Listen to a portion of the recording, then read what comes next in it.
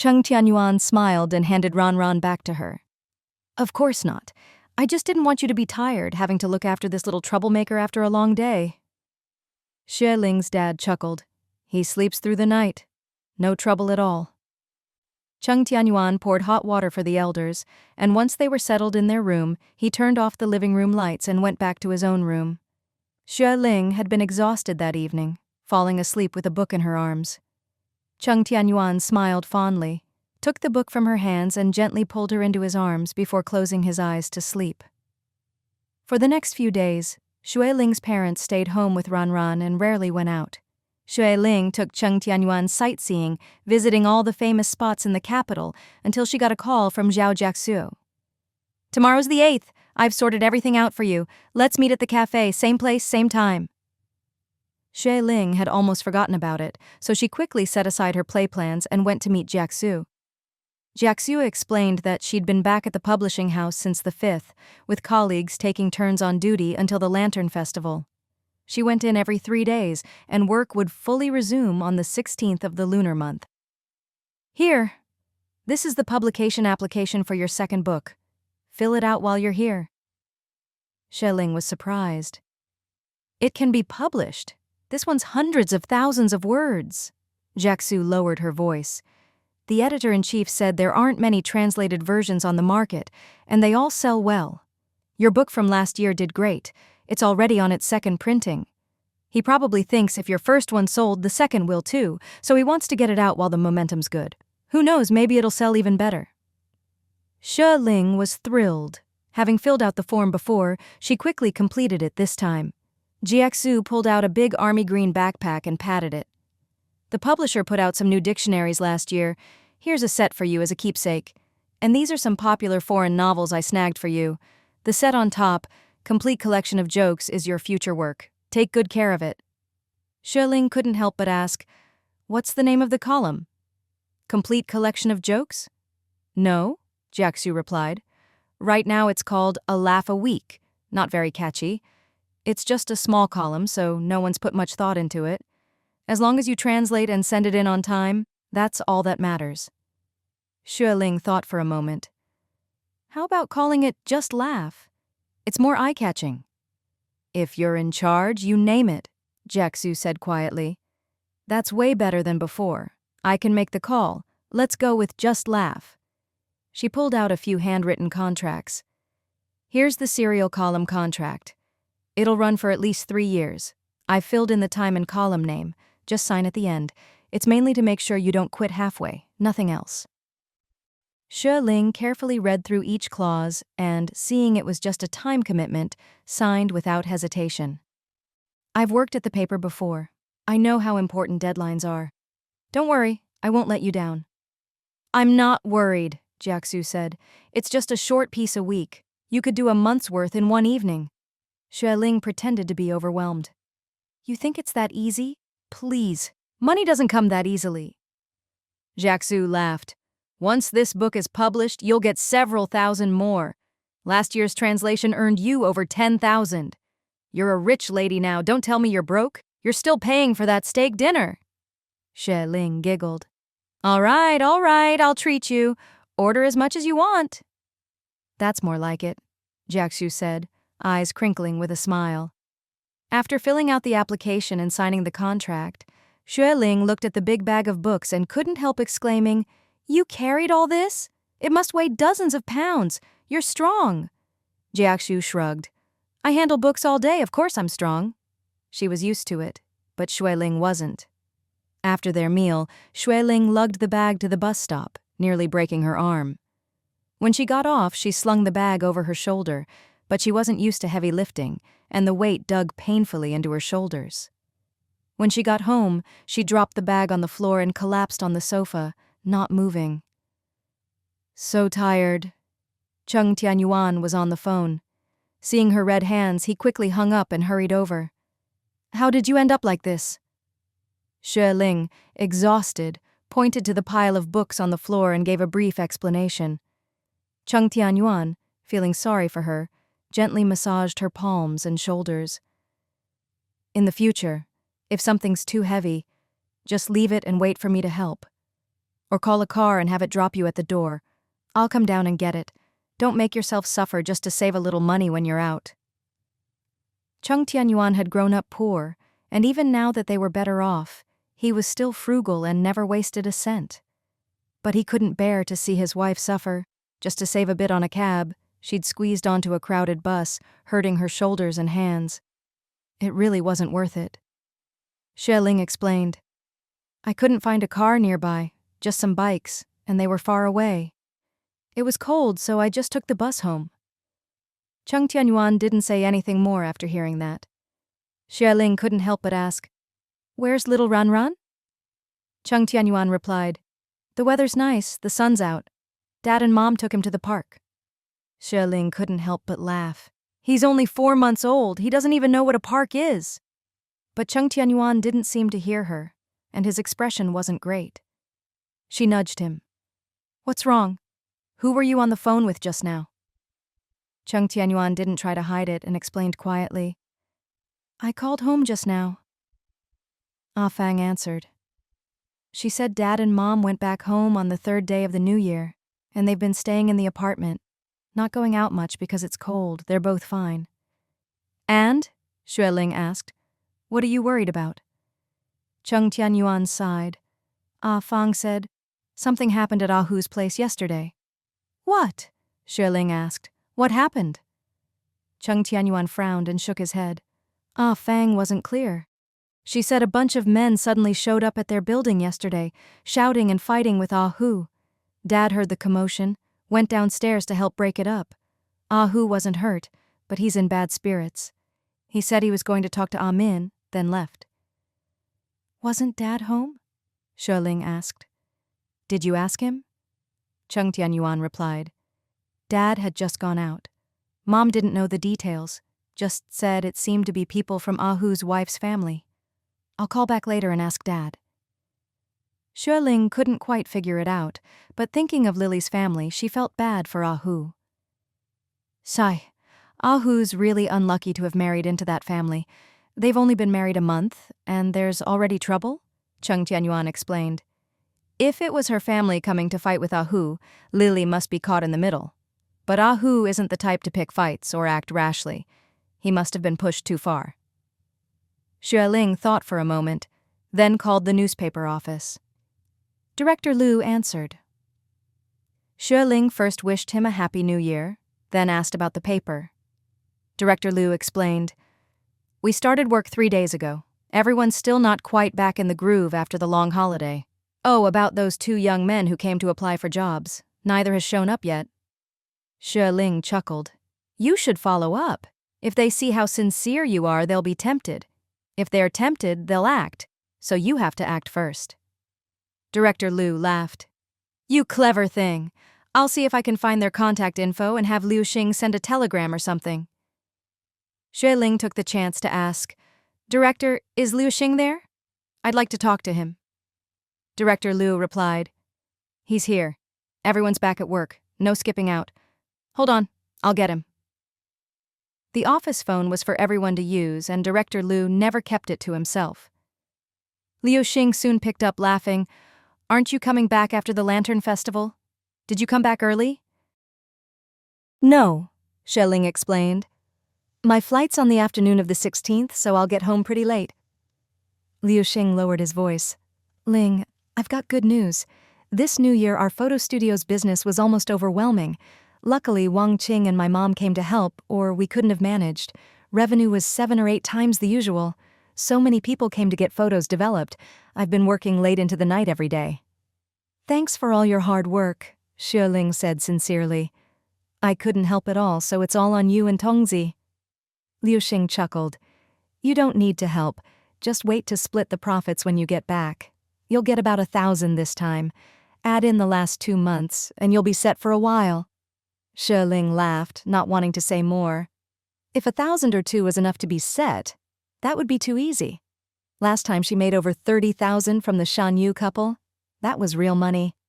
It's all thanks to your hard work. When I get back, I'll treat you and Tongzi to a meal. Liu Xing grinned. We'll be waiting. Xue Ling then asked, By the way, has Ah Hu been to the studio lately? Liu Xing sighed. He was coming every day before the New Year, often staying late with me. He even came to help on New Year's Day, but then something happened at home, and I haven't seen him for 3 or 4 days. The studio's been so busy I had to get my mom to help. She's on winter break and will go back to teaching after the Lantern Festival. Xue Ling quickly asked, "Do you know what happened at Ahu's place?" It had already started a few days ago, and there was a fight yesterday. This sounded serious. Liu Xing replied helplessly, "I don't know. He rushed into the studio that day and said something happened at home, so he couldn't help for a while. I asked what was wrong, and he said it was his wife's family, some trouble, then left in a hurry. I didn't get the details." Xue Ling thought for a moment. "He lives in the same complex as us. You know his place. Get off work early and check on him, see how he's doing." "Okay," Liu Xing agreed readily. "We're neighbors and colleagues. Of course I'll check in. I've just been too busy working until midnight every night." "All right," Xue Ling said. "If there's anything you can help with, please do. If it's something big, let me know. Here's my home number, write it down." Liu Xing agreed and quickly noted it. A while later, Cheng Tianyuan called home again. This time, Cheng Muhai was home, and Ah Fang had him answer. He sighed. "I don't really know what happened. Ah Hu won't talk, and doesn't seem to want to. I saw he was hurt yesterday, asked if he was okay, and he just said he was fine, then left." "Did you ask Auntie Hu?" Cheng Tianyuan asked. Cheng Muhai explained, "I went up to ask, and Auntie Hu was crying, her eyes all swollen, saying they married the wrong woman, that their family was tricked. When I tried to ask more, she just kept crying. I figured it's their family's business, so I didn't press. I went home and told your mom, and she went over to comfort her." "Has Ah Hu come home yet?" Cheng Tianyuan pressed. "No," Cheng Muhai replied. "He left yesterday and hasn't come back. I wanted to ask at Ah Min's place, but I don't know the way." At that moment, Liu Ying grabbed the phone. "Ah Yuan, you asked earlier, and I thought it wasn't something to discuss over the phone, so I planned to tell you when you got back. But I see you're still worried and called again. Sigh. I'll just tell you the truth. Ah Hu was tricked into a marriage." "What? Tricked into marriage?" Cheng Tianyuan frowned. How could that be? He and Lily already had the wedding banquet. How could it be a scam? Didn't they get a marriage certificate? "No," Liu Ying sighed quietly. "I heard from Ah Hu's mother, who's been crying non-stop, that Lily refused to register the marriage. She said just having the banquet was enough. After the New Year, Ah Hu pushed her to get the certificate, but she refused, and then said she would never register with him. Ah Hu already gave her family an apartment, and even transferred one to her younger brother. The bride price was huge. Turns out it was all a scam." Cheng Tianyuan couldn't help but ask, "Did Ah Hu say this himself? That Lily was scamming him?" "She won't register the marriage. What else could it be?" Liu Ying shot back. "If she really wanted to be with him, wouldn't she want the legal protection? But she packed up and went back to her family. Does that look like someone who wants to build a life with Ah Hu?" Cheng Tianyuan found it hard to believe and glanced at the anxious Xue Ling. "Mom, please spend more time with Auntie Hu. Take care of her and comfort her. If she's not feeling well, take her to the hospital right away." "All right," Liu Ying agreed. Cheng Tianyuan added, "We're so far away and don't know the details. When we get back, we'll see how we can help. You just take care of yourselves and little Ranran," Liu Ying said softly. "After all, this is their family's business. Ah Hu and Lily seemed so close. If he hasn't come home, he's probably out looking for her. If he needs our help, he'll ask. Maybe he feels there's nothing we can do, so he hasn't reached out, and it's not exactly something to be proud of, is it?" Cheng Tianyuan didn't know what to say and hung up. He and Xue Ling exchanged a look. Xue Ling couldn't help but say, "Did we really misjudge her?"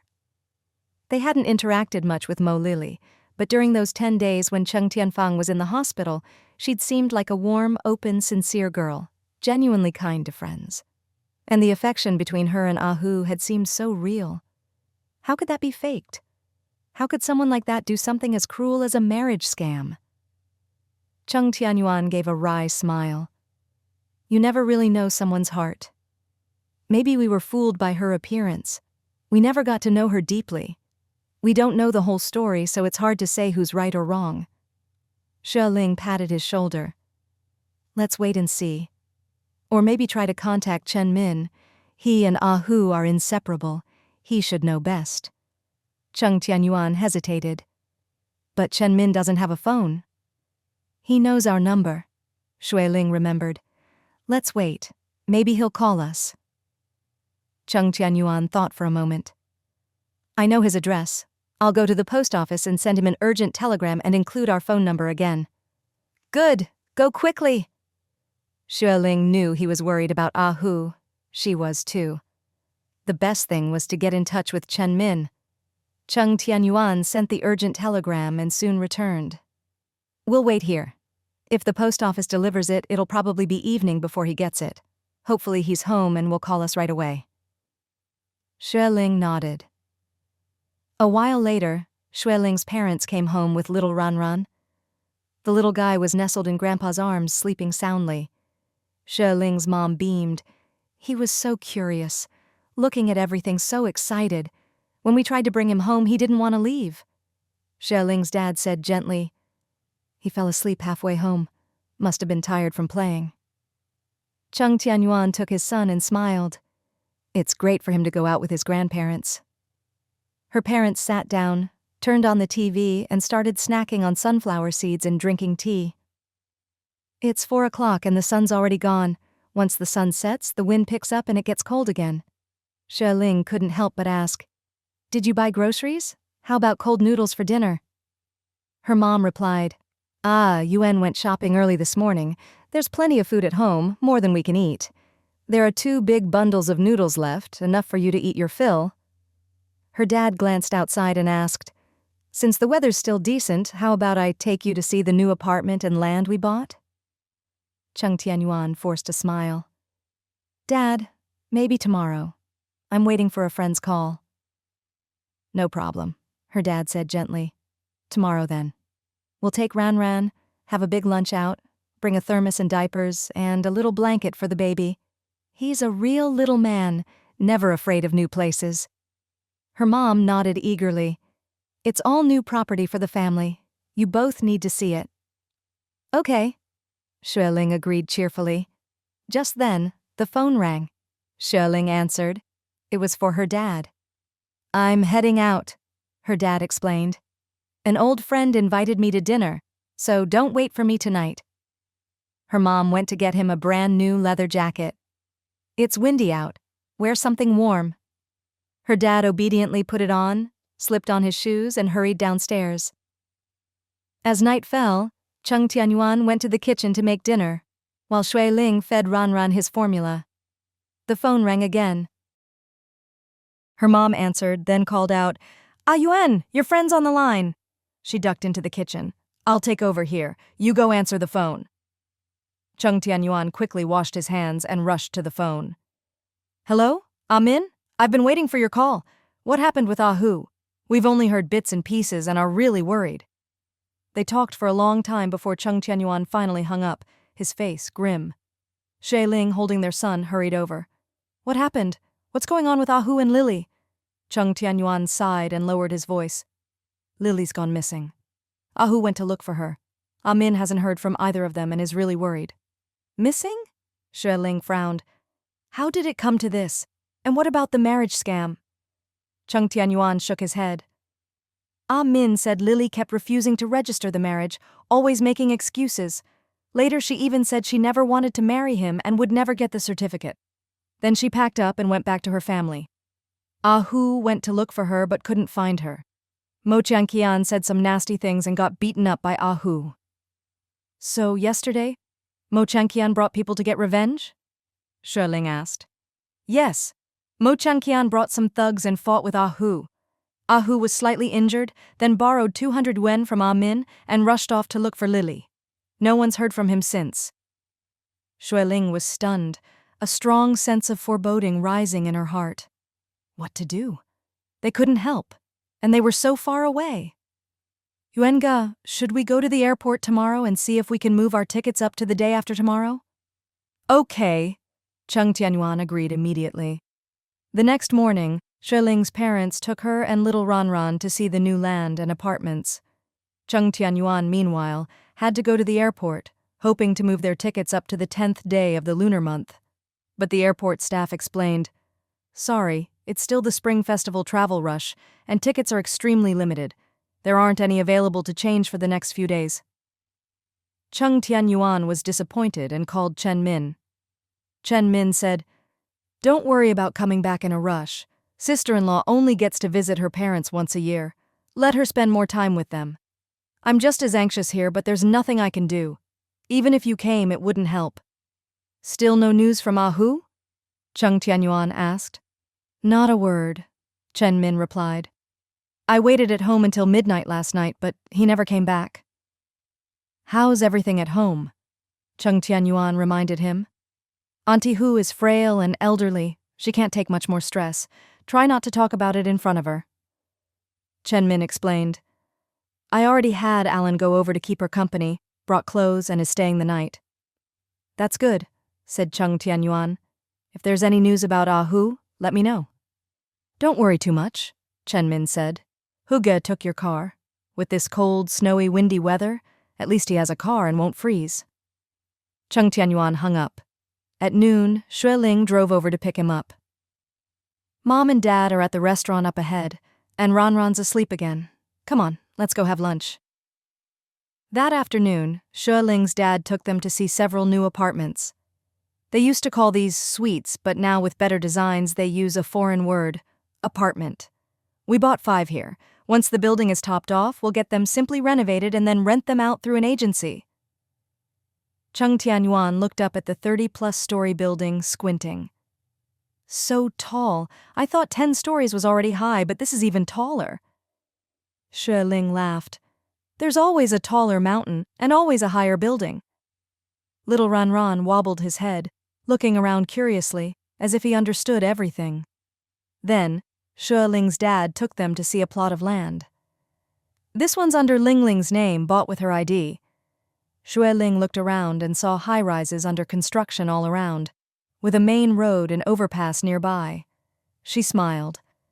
"This is a great buy. Convenient transportation and a good environment." "It's just really expensive," her mom said. "Each moo is 200,000 more than elsewhere." "Ah!" Little Ranran suddenly babbled excitedly. Everyone burst out laughing. Xue Ling's dad took his chubby hand and joked, "You think it's expensive too, huh?" Ranran giggled. Her dad said, "The sun's gone and it's windy here. Let's take Ranran home. Look, his little hands are already cold." Cheng Tianyuan quickly wrapped the baby in a small blanket. "Let's go home then." They drove back, and since it was a long way, it was already evening when they got home. Xue Ling made formula and tried to feed Ranran, but unusually the little guy had no appetite and pushed the bottle away. "What's going on?" Xue Ling wondered, checking his diaper. No wetness, no poop. "Maybe he's just not hungry. Try again later," Cheng Tianyuan suggested. But after a while, Ranran still wouldn't drink, seemed listless, and even had a runny nose. "Ranran's sick. He might have caught a chill," Xue Ling's mom worried. "So, what do we do?" Xue Ling asked anxiously. "Should we take him to see a doctor? A pediatrician, right?" Since he was born, the little one had never been sick, so as a new mom, Xue Ling was flustered and at a loss. Her dad quickly said, "Don't panic. Kids have weak immune systems and get sick easily. Let's take him to the doctor right away. Some medicine and he'll be fine." Her mom reassured her, "Everyone gets sick sometimes. Luckily we caught it early. Let's go see the doctor." With her parents calm, Xue Ling relaxed a bit. "That's right. Everyone gets sick. Kids and the elderly have weaker immune systems. It's normal. Just take him to the pediatrician, get some medicine, and there's no need to panic." Cheng Tianyuan checked the time. "I'll stay home and make dinner. Mom and Dad know the way. Let them take Ranran and you drive. Come back early after the checkup." Xue Ling nodded and drove her parents and son to the clinic. Her mom knew the way and quickly directed her to a private doctor's office. Ranran didn't cry, but he wasn't his usual excited self, just stared around with big eyes. The doctor felt his forehead and listened to his lungs and airway. It's nothing serious, just a little cold. Give him some children's cold granules and he'll be fine. He's not coughing or feverish yet. The virus just started, so symptoms haven't shown up. Her dad quickly said, "Doctor, please give us the granules." The doctor handed over a packet. "This is for colds and fevers. For a baby this age, half a packet each time. Give it to him as soon as you get home. If his appetite is poor, just give him more water and keep him warm. No baths or changing clothes tonight. Keep him bundled up." "Thank you, doctor," Xue Ling said. "We understand." Her mom, experienced, asked, "Do you have any other good granules for diarrhea, fever, or colds? Sometimes kids get sick at night and we can't get to a doctor right away. It'd be good to have something on hand." The doctor nodded and gave them 2 more small packets. "These are all herbal granules, fine to use occasionally." Xue Ling paid and took the big bag of medicine home. Cheng Tianyuan was still cooking and was surprised. "Back so soon?" Her mom explained, "There are lots of private clinics nearby. No need to queue at the hospital, so it's quick. For minor illnesses, just get some granules." Her dad said, "Quick, mix up the granules and feed him with the bottle." Since he was born, Ranran had only had milk or water. This was his first time tasting something sour and slightly bitter. He licked it a few times, then pushed the bottle away, unhappy. "Aw," Xue Ling coaxed. "You have to drink it all. Come on, finish it." Ranran reluctantly took a few more sips, then pushed it away again. Her mom, experienced, diluted the granules and added a little honey. Soon the little guy drank it all. Her dad chuckled. "So clever. Add a little sweetness and he drinks it all up." After drinking, Ranran dozed off. Xue Ling changed his cotton diaper, wrapped him in a blanket, and put him to bed. "All right, let's eat," Cheng Tianyuan said gently. "He should be fine after a nap." But the little guy slept on, only waking up around 3 in the morning, crying for milk. Cheng Tianyuan picked up their son while Xue Ling went to make formula. After drinking the milk, the little one still didn't seem well. He kept rubbing against his dad's shirt, squirming uncomfortably. Xue Ling grew worried and asked, "Is he okay? Does he have a fever?" Cheng Tianyuan replied, "No, his temperature is normal." Little Ranran looked at his mom with big, pitiful eyes, then lay on his dad's shoulder, looking miserable and not moving. Xue Ling's heart ached. She tried to comfort him. "Are you feeling really bad, little Ranran?" He didn't respond, just kept lying there listless. After a while, he squirmed again, then suddenly gagged and threw up all the milk he'd just drunk. Cheng Tianyuan was caught off guard and got covered in vomit. The little one himself was fine, but his dad was a mess, and the bed and blankets were all soiled too. Xue Ling.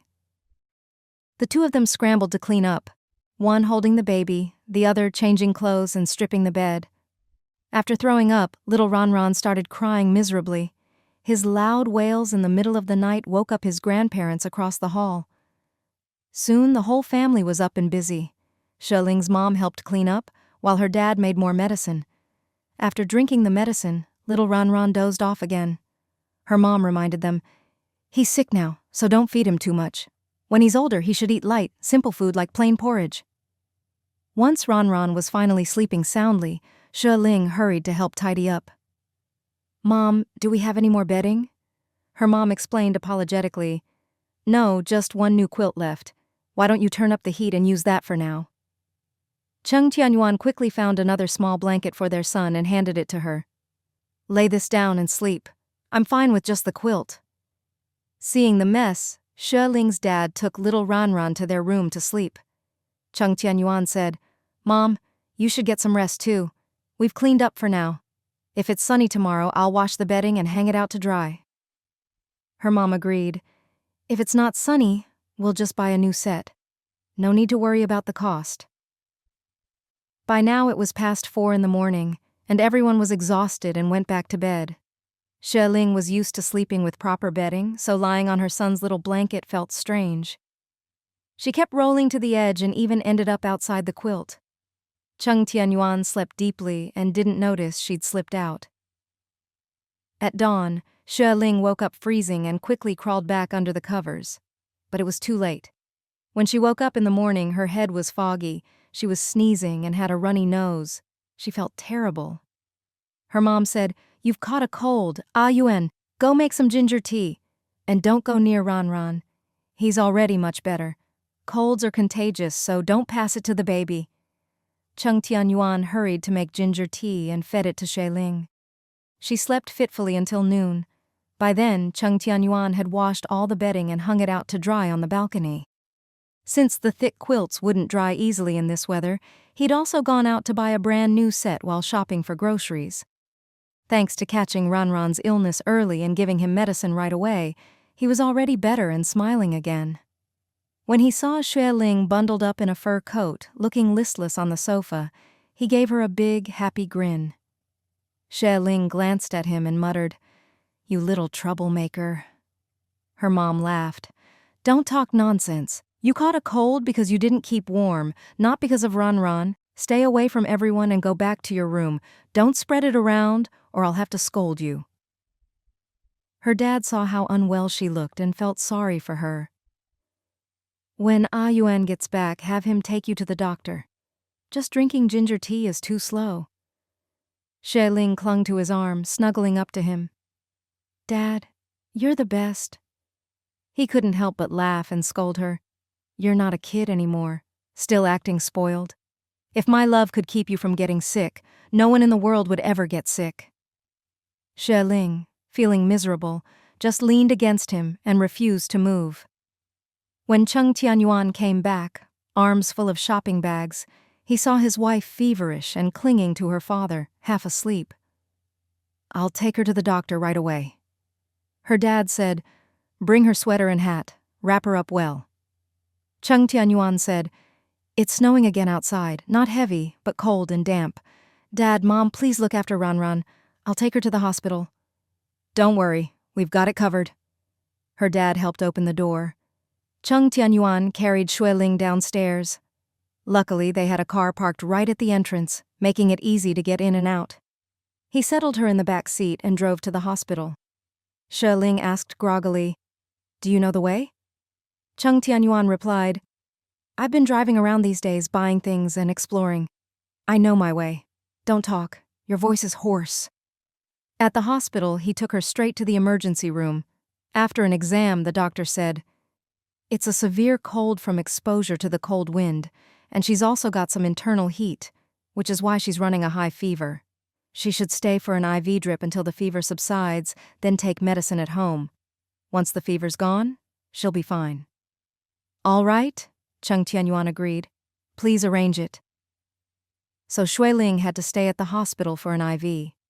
Cheng Tianyuan called home so her parents wouldn't worry, explaining that she'd be on a drip and they'd be back by evening. Her mom said, "It's fine. Just take care of her and don't let her get chilled again. We'll have light porridge and some greens for dinner. Come back when you're ready. It's already noon, so make sure you eat lunch too." Cheng Tianyuan agreed, hung up and went out to buy a meal and some porridge. He finished his food, but Xue Ling only managed a few bites before dozing off again. The snow outside finally stopped by evening. After the IV, Xue Ling's fever dropped and she started to feel better. The doctor smiled. "Young people recover quickly. Take the medicine, eat light for a few days, and you'll be fine." Cheng Tianyuan paid the bill, helped her into the car, and hurried home. She still didn't have much appetite, only ate a little before going back to bed. Her parents played with Ran, watching TV and showing him the goldfish. He was delighted. Cheng Tianyuan stayed by Xue Ling's side, never leaving, making sure she took her medicine on time, wiping her hands and feet and caring for her attentively.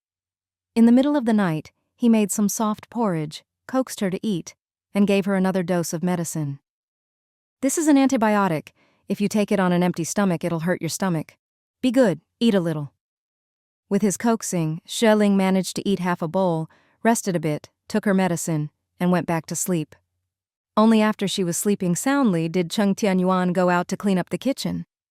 Her parents saw all this and were deeply pleased. Their daughter was grown and married, and with such a caring son-in-law looking after her, they could truly be at ease. Xue Ling was sick at home for 2 days before she finally recovered. During those 2 days, Cheng Tianyuan took care of her, while little Ran Ran was looked after by his grandparents. When the weather was nice, his grandparents would take him outside to bask in the sun, go for walks in the park, or shop at the plaza. The little guy hadn't seen much of the world before, so when he saw the crowds at the plaza and the dazzling variety of goods, he was wide-eyed with excitement. He quickly grew fond of the lively bustle outside. Every time he came back indoors, he'd lean toward the door, wanting his grandparents to take him out to play again. Xue Ling's parents were overjoyed to see this. "It looks like our little Ran Ran really likes the capital. When you're older, you can come here for school and keep your grandparents company, okay?" Cheng Tianyuan found it amusing that his son seemed to have forgotten about his parents, spending all his time nestled in his grandparents' arms. What a little rascal! After 2 days of feverish illness, Xue Ling gradually regained her strength. But she still didn't dare hold her son, afraid she might still be carrying germs and could pass them on to him. In the blink of an eye, it was already the 14th day of the lunar month. Every day, Cheng Tianyuan called Chen Min to ask about Ahu's situation. Chen Min said he'd only received one call from Ahu, who said he was safe and still searching for Lily, and asked him to help look after his elderly mother at home. Mo Lily had already resigned from her job, and her family claimed not to know her whereabouts. Ahu was still frantically searching for her. Upon hearing this, Xue Ling sighed softly. "I hope everyone is safe and sound." Cheng Tianyuan was busy packing their luggage. "Tomorrow is the Lantern Festival. Let's pack most of our things today so we won't be in a rush the day after." Xue Ling pointed to a big bag of books in the corner. "Pack up some of the things my parents gave us, and add these books. Send them all to the post office. We'll just pick them up there." Taking little Ran Ran out meant one person had to carry him, and another had to help with all his things: thermos, bottles, clothes, diapers, so it really wasn't practical to bring too much. "Okay." Cheng Tianyuan quickly packed everything up, including the books from Zhao Jiaxiu, and took them to the post office. When he drove downstairs, he suddenly saw a somewhat familiar man. It was a young man in a suit and tie, wearing gold-rimmed glasses, elegant and handsome, carrying a large bag of gifts. It was Xue Ling. He saw Cheng Tianyuan too and smiled slightly. "Long time no see." Cheng Tianyuan stepped forward, nodded, and smiled. "Hello. You're here to visit my parents, right? Come, I'll take you upstairs." Xue Ling was a little surprised, sensing that Cheng Tianyuan seemed different.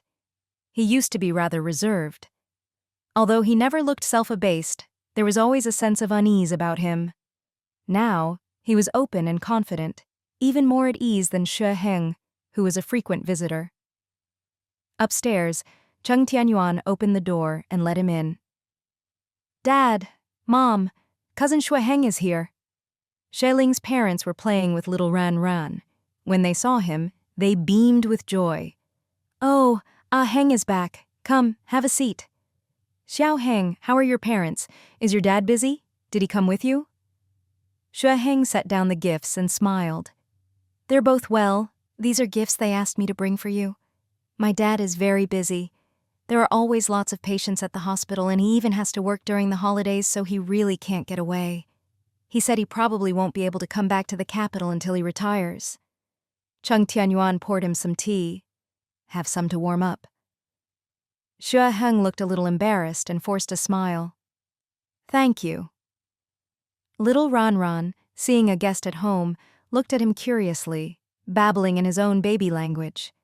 Xue Ling found him adorable and leaned over. "This must be little Ran Ran? Come, let Uncle hold you." Ran Ran wasn't shy and let him pick him up. But Xue Ling had no experience holding children. His arms were stiff and awkward, and he nearly dropped Ran Ran. Xue Ling's mother was startled and quickly took Ran Ran back. Heng hasn't been a father yet, so he doesn't have experience. Taking care of kids really does take practice." Xue Ling looked helplessly at the drool on his shoulder, hurriedly pulling out a handkerchief to wipe it off. I have no experience. I'd better not hold him. Just then, Xue Ling came out of the room and couldn't help laughing at the scene. You're fussing over a little drool. If he peed on you, you'd probably cry. Everyone laughed. Xue Heng glared at her playfully and said, Then you'll have to wash my suit for me. He noticed that after having a baby, Xue Ling's figure was just as before, her features now carrying a touch of mature charm, making her even more beautiful. He couldn't help glancing at Cheng Tianyuan. It seemed he was taking very good care of Xue Ling. Little Ran Ran lay on his grandmother's shoulder, staring at Xue Heng with big, bright eyes, looking absolutely adorable. Cheng Tianyuan came over and gently took his little hand. When Ran Ran saw his dad, he giggled happily. Seeing the child smile, everyone couldn't help but smile too. Xue Heng watched their warm, happy family and couldn't help but feel a little envious. His own parents were always busy. Even having a family meal required several rounds of scheduling, and when they did eat together, it was always rushed, with barely any time to talk. His younger brother was still abroad, and apart from the occasional letter, they rarely spoke on the phone because the calls were so expensive. During the holidays, while other families were lively and festive, he was alone at home, either watching TV or reading, with no one to talk to. He'd planned to come back after the Lantern Festival, but the loneliness at home was too much, so he bought a ticket and returned to the capital early. After playing with his son for a while, Cheng Tianyuan stood up. I'll go make a few more dishes. Xue Heng, you should stay for lunch too. Okay, Xue Ling's father said warmly. Heng, stay for lunch. Yuan is a great cook. Xue Heng was a little embarrassed to refuse and nodded. Xue Ling's mother explained, They're flying south the day after tomorrow. Yuan's mall has to open after the Lantern Festival, so they can't stay here much longer. The factory hasn't started up yet, and it's a hassle for you to cook alone. Just eat with us these couple of days. Yes, Xue Ling's father added kindly. It's a pain to cook for yourself, and the factory canteen isn't open yet. Eat with us for now. Thank you, Uncle and Auntie. Xue Heng really didn't like cooking for himself. As a bachelor, he either ate out or at the canteen, and he really didn't enjoy cooking. He watched as Cheng Tianyuan, wearing an apron, moved skillfully around the kitchen, chopping and stir-frying with ease, and couldn't help but ask, Yuan, brother-in-law, you seem like a real pro in the kitchen. Xue Ling's father laughed. He's really good. Lately, we don't even want to eat out. His cooking is as good as a restaurant chef's. Xue Ling giggled, her eyes full of pride and happiness. Ever since I married him, he's cooked all our meals. Sometimes my mother-in-law cooks, but I never have to do it myself. Her mother gave her a loving, mock-scolding look. That's because Yuan is so capable. If he weren't, all the housework would fall to you. With how delicate you are, you're not cut out for the kitchen. If he didn't know how, and you didn't either, you'd both just go hungry. Everyone laughed. Xue Heng was thoughtful, forcing a smile. The next day was the Lantern Festival. Cheng Tianyuan and Xue Ling's mother cooked together, making not only dumplings but also tangyuan, sweet rice balls. Northerners like to eat dumplings, while Southerners eat tangyuan. Now our family has both Northerners and Southerners, so we'll make both and eat both, said Xue Ling's mother. Xue Ling's father said happily, Let's eat dumplings first, then tangyuan. Tangyuan are sweet, so we'll have them as dessert. That way it won't be too much, and we can eat more. Cheng Tianyuan asked, Dad, do you want steamed dumplings or dumpling soup? I want both, Xue Ling's father replied with a big smile. The filling and wrappers you made look so good, I can tell they'll be delicious. Cheng Tianyuan explained with a smile, This plate is pork filling. This one is chive and minced pork, and the last one is cabbage and minced pork. There are two kinds of tangyuan, one with sesame filling and one with lotus seed paste. Xue Heng was very excited and praised. So many varieties, I like the sesame ones. Xue Ling hugged Cheng Tianyuan's arm and said with a grin, You and Mom worked so hard, busy since early morning. Cheng Tianyuan chuckled dotingly. It wasn't much. You like chive dumplings, so I made over 100 of them. Wow, Xue Ling said. I want boiled dumplings with seafood soy sauce. Cheng Tianyuan nodded quickly. I'll go cook them. You wait outside. Xue Ling's father held little Ran Ran, happily watching the fish while waiting for dumplings. Heng, did you notify everyone about tomorrow's meeting to prepare for work? He asked. Xue Heng replied, I already did.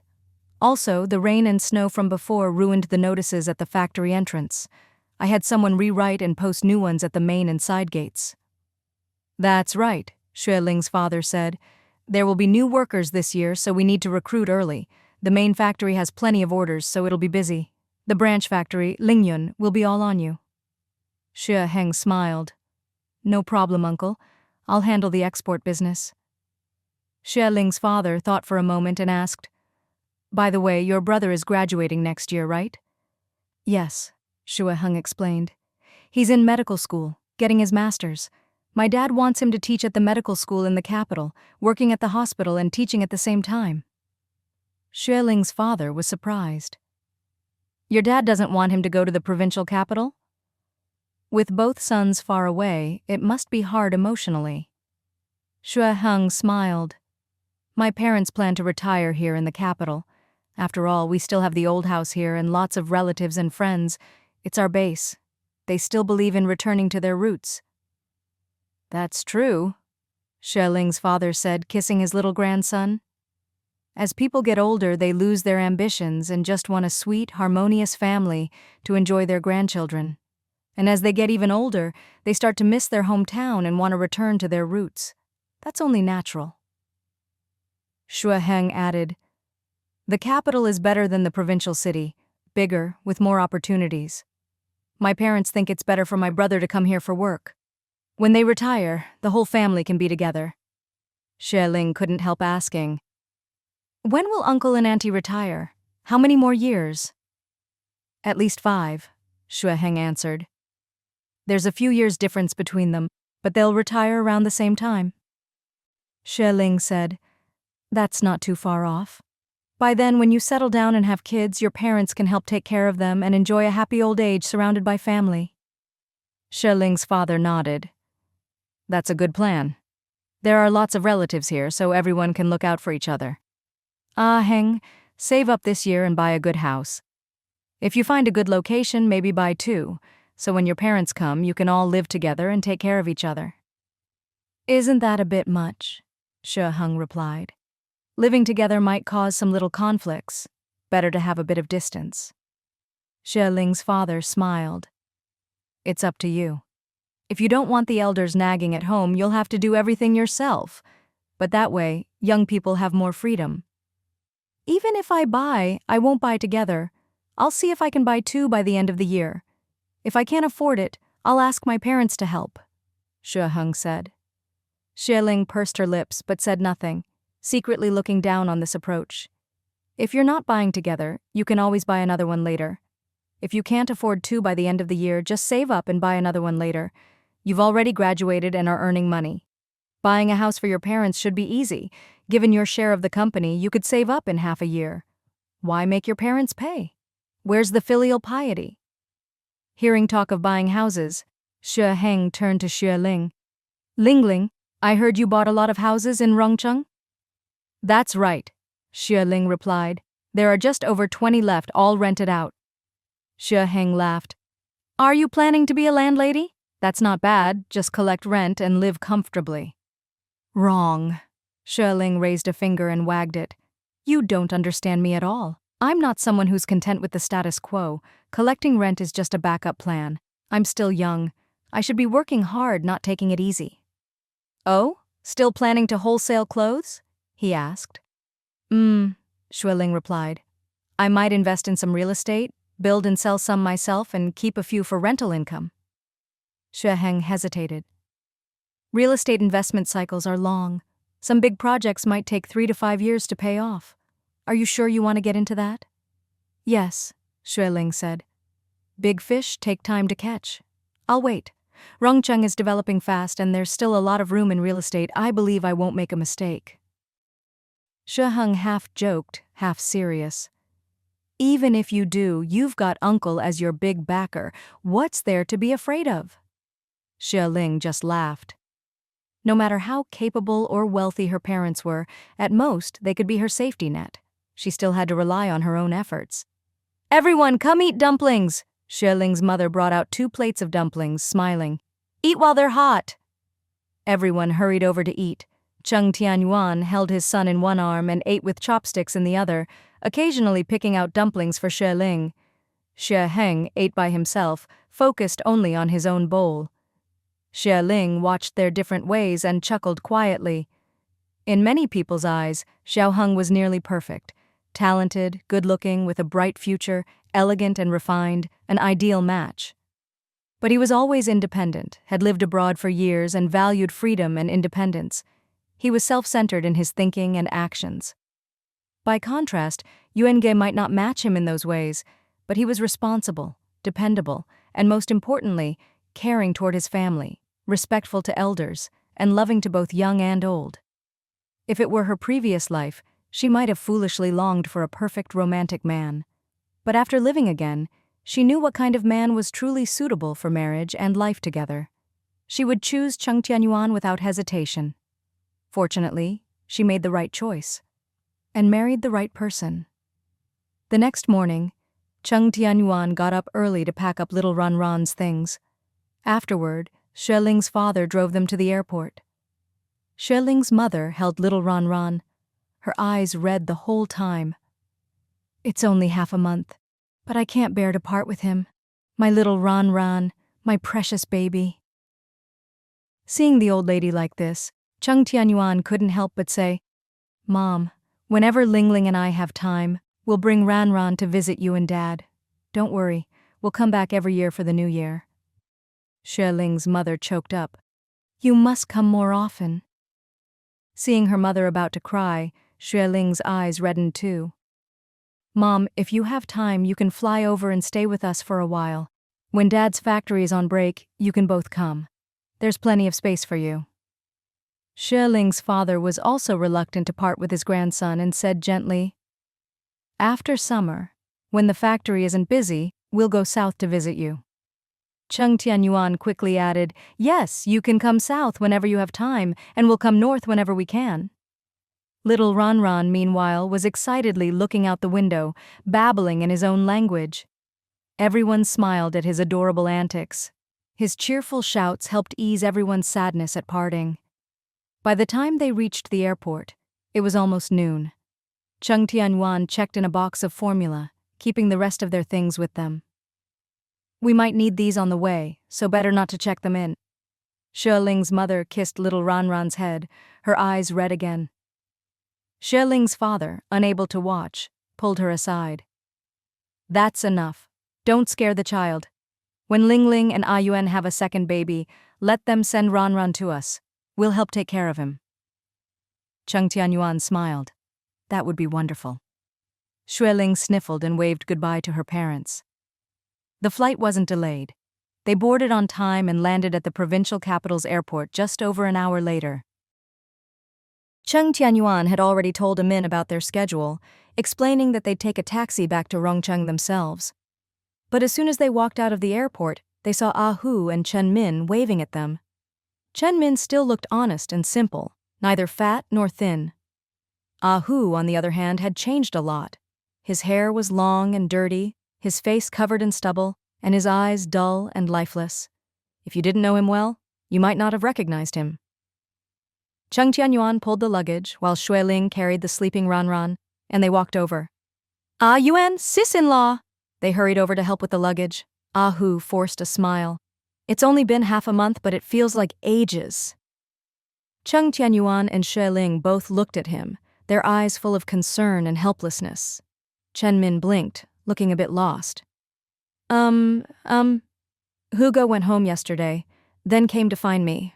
I told him you were coming back, so he said he'd wait for you today. We just got here too." Xue Ling reached out and patted Ah Hu's arm.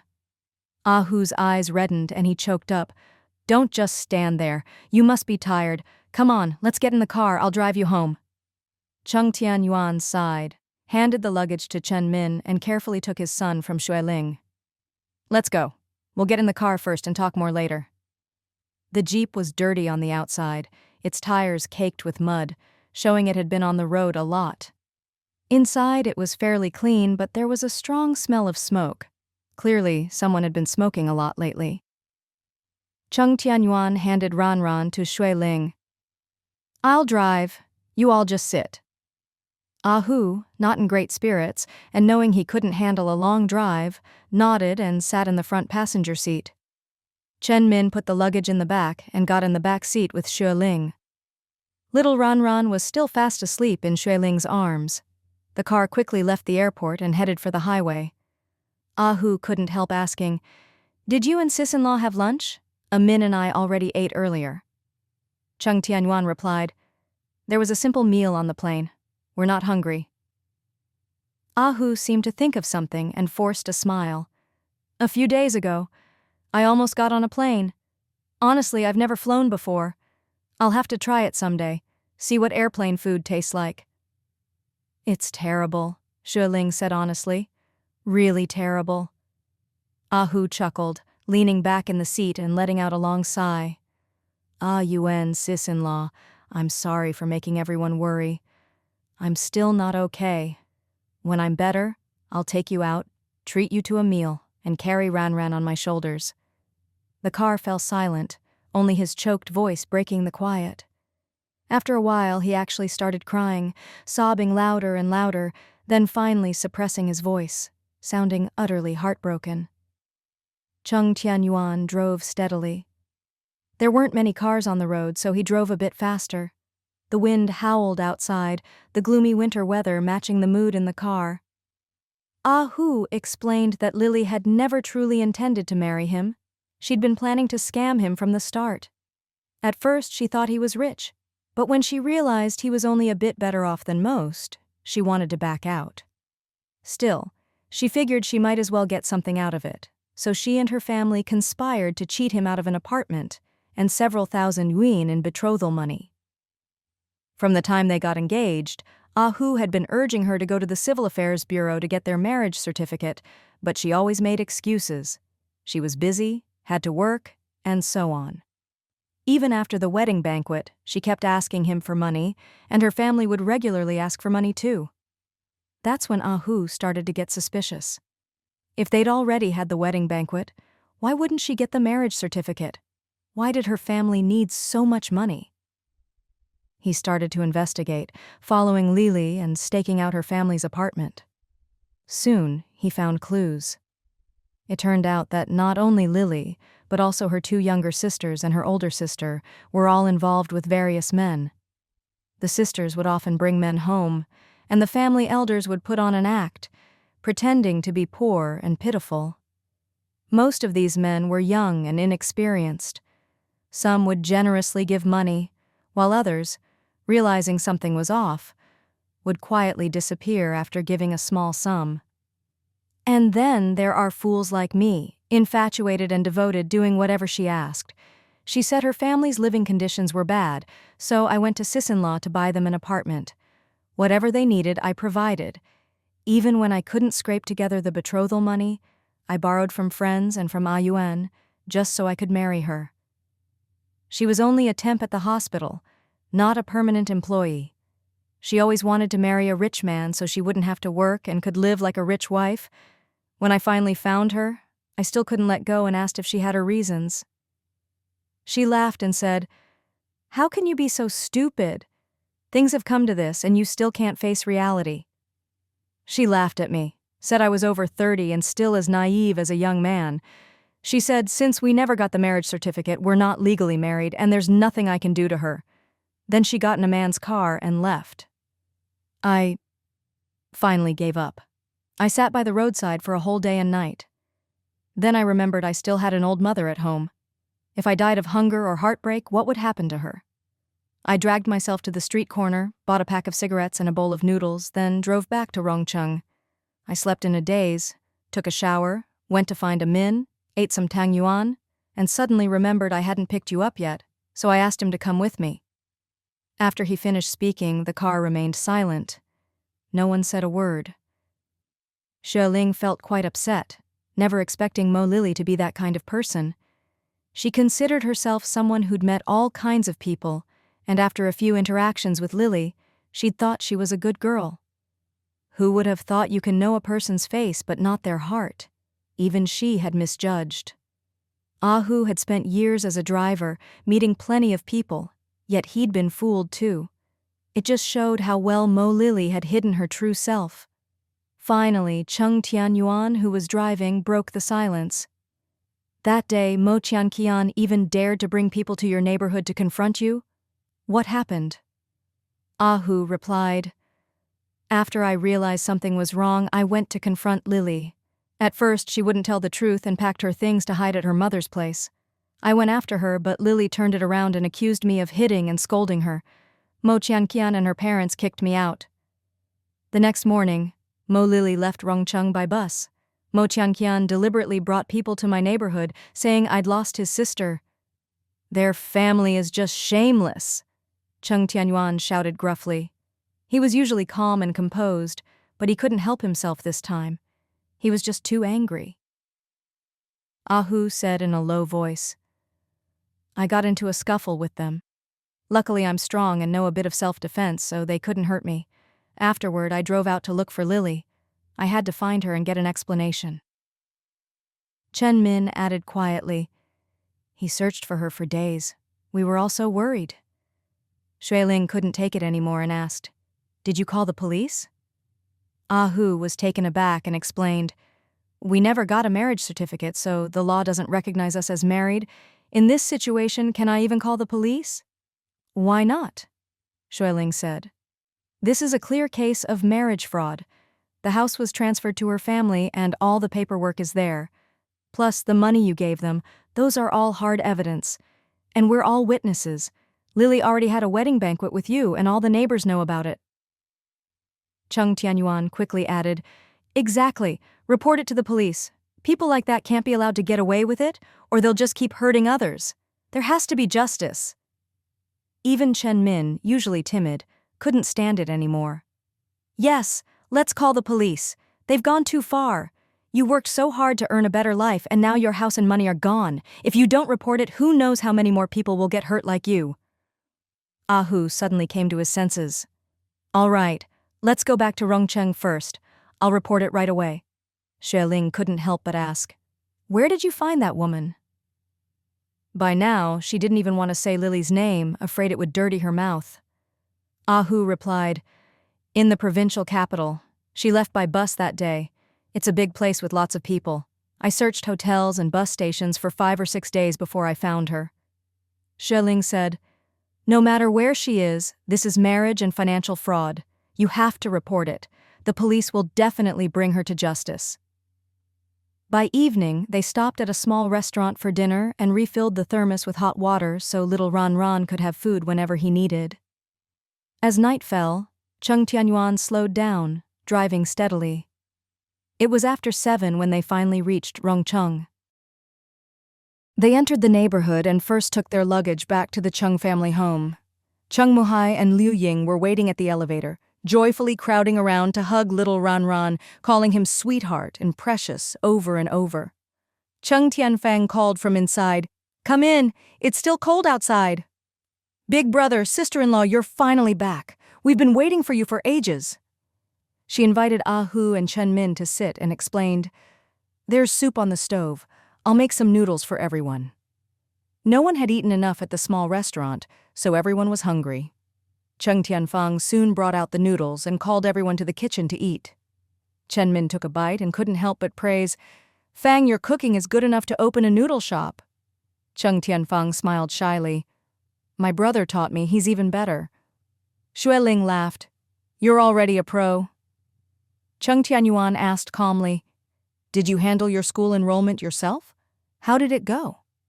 Before leaving, he'd checked with Rongcheng Middle School. They were starting early this year, and enrollment was on the 17th of the first lunar month. He'd told her to bring her household registration and sign up herself. Cheng Tianfang replied with a smile, It's all set.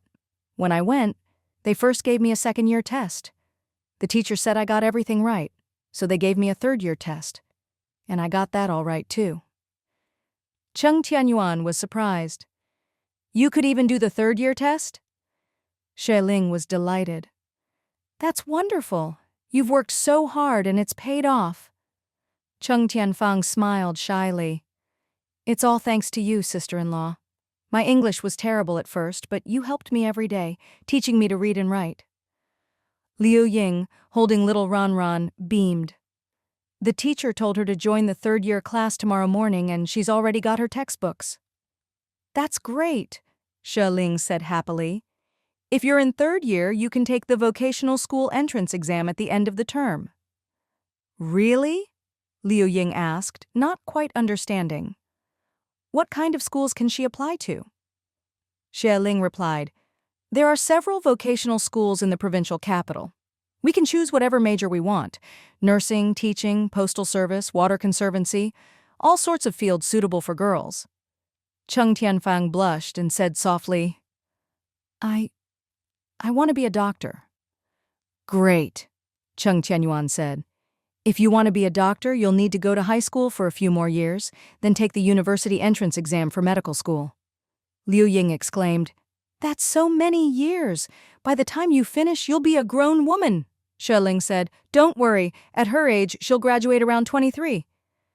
Cheng Muhai waved his hand and asked, I think working at a bank is good too. Can she apply for that? There should be options, Xue Ling said. I go to the bank often. If there's a chance, I'll ask the staff about it. Cheng Tianyuan looked at his sister. Just keep studying and thinking about it. There's still more than half a year to decide. Cheng Tianyuan nodded.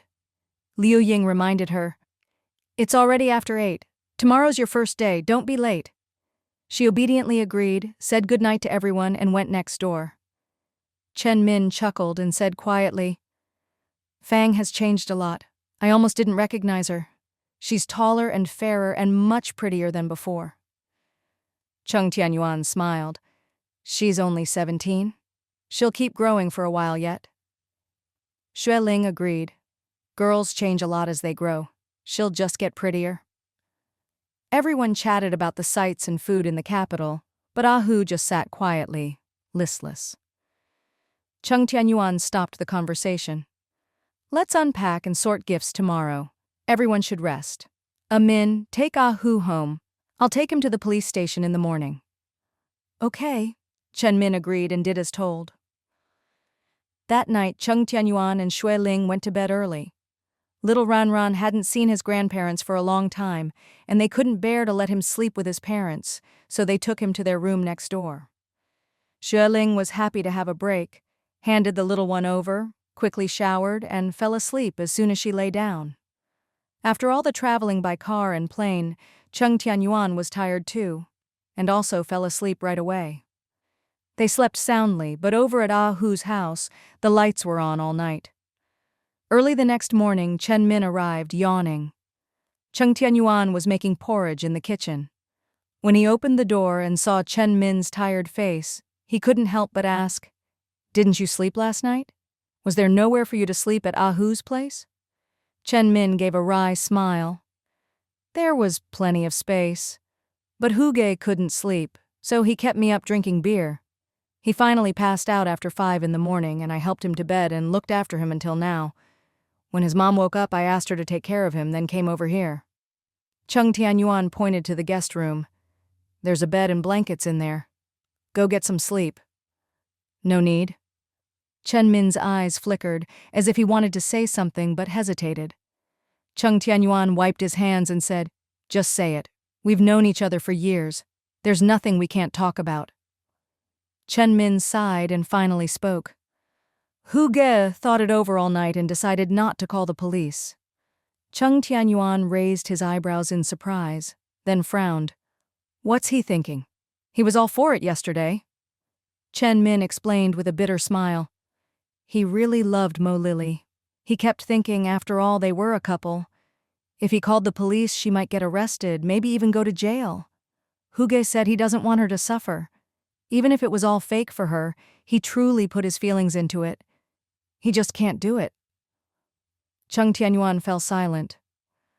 Hu might seem rough and straightforward, but he was deeply emotional. He had truly invested his heart, and even now, he still loved Mo Lily. He didn't want her to be arrested or go to jail. Chen Min continued.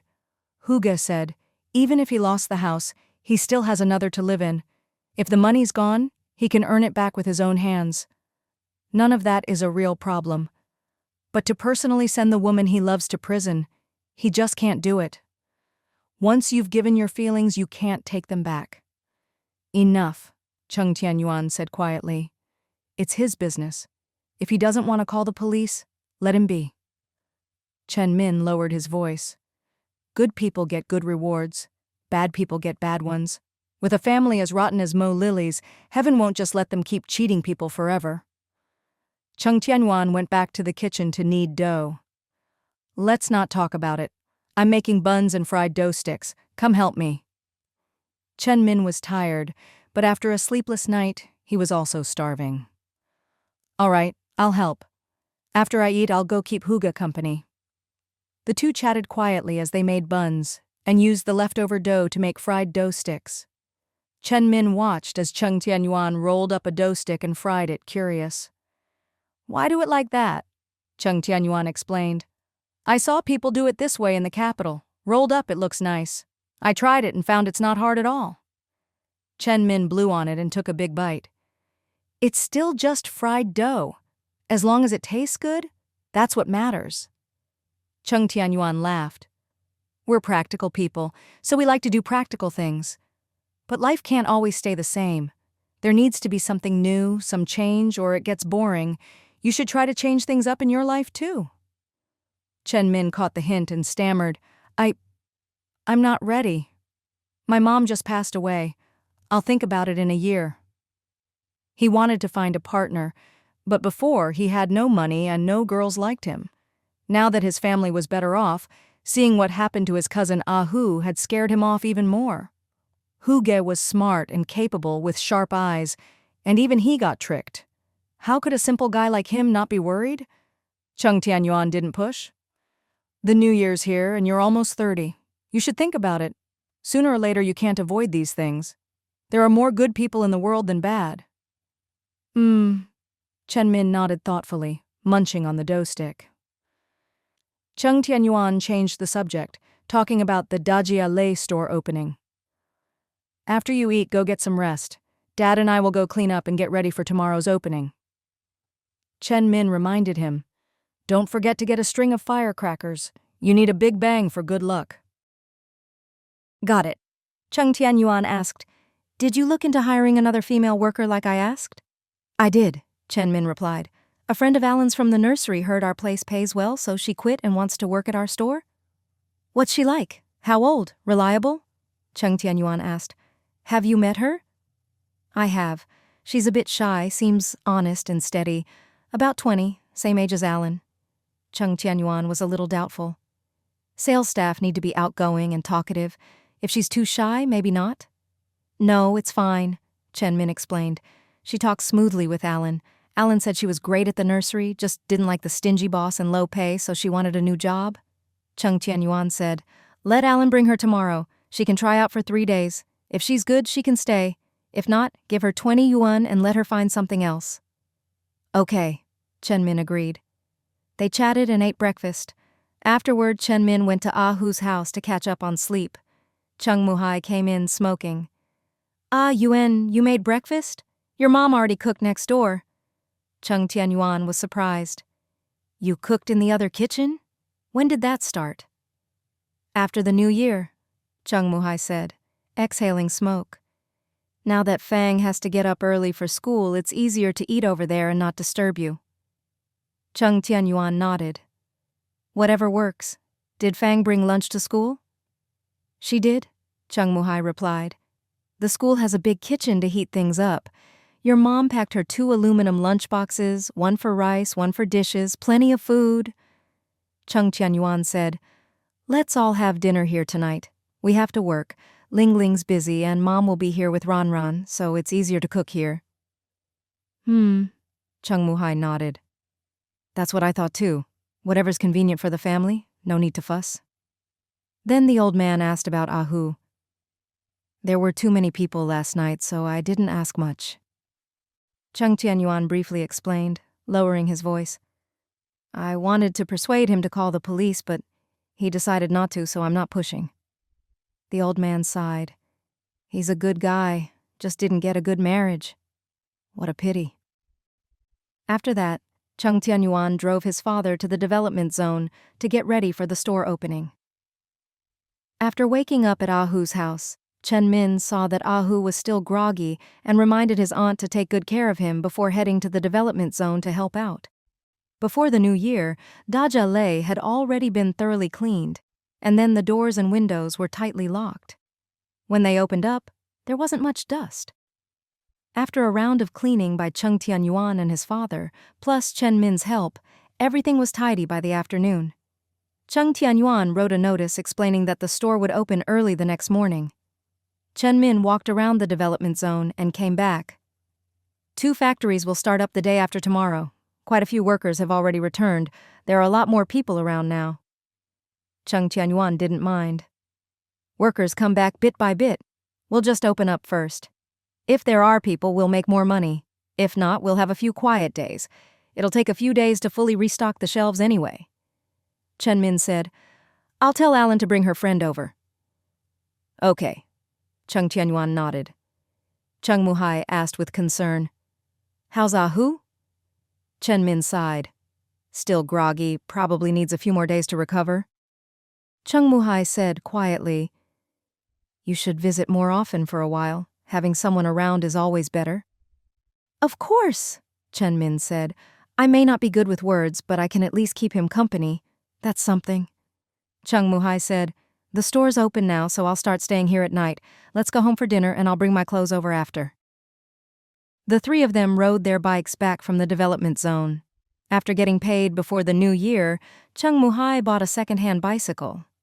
He was older and hadn't been in great health before, but after getting his prosthetic and taking supplements and herbal remedies for over half a year, he was much stronger. Helping out at Gradual wasn't hard work, and he felt great. Cheng Tianyuan saw how easily he rode the bike, not too fast or slow, so he didn't try to stop him. The house and the development zone were close, with little traffic, so it took less than 5 minutes by bike. Very convenient. Back home, the family gathered for dinner. Cheng Tianfang was excited, telling everyone about her first day at school. I was nervous at first, thinking I'd be way behind everyone else, but when the teacher started teaching, I realized I already knew all this. I was secretly happy for a long time. Finally, I could relax. Liu Ying said seriously, But you can't slack off. If you don't study for a day, you'll fall behind. You have to study every day or you'll lose ground. I know, Mom. Cheng Tianfang gave her a piece of meat pie. This is delicious. Sis-in-law brought it from the capital. Liu Ying smiled kindly at Xue Ling. This is so good. You should save some for Haitang and your in-laws. You brought so many bags, it's too much. Xue Ling laughed. My parents eat it all the time, so there's plenty. It's a traditional meat pie from the capital, sold everywhere there, but rare here. After dinner, I'll bring some to Ahu's family and to Wang Qing. Good, Cheng Tianyuan said. We brought gifts for everyone. When you travel far, you have to bring something back. Liu Ying thought for a moment. Save some for Chen Min's family, too. Of course, Xue Ling said. They have some, too. I also bought some accessories for the girls. Fang, come pick some out later. You and Chen Lan both have some. Thanks, sis-in-law, Cheng Tianfang replied happily. Cheng Muhai finished eating quickly and played with little Ran. Ran hadn't seen them for over half a month and was a bit shy, looking around as if searching for something. He's probably looking for his grandparents. Don't worry, we're home now. Next New Year, your mom and dad will take you to the capital again. Xue Ling laughed. He woke up this morning and kept looking around, not used to it at all. It made me laugh. Cheng Tianyuan asked, Did you call your parents today? I did, Xue Ling said. I told them it was too late to call last night. They said they didn't go to bed until 11, but couldn't sleep. Said they weren't used to not having Ran with them. Cheng Tianyuan chuckled. Ran's been sleeping with them for days, so suddenly coming home, of course, they're not used to it. See, the little guy isn't used to it either. Liu Ying said proudly, Even though he's not used to it, he hasn't cried at all. Such a good boy. Other kids would be bawling by now. Exactly, Chung Muhai said happily, lifting Ran Ran high. Our Ran Ran is a little man. Ran Ran got excited, babbling and giggling. Everyone laughed at the sight. After dinner, Xue Ling and Cheng Tianyuan took some meat pies to Ahu's house. Ahu's mother opened the door, her eyes red, her face haggard and spiritless. It's you? Come in, come in. Xue Ling saw how much weight she'd lost, her hair messy, and sighed inwardly, taking her hand. Auntie, you have to take care of yourself. Your family needs you.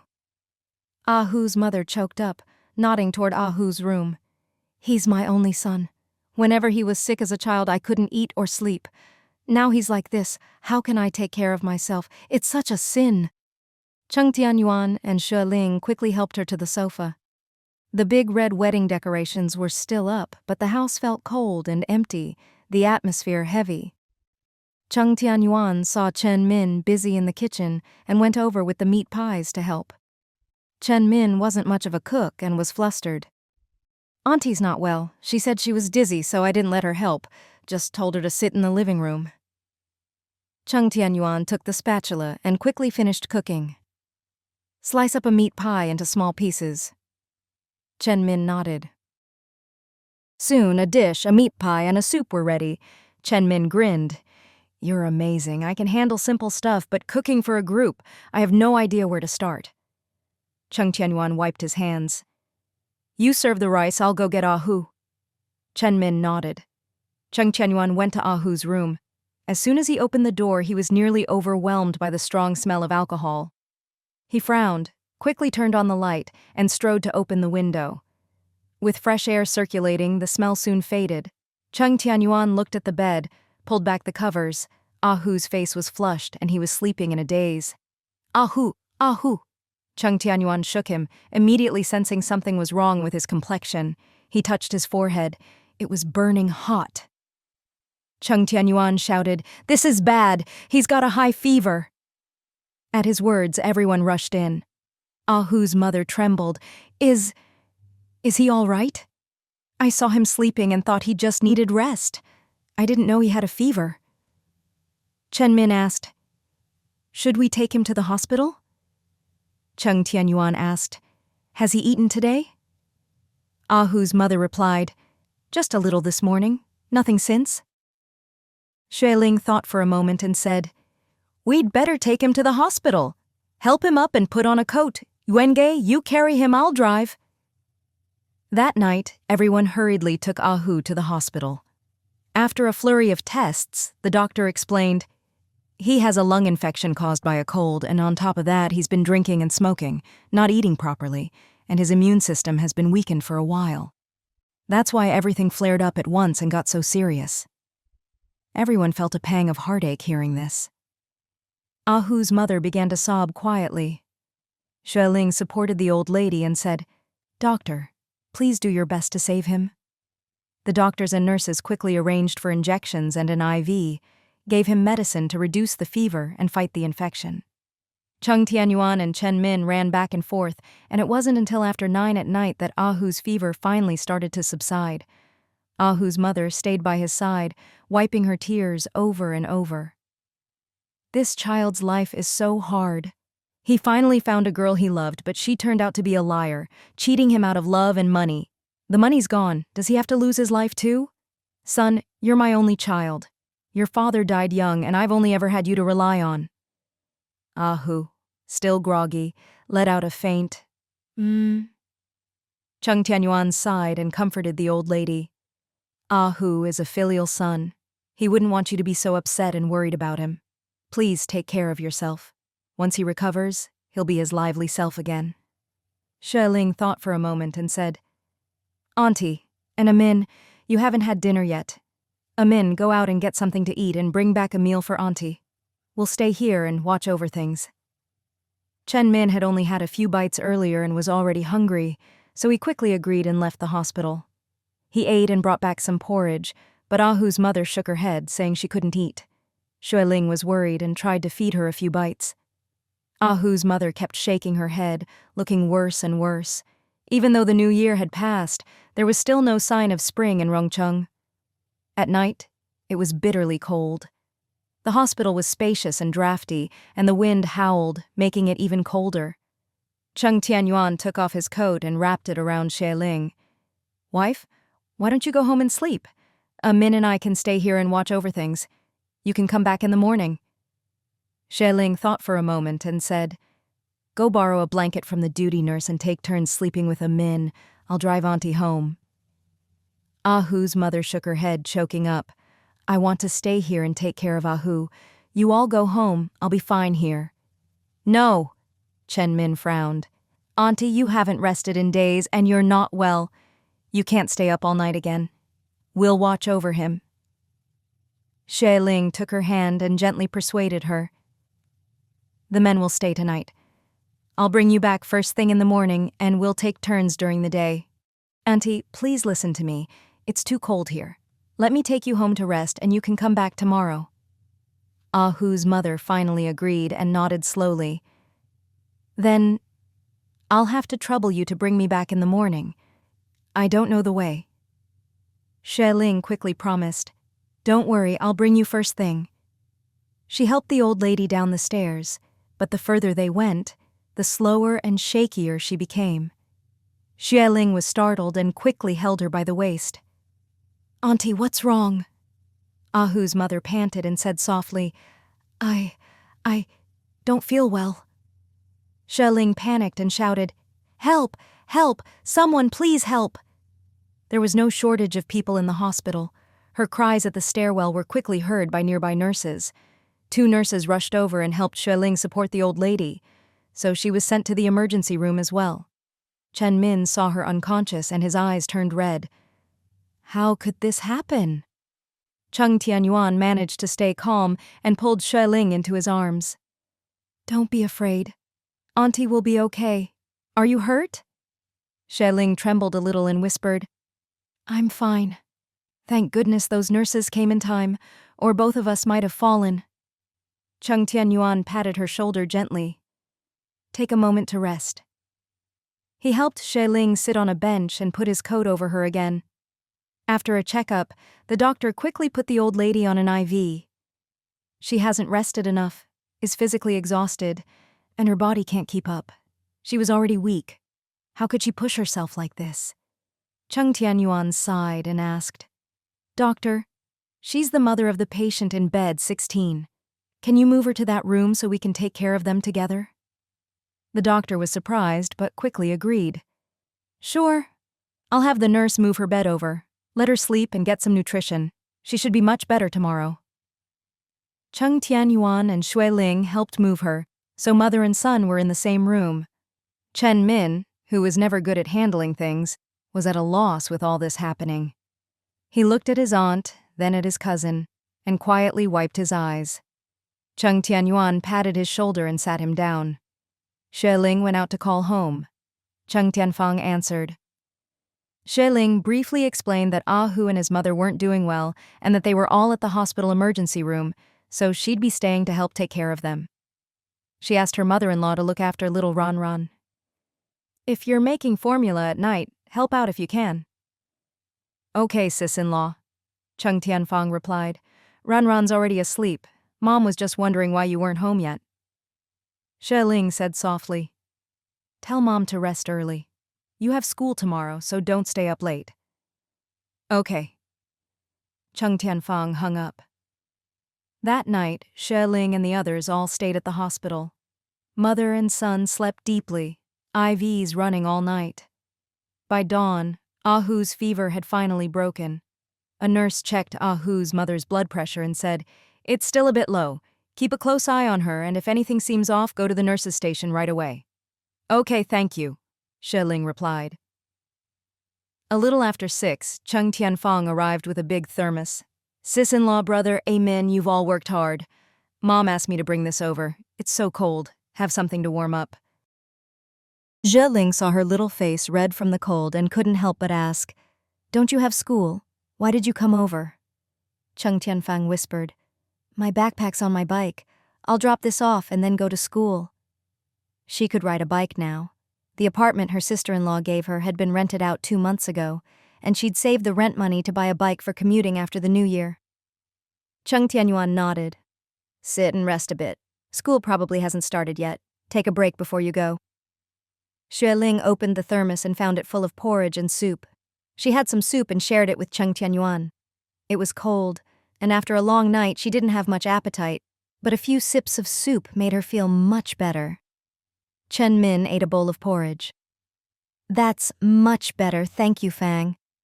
Cheng Tianfang came over to check on Hu and his mother. Huga, you have to get better soon. Auntie worried about you so much. She stood at the window every day waiting for you, always wiping her tears. Now you're finally home, but you're sick, and she's sick too. You're her support. If you fall, what will she do? She tucked Hu in and tidied his mother's hair. When it was almost 7, she hurried off to school. Around 9 in the morning, Hu finally woke up. He looked around in a daze and saw Cheng Tianyuan holding Xue Ling not far away, with Xue Ling leaning against him, seemingly asleep. On the other side, Chen Min was dozing against the wall. Suddenly remembering something, Hu quickly looked to the side and, startled, immediately sat up. He saw his dearest mother lying next to him, her wrinkled hand hooked up to an IV, still fast asleep. He looked at himself and suddenly understood what had happened. He swallowed, sat up, and pulled the blanket up to his chest. His movements were loud enough to catch Cheng Tianyuan's attention. Cheng opened his eyes and looked at him. Hu made a shushing gesture. Cheng Tianyuan didn't move but mouthed, "Feeling better?" Hu gave a weak smile and nodded, then gave him a thumbs up. Cheng Tianyuan understood he was expressing thanks and nodded toward Hu's mother, the meaning clear. Hu nodded heavily, understanding what his friend meant. A while later, Xue Ling woke up, and Cheng Tianyuan got up to fetch hot water for Hu to wash his face and hands. "Hungry? There's porridge in the thermos. My sister brought it over earlier." Hu thought for a moment and asked, "Your sister Fang? No wonder I thought I heard her voice in my dreams." Cheng Tianyuan poured out the porridge. Hu lifted his head and gulped it down, mumbling, "This is Auntie's cooking, right? I can tell by the taste." Chen Min was woken by the noise. Seeing Hu awake and looking lively, he finally let out a huge sigh of relief. "Bro, you scared us to death last night," Xue Ling called for the doctor. The doctor checked Hu and listened to his lungs. "The inflammation has clearly subsided. Young people recover quickly. Get another IV this afternoon, and if you don't get another fever by evening, you can be discharged. Come back for one more IV tomorrow, and you should be fine." "Thank you, doctor." Hu quickly gestured toward his mother. "Could you check on my mom too? Can she be discharged?" "No," the doctor replied. "She's very weak and has been through a lot emotionally. She needs to rest for a few more days." Hu's eyes reddened and he said softly, "It's all my fault. I keep making her worry." The doctor, not knowing the details, said, "If you know you're wrong, then change. Filial piety comes first. Your mother is sick, so take care of her first. Everything else can wait. Knowing your mistakes and correcting them is the best thing you can do." Hu nodded, taking the advice to heart. The doctor left to continue his rounds. Hu thanked Xue Ling and Cheng Tianyuan and grabbed Chen Min's hand. "Brothers, thank you. I'm fine now, really." Cheng Tianyuan said, "Just rest for now. It's good you're okay.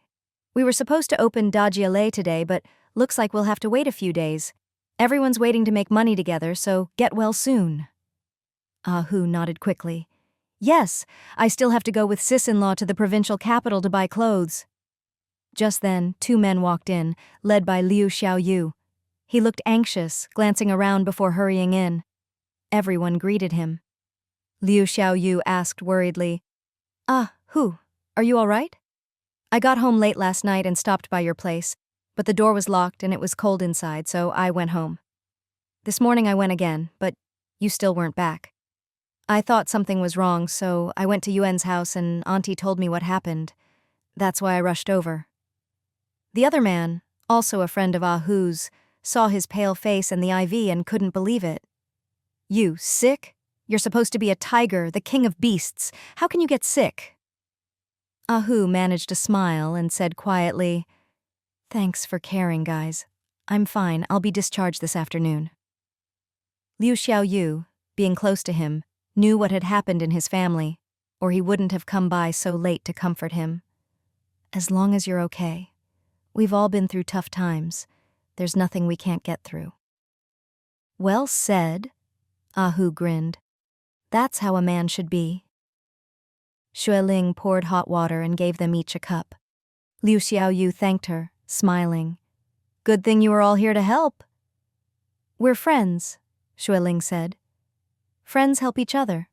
No need to be so polite." Liu Xiaoyu explained. "I've already asked Boss Liao for leave. You all worked hard last night, so go home and rest. I'll stay and help out."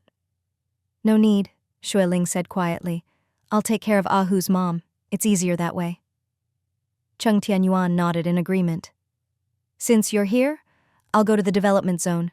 If Chen Lan is there, I'll bring her over to help. My wife and I will come back at noon." Chen Min quickly agreed. "She should be there. Go check in case Uncle Muhai is overwhelmed." Cheng Tianyuan soon drove off. A while later, Ahu's mother woke up, and seeing her son by her side, reached out to hold his hand and gave a weak smile. "As long as you're okay, that's all that matters." Ahu's eyes reddened. "You get better too, and I'll take you home." Xue Ling found a privacy curtain, helped the old lady wash up, and took her to the bathroom. Ahu's mother was embarrassed. "Sorry to trouble you, little sis-in-law." Xue Ling smiled gently. "Auntie, everyone has times when they need help. You're our elder. No need to be so polite." Ahu's mother ate half a bowl of porridge and took her medicine, then soon fell asleep again. Chen Min looked her over carefully and finally relaxed. "Auntie looks much better now." An hour later, Cheng Tianyuan returned with Chen Lan. As soon as Chen Lan entered, she burst into tears. Xue Ling quickly comforted her. "Auntie's fine. The doctor said she'll be okay after a few days' rest." Ahu grinned and scolded. "Silly girl, why are you crying? I'm fine." Chen Lan wiped her tears and nestled next to her aunt. Cheng Tianyuan explained. "My dad saw we didn't show up today and guessed we were busy, so he didn't open the store. Alan brought her friend Aihua and waited a long time for me to arrive." Chen Lan said, "Yuenga talked to my friend Aihua for a while and decided to keep her. She'll start at the store in a couple of days." Chen Min asked, "Aihua's from the old Yuan district, right? Everyone there's surname Yuan." "She is," Chen Lan replied. "She's a true local from the old neighborhood." "That's close by," Cheng Tianyuan said. "She's outgoing and speaks well, so she's a good fit for the store. Her pay will be the same as Alan's, 120 yuan, plus year-end bonus and holiday pay. From now on, it'll be her, Alan, my dad, and Chen Min at the store. I'll handle the accounts and supplies." That's great," Xue Ling said. "With more help, the store will run smoothly." Around noon, Cheng Tianyuan went out and bought boxed lunches for everyone. "You all eat. My wife and I will go home for lunch and come back in the evening." The two of them went downstairs. Cheng Tianyuan said, "I'll get the car. Wait for me at the entrance." Then he strode off. Xue Ling walked to the hospital entrance and waited in a corner. Suddenly, she saw a disheveled woman come out of the hospital, her features looking very familiar. It was Ouyang Mei. Her face looked terrible. Her hair was messy, her clothes were dirty, and she was walking slowly with a pregnant belly. Xue Ling was stunned for a moment, remembering what Ahu had said before. Ahu had said that Ouyang Mei's brother, Ouyang Xiang, had swindled a sum of money in Rongcheng and then ran off, disappearing without a trace. The people who were cheated came to Ouyang Mei demanding she pay back her brother's debt. At the time, Ouyang Mei was heavily pregnant and about to give birth. She was dragged around by those people, accidentally fell, and lost the baby. Her child was stillborn, and she nearly lost her own life. Her husband, Kun Ge, gathered a group of people to seek revenge. The two sides fought, the incident escalated, and everyone involved was arrested by the police. Kun Ge was detained for several months and fined. After he got out, he considered Ouyang Mei unlucky and divorced her. After the divorce, Ouyang Mei quickly remarried, moving to the old part of town. In this era, it was hard for a divorced woman to remarry, especially with a fugitive brother. The man she married was over 40, had never married because his family was poor, and only agreed to marry her for that reason. That was last autumn. Xue Ling recalled how, just over a year ago during the Mid-Autumn Festival, Mei had dressed up beautifully, with makeup, new shoes, and a new dress. In just over a year, her former rival in love had fallen so far. Cheng Tianyuan seemed to have seen her too. He stopped the car and rolled down the window. Mei noticed Xue Ling's gaze, looked up, and quickly avoided eye contact, hurrying away as if fleeing. Xue Ling hesitated, wanting to call out to her, but seeing her hurried steps, she held back. If she didn't want to see old acquaintances, calling out would only make things harder for her. Cheng Tianyuan frowned and called, "Wife, get in the car." Xue Ling got in and let out a breath. "Yuanga, did you see? That was Mei just now." "Yeah," Cheng Tianyuan replied calmly. "It was her. She didn't want to say hello, so just let it go." He had no good impression of the Ouyang family, especially Ouyang Xiang. Xue Ling sighed softly. "She doesn't seem to be doing well." Cheng Tianyuan replied, "How well someone lives is determined by their own character and temperament. She's lazy and unambitious, always relying on her brother. When her brother was gone and her husband unreliable, she just turned to another man for support. Can someone like that really have a good life?" Xue Ling was taken aback, then slowly shook her head. "That's true. If she were a capable woman, she wouldn't let her fate be controlled by others. If she were hardworking and willing to earn her own living, why would she need to remarry just to have someone to rely on?" Falling to this point wasn't just because of her brother. Her own choices played a part. Cheng Tianyuan continued, "Even people in their 60s and 70s look for ways to earn a little money. She's still young. Why not work with her own hands? This girl Yuan Aihua that Chenlan brought in is only about 22 or 23. She said she started working at 8, helping support her family." 8? Xue Ling was surprised. Cheng Tianyuan nodded, turning the steering wheel as he spoke. She said her family was poor, with many siblings. She was the eldest, so she had to help take care of her brothers and sisters and earn money. At 8, she worked in a textile factory packing goods, earning money to buy rice and vegetables. Once, when her father was sick and couldn't work, the family survived on her wages alone. She was only 12 then. He continued, "A 12-year-old girl knew to work hard and support her family, but some people in their 20s are still lazy, always looking for someone else to rely on. That's the real difference between people who do well and those who don't." Xue Ling nodded in agreement. "You're right. In the end, you have to rely on yourself. You can't have a rice weevil mentality." The next day, Ahu got another IV and was fine. He didn't leave the hospital, staying to care for his mother. Chen Min went back to the development zone to help at the store, while Chen Lan stayed to help look after her aunt. 5 days later, Ahu's mother was finally discharged. Xue Ling saw the weather was cold and overcast, so she drove over to help. Ahu thanked her and helped his mother into the car. "Sis-in-law, how's business at the store these days? With Alan here, is it too busy?" Xue Ling replied, "Not at all. 2 factories have already started up and the others are getting ready. Workers are coming back in waves and there are lots of new workers settling in, so business is brisk. Luckily, Aihua is a great help. Min says she works like 2 people, can do anything, so it's not too busy." "That's good." Ahu grinned. "I'll take my mom home first, then head over to help." Xue Ling took a large envelope from her pocket and handed it to him. "This is your share from the photo studio for the past 2 months?" Ahu took it, a little embarrassed. "I didn't do much, but I'm still getting a share. I feel bad." Xue Ling said as she drove. "We agreed, you get 10%, I get 50, Liu Xing gets 40. That's settled. As for the work, I didn't even go over there, so I did even less. I had you help so you'd know the business and to give you a bit of extra income." She had taken 60% at first, but couldn't manage to help out at all. Luckily, with him helping and running errands, she could keep up with the business there. Ahu finally accepted. Thank you, sis-in-law. This hospital stay had cost a lot, and his family had already been broke. The hospital fees were covered by cousin Chen Lan. He opened the envelope and found several hundred yuan inside. Sis-in-law, why so much? He took out 100 and handed it to Chen Lan. Chen Lan tried to refuse, but seeing he insisted, she accepted. Xue Ling explained, the photo studio made a lot this month because of the new year, more than double the usual.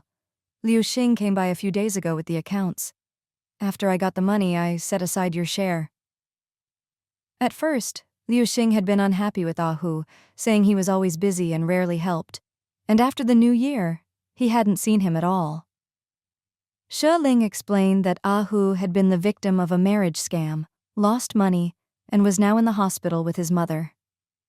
Liu Xing was shocked, and his annoyance quickly turned to sympathy, asking after him repeatedly.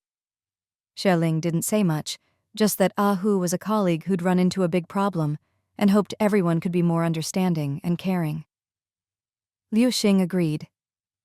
Xue Ling asked about Wang Ting, and Liu Xing said Wang Ting's mother was always picking on him, so he didn't dare go back to her family's house. Xue Ling saw he was troubled and didn't say much, just advised him to be more open-minded. After all, they were family now and should be more understanding. After that, Liu Xing went back to work at the newspaper. These days, Xue Ling stayed home with her child, planning her next money-making venture.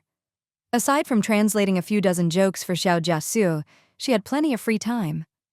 She turned to Ahu and said, now that Auntie's better, it's time for us to get back to work and make some money. Yeah, Ahu grinned. We'll start tomorrow. As dawn broke, Cheng Tianyuan got up and got busy. He bought groceries, handed them to his mother, then hurriedly ate breakfast and drove to the development zone. All the stock at Gradual had been replenished, and he carefully recorded the accounts before driving off again. Yuan Aihua, who was sweeping the floor, watched the jeep leave and couldn't help asking Chen Lan beside her, Yuan Ge seems busy every day. Chen Lan replied, he has a lot on his plate. Yesterday I heard my brother say he's planning to open another store, so he's been super busy lately. Yuan Aihua looked envious. Didn't they say he owns 60% of this store? And he's opening another one? Chen Lan laughed. Yuan Ge is an ambitious man. He asked my brother if he wanted to invest, but my brother didn't have the money and neither did Ahu, so he's opening it himself. His family is actually quite well off. Yuan Aihua looked in the direction the jeep had gone and said softly, already well off, but still working so hard. He really is a good man. Chen Lan didn't quite catch that, but smiled. Yuan Ge is great. He's not only tall and handsome, but also very gentle with people. Yuan Aihua remembered how, when she almost tripped while moving goods yesterday, he'd caught her arm just in time. Her cheeks flushed red. Yes, he's very good. Chen Lan asked, so, have you gotten used to things here after these days? I have, Yuan Aihua smiled. The work isn't hard, and we get breaks at noon and in the evening, so it's pretty easy. The only downside is, my family moved to the new district, so it's a long way from here. I have to bike half an hour each day. Wow, Chen Lan's eyes widened. Your family moved? Yuan Aihua grinned. Yeah, my dad's work unit gave us a new apartment. We scraped together 500 yuan and finally got a small place. We moved in about 10 days ago. Chen Lan was envious. That's great. Your younger brothers and sisters are earning money now and you've moved into a new home. Things are really looking up. Not really, Yuan Aihua sighed. Both my brothers are in their 20s now, and they need to save up to buy another place, or there won't be enough room when they get married. My dad's about to retire, so I have to work hard for a few more years to help the family through the tough times ahead. Chen Lan glanced at her suspiciously and lowered her voice. You're already 22. How many more years? Don't you want to get married? That depends on the person. Yuan Aihua blushed and mumbled, if it's not someone I like, not a good man, I'd rather earn my own living than get married. Chenlan giggled and whispered, "Then hurry up and find someone." "It's not that easy," Yuan Aihua whispered back. "Right now, making money is more important. Marriage, that's up to fate." "Hey!" Chenlan nudged her, teasing. "What do you think of my brother, my real brother?" Yuan Aihua's face turned red, and she scolded, "What nonsense! Your brother, I just respect him like an older brother." Chenlan gave her a look and said quietly, "He's not your real brother. But honestly, my brother's too honest and steady. He's probably not your type." She'd known Yuan Aihua for years and understood her well. She was pretty, clever, and ambitious. A girl like her wasn't someone her own brother could handle. Yuan Aihua muttered, "You know he's not right for me, so why bring it up? So embarrassing." Chenlan rolled her eyes and asked, "Then what about my cousin? Hu, tall, strong, and tough." Yuan Aihua quickly waved her hands, blushing and laughing. "He's not my type either." "So what kind of guy do you like?" Chenlan pressed. Yuan Aihua unconsciously glanced in the direction the jeep had gone and whispered, "I don't know yet." Chenlan rolled her eyes. "You don't even know yourself. I give up on you." He. Yuan Aihua giggled, then urged, "Come on, let's finish cleaning. Customers will be here soon." 2 days later, Hu and Xue Ling packed their bags and drove to the provincial capital. They went first to the clothing wholesale market, but found the goods were all mixed together, with items from every season, and the place was chaotic and poorly managed. Xue Ling frowned and sighed. "We can't do business in a place like this. We don't know anyone here, and it's easy to get cheated." Hu pouted, looking at the crowds. "But there are so many people. Look at all the buyers. Why don't we set up a stall here and try wholesaling too?" Xue Ling's eyes lit up, and she started chatting with a few small wholesalers. 4 days later, Xue Ling and Hu returned. "The provincial capital is something else. So many people, and the flow of goods is huge," Hu said. "Buyers pay cash and get their goods on the spot. Some stalls sell thousands of yuans worth a day. Even the smallest ones make several hundred." Cheng Tianyuan saw that Xue Ling looked tired and said with concern, "Don't rush. Rest first." Hu shook his head. Sis-in-law called her dad earlier and ordered a big batch of spring clothes. They should be arriving at the train station soon. I'll go wait for them. You take sis-in-law upstairs to rest, and I'll call you when the goods arrive." "All right." Cheng Tianyuan handed him a thermos. "There's chicken soup and half a chicken in here. Eat up." Hu grinned and took it without hesitation. "Thanks, brother." He hurried off to wash his face, then rode his tricycle to the station. Xue Ling leaned against Cheng Tianyuan's arm and lazily asked, "Did little Ran Ran give you any trouble these days?" Cheng Tianyuan wrapped his arm around her and closed the clothing shop door with the other. "The first night before bed, he kept looking for you and cried several times. I comforted him, and he finally fell asleep. The second night, he still looked for you but didn't cry. He fell asleep next to me." Xue Ling's heart ached, and she smiled wryly. "I missed him so much, too." Cheng Tianyuan's eyes softened, and he bent down to kiss her cheek. "What about me? Didn't you miss me? Or is it just your son you missed, Xue Ling giggled and mumbled, "What? Are you jealous of your own son?" Cheng Tianyuan gently stroked her back and smiled. "If you only missed him, of course I'd be jealous. 5 whole days? You really didn't miss me? I'd be upset if you didn't." Since they got married, they'd never been apart for so long. 5 whole days. It wasn't just their son who wasn't used to it. He wasn't either. The bed felt empty, his arms felt empty, and it was as if a piece of his heart was missing. Xue Ling snuggled into his shoulder and murmured, "I missed you. I thought of you whenever I had a free moment. The hotel bed was so cold at night. I missed your arms." Cheng Tianyuan hugged her tightly and laughed softly. "Let's get you home for some chicken soup, and tonight you can have all the hugs you want." "Hee." She giggled, wrapped her arms around his neck and gave him a big kiss. "Let's go home and hug our son first. When they got home, Liu Ying came out holding little Ran to greet them. The little one saw Xue Ling and immediately lunged into her arms, clinging to her shoulder and refusing to let go. Since her son was born, Xue Ling had never gone so long without seeing him. Her heart ached as she hugged his little face and kissed him over and over. Liu Ying, always honest and straightforward with her feelings, was moved to tears by the sight of her daughter-in-law and grandson reunited. Ling, our family's life is getting better and better now. You don't need to work so hard to make money. Besides, you still have your job at the newspaper and all those apartments bringing in rent. You're not short of money. You should stay close to home and spend more time with your child. When you were gone these past few days, I worried so much. Xue Ling smiled and explained, Mom, don't worry. With Ahu going out with me, you can rest easy. Ran is still little, so I never planned to go far. I've already worked out a plan with Ahu. We're going to set up a stall at the provincial wholesale market. He'll watch over it, and I'll just handle the orders and provide the capital. Liu Ying didn't really understand, but hearing she wouldn't be going far, she quickly smiled again. Yes, it's best not to go far. You don't know, on the first night you were gone, Ran cried several times.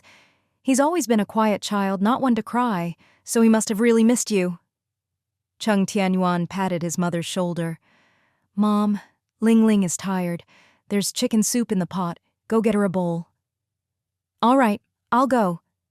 Liu Ying hurried to the kitchen. Cheng Tianyuan pried his son off and held him in his arms.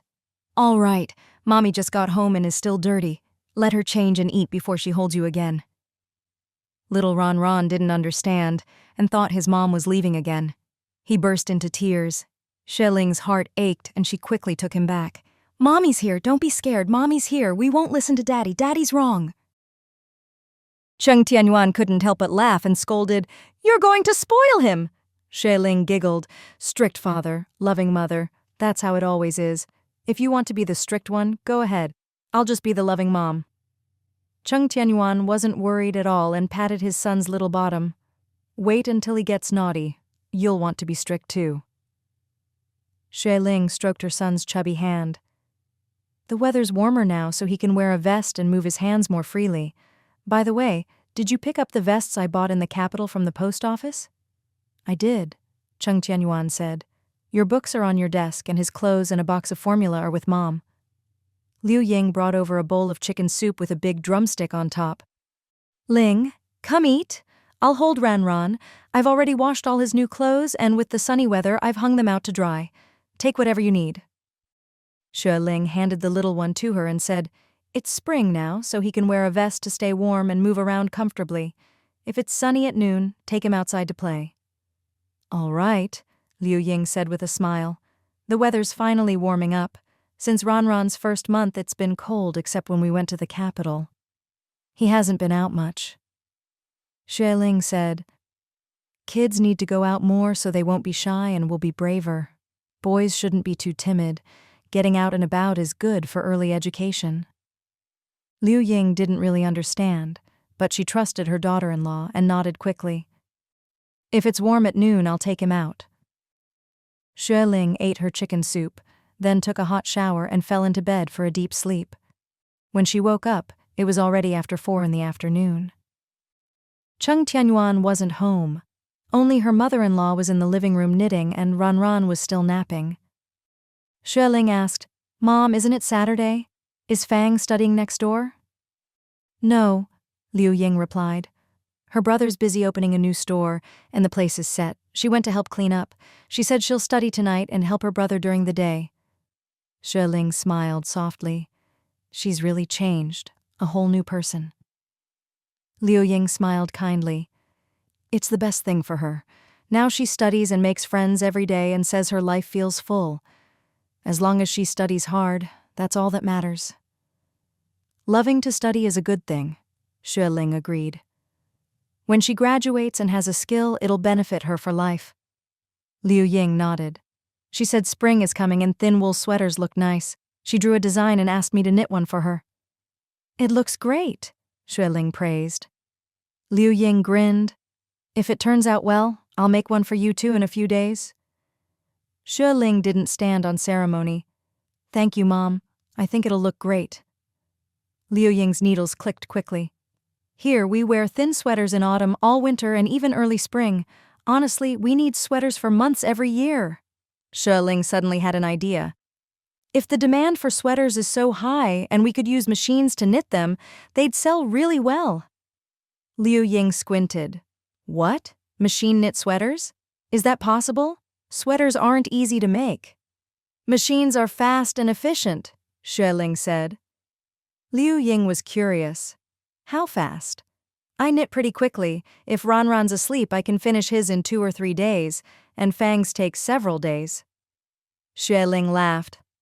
A fully automatic knitting machine can make hundreds of sweaters a day. Really?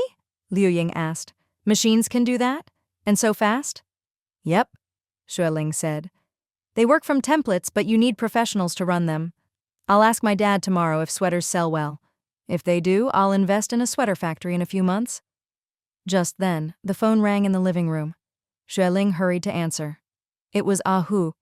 He said he'd picked up the goods, about 10 boxes.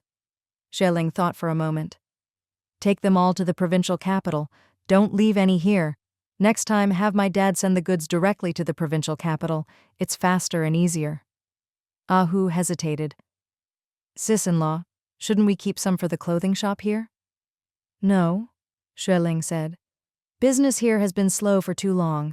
Instead of splitting our focus, it's better to sell everything in the provincial capital, where turnover is fast. Saving time is making money. Ah Hu agreed. Then I'll take them to the provincial capital tomorrow. Xue Ling said, We've already rented the stall, so it's all up to you now. Thanks for your hard work. Ah Hu laughed. What are you saying, sis-in-law? I'll leave the goods with a friend for now and come back to discuss the orders with you. All right, Xue Ling said cheerfully. Bring your mom over for dinner tonight. Great, Ah Hu laughed. I've missed Auntie's braised pork. Xue Ling hung up and told Liu Ying, Mom, make extra braised pork for dinner. Ah Hu and his mom are coming over. All right, Liu Ying agreed.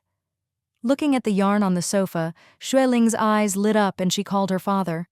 Her father hadn't finished work yet and explained that the factory had to work overtime again tonight, so both he and her mother would be staying there. How's little Ranran? We miss him so much. Xue Ling smiled. He's doing great. He's gained another 3 jin recently. Her father laughed. Did you get the goods? This batch of spring clothes is the best looking, all sizes are available, over 30,000 pieces in total. Try selling them and see how it goes. Xue Ling couldn't help but ask, Dad, are there many sweater factories in the capital? Sweater factories? Her father replied. Not many, just a few scattered ones. There's one in the economic zone here and business seems good. They have orders all year round. This year, they were the first factory in the whole zone to start up. Xue Ling thought, if there aren't many sweater factories even in the capital, there must be even fewer nationwide. That's right, her father said. Most sweaters are hand-knitted at home, and the machines aren't advanced. Still need a lot of manual work. Xue Ling suddenly remembered this. Oh, there definitely aren't machines for this in China. As far as I know, the world's best sweater knitting machines are in country Y. It's almost the late 1980s now, and there are already fully automatic machines. Her father didn't know much about the industry and asked, Why are you so curious? Xue Ling said quietly, Dad, in the capital, people wear sweaters for 5 months a year, and everyone needs several, both thick and thin. Even here in Rongcheng, where it's warmer, everyone still needs a few. That's a huge market. That's true, her father said. It's spring now, and lots of people are wearing thin sweaters. Xue Ling had an idea.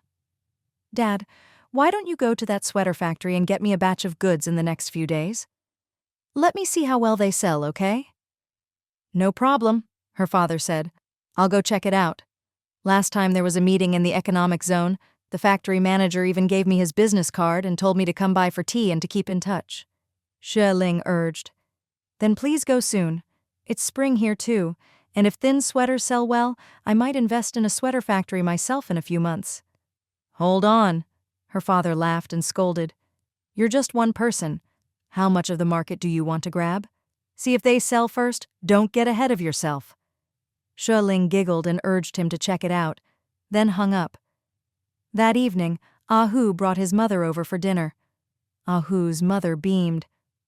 It's been so long since I've eaten with everyone. I'm so happy just hearing about it. Everyone gathered around and found seats. Seeing little Ron, Hu's mother jumped up and exclaimed, "Little darling, Liu Ying, how is your grandson so cute? Just looking at him fills me up." Everyone burst out laughing. Cheng Tianyuan served her a bowl of rice and smiled. You have to eat to be really full. Looking at Ron is just food for the eyes. Hu's mother gasped. Is this little Fang? I almost didn't recognize you. You used to be skinny, dark, and tall, but now you're fair and pretty and your figure is lovely. Cheng Tianyuan blushed and said softly, Thank you, Auntie. Please eat. Hu's mother laughed. No wonder they say girls change so much as they grow. If I saw you on the street, I might not recognize you. Look at Fang, so tall, fair, and pretty. Hu was busy eating braised pork and mumbled, Mom, hurry up and eat. If you don't, I'll finish all the good pork Auntie made. You only know how to eat, his mother scolded, quickly picking up her chopsticks. Let's all eat together. Tonight my son and I won't stand on ceremony. Liu Ying and Hu's mother always got along well, and the two sat together, chatting as they ate. Big sister, you must get lonely at home by yourself. Come visit more often, I'm always home. Hu's mother smiled wryly. I'd like to, but I don't know how to use the elevator, so I usually take the stairs. It's easier going down, but if I have to climb up here, my old bones can't take it. Everyone laughed. Hu said, Auntie, my mom can't sit still. She's been bored at home lately, so she started doing embroidery. I got mad when I saw it. It's too hard on her eyes, and she's already farsighted. Why keep at it? Cheng Tianyuan felt sorry for her. Auntie is hardworking, and with you gone, she's lonely at home. If she doesn't find something to do, she feels even worse. Hu's mother's eyes reddened, and she choked up. Yuan is right. I feel so down staring at four walls. I really miss helping out at Gradual. Everyone chatting and eating together, my appetite was so much better. Cheng Tianyuan's eyes lit up. Auntie, why don't you come back to help at Gradual? There are empty rooms on the second floor. You can pick one to stay in. You can cook and help sell things, and Amin and Alan will keep you company. You won't be lonely. Hu will be busy in the provincial capital, so he won't be home much. If you stay there, he'll feel better too. Yes, Hu said. I was just about to talk to Yuan about this. There's plenty of space and people there, and with Amin and Alan looking after you, I can go out without worrying. That's wonderful, his mother said, wiping her tears. I've wanted to go, but I was afraid there wouldn't be room, or I'd be taking a job from someone younger. Xue Ling said, Don't worry, Yuan is opening a new store next month. We'll transfer Yuan Aihua over there. Right, Cheng Tianyuan explained. Her family moved to the new district, so she has to bike an hour each way. If she helps at the new store, she can probably walk there. I'll ask her to help at the new place. She'll probably be happy to. Hu shoveled in more rice and said, Great, it's settled. His mother beamed. I'll pack up tonight and move in tomorrow. Hu said quickly. Once you're settled, I'll feel better about going out. Everyone agreed it was a great arrangement. Hu asked, Yuan, have you picked the new place? Yes, I rented it a couple of days ago for 5 years, Cheng Tianyuan said. I've been cleaning up there and Fang helps after school. It should be ready tomorrow. Once the shelves arrive, we can stock up and open soon. Hu grinned. That's great. Too bad there's no beer, or I'd toast you. No drinking, his mother scolded. With all this braised pork, you still can't keep your mouth shut. Hu quickly gave her a big piece of meat. No more drinking. I'm just joking with Yuan. Everyone laughed. After dinner, Hu's mother played with little Ron. Xue Ling and Hu went over the inventory list. She said quietly, I'll put up the money, you do the work. If we make a profit, I'll take 80%, you take 20%. If we lose, I'll cover it. No way. Ahu shook his head. Sis-in-law, I know you're looking out for me since I'm broke, but I'm strong and can work hard. Friendship is one thing, but business is business. If you do this with me, what if you want to partner with someone else in the future and they use this as an example? What will you do then? Xue Ling laughed and said, We'll worry about the future when it comes. Let's just handle what's in front of us now. Why are you overthinking? Do you think it's too little or too much? Ahu replied with a grin. Too much, Xue Ling muttered. I've only ever seen people complain about getting too little, never about getting too much. What kind of logic is that? Sis-in-law, friendship is friendship, money is money, Ahu said straightforwardly. If you just paid me a wage, I'd still do the work, but since you're offering a share, I can't be too greedy. 20% is too much. 10% is enough. Xue Ling shook her head, lowering her voice. Don't think it'll be easy. You'll be stationed in the provincial capital long term. 3 meals a day, 30 days a month, maybe even 365 days a year, only coming home for holidays. It's just a single shop, but you'll have to eat and live there. It's not an easy job. Ahu waved his hand. If this goes well, the volume will be huge, and maybe we'll make a lot. But what if we don't? There's rent and capital at stake. It's not easy either. Xue Ling thought for a moment and finally said, All right, 10% it is. With wholesale, the volume is big, and if business goes well, he'll still make a decent amount. Ahu thought for a moment and said quietly, Let me pay the rent for the stall, okay? Your costs are already high, so let me help out a bit. All right then, Xue Ling agreed easily. As long as you're willing, I have no objections. From now on, I'll just pass on orders and occasionally make a trip to the provincial capital. The rest is all on you. No problem. Ahu patted his chest. Leave it all to me. After a pause, he lowered his voice and said, Sis-in-law, to be honest, I don't really want to stay in Rongcheng. Being away for a while will help me avoid painful memories. Some wounds may have healed, but they still hurt. Xue Ling couldn't help but feel a pang of sympathy. Yes, after all, he'd given his heart and soul. How could he just turn the page so easily? For the sake of his mother, he had to pretend to be strong and hold himself together. The pain might have passed, but the scars and memories remain, always ready to sting. In that case, it's a good thing. Next time I go to the provincial capital, I plan to buy another car, preferably a Jeep. That way it'll be easier for me to travel back and forth. Ahu was quickly cheered up by the change of topic. That's great. Another car will make things much easier. Xue Ling then shared her plan to buy sweaters. If my dad can get a batch to the provincial capital within half a month, we'll try selling them. All right, Ahu said. I didn't know there were such advanced machines for knitting sweaters. I thought they all had to be hand-knitted, stitch by stitch. So much work. Xue Ling smiled. Abroad, there are fully automatic sweater machines. As long as you design the pattern and load the yarn, they can knit them quickly. Ahu nodded in amazement. That's really something. People will love it. The next morning, Ahu took a dozen boxes of spring clothes to the provincial capital. Xue Ling also got a call from her father, and, to her surprise, it was good news. Her father explained, That sweater factory isn't big, about 20 machines. The boss, Mr. Zheng, is in his 40s and very generous. He said his machines are imported second-hand, semi-automatic, so they still need some manual help. So they're semi-automatic, Xue Ling said anxiously. Can you get me any stock? No, her father replied. Mr. Zheng's orders for the first half of the year are already full. No way to squeeze in.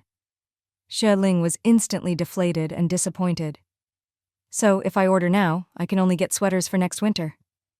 That's right, her father said. But you can take a batch now to test the market. If it goes well, you can pre-order for autumn and winter. Where would I get a batch? Didn't you say there's nothing available? Xue Ling asked. Her father chuckled. I told him you like to buy up bargains and want to test the market. If it works, you'll place a big order or even talk about partnership. He immediately agreed. He said last autumn, a batch of goods was left in the warehouse because the owner gambled away the money and never picked them up. He wants to sell them cheap. If you want them, they're all yours. Oh? How much, and what's the price? Xue Ling asked. Her father replied, mainly thin sweaters, 30,000 pieces in total, 5 yuan each. Xue Ling perked up. What about the styles? They're not just underwear-type sweaters, are they? They're outerwear, her father explained. Some have floral decorations on the chest. Quite nice looking. All right, Xue Ling agreed happily. If he can supply, I'm not worried about the quality. Her father added, they're all one size, 30,000 pieces, packed and stored in the warehouse, but since this is your first time working together, he wants payment up front before shipping. With you as the middleman, I'm not worried, Xue Ling said. Have him send his account info, and I'll transfer the money as soon as I can. Make sure he ships to the provincial capital tomorrow. Sooner is better. Her father said quietly, Mr. Zheng may be young, but he's a savvy businessman. He told me he ships everything by air freight because he's friends with an airline executive, so the rates are very cheap. If he ships tomorrow, you'll get the goods by afternoon. Wow, Xue Ling couldn't help but praise. That's really fast. No wonder he's a big boss at such a young age. Her father laughed. He's impressive. If you hadn't called, I'd have forgotten about him. He was very welcoming and showed me around the factory. Some of his ideas are really innovative. Even I learned a lot. So it's a win-win, Xue Ling said cheerfully. Send me the account info and I'll go to the bank right away. The money should arrive this afternoon. That afternoon, Xue Ling got a call from Hu saying he'd settled in at the stall and wanted to know what to name the shop. Without thinking, Xue Ling said, We still have the Dazhong clothing store sign. Let's keep the name. It's not a new shop, just an expansion. All right, we'll keep the name, Hu said. Sis-in-law, write down the public phone number here. It's right across from our stall. The owner said for 1 yuan per call, he'll take messages for me 24 hours a day. Xue Ling added, I'll come over tomorrow. The sweaters should arrive at the airport in the afternoon, so I'll help with sales. Wow, that fast? Hu said. I'll get the current stock arranged so there's room for the new goods. Xue Ling hung up and hurried to pack her things.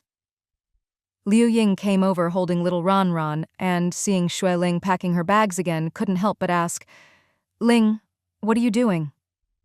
Xue Ling explained that she'd ordered a batch of sweaters and needed to rush to the provincial capital to sell them while it was still early spring, so she'd be driving out first thing in the morning. Liu Ying frowned. Didn't you just get back yesterday? Isn't all this running around exhausting? Mom, there's no other way. Gotta make money. Xue Ling smiled. It's not easy to earn a living. If I miss this early spring window, the stock might have to sit until late autumn before it can be sold. That would tie up money and take up space. Not worth it. Little Ran saw his mom and waved his hands, babbling. Xue Ling tossed her clothes aside, scooped him up and gave him a big kiss. Ran, you have to be good these next few days and wait at home for Mommy to come back, okay? The little one didn't understand, just giggled and waved his chubby arms, leaning toward the balcony. Xue Ling immediately understood. He wanted to go out to the balcony to look at the river. He was over 5 months old now, still not talking or understanding much, but he loved light and beautiful places. The balcony was bright, with a big river outside, boats passing by from time to time. He loved watching things move, so he was always fascinated. Xue Ling opened the door and took him out to the balcony to watch the boats. The little guy laughed out loud, almost cheering. Behind them, Liu Ying quickly reminded, Don't get too close to the edge, it's windy out there, don't stay too long. Okay, Xue Ling replied. The wind by the river was strong.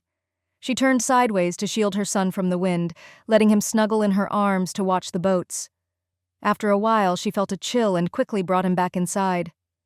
Ran was reluctant, fussing and still trying to look outside. No more, Xue Ling coaxed. Next time, when the sun's out at noon, Grandma can take you out again. It's too windy now. You'll catch a cold. Liu Ying, busy in the kitchen, called out, Ran needs some water. Xue Ling put him on the sofa and went to wash his bottle and pour water. With a thud, the little one rolled over and fell off the sofa. He burst into loud tears. Xue Ling was startled and rushed over to pick him up, heart aching. Liu Ying was also alarmed, rushing out of the kitchen. Where did he fall? Is he hurt? Oh, my precious grandson, where does it hurt? Xue Ling frowned. I put him on the sofa and he rolled off. Luckily, he landed on his tummy, so it probably just hurt a bit. He didn't hit his head. It was still early spring and cold, so Ran was bundled up. He hadn't hit his head and soon stopped crying. Xue Ling grabbed the bottle and fed him water. He stopped crying right away, gulping it down. Liu Ying, still worried, complained, You have to be extra careful watching him. Now that he can roll over, you can't leave him on the sofa. Luckily, it's low. If it were the Kung bed, he could have been really hurt. You're too careless as a mom. Xue Ling felt bad too, but it wasn't intentional. She quickly said, I didn't think it through. I was just getting his water. But it's okay. Kids always have bumps and tumbles. As long as he's not hurt, it's fine. You can't say that, Liu Ying objected. Kids used to get hurt because conditions were poor. Now things are better, so we should take better care of them. He's your son. How can you not feel bad? Xue Ling was taken aback, realizing her mother-in-law was upset, so she kept quiet, not wanting to make things worse. Grandmas doting on their grandkids is only natural. But her generation's parenting ideas were different from the older generations, so she couldn't expect them to agree. When the child was older and understood more, she'd have to take over his upbringing herself, or he'd be spoiled. As dusk fell, Cheng Tianyuan and Cheng Tianfang came home. These days, Cheng Tianyuan was busy getting the shop ready to open, working inside and out. Tianfang finished school at 4 and went straight over to help clean. Cheng Tianyuan washed his hands and went to help in the kitchen. Liu Ying, still worried about her grandson, quietly complained to her son. I've been looking after Ran for months, not even letting a mosquito bite him. But today Ling let him fall off the sofa. It's not high, but it still hurts. He cried. And Ling just said it's nothing, just a little pain, no injury. How can a mother not feel bad? Cheng Tianyuan paused, then smiled. Mom, you're being unfair to Ling. She gave birth to him. He's her flesh and blood. She loves him more than anyone. Kids falling and bumping is normal. When he starts walking, he'll fall every day. Are we supposed to feel bad every time and never let him fall? Then he'd never learn to walk. Liu Ying was speechless. Tianfang, who was clearing the dishes, couldn't help but laugh. Mom, you're just worried. Remember when we were kids, playing in the mud, climbing walls and fences, falling dozens of times a day? You couldn't keep up. Sometimes we'd get big bumps or even bleed, and you didn't even know. Liu Ying thought about it and muttered, That's because I didn't know. If I'd known, I'd have felt bad. Cheng Tianyuan waved his hand. Don't say things like that anymore. Luckily, Ling doesn't mind, but if it were someone else, they might think you're picking a fight. Who would believe a mother doesn't care about her own child? Liu Ying was embarrassed and said no more. Cheng Tianyuan finished cooking and went to the bedroom. He saw Xue Ling changing the baby's diaper. Ran was half asleep, sucking his thumb. She turned and smiled, making a shushing gesture. She quickly finished, tucked him in, and gently patted his chest. The little one closed his eyes and fell sound asleep. Cheng Tianyuan had quietly changed his clothes and came over, hugging her and giving her a kiss. My mom made a fuss today and probably said some unpleasant things, right? It's fine, Xue Ling said softly, leaning on his shoulder. She just loves our son and can't bear to see him hurt. How could I blame her? She's so careful helping me with the baby. I should be grateful. Cheng Tianyuan smiled gently and kissed her neck. That's the right attitude. With you being so considerate, I never have to worry about mother-in-law issues. Xue Ling shook her head. Living together means being considerate of each other. If she didn't help at home, I couldn't go out to earn money. She knows how hard I work and feels for me. In a family, you have to see the good in each other. If you nitpick everything, it never ends. True, Cheng Tianyuan said softly. Dinner's ready. I made your favorite pan-fried dumplings. Thank you, hubby. Xue Ling hugged his neck and gave him a big kiss. Cheng Tianyuan couldn't help but laugh. Why are you acting like Shan Yue and his wife? Mentioning that couple, Xue Ling suddenly remembered. Right, we haven't been in touch with them since the New Year. Cheng Tianyuan thought for a moment and said, They're probably still on vacation. Last time I heard from Sister Chen that after the new year the young couple planned to go somewhere for a holiday to enjoy some luxurious and leisurely days. Wow, I'm so jealous! Xue Ling couldn't help but daydream about the beautiful scenery of an island. Sunshine, beaches, coconut trees, and waves rolling in one after another. Cheng Tianyuan smiled and said softly, "If you'd like to go, when Sister Chen comes back, let's pick a time and have her take us there for a few days." Xue Ling grinned in delight, but then pouted in disappointment. "Your shop just opened, and my stall just started too. We really can't get away right now. Sister Chen and Brother Shanyu are basically the big tycoons of the southern island. They've made enough money, and since they don't have kids yet, they can do whatever they want. But we still have to earn a living." Cheng Tianyuan coaxed, "As long as we want to, we can always find the time. It's just that things are busy in the beginning. Once business stabilizes, we'll definitely have time. Making money is to live a better life, not to be restricted by money every day." "Oh, that's some real wisdom," Xue Ling teased him playfully. Cheng Tianyuan gently tapped her nose and doted, "All right, let's hurry up and eat. The dumplings won't taste good if they get cold." Xue Ling giggled and ran out. Nowadays, Cheng Muhai had all his meals at Gradual and rarely came home. So dinner was just the couple, the younger sister-in-law and the mother-in-law, chatting as they ate. Xue Ling explained that she'd have to drive to the provincial capital for a few days tomorrow. Cheng Tianyuan said, "No problem, you can take the car. If I need to pick up goods, I'll just hire a small truck." Xue Ling thought for a moment and said, "I might have to go to the provincial capital from time to time in the future. There are both the elderly and kids at home, and you often need to pick up goods too. It's really inconvenient in bad weather. I'm thinking of buying another Jeep. Jeeps have a lot of space in the back, good for carrying goods and people. I think that's the best choice." Cheng Tianyuan hesitated a little and said quietly, "After investing in the new shop, I don't have much money left. Even though last year's profit share was good, the startup costs were huge, and I paid 2 years' rent up front." Liu Ying said honestly, "A car is really expensive. But it's true, having a car is convenient. You don't have to worry about wind, rain, or the sun. If Ling Ling needs to go to the provincial capital, she can drive, and Yuan can ride his bike here. If you need to pick up goods, just hire a truck." "I'll pay for it," Xue Ling smiled. "I'll buy another car for myself, and this one can be for Brother Yuan." Liu Ying swallowed nervously and said quietly, "Ling, a car costs tens of thousands. That's a lot. You work so hard for your money. If you can make do for now, maybe you should." Xue Ling shook her head and explained, "Mom, I know you're worried about the money, but it's really inconvenient for Brother Yuan to pick up goods without a car. Right now there's only one shop, but soon there'll be 2, and he'll have to run between both, so he really needs a car. It only takes 2 hours to drive to the provincial capital, but by bus it takes most of the day. It's just not worth it. I'll need a car for this route too, so it's better to buy one early, especially before the rainy season starts, or it'll be even more inconvenient."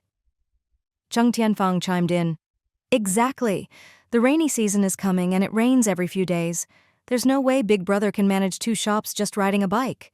Sister-in-law, if you're going to buy a car, do it soon. Delaying means losing out on business." Xue Ling praised, "Well said." Liu Ying asked anxiously, "Ling, Yuan said he's out of money after investing in the new shop. If you buy a car and end up with no money left, that's not good either. A car is a big expense." Her clothing shop only sold a few batches last year, so she probably didn't make much. Now, just relying on rental income, it's only about 1,000 or 2,000 a month. But a car costs over 30,000.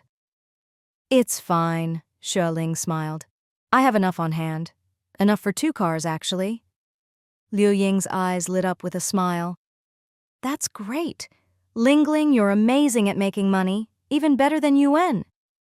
She hadn't expected Ling Ling to have so much money on hand, enough to buy 2 cars at once. Truly impressive.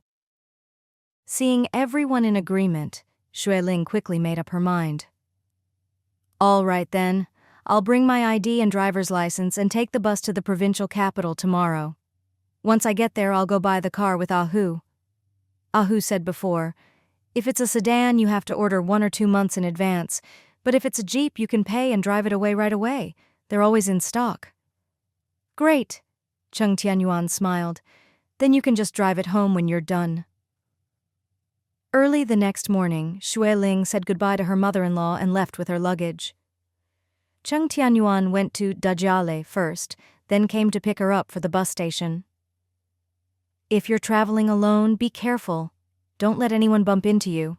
Lots of people like to push and shove to get on the bus first. There's no need for that. We have tickets and assigned seats, so you'll have a seat no matter when you board.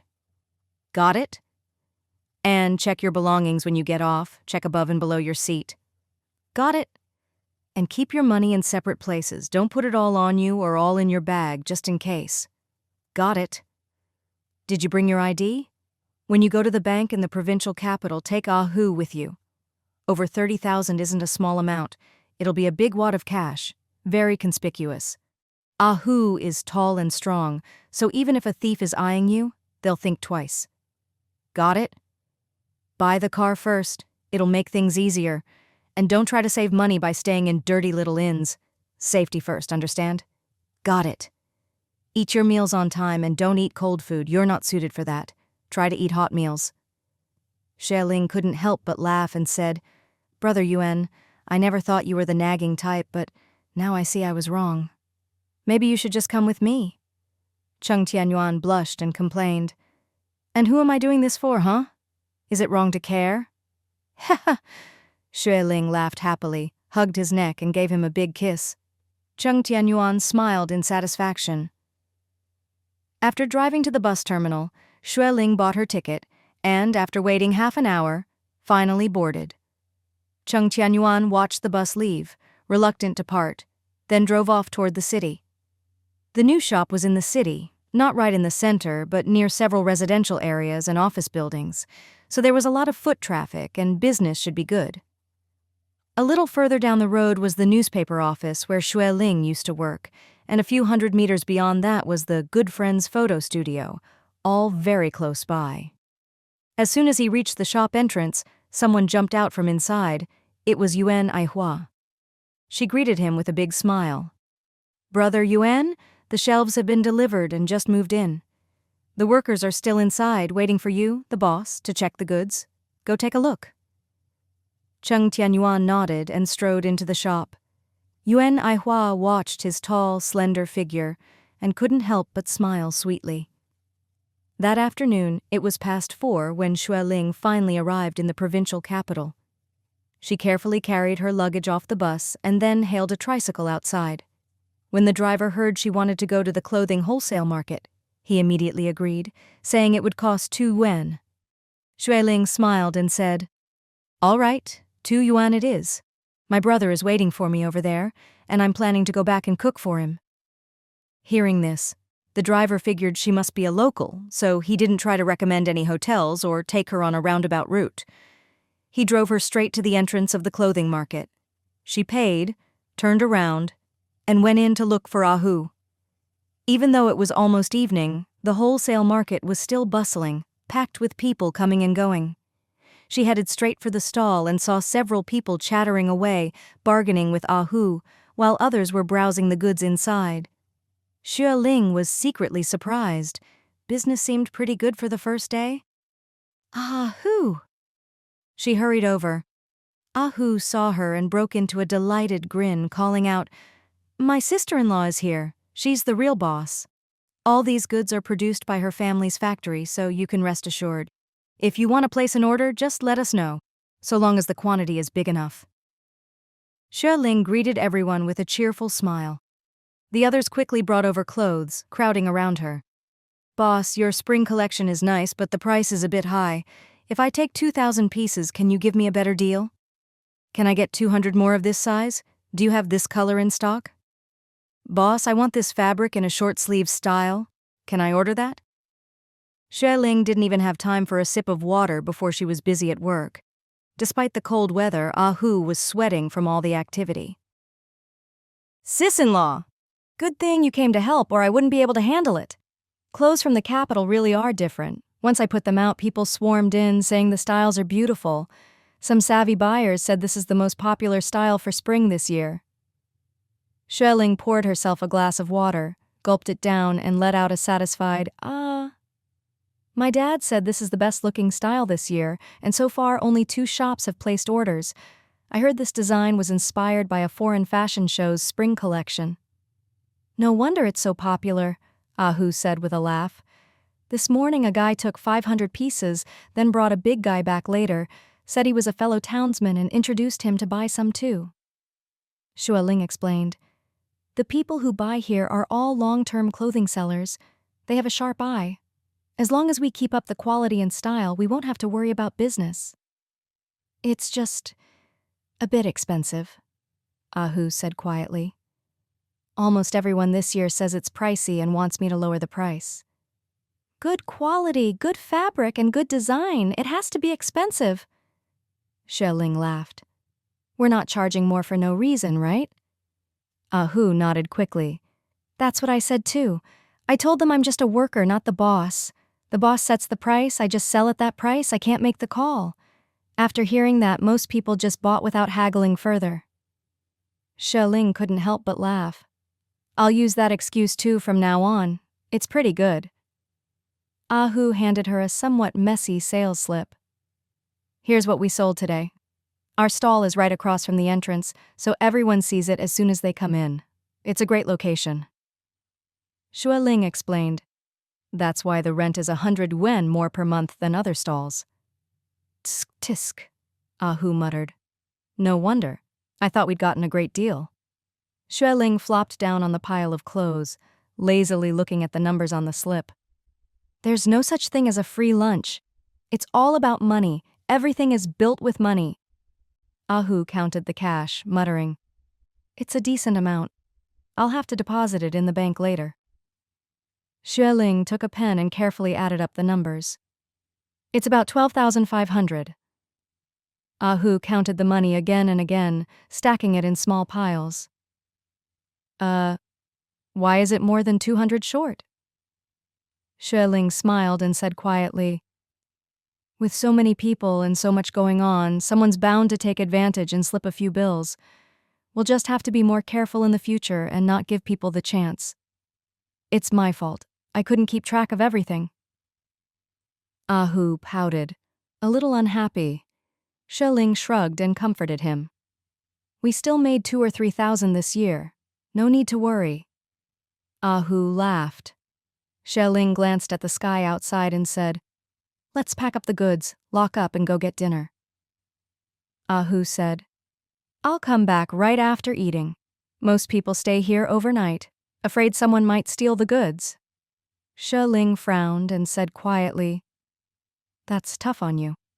That little wooden bed next to the bathroom doesn't look comfortable at all. Ahu replied, I bought bedding last night. It's great. Sis-in-law, you don't know? When we were out on missions before, sometimes we slept in trees or on rocks. If I could have had a little wooden bed like this, it would have been heaven. Then you enjoy your heavenly bed tonight. I'm going to a hotel. Xue Ling laughed. Ahu quickly said, There's a place nearby that looks pretty nice. Sis-in-law, I'll take you over to book a room. They chatted as they packed up the clothes. Such different treatment, Xue Ling said, feeling a little guilty. Nonsense, Ahu laughed. You're a woman, and a delicate one at that. How could I let you stay in a place like this? You make so much money every day you can afford to spend an extra 10 or 20 yuan. Xue Ling finished packing the clothes and pressed them down. True, but am I really a delicate girl? I don't feel like it. Ahu laughed. Go ask Yuan when you get back. What he says is more convincing. They joked and chatted, and half an hour later they were done. Most of the stalls had already closed. Some people were eating together, while others were already fast asleep on boxes of goods. Both of them were hungry and tired, so they found a nearby stall and had dumplings and noodles. After a whole day of travel and more than 3 hours of work, Xue Ling was exhausted. After eating, she didn't want to move. Seeing that the hotel Ahu recommended was pretty nice, she booked a double room. Ahu helped carry her luggage upstairs and couldn't help but ask, Sis-in-law, you're staying alone? Why get a double room? Xue Ling lowered her voice. It's only 5 yuan more, but it makes a big difference. I asked around before. This is the busiest part of the provincial capital, with the clothing wholesale market, the trading center, and all kinds of small markets clustered together. There are tons of outsiders coming and going every day, so security isn't great. Ahu immediately understood. So, by getting a double room, it looks like you're not staying alone? There's a man with you. Exactly, Xue Ling said quietly. A single room obviously means you're alone, and it's less safe. As a woman, staying alone in a single room is riskier, so I'd rather pay the extra 5 yuan. Ahu clicked his tongue in admiration. Sis-in-law, you're so thoughtful. You must travel a lot. You seem like a pro at this. Xue Ling gave an awkward laugh and made up an excuse. I grew up in a big city, so I'm just a bit more cautious, that's all. That night, Xue Ling called her father. Her father read out the order number for the goods and also gave her the flight number. It was yesterday afternoon's flight, so it should have arrived already. Xue Ling explained, I only got to the provincial capital in the evening, and I've been busy until now. Tomorrow I'll find a car to go to the airport and pick up the goods. Remember to bring your ID, her father reminded her. You're the recipient, so it has to be your ID, otherwise you definitely won't be able to collect the goods. Got it. Xue Ling then told her father about her plan to buy another car. Her father, always farsighted, said, If you need it, then you should buy it. You're doing business, and so is Yuan, so it makes sense for each of you to have your own car. If your mom could drive, I'd buy one for her too. But she can't. Xue Ling nodded quickly. Exactly. Anyone who can drive wants their own car. Nonsense, her father chided. Some workplaces have 12 people sharing one car and they manage just fine. Just because you can drive doesn't mean you can afford a car. That's why I'm working hard to earn more, Xue Ling giggled. Her father said gently, Get some rest early and go pick up the goods tomorrow.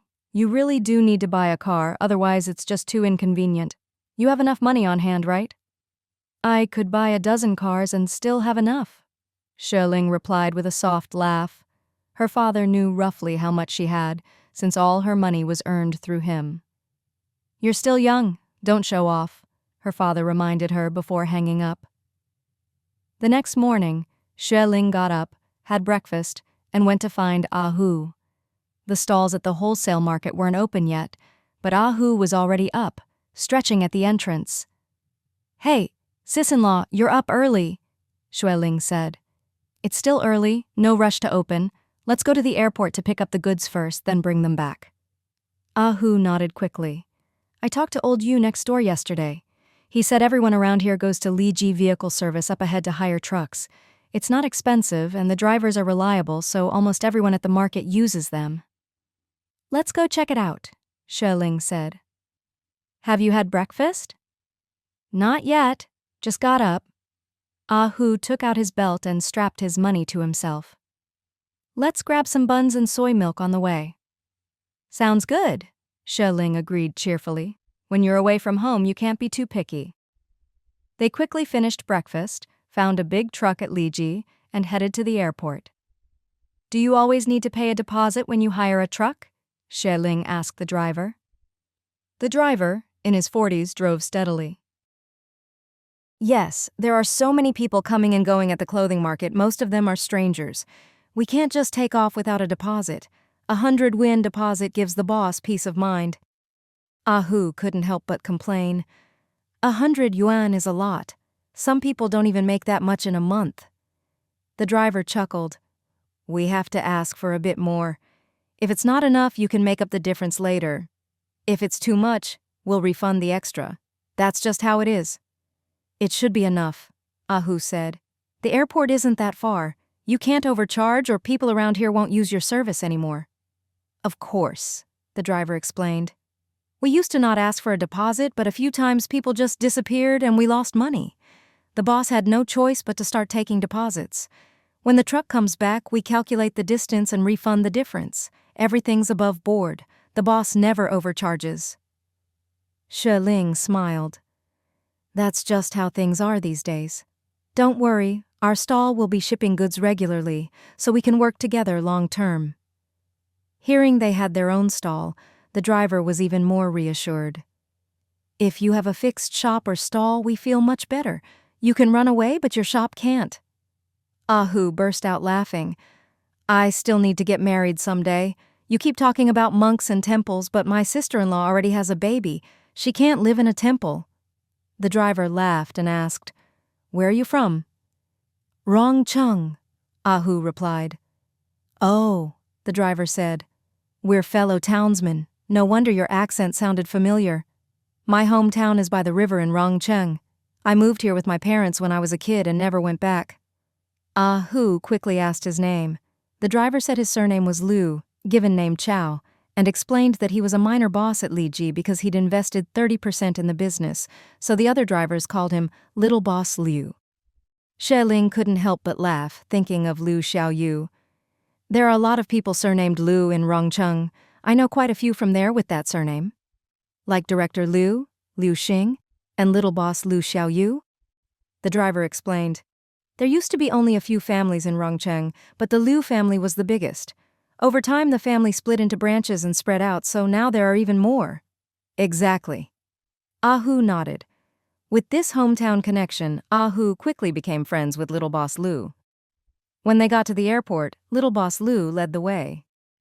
No matter which flight your goods come on, they're all stored in that warehouse over there. Each airline has its own section. If you don't know your way around, you'd never find it. The airport was huge. Xue Ling had only ever waited in the passenger lounge before and had never been inside the cargo area. All the buildings looked pretty much the same. Luckily, with Little Boss Liu leading the way, they quickly found the warehouse. Xue Ling gave the order number and showed her ID. The staff led them inside, pointed to a pile of about 20 boxes and said, This whole lot is yours. They all have your name on them. Go ahead and move them out. Ah Hu quickly offered a pack of cigarettes to the staff and asked for help in a handcart. So, Little Boss Liu helped load the boxes onto the cart, 2 at a time, and wheeled them out to the truck. It took more than half an hour to get all the goods loaded. Ah Hu and Little Boss Liu were both sweating and out of breath, sitting in the truck to catch their breath. Hey, where's your sister-in-law? Ah Hu looked around, puzzled. She was just here. Where did she go? After a moment, Xue Ling came back and handed each of them a bottle of drink. Little Boss Liu glanced at it, surprised. Sis-in-law, this is a foreign drink. These are expensive at the airport. You can't even buy them outside. Xue Ling shrugged and smiled. You two worked so hard, buying you a couple of drinks is nothing. Thank you. Little Boss Liu twisted open the bottle and took a big gulp, laughing. Sis-in-law, you're a generous boss. Sometimes I help people move goods all day and they won't even give me a sip of water. Ah Hu happily drank and chimed in, My sister-in-law is super generous. When I work for her, she doesn't pay me a wage. She gives me a share of the profits instead. With a boss like that, how could I not work hard? Little Boss Liu nodded. Of course. The three of them chatted and laughed as they drove the goods back to the clothing market. Little Boss Liu parked at the entrance and said, There's a handcart in the shop. I'll go get it. You two wait here. Xue Ling said to Ah Hu, I'll go open up. You guys bring the goods over in a bit. Okay. Xue Ling walked inside, but as soon as she reached the stall, she saw more than a dozen people waiting outside. Hey, the boss is here. Finally, we've been waiting to pick up our goods. These are from the capital, right? Hurry and open up so we can take a look. It turned out that the people who picked up goods yesterday had spread the word among themselves, saying that at stall number 8, someone was wholesaling clothing from the capital. The styles were really attractive, and no one had ever sold such designs before. People in the same trade are always the most well-informed. In just one night, more than 20 fellow shopkeepers had heard about it and rushed over to get their hands on the goods. A clothing shop owner from the provincial capital said, Most of the wholesale market here is stocked with goods produced by local factories. It's rare to see anything from the capital. The owner of the shop next door picked up some yesterday and sold them really well. I saw it and asked where he got such nice styles. He said he got them here, so I took the earliest bus over this morning. Boss, are you from the capital? Why do you open so late? I've been waiting here for over half an hour. Xue Ling was surrounded by the chattering crowd and didn't know how to respond for a moment. Everyone, please make some space. We'll have a proper chat in a bit. There are still tens of thousands of pieces inside, enough for everyone, so don't worry. I'm from the capital and these clothes are produced by my family's factory. That's why it's direct from the manufacturer and the price is the lowest you'll find. It's a bit pricey. If I take more, can you give me a better deal? As she opened the door, Xue Ling replied, You get what you pay for. The fabric for these clothes is extremely comfortable, one of the few soft cottons available in the country. The styles are great and the factory price isn't low, so I really can't just lower it at a loss. As soon as she opened the door, everyone surged inside, scrambling to look at the samples. Xue Ling quickly called out, Don't rush, can you step back a bit? I just got a batch of lightweight sweaters that I need to move inside. What? Sweaters? Someone laughed. How many sweaters could there be? Just leave them outside. Xue Ling replied with a smile. These are machine-knitted sweaters with new and attractive designs. Machine-knitted? Wow, that's rare. I heard only the capital has those machines and they're imported. Nowhere else in the country has them. Xue Ling nodded. If you're interested, once the goods are in, I'll show you. Hand-knitted sweaters only come in a few simple styles, but machine-made ones are faster to produce and have much better designs. Let's see them. If they're good, I'll take a few to try selling. A stylishly dressed plump woman said, No one's selling sweaters in the market right now, and it's still cold in the mornings and evenings. I bet there's demand. A little while later, Ahu and boss Xiao Lu carried in the goods. Seeing the shop packed with people, boss Xiao Lu laughed. Wow, business is booming. Ahu grinned. Just opened. Thank you all for your support. The two of them went back out to carry more goods. Xue Ling was busy and called out, Everyone, check out the samples first. Decide how many you want and what sizes, then come to me. We'll count the goods and the money together, one at a time. No cutting in line. The plump woman shouted, Miss, where are the sweaters? Hurry and show us. Xue Ling grabbed some scissors and quickly cut open a big cardboard box. As she opened it, she explained, There are 5 colors on the invoice, black, white, yellow, red, and blue. All are one size fits all, loose fit so anyone can wear them. The plump woman was quick and snatched one out as soon as the box was open. It was also Xue Ling's first time seeing the goods. She glanced at it and was immediately impressed. The machine-knitted sweater had dense stitching, a round neckline, slightly wide sleeves, and a casual pattern of trees and flowers on the chest. It looked beautiful. The plump woman looked it over, feeling and rubbing the fabric. Wow, this is really nice. Without hesitation, she pulled it over her head and tried it on. Wow, it's so stretchy. I can actually fit into it. The people around were amazed and laughed. Hongji, it looks great. If you can wear it, then anyone can. Hongji laughed heartily. Come and feel it. The texture is really nice. Everyone crowded around, excitedly checking it out. Some even tried it on right there, just like Hongji. Soon, Ahu and the others brought in 4 more boxes. Xue Ling noticed that the boxes were labeled by color, clearly packed accordingly. She opened 1 box of each color and asked Ahu to stay and help. Ahu handed a pack of cigarettes to boss Xiao Liu, asking him to bring in the remaining boxes.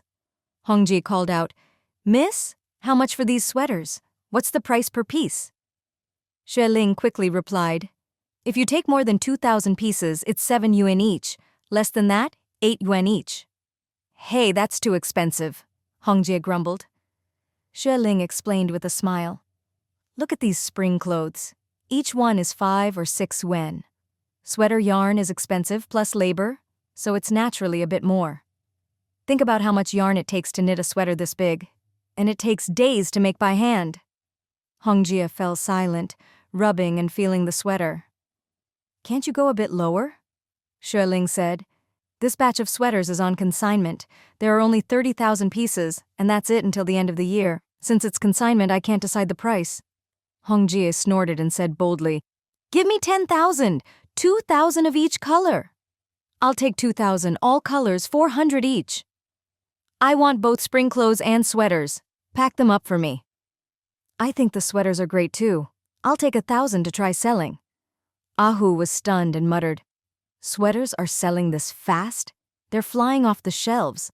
Xue Ling waved her hand. "Don't rush, everyone. There are only 2 of us. One will count, one will pack. Get your money ready, then come pay and pick up your goods."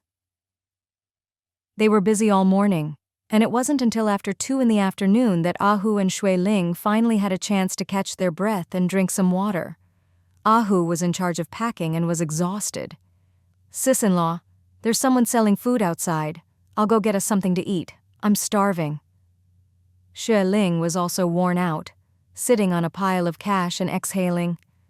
"Close the door a bit and let's eat. I'll count the money first, then go deposit it in the bank this afternoon. Most people come to the wholesale market in the morning, so it's quieter in the afternoon." They hid inside to eat, one organizing goods, the other counting money, and didn't open the door again until after 3. A few people came in for spring clothes, and Ahu could handle selling and packing by himself. People from the neighboring stalls kept peeking in and asked, "Didn't you just open? How are you selling so well? You took all the customers in the market this morning." Ahu sensed something was off and quickly pulled out a cigarette to offer. "Buddy, our goods are from the capital, so the styles are new. That's why customers like them. But we don't have much. Once it's gone, we'll have to close for a few days." The other person made a couple of envious remarks and left.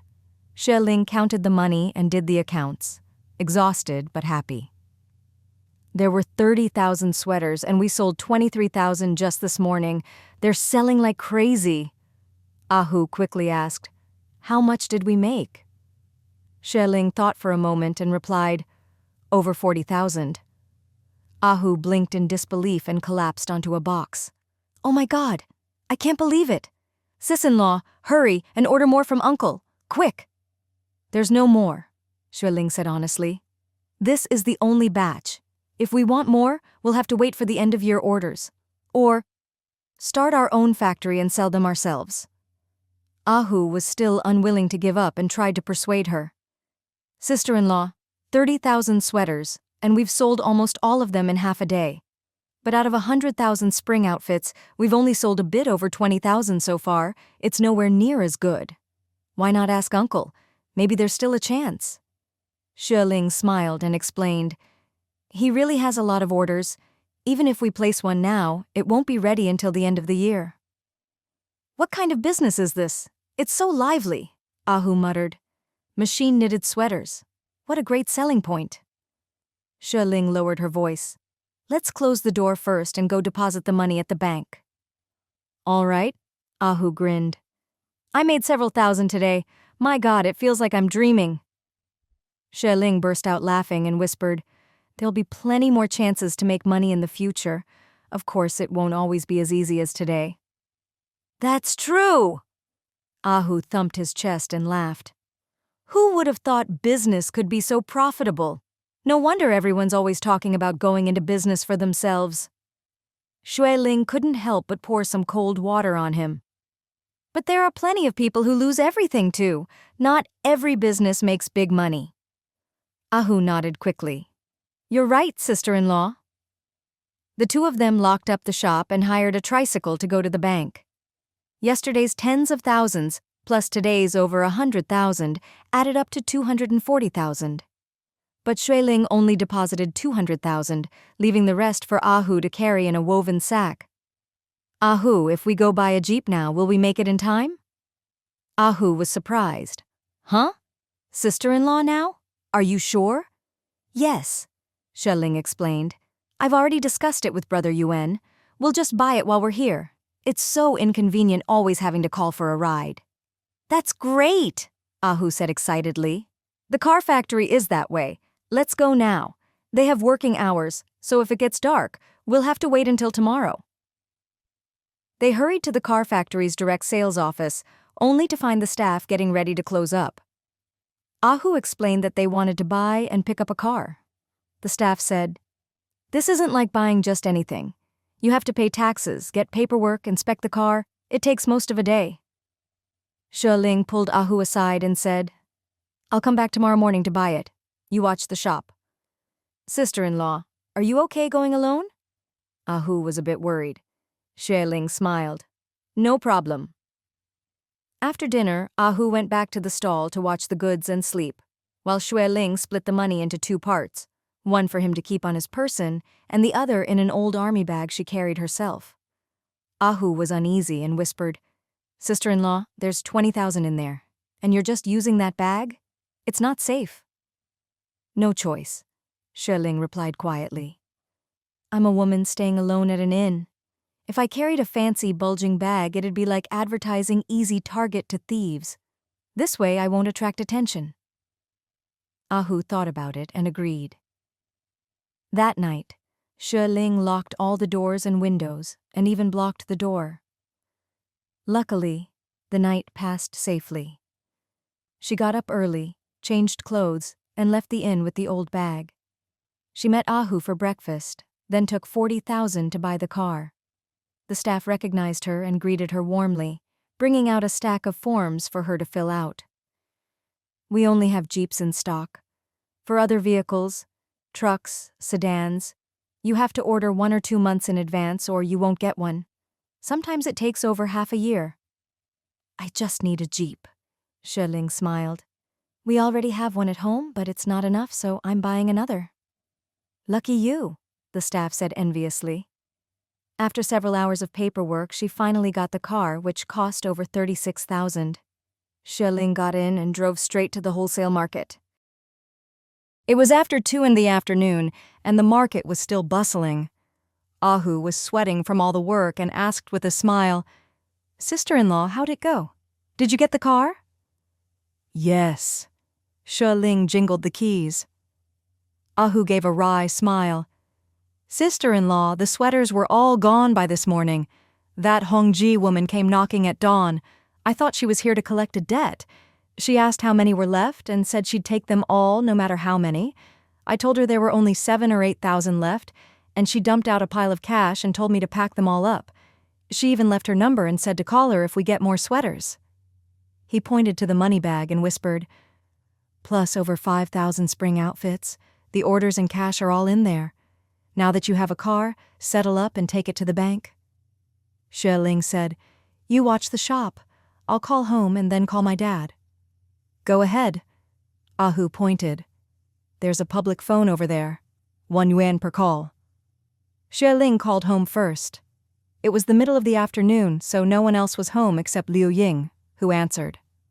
She said little Ron was fine and napping, and that Cheng Tianyuan was out all day, while Fang helped after school and was also out most of the time.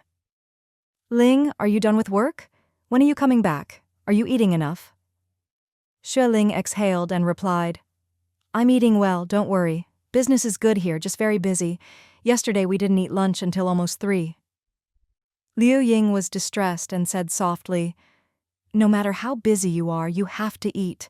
Don't just focus on making money. Don't wear yourself out. I know, Mom, Xue Ling said. I'll come back when I'm done. I bought a new car today, just like the one at home. That's great, Liu Ying said happily. I'll tell Ayuan and the others when they get back. Oh, by the way, Chen called earlier. She's coming by boat the day after tomorrow, should arrive at the dock in the evening. Xue Ling reminded her, Mom, tell Brother Yuan. If he's free, have him pick up Sister Chen. She's not in great health, so take good care of her. Okay, Liu Ying replied quickly. I told her I'd cook a nice dinner for her tomorrow night. Xue Ling chatted with her mother a bit longer before hanging up. She handed over 2 yuan and said, I need to make another call. The owner nodded, took the money, and let her continue. Xue Ling called her father's office. At first, the secretary answered and said the factory director wasn't in. He'd gone to visit the sweater factory. Could you please find my dad? I'll call back in half an hour.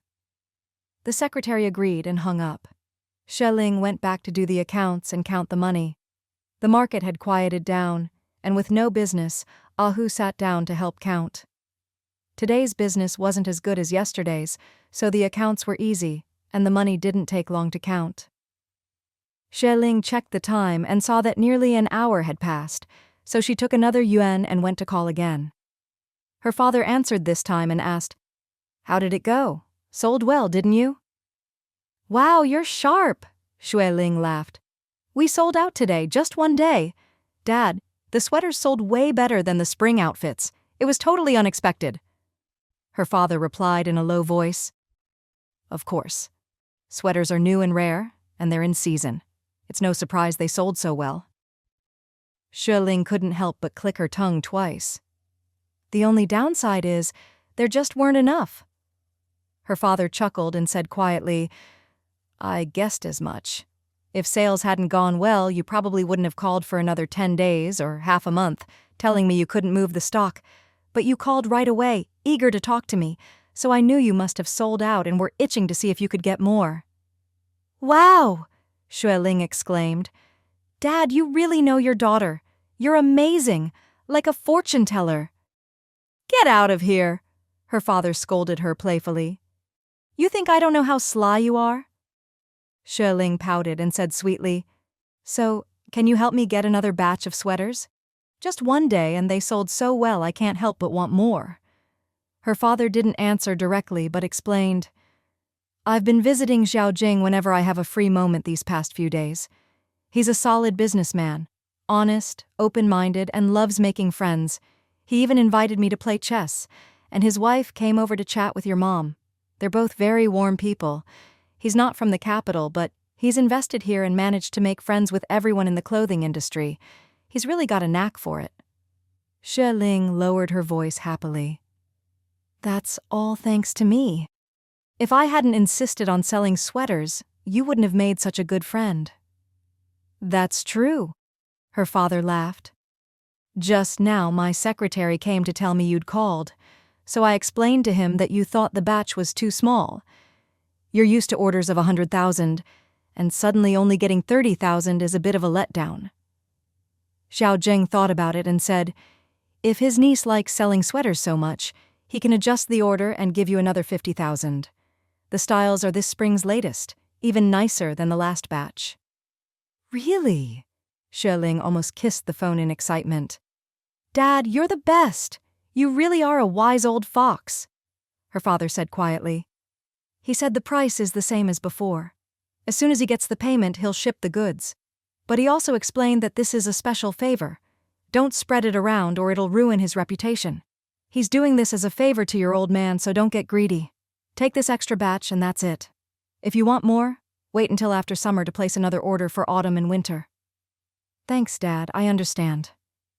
Xue Ling was smart enough to know this was a favor for her father. The bank's still open, so I'll go wire the money now. Same account as before? I'll send over 150,000 and hope Uncle Zheng can ship the goods to the provincial capital as soon as possible. I'm here waiting. Her father agreed.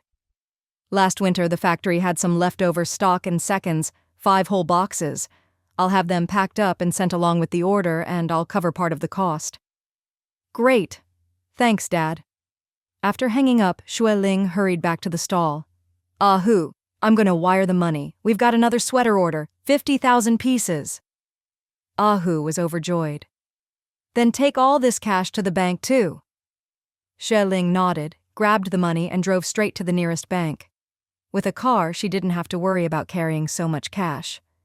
She parked right at the bank entrance, kept the money hidden, and went in smoothly and safely. She deposited the money and wired 150,000 to Uncle Zheng.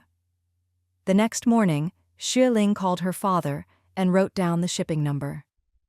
It should arrive this afternoon, her father said cheerfully. Air freight is the fastest way right now. If the cost isn't too high, I'm thinking of shipping everything by plane. I've asked Xiaojing to have his friend look into it. Xue Ling couldn't help but remind him, no need to ask. I'm sure air freight is expensive. Uncle Zheng has connections, but you might not get the same deal. Her father replied, if I split the cost with the buyers, it shouldn't be too bad. Fast shipping means fast turnover, which is a good thing. True, Xue Ling agreed. Give it a try. That evening, Ahu closed up early. Sister-in-law, we only sold a bit over 2,000 spring outfits today. Not as good as the last couple of days, but the guy next door said this is already great business. No one expects to be packed every day. Xue Ling didn't mind at all. That's the truth. No business is booming every single day. If it were, everyone would be rushing in. Ahu said, I told Boss Xiaolu at lunch that we'd need help moving goods tonight, and he said he'd wait for us if he didn't have to drive out. Perfect, Xue Ling smiled. He's a good guy. Let's give him a couple of packs of cigarettes later. Sure, Ahu agreed. Boss Xiaolu explained that the airport and warehouse are staffed 24/7, so they could pick up goods any time. By the time they arrived, night had already fallen. The staff checked the shipping order and Xue Ling's ID, and quickly let them load up the goods. Boss Xiaolu was shocked. Over 40 boxes? That's a lot. Ahu explained quietly. It's all sweaters, not heavy, but they take up a lot of space. They borrowed 2 handcarts, and Xue Ling helped push. After more than 20 trips back and forth, they finally got everything loaded. Boss Xiaolu panted and laughed. Good thing I brought the biggest Dongfang truck today, otherwise there's no way we'd fit it all. Xue Ling thought for a moment. Let's eat dinner first, then head back, Boss Xiaolu suggested. There are a few small restaurants near the highway entrance. Let's grab something to eat. Xue Ling agreed cheerfully. If we're eating, let's eat well. Boss Xiaolu, you've worked hard today. Dinner's on me and we're having meat. He didn't stand on ceremony, laughing. Thanks, sister-in-law. The restaurant wasn't fancy, but the 3 of them were starving. After 4 dishes and 2 soups, they hurried back to the clothing market. It was quiet everywhere, with only a few dim lights left. The 3 of them worked together to unload, and it was past 10 by the time they finished. Ahu was worried. Sister-in-law, the shop's so small we can't fit everything. 10 boxes will have to stay outside. Xue Ling gritted her teeth. Then leave them outside. I'll stay out here with you tonight. Once we move some goods tomorrow, there should be space to sleep. Ahu shook his head. Sister-in-law, it's cold. You can't sleep outside. It's not that, Xue Ling said with a wry smile. We still have to count the goods and sort out the seconds. By the time we're done, it'll probably be morning. Ahu thought for a moment. Let's get to work. If you get tired, take a nap. It's a mess now, but once we've counted everything, it'll be easier to ship out tomorrow. So the 2 of them, exhausted, kept working, counting and recording the goods. These 5 boxes of seconds are all spring outfits from last winter's production. The styles are nice, but they all have flaws and the sizes aren't complete. About 3,000 pieces. Xue Ling finished the inventory, saw that dawn was breaking, drank a glass of water, and, too tired to keep her eyes open, fell asleep slumped over a box. Xue Ling was woken up by the sound of the neighboring stall opening. She sat up with a start and saw that it was already broad daylight. Ahu was still sorting sweaters, head down as he filled out order slips. Ahu, go take a nap, I'll keep watch. Ahu shook his head, not reassured. There's too much stock outside. Now that it's light, more people will be around the market, and if we're not careful, someone might just walk off with something. If I sit here, those with sneaky intentions will think twice. They'd received a lot of goods over the past couple of days, and people from nearby stalls kept coming out to look, some even eyeing them with jealousy. This place was a mixed bag. Every kind of person was around, so it was better to be cautious. All right, Xue Ling said with a wry smile. Let's close up early this afternoon so you can catch up on sleep.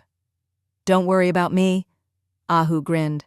When I was out on assignments, sometimes I'd go days without proper sleep. If I get tired, I'll just doze off standing up and be fine. Still feeling sorry for him, Xue Ling went to the restroom to wash her face with cold water, which woke her up completely. I'll go buy us some breakfast. Ahu called out, Sister-in-law, you should call that Hongji. She said last time that if we got more sweaters, we should let her know right away. I think she's a buyer for a department store. Where's her number? Xue Ling asked. It's stuck on the wall. Go check. I wrote her name next to it. Ahu replied. Xue Ling went inside and quickly found Hongjie on the wall, copied the number into her notebook and strode off to find a public phone. She dialed the number. After a moment, a man answered. Xue Ling said she was looking for Hongjie to talk business. The man agreed and went to get her. Hongjie's loud voice came on the line. Who is it? So early in the morning I was still sleeping. Xue Ling laughed, apologized, and introduced herself. Last time you picked up goods, you really liked our sweaters. We just got a new batch in last night. If you're interested, you're welcome to come get more. Hongjie immediately asked, Oh? How many? I mean, how many pieces?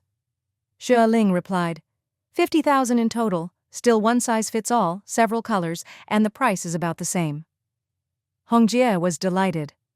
Don't sell any yet. I'll call my regular customers and then come over. Don't sell any before I get there. I'm buying in bulk, so let me pick first, then you can sell to others. Xue Ling stifled a laugh and explained.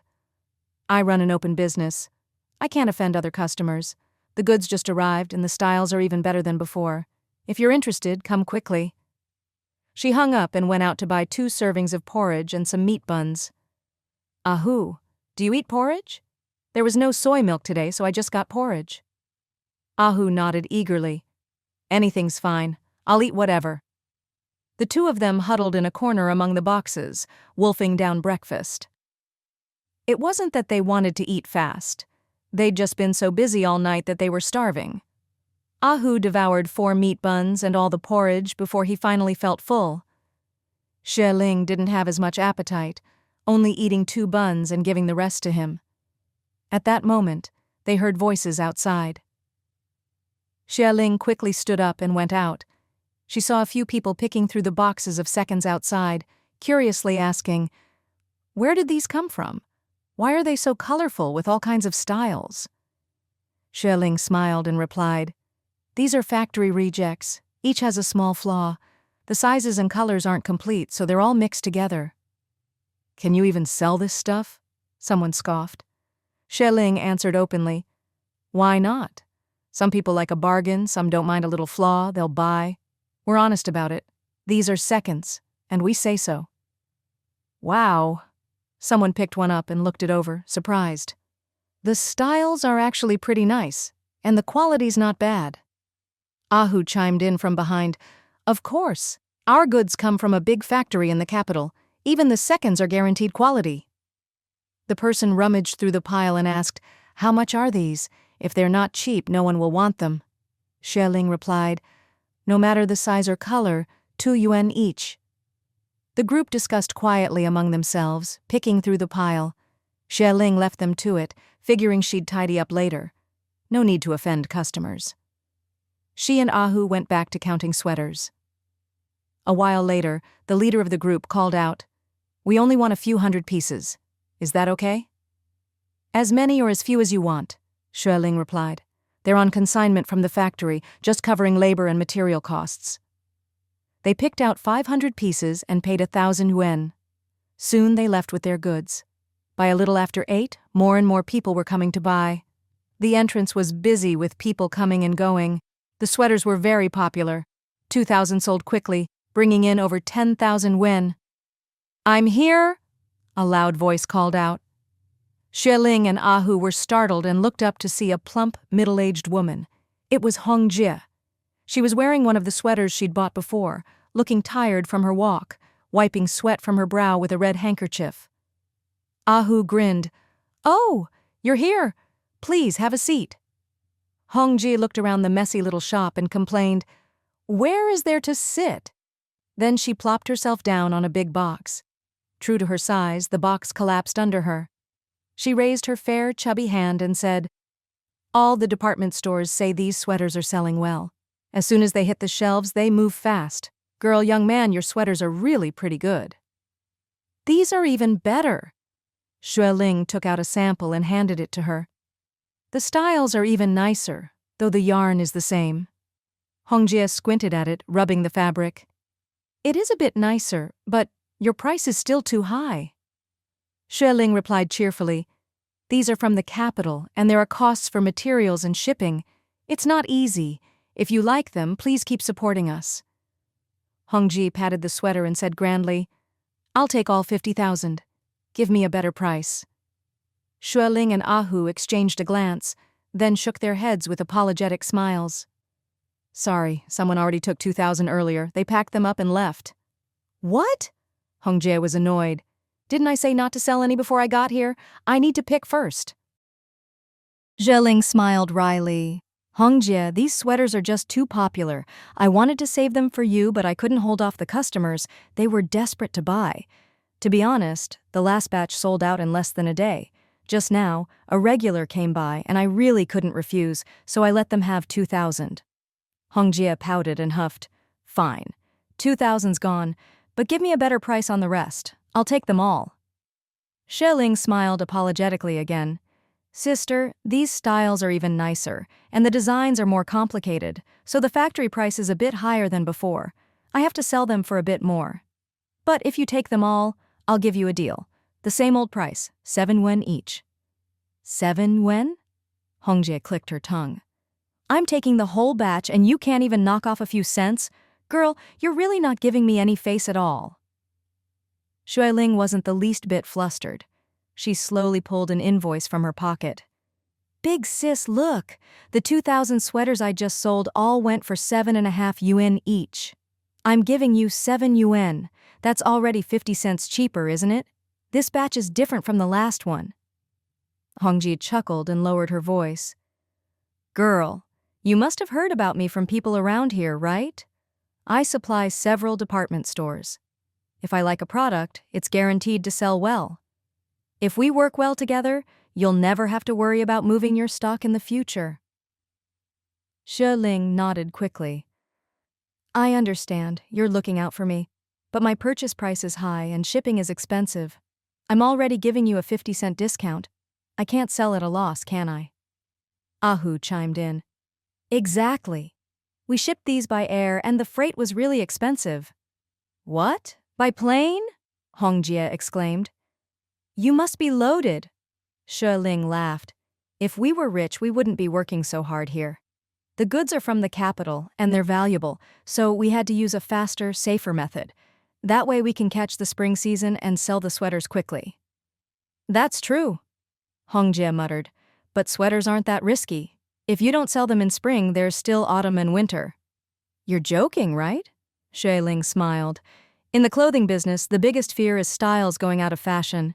These are this year's trendiest sweaters. Next autumn, the factory will be making styles for next spring. The factory I order from is already booked through autumn. My dad's an old friend of the owner, and even he could only get me these 2 batches because they're so swamped. Once these are gone, I won't have any more sweaters for the next 2 seasons. My brother here will handle the rest of the stock. I'm heading back to Rongcheng. Hongjie shot her a skeptical look, clearly not convinced. You say this is the only batch, but it's not even been 2 days and you've got another one. Are you sure you're not lying? Maybe you'll have more in a couple of days. Xue Ling pointed to the factory address and contact number on the boxes, smiling. If you don't believe me, you can call directly. This is the address in the Capital Economic Development Zone.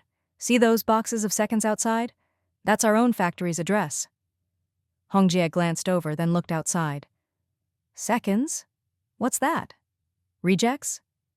Exactly, Xue Ling replied. 2 yuan each, pick as you like. Curious, Hongjie went over and picked up a few. Hey, aren't these last year's autumn styles?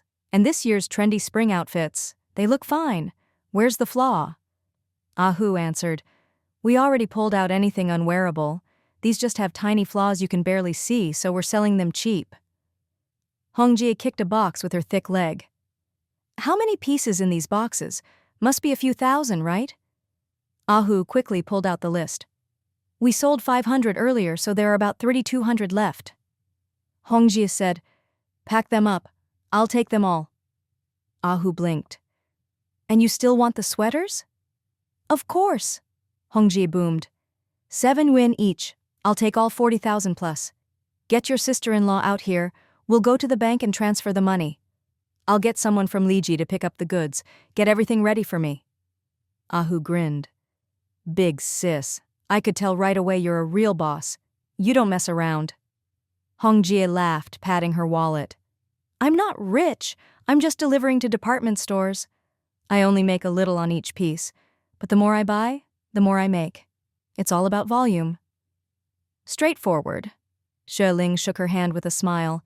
Pleasure doing business. I'll count on your support for any new stock in the future. Hongjie lowered her voice. Honestly, I'm only buying because your styles are good. I supply department stores. If the goods are too plain, no one wants them.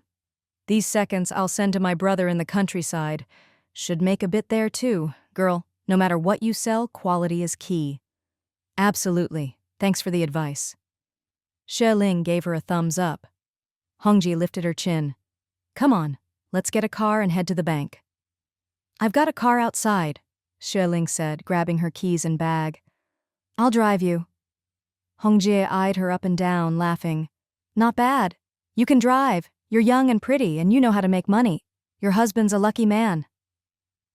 The two of them went to the bank and quickly completed the transfer.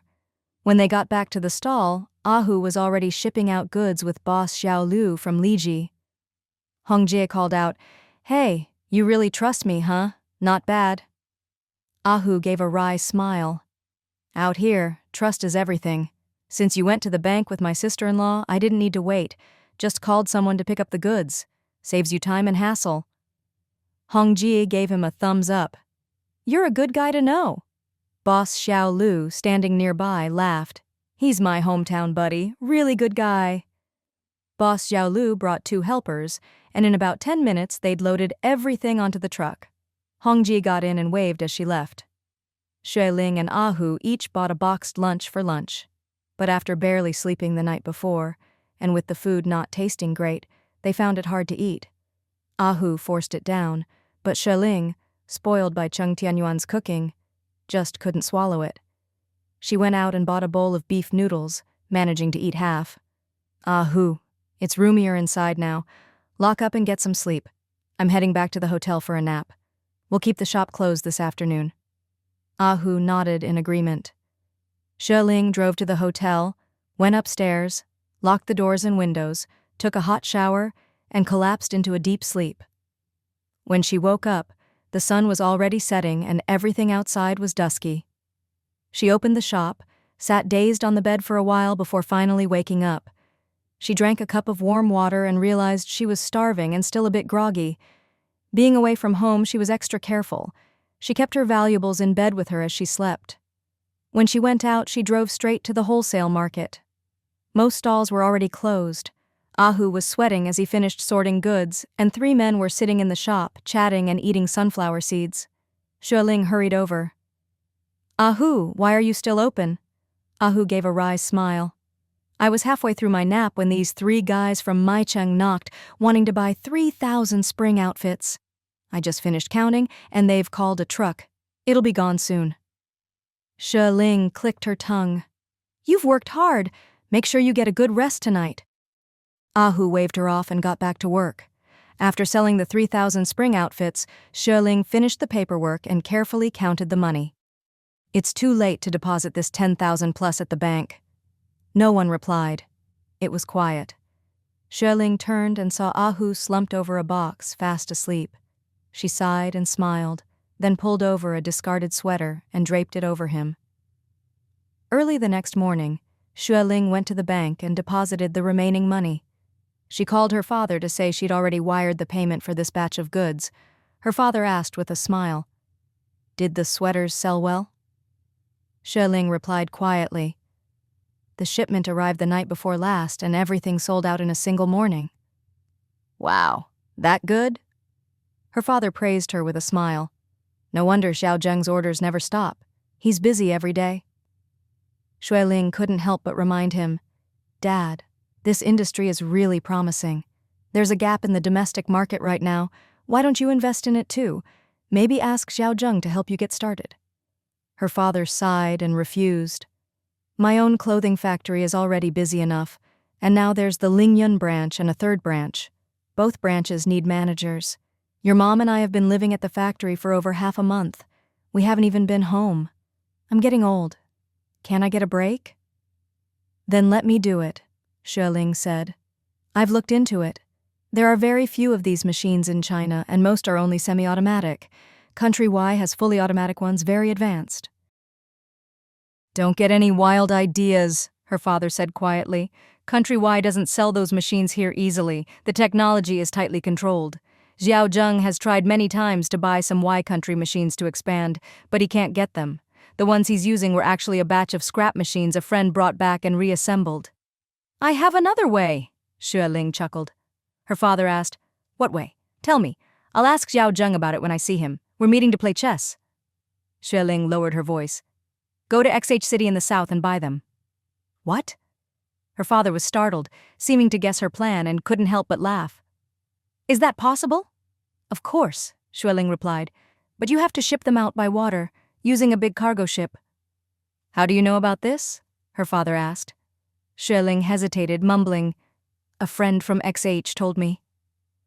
In her previous life, she'd done business in the South for years, often traveling to XH City.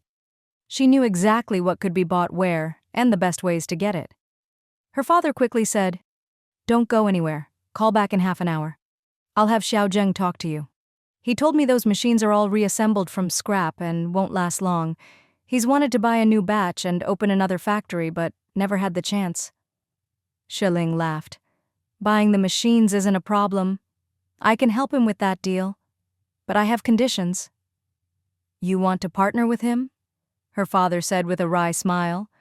You're all the way in Rongcheng and your mom and I are too busy to manage it. I want to invest. Bring in the fully automatic machines as my share, Xue Ling replied. Her father hesitated, then said quietly, I'll talk to him. Xiao Zheng comes from a poor family, but he's humble and easy to talk to. Then have him come over, Xue Ling said. I'll call back in half an hour to talk to him. Also, give him our home number and give me his, so we can keep in touch. All right, her father agreed. Half an hour later, Xue Ling called her father's office right on time. A warm, unfamiliar male voice answered, Is this Xiao Xue? I'm Cheng Tianyuan, but you can call me Old Zheng. Hello, Uncle Zheng, Xue Ling greeted him cheerfully. You're friends with my dad and more than 20 years older than me. Uncle is the right way to call you. Cheng Tianyuan laughed, his voice gentle. Your dad just came to find me. As soon as I heard you had good news, I came right over. Xue Ling said, Uncle, I'm an impatient person. I can't keep things to myself. I could have waited, but I wanted to tell you right away. No, Cheng Tianyuan laughed. I'm a million times more anxious than you. Xiao Xue, if you can help me solve this problem, I'll definitely make it worth your while. Xue Ling liked his straightforwardness and said quietly, Uncle, to be honest, the machines you're using are all outdated. Country Y has been making sweater machines for over 100 years. Their technology is way ahead.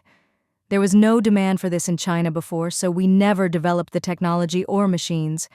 If we want to get ahead in the market, we need advanced technology and equipment. Exactly, Xue Ling continued. If we can't get the technology or machines ourselves, we have to find another way. Buying directly from Country Y is almost impossible. Foreign trade isn't mature yet, as you can see from my dad's Lingyun branch. Buying their machines is even harder. That's true, Cheng Tianyuan said with a bitter laugh. I've tried every way, even went to Country Y myself, but couldn't buy any. It's all about the technology. They don't just sell it. Xue Ling laughed quietly.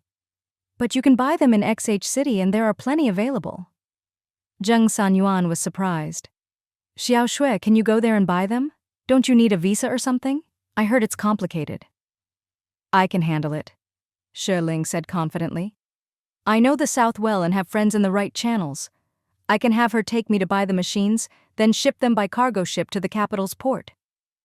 Really? Cheng Tianyuan was thrilled, hardly daring to believe it.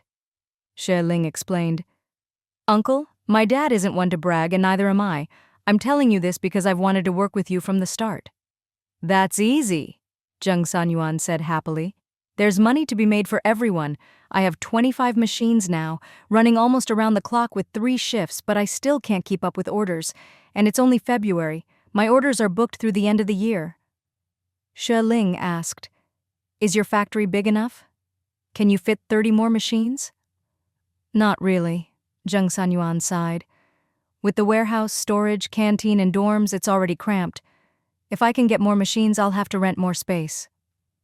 Xue Ling thought for a moment. Isn't there any land near your factory? I remember there is still some open space in the development zone. Your dad bought it, Cheng Tianyuan replied. Xue Ling. So her dad had bought up all the land. Impressive. She thought for a moment, then laughed. Then just build on that land. I'll talk to my dad. He's not using it right now, so I'll have him let me borrow it. Cheng Tianyuan chuckled awkwardly. We'll have to discuss it with your dad, But don't worry, Xiaoshui. If you can get the machines, our families will definitely work well together. All right, let's agree on that for now. We'll keep in touch, Xue Ling said. At that moment, her father came to the phone. Xue Ling told him to send another 30,000 spring outfits to the provincial capital for Ahu to sell, and that she'd be heading home for a bit before going south to XH City. Her father couldn't help but worry. Don't you need permits? Be careful when you're out. People in the south are sharp in business. Watch out for yourself. Don't worry, Dad, Xue Ling laughed. I'll keep in touch with you. Ahu was strong and, after a good night's rest, was full of energy again. Sis-in-law, you're heading back? Driving yourself? Yes, Xue Ling replied as she did the accounts. There's another batch of spring clothes coming, just 30,000 pieces. You'll need to stay here and sell them slowly. Sorry for the trouble. It's no trouble, Ahu said cheerfully. After the afternoon, there aren't many customers, so I get to rest most of the day, Xue Ling explained. I've already given my dad the public phone number here and your name. If there's a shipment coming, the secretary will notify you in advance. Great, Ahu said. As long as there's money, that guy would love for us to call every day. Ha ha! I even gave him a pack of cigarettes yesterday. He's sharp. Asked me all sorts of questions. Xue Ling laughed. It's always good to build relationships with the people around you. By the way, the spring clothes haven't sold out yet, so I can't give you your share for those. But the sweaters are all settled. 30,000 in the first batch, 50,000 in the second, 80,000 in total. I made 2 yuan per piece, and we didn't have to pay for shipping, just gave boss Xiaolu 150 yuan. After calculating, we made a total of 160,000, so your share is 16,000. Oh! Ahu was stunned, then burst out laughing. Sis-in-law, this business really makes money. If only we could get more stock. If we could sell for another month, we'd be rich. Xue Ling couldn't help but laugh. The boss's machines are outdated and there aren't many of them. Orders are already booked through winter. He's even more anxious than we are. Ahu waved it off. Sis-in-law, you keep the money for now. The share you gave me from the photo studio is still enough for a while. Xue Ling nodded. You have your ID card, right? Yeah. Ahu pulled it from his pocket. Xue Ling explained. When you're out and about, always keep your ID on you. Come with me to the bank. I'll open 2 accounts for you. One for your personal income, one for the business funds. Try to deposit the day's takings every day. Don't keep cash here. Too many people around. It's not safe. Right, Ahu said. I'll close up and go with you now. Sis-in-law, maybe you should keep my personal money too, if you need to spend. I have plenty of things to spend on, Xue Ling laughed. You keep your own money. They hurried to the bank and opened 2 accounts, one with 16,000 deposited, the other for daily business funds. Afterward, they returned to the hotel, and Xue Ling packed her luggage.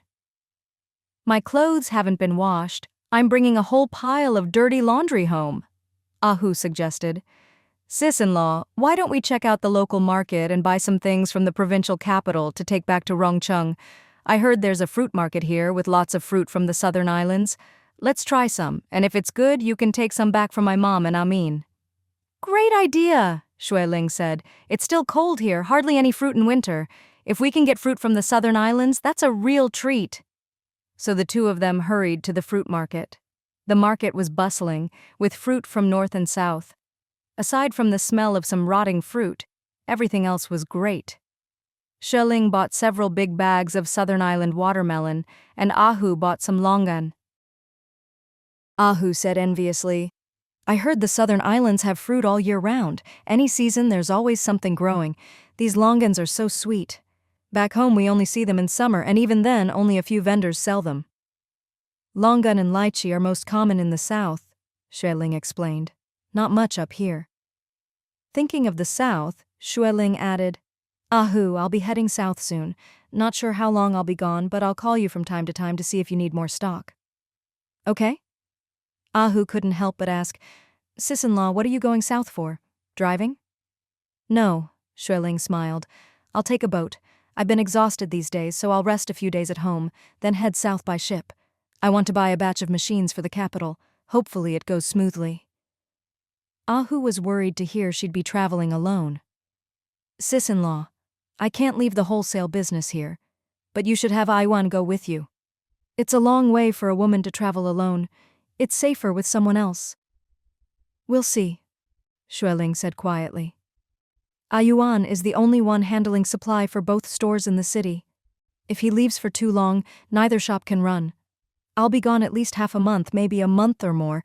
It's too long to drag him along. Ahu still wasn't reassured, frowning. Sis-in-law, don't push yourself. The South is unfamiliar. You shouldn't go alone. Xue Ling quickly explained, I'm meeting an old classmate. She's from the South. With her help, I'm confident I can get this done. I won't be alone, don't worry. All right then, Ahu said. Oh, by the way, Xue Ling asked, is our shop sign ready yet? We need to get it up soon so customers can find us.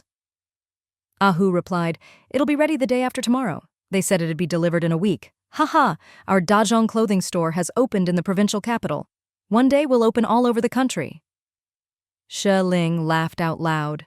After dropping Ahu off at the wholesale market, Xue Ling drove back to Rongcheng. She drove a bit fast, stopping only once for gas, and arrived at 6 in the evening.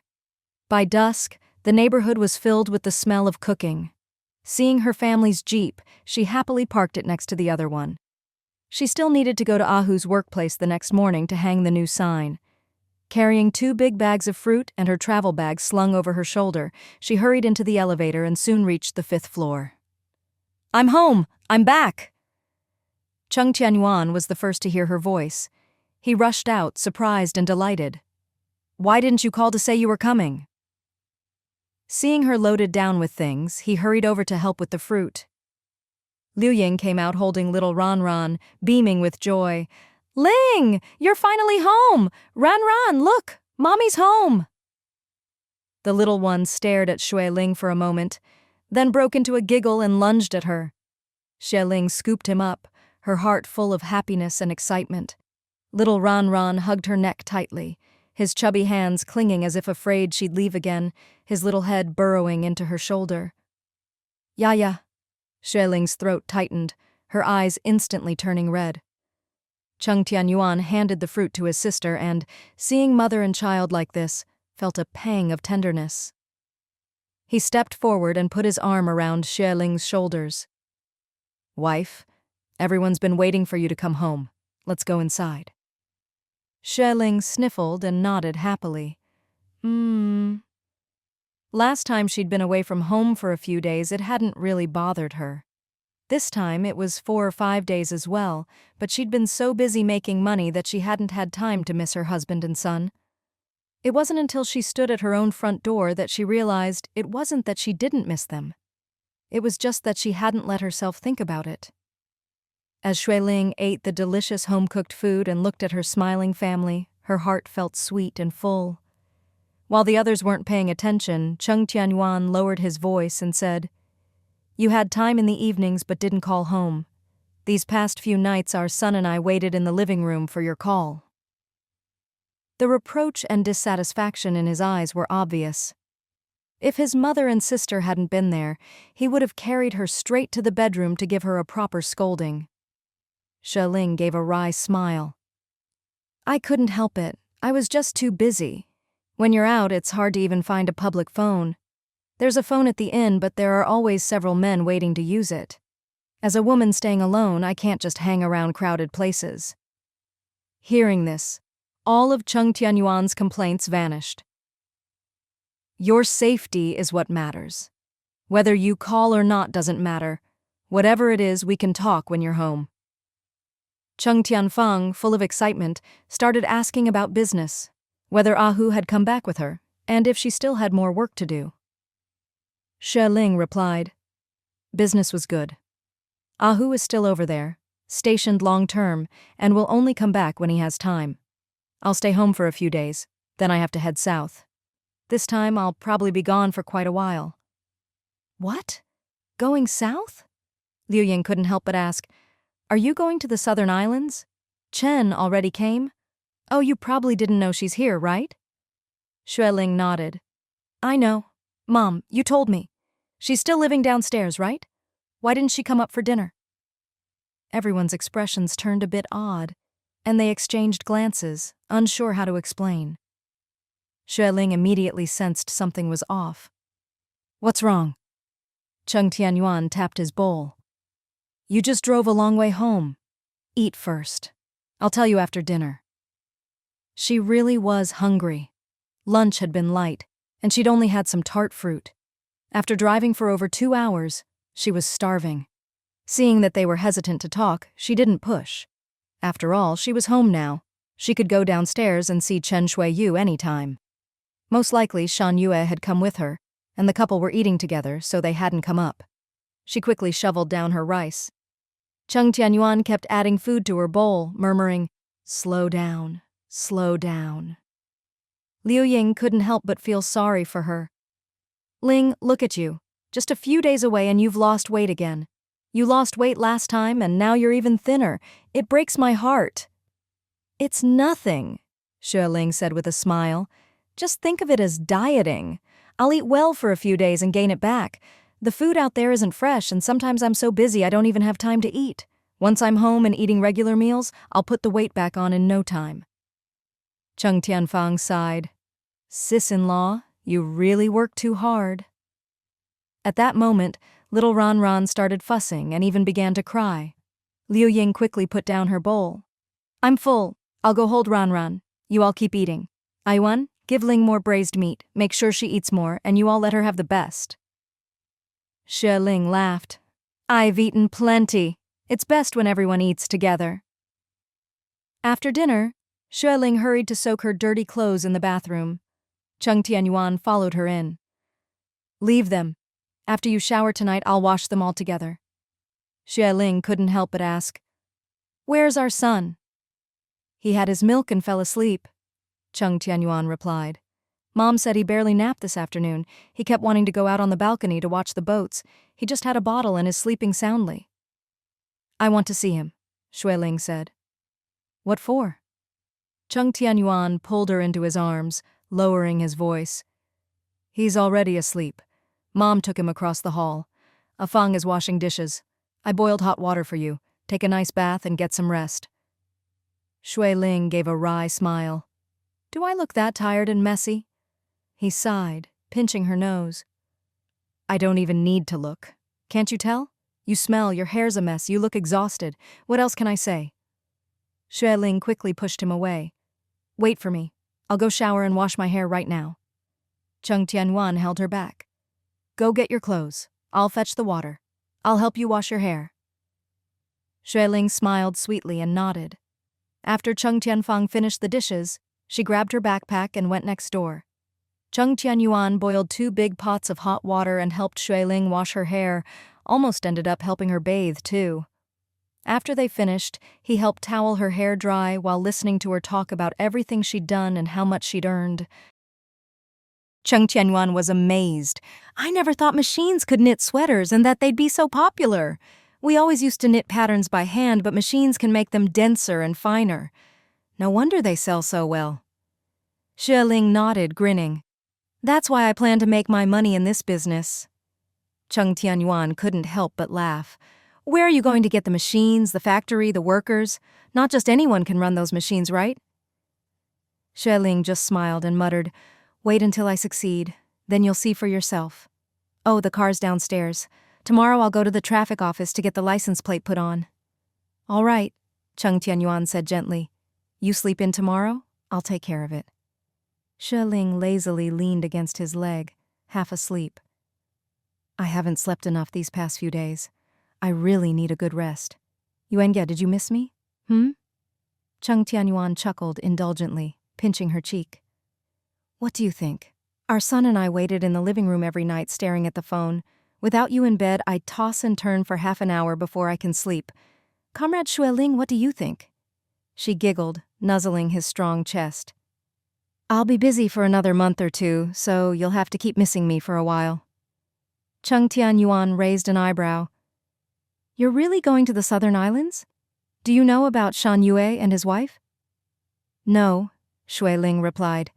"I'm going to XH City, not the Southern Islands." She frowned. "What's up? Did something happen with Shan Yue and his wife? You all looked so strange earlier. Cheng Tianyuan's brows furrowed. I'm not sure of the details. Chen called the house the other day and said she'd arrive the next afternoon. I waited at the dock for half an hour before I finally picked her up. She looked terrible, really pale, and when I asked what was wrong, she wouldn't say. Should have taken her straight to the hospital. Xue Ling frowned. Her health was never good. Don't worry, Cheng Tianyuan said. She just said she was seasick and needed to sleep it off. I brought her home, and Mom made her some porridge. As she was eating, she suddenly started crying and said she and Shan Yue are divorced. What? Divorced? Xue Ling was shocked. Weren't they all lovey-dovey at the end of last year? How did they go home for the new year and end up divorced? Cheng Tianyuan nodded and said quietly, That's what she told me herself. Xue Ling was momentarily at a loss for words. Cheng Tianyuan explained, She hasn't been feeling well these past couple of days and has been resting downstairs. Yesterday at noon when I came home, Mom said Chen still wasn't getting better. She couldn't eat or sleep. I went down to check on her and saw she looked really unwell, so I took her to the hospital. Was it still Director Xiao from the OB/GYN department? Xue Ling asked. Yes, Cheng Tianyuan replied. She insisted on seeing that doctor, so I took her there. When we got to the clinic, she went in by herself and told me to wait outside, since it's the OB/GYN department and it wouldn't be appropriate for a man to go in, so I waited outside. Is she still in the hospital now? Xue Ling asked. Cheng Tianyuan nodded. I went to see her this morning. She was sleeping. The nurse said she'll need to stay for a while, but she can take care of herself and doesn't need a caretaker. There's a woman in her room who's about to give birth, so I didn't stay long and left. Xue Ling felt uneasy and asked, What about Brother Shan Yu? Hasn't he called at all? Chen doesn't want to talk about him. She's been in a bad mood, Cheng Tianyuan replied. The new shop just opened yesterday, so I've been really busy. With you gone, Mom has to take care of Ran, and it's not convenient for me to look after Chen. Xue Ling let out a long breath. I'll go visit her at the hospital tomorrow. If she needs it, I'll stay and take care of her. Cheng Tianyuan lowered his voice. Divorce is still rare around here, especially in the countryside. That's why my mom can't believe it and keeps blaming Shan Yu. But it's their private matter. No one can say who's right or wrong. We don't know the details, so I told Mom and Ah Fang not to say anything. That's why they didn't mention it to you earlier. Of course, Xue Ling sighed. They got married young and have been through so much together for over 20 years. I thought that once she got pregnant, things would finally go smoothly, but who would have thought it would end like this? It was their business. If they didn't want to talk, no one else could really judge. But after so many years together, it was hard for anyone to accept such an abrupt ending. Cheng Tianyuan also understood how hard their journey had been. He frowned. Their parents were against it at first, but they stuck together through everything. Now they have money and a house but can't stay together? I just don't get it.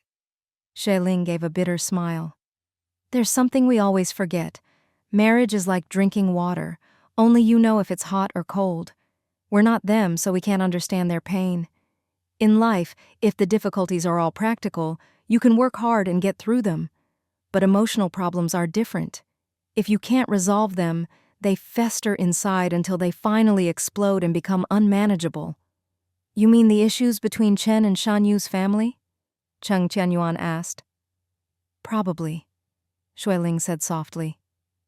Chen never liked Shan Yu's family, especially his mother. Last time they almost divorced because his mother blamed her for not being able to have children. The resentment just kept building up until it couldn't be resolved, and now it's come to this. Cheng Tianyuan sighed. Go see her tomorrow, talk to her, and keep her company. Maybe if she opens up and gets better physically, her spirits will improve too. You haven't told Brother Shan Yu? Xue Ling asked. Chen said not to tell him. She said they're divorced and have nothing to do with each other anymore. I can only respect her wishes. She's the one who's sick, so it's her right to decide. That's strange, Xue Ling muttered. If she's divorced, you'd think she'd go back to her family or find somewhere to do business. Why come here? Cheng Tianyuan was puzzled too. Maybe she wanted to pick up some goods? I don't think so, Xue Ling said. If she wanted goods, she would have called me first. True, Cheng Tianyuan said quietly. She hasn't mentioned business at all. Just keeps to herself. Xue Ling let out a long sigh and hugged his waist. After everything, I just want to tell her that things are never as simple as you think. No matter how good something seems, nothing is more important than cherishing the people in front of you. Like the old poem says, may we find one heart and grow old together, never parting. I just want to grow old with the one I love. We will, Cheng Tianyuan said, kissing her forehead. As long as we stay true to ourselves, that will never happen to us. Don't overthink it. Xue Ling leaned into his arms and, before she knew it, fell asleep. Cheng Tianyuan listened to her steady breathing and realized she was already asleep. He felt a pang of tenderness. She was so tired she could fall asleep mid-conversation. He gently tucked her in, making sure she was comfortable. He turned off all but one light in the room, then went to the balcony to do the laundry. He washed all the clothes she'd brought back, then hung them out to dry. Afterward, he boiled water for the thermos, went to the kitchen to knead dough for buns, and left them in the kitchen for his mother to steam the next day. He tidied up, changed into comfortable clothes, and went to bed. He was used to sleeping with her by his side. While she was away, he'd felt the emptiness every night. Now that she was home, he felt a deep sense of peace and contentment. He watched her in the dim light for a while, then, as sleepiness crept in, finally closed his eyes. The next morning, Xue Ling woke up after 7. Cheng Tianyuan had already gone to open the shop, and Cheng Tianfang had gone to school. Only her mother-in-law was in the living room playing with little Ran. Xue Ling played with her son for a while before going to eat breakfast. Wow, vegetable buns and meat buns, delicious. Liu Ying smiled. Ayuan made them last night. He knows you like buns for breakfast, so he made them just for you. Xue Ling felt a warm sweetness in her heart. Mom, I'm going to the hospital to see Chen later. Please watch Ran for me. I probably won't be back until evening. Go ahead, Liu Ying sighed. She's all alone out there, no family to care for her. Poor thing.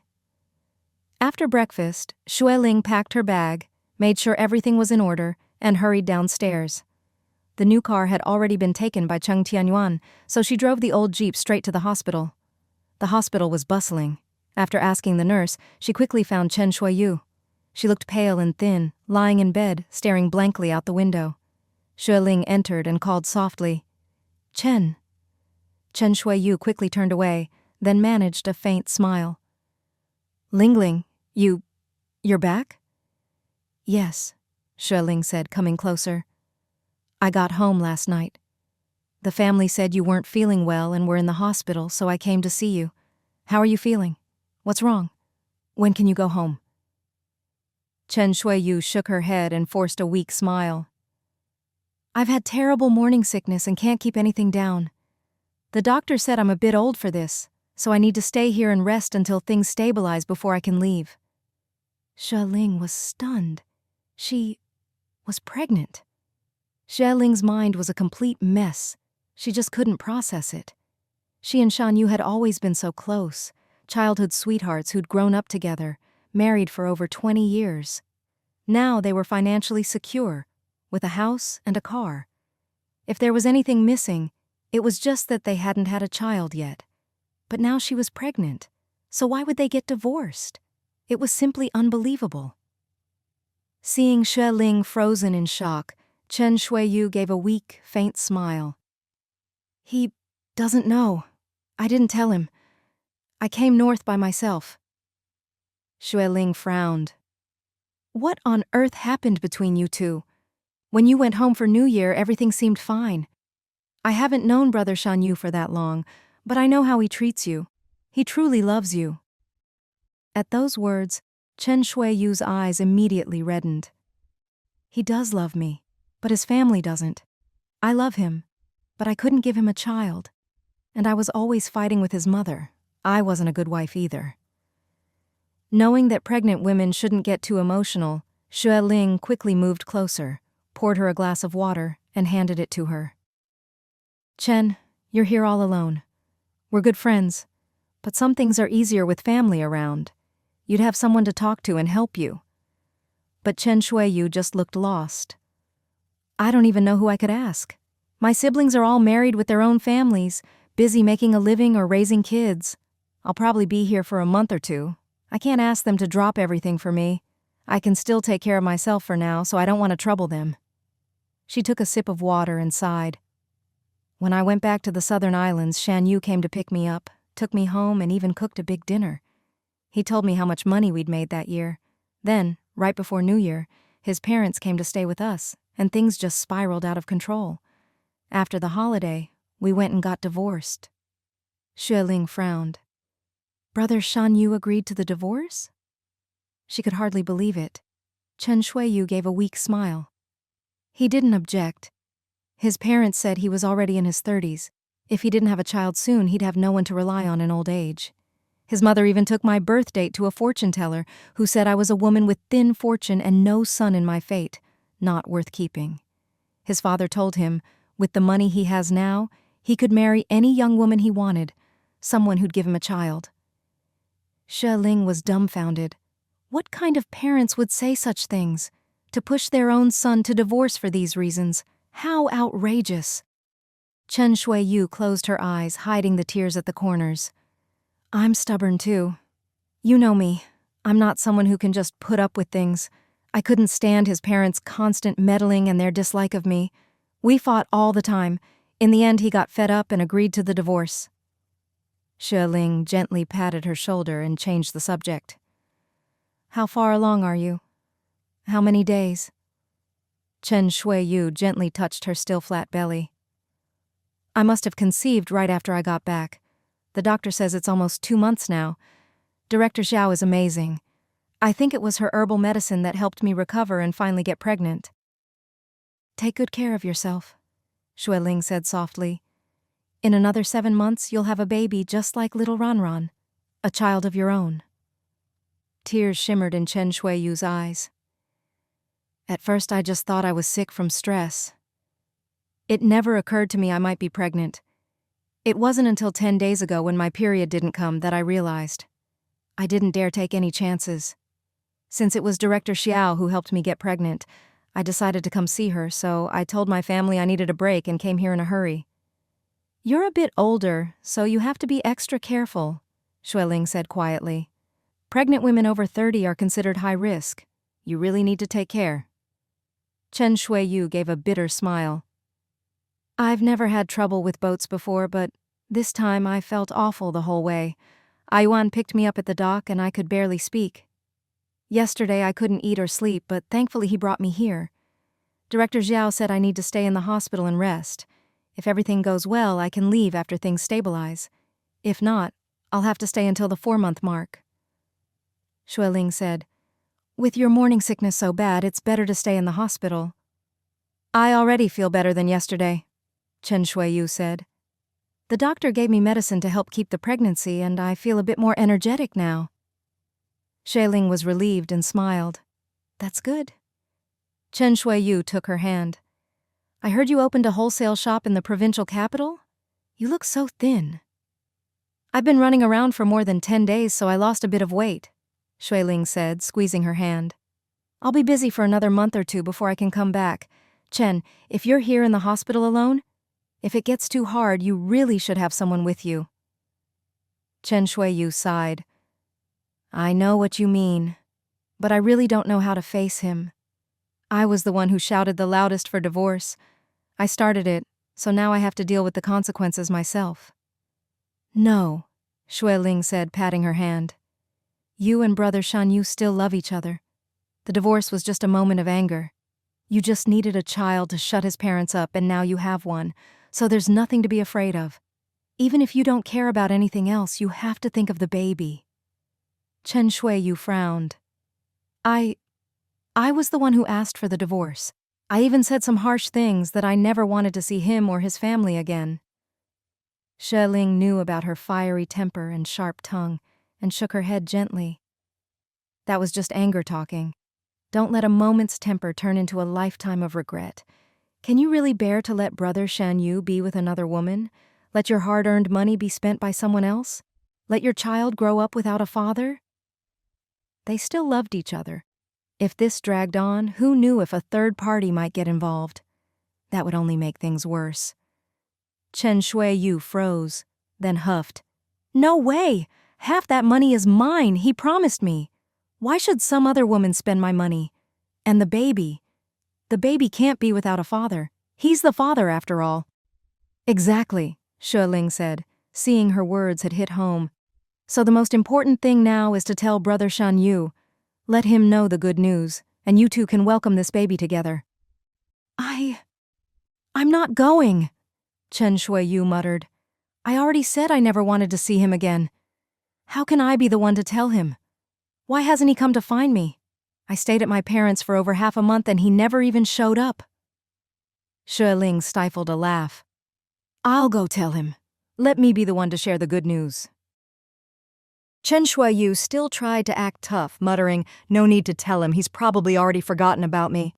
Xue Ling got Shan Yu's phone number from Chen Shui-yu, then hurried to find a public phone to call him. At first, no one answered. Xue Ling didn't wait around. She left the hospital, bought a dozen big apples, and went back upstairs. Seeing her return, Chen Shui-yu immediately tensed up.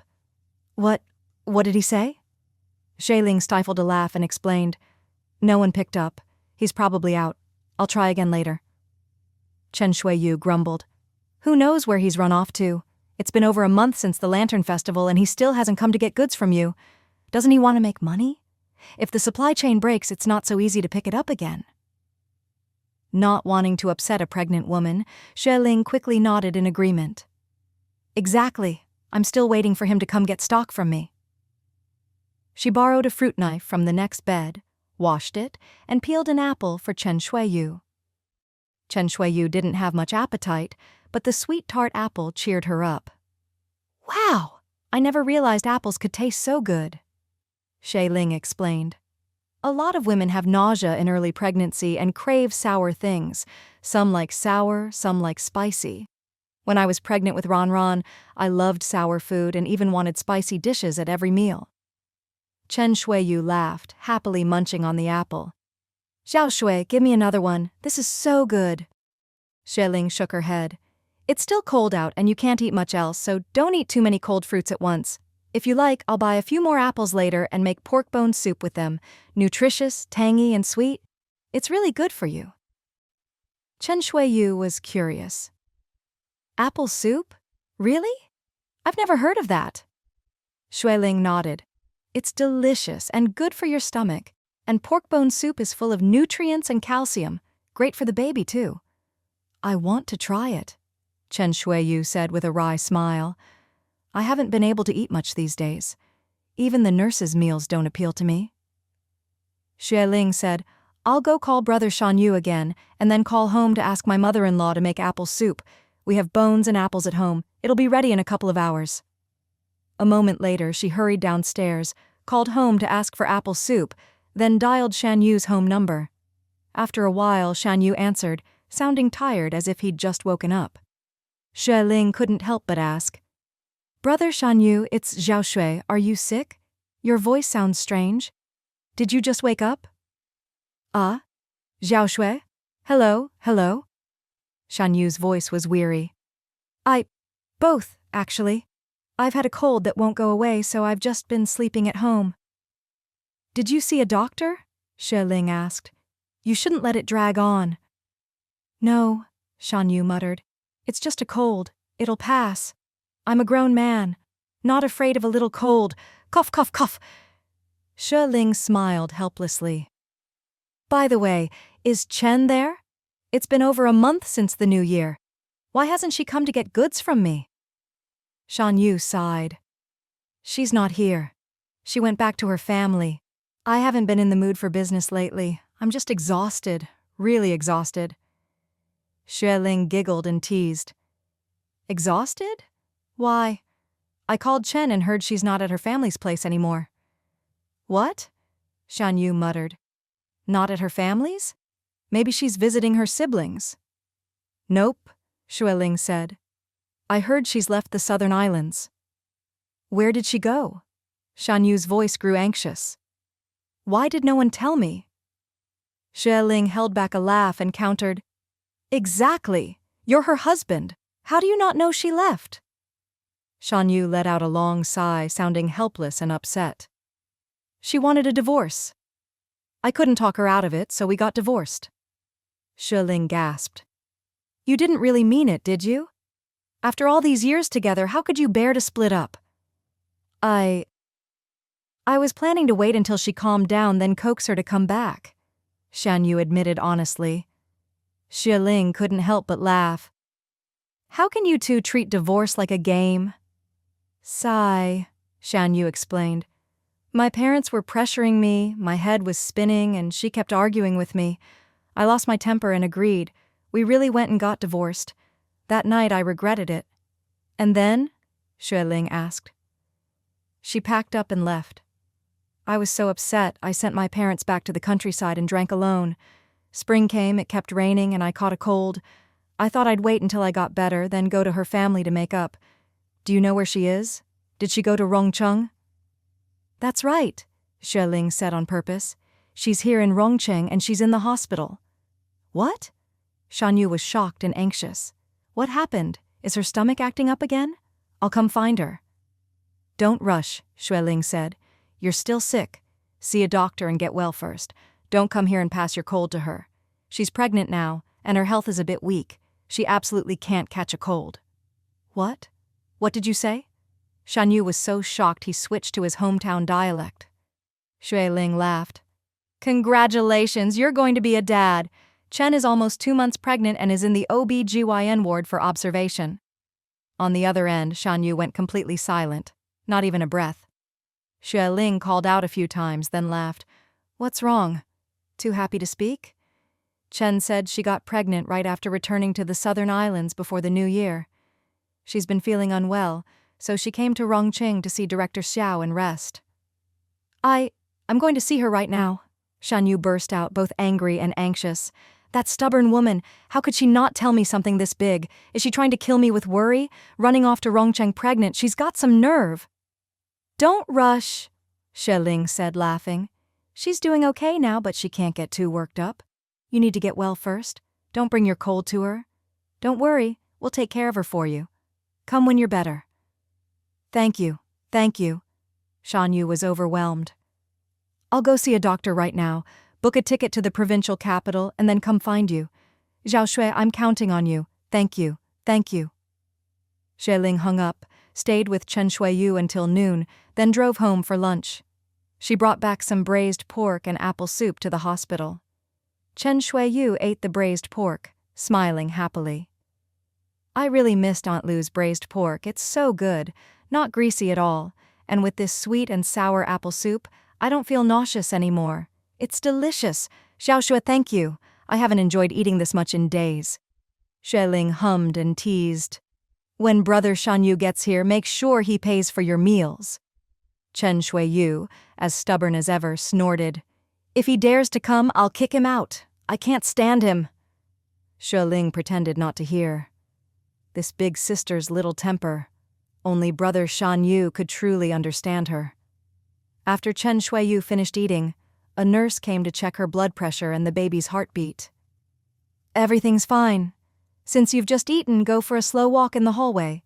Remember to take a nap later and don't wander around too much. I'll bring you your herbal medicine this evening. Chen Shuiyu nodded quickly.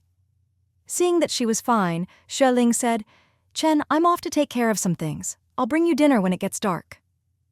Okay, Chen Shuiyu replied happily. The food from outside is terrible. I still prefer Aunt Lu's cooking. Xue Ling nodded, packed up the dishes, and drove off. She realized she hadn't visited Cheng Tianyuan's new shop since it opened, so she headed straight downtown. From a distance, she could see the shop's eye-catching sign, Dajale, in big, bold characters, impossible to miss. She smiled to herself and parked outside. This spot was one Yuenge had picked out himself, even taking her to see it. It was at a busy intersection with lots of cars and people. While it might be noisy for living, it was perfect for a shop. The space was big, with 2 entrances, both facing main roads. There was plenty of foot traffic, and customers could even park right outside. He really knew his business. Just the storefront alone was enough to draw people in. She got out and walked inside. The place was about a third smaller than the Gradual in the development zone, with fewer shelves, but everything was neat and well organized. The goods were sorted carefully, and even though there was a lot of stock, it didn't feel crowded. "Hello, miss. What can I get for you?" A pretty young woman came over, greeting her warmly. On the other side, a middle-aged woman was mopping the floor. Xue Ling smiled and said, "I'd like to buy some snacks." Yuan Aihua, seeing her stylish and confident with a beautiful face and a jeep outside, felt a twinge of envy. "What would you like? We have candy and some ginger chews." Xue Ling thought for a moment. "One of each?" Yuan Aihua quickly fetched them and smiled. "Anything else?" "A carton of cigarettes," Xue Ling added, naming the brand. Yuan Aihua fetched it right away. Just then, another young woman hurried over from the back, greeting her enthusiastically. "Miss, is that all? We have just about everything here." Xue Ling smiled. "That's all. Thanks. I'll pay now." She guessed this was Li Meihua, the accountant Yuan Ge had mentioned, and the woman mopping was probably the landlord's sister. Li Meihua glanced at the items and quickly said, "The cigarettes are 15 wen, this candy is 50 cents, and this one is 70 cents. That's 16 wen and 20 cents total." Xue Ling took out her wallet and paid. Li Meihua quickly gave her change and handed her a small mesh bag. "Since we just opened, anyone who spends over 10 yuan gets a free mesh bag. This is for you." Xue Ling thanked her and saw the bag was small but nicely made. She was quite pleased. Last night, Yuan Ge had told her this was his idea. He'd bought 2,000 of these mesh bags wholesale for just 10 cents each. In these days, everyone brought their own baskets or bags for shopping. There were no plastic bags or eco bags. If you bought something valuable, it was wrapped in old newspaper, and even food was often wrapped in paper. A little mesh bag like this usually cost extra, so giving one to customers, even if it was just 10 cents, really won people over. Xue Ling hefted the bag, feeling satisfied. "Oh, is your boss not here?" she asked. Yuan Aihua looked surprised, her eyes darting. You know our boss?" Xue Ling hadn't really visited the Dajiale in the development zone this year and hadn't met Yuan Aihua, though she'd heard she was a good friend of Chen Lan's.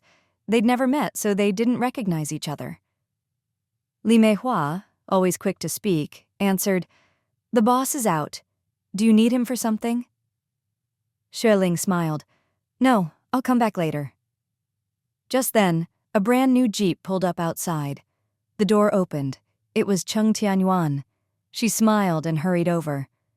Cheng Tianyuan spotted her, his eyebrows lifting in surprise and delight. "Wife, what brings you here?" Xue Ling grinned. "Came to see your new shop. I'm heading to the newspaper office later, so I thought I'd stop by." Cheng Tianyuan took her hand and explained. "I took the new car to the traffic office this morning to get it registered. Ahu had already called ahead for us, so they were ready. I picked out a license plate, they put it on, and I paid the fees. Thanks to Ahu, we didn't have to make extra trips. Saved us a lot of time." "Then we'll have to thank him later," Xue Ling said, swapping car keys with him. "I'm off to the newspaper office then to see Boss Liao. We'll talk tonight." Cheng Tianyuan gently brushed a small leaf from her hair. "Drive safe. Don't go too fast." Xue Ling smiled sweetly, waved, and drove off. Cheng Tianyuan watched her leave, then turned to see 3 women at the door, all staring at him in shock. Li Meihua laughed and asked, "Boss, is that beautiful lady your wife?" "Yes," Cheng Tianyuan nodded, unable to hide the tenderness in his eyes. "Wow, she's so pretty and can drive too. Amazing." Cheng Tianyuan just smiled and waved. "Back to work, everyone. I'm going to check the stock in the back."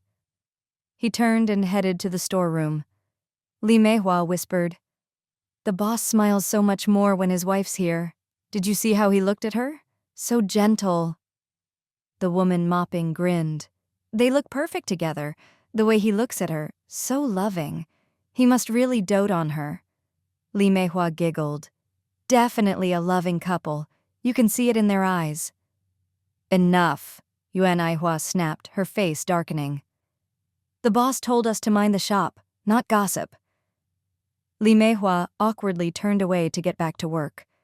The woman mopping shot her a look, then kept cleaning. Yuan Aihua's eyes shimmered with tears. She sniffed and headed to the storeroom. Inside, the storeroom was packed with goods. Cheng Tianyuan was checking inventory, counting and writing. Yuan Aihua came over quietly. Boss, do you need any help? No, Cheng Tianyuan replied coolly. Just move that stack of scrap paper to the front corner and stack it neatly. Yuan Aihua quickly did as told. She glanced at his profile, unable to help herself, and quietly asked, You and your wife have a really good relationship, don't you? Without looking up, Cheng Tianyuan answered, always have. Yuan Aihua's eyes reddened. Hugging the stack of paper, she hurried out. Cheng Tianyuan didn't notice anything amiss and kept working. His wife was home but would be leaving again in a few days. He had to finish up quickly so he could spend more time with her and their son. Xue Ling bought a carton of cigarettes and 2 bags of candy, and after just a short drive, she arrived at the old friend's photo studio. She glanced over and saw Tongzi with a camera around his neck, chatting with a young couple, a handsome smile on his face. Nearby, Liu Dafu was busy arranging a pot of plastic flowers. She didn't go in, but drove a few hundred meters further to the newspaper office. Hey, Xiao Xue, you're here. The security guard greeted her warmly. Xue Ling waved and cheerfully pulled out a pack of cigarettes, handing it to him. The guard hesitated, eyeing her brand-new Jeep, and couldn't help but ask, Xiao Xue, how come your license plate changed? Xue Ling answered honestly, It's not changed, it's a new car, with a new plate. Wow, impressive. The guard swallowed, then lowered his voice. Can you tell me how much one of these costs? I'm just curious. Of course. Xue Ling smiled and whispered, a bit over 30,000. The guard's eyes widened in shock, and he gave her a big thumbs up. Xue Ling pressed the cigarettes into his hand, smiling. I'll be coming back to visit old colleagues from time to time. Please help keep an eye on my car. Hearing this, the guard finally accepted the cigarettes. No problem. Go on in. I'll watch your car for you. Xue Ling walked into the office, and the place instantly erupted in laughter and chatter. Some smoked, some ate candy, and everyone crowded around Xue Ling, asking her all sorts of questions. How come you haven't come by since the new year? Even if you quit, you should still visit. We all miss you. Xue Ling explained. I couldn't help it.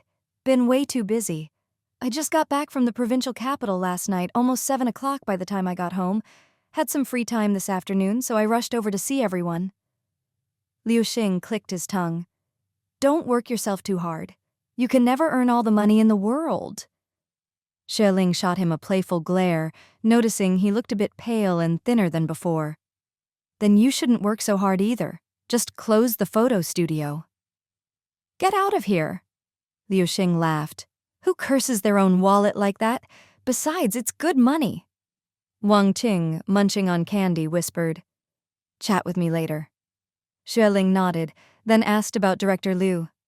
In the back, Editor-in-Chief Lin said, sipping ginger tea. Ever since you quit and couldn't do the English column, he's been busy writing reports, trying to get a college grad transferred in. Since the new year, the column's been gone, and we've had a flood of reader letters asking why. He's been sweating bullets. Xue Ling giggled. Laughing, are you? You've got some nerve, came a hearty, teasing voice from the back. Director Liu walked in, smiling as he scolded, You dare show your face? Someone lock her up and make her do a dozen columns before letting her go. Everyone burst out laughing. Xue Ling hurried over, handing him some ginger candy and 2 packs of cigarettes. Take a break, have some candy, say something nice. Director Liu laughed. Don't think a few treats will shut me up. I'll still scold you. Xue Ling smiled wryly. Please have some sympathy. I've really been run off my feet. Earn a little less and you won't be so dizzy, Director Liu said, popping a candy in his mouth. People like us, living on a small salary, never starve, never get fat. Just a bit of peace and stability. Don't worry, when I'm old I'll come back and apply for a job again. Xue Ling joked. I'll be retired by then. Director Lu laughed. You'll be 70 or 80. What boss would want you? I'll work for free, how about that? Xue Ling said. I'm not letting my skills get rusty. They'll come in handy someday. She kept the light moment translation column as a way to stay sharp in her field. Luckily, the workload was light, and what she'd sent to Zhao Jiaxu would last for months. Director Lu licked his lips and asked, So, what are you busy with now? Still in clothing wholesale, Xue Ling explained. Opened a stall at the provincial capital's wholesale market, just getting started. Liu Xing chimed in, a little sour. Her husband opened a new store too, right at the big intersection up ahead. Director Lu shook his head. No wonder you quit. Business is booming all the way to the provincial capital, Xue Ling said. Once I finish this round, I should get a break. When I have time, I'll come back to see everyone. You always bring food or gifts when you visit. Of course we miss you, Director Lu said. Come by more often and we'll miss you even more. Xue Ling laughed and everyone joined in. After chatting for a while, Wang Qing pulled her aside. Xue Ling whispered, I saw a lot of pretty clothes in the provincial capital. Don't know which style you'd like. I sold a batch of sweaters a few days ago and there's a sample left that should fit you. Take it home, wash it, and it'll keep you warm. There were 3 samples. She kept one, gave one to her sister-in-law, and brought one for Wang Ting. Thank you.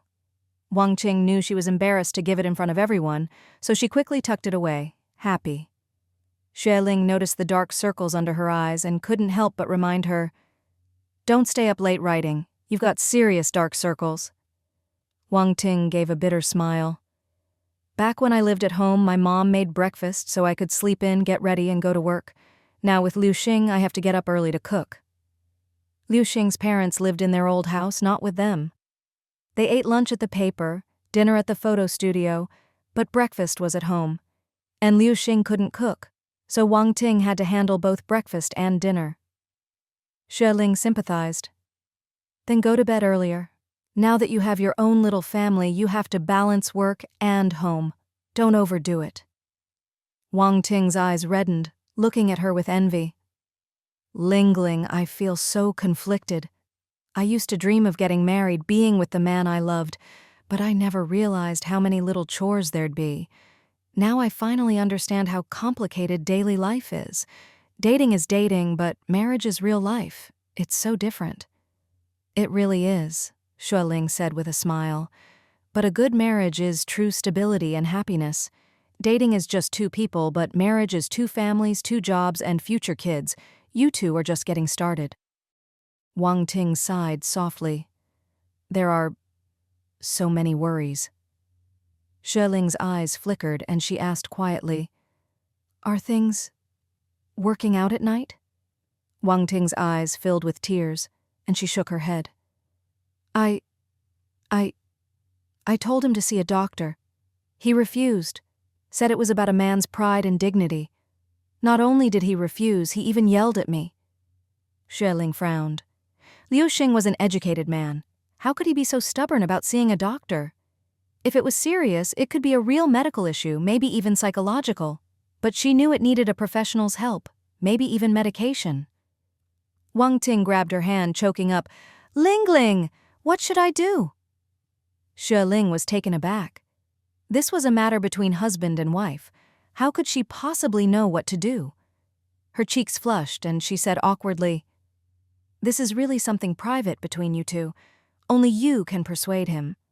I'm just his friend, and a woman at that. It wouldn't be right for me to bring it up. Besides, if Liu Xing feels this way, he probably wouldn't be happy knowing you told me about it. Wang Ting's eyes filled with tears, her voice choked. He can't, and sometimes he even blames me. But it's clearly his problem. What am I supposed to do? Xue Ling felt sorry for her and patted her shoulder. Don't be upset. You have to talk to him gently and don't rush. I noticed he doesn't look well. Try making more chicken soup for him. Maybe it'll help. Wang Ting blinked, wiping away her tears. Really? Xue Ling lowered her voice. You can look up some information and try some dietary remedies. He's still young and so are you. If you both take care of your health, things will get better. But do it quietly so he doesn't notice. Even if he does, make sure you have a good excuse that saves his pride. Men care a lot about face, so you have to be understanding. Wang Ting had been pampered by her mother growing up, never having to do chores, just reading and writing. She didn't know much about daily life. Where can I find that kind of information? Is it easy to get? Xue Ling smiled wryly. Don't just look anywhere. Try books like the Compendium of Materia Medica or food therapy guides. Don't trust random recipes you hear about. Got it. Wang Ting nodded. Xue Ling said gently, every couple faces a lot of problems living together. You've only just gotten married, so don't be anxious. Just take your time and adjust. She really was a naive, innocent girl who needed to be cared for. If I get the chance, I'll talk to Liu Xing and see if I can get him to be more considerate. Marriage is about mutual trust and understanding. That's how a family stays happy. Wang Ting nervously grabbed her hand. You have to talk to him. He can be so stubborn and proud. Xue Ling nodded quickly. Don't worry, if I get the chance, I'll try to talk to him. Everyone cares about their pride, men and women alike, I get that. Wang Ting looked at her with admiration and envy. Ling Ling, you're 2 or 3 years younger than me, but you're so much stronger and know so much more.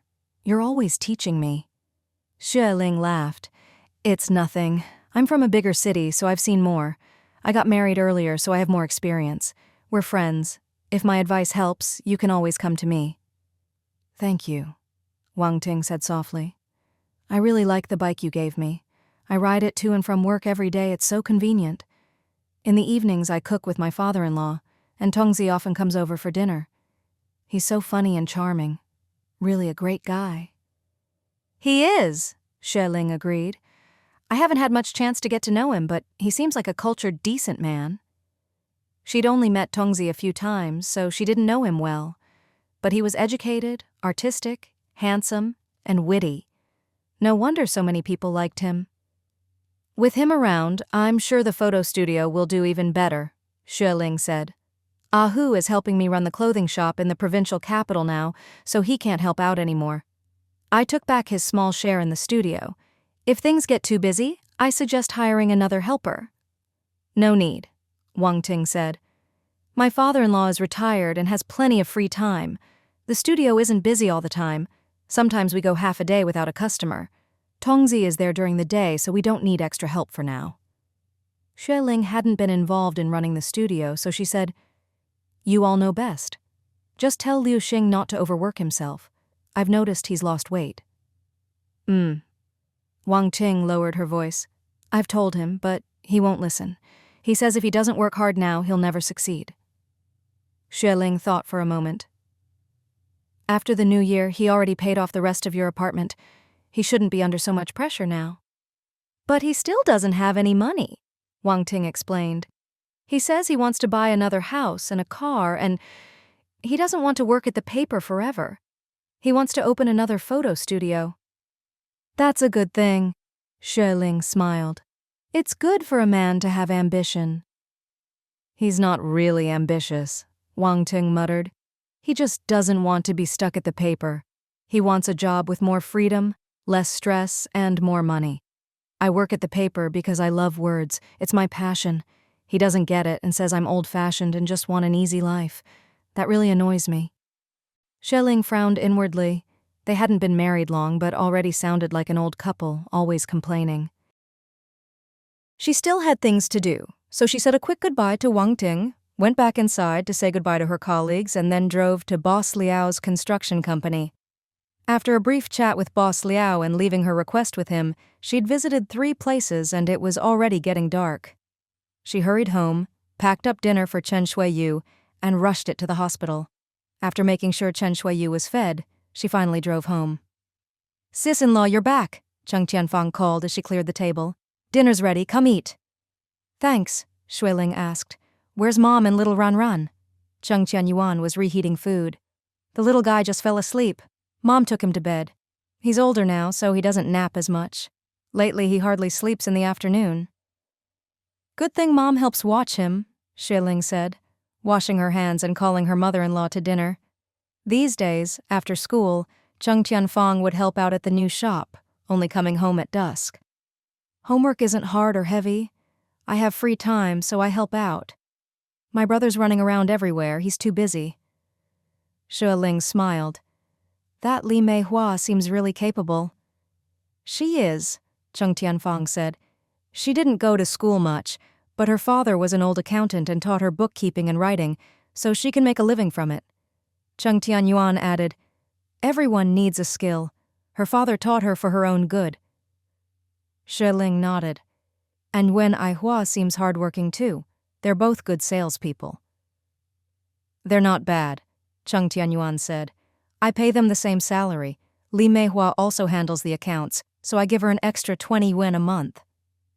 That's 140 yuan, Cheng Tianyuan said, full of envy. So nice, Liu Ying chimed in. Once you finish your studies, you'll definitely earn even more than that. Oh. Cheng Tianyuan lowered her head. Xue Ling nudged her husband and said, Fang helps out at the shop a lot. You should give her some pocket money. No need, Cheng Tianyuan said shyly. Didn't you give me that apartment, sis-in-law? I get rent every month, so I have spending money. Xue Ling replied, You should save that rent money. Let your brother give you a little pocket money for things like school supplies and clothes. Thank you, sis-in-law. Cheng Tianyuan immediately perked up. I'll help out every weekend from now on. Cheng Tianyuan glanced at his sister but didn't object. Off to the side, Liu Ying was secretly pleased and liked Xue Ling even more.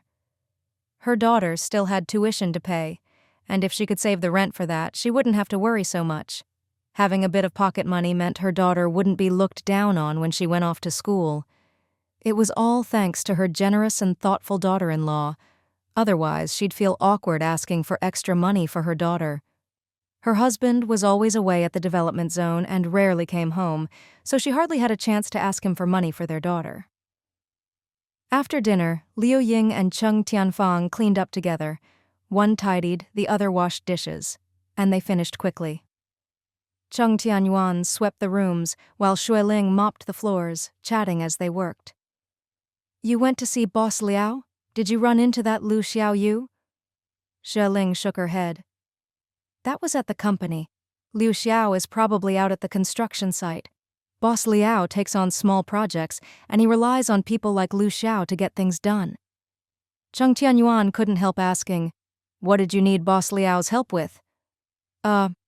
Just needed help getting a certificate.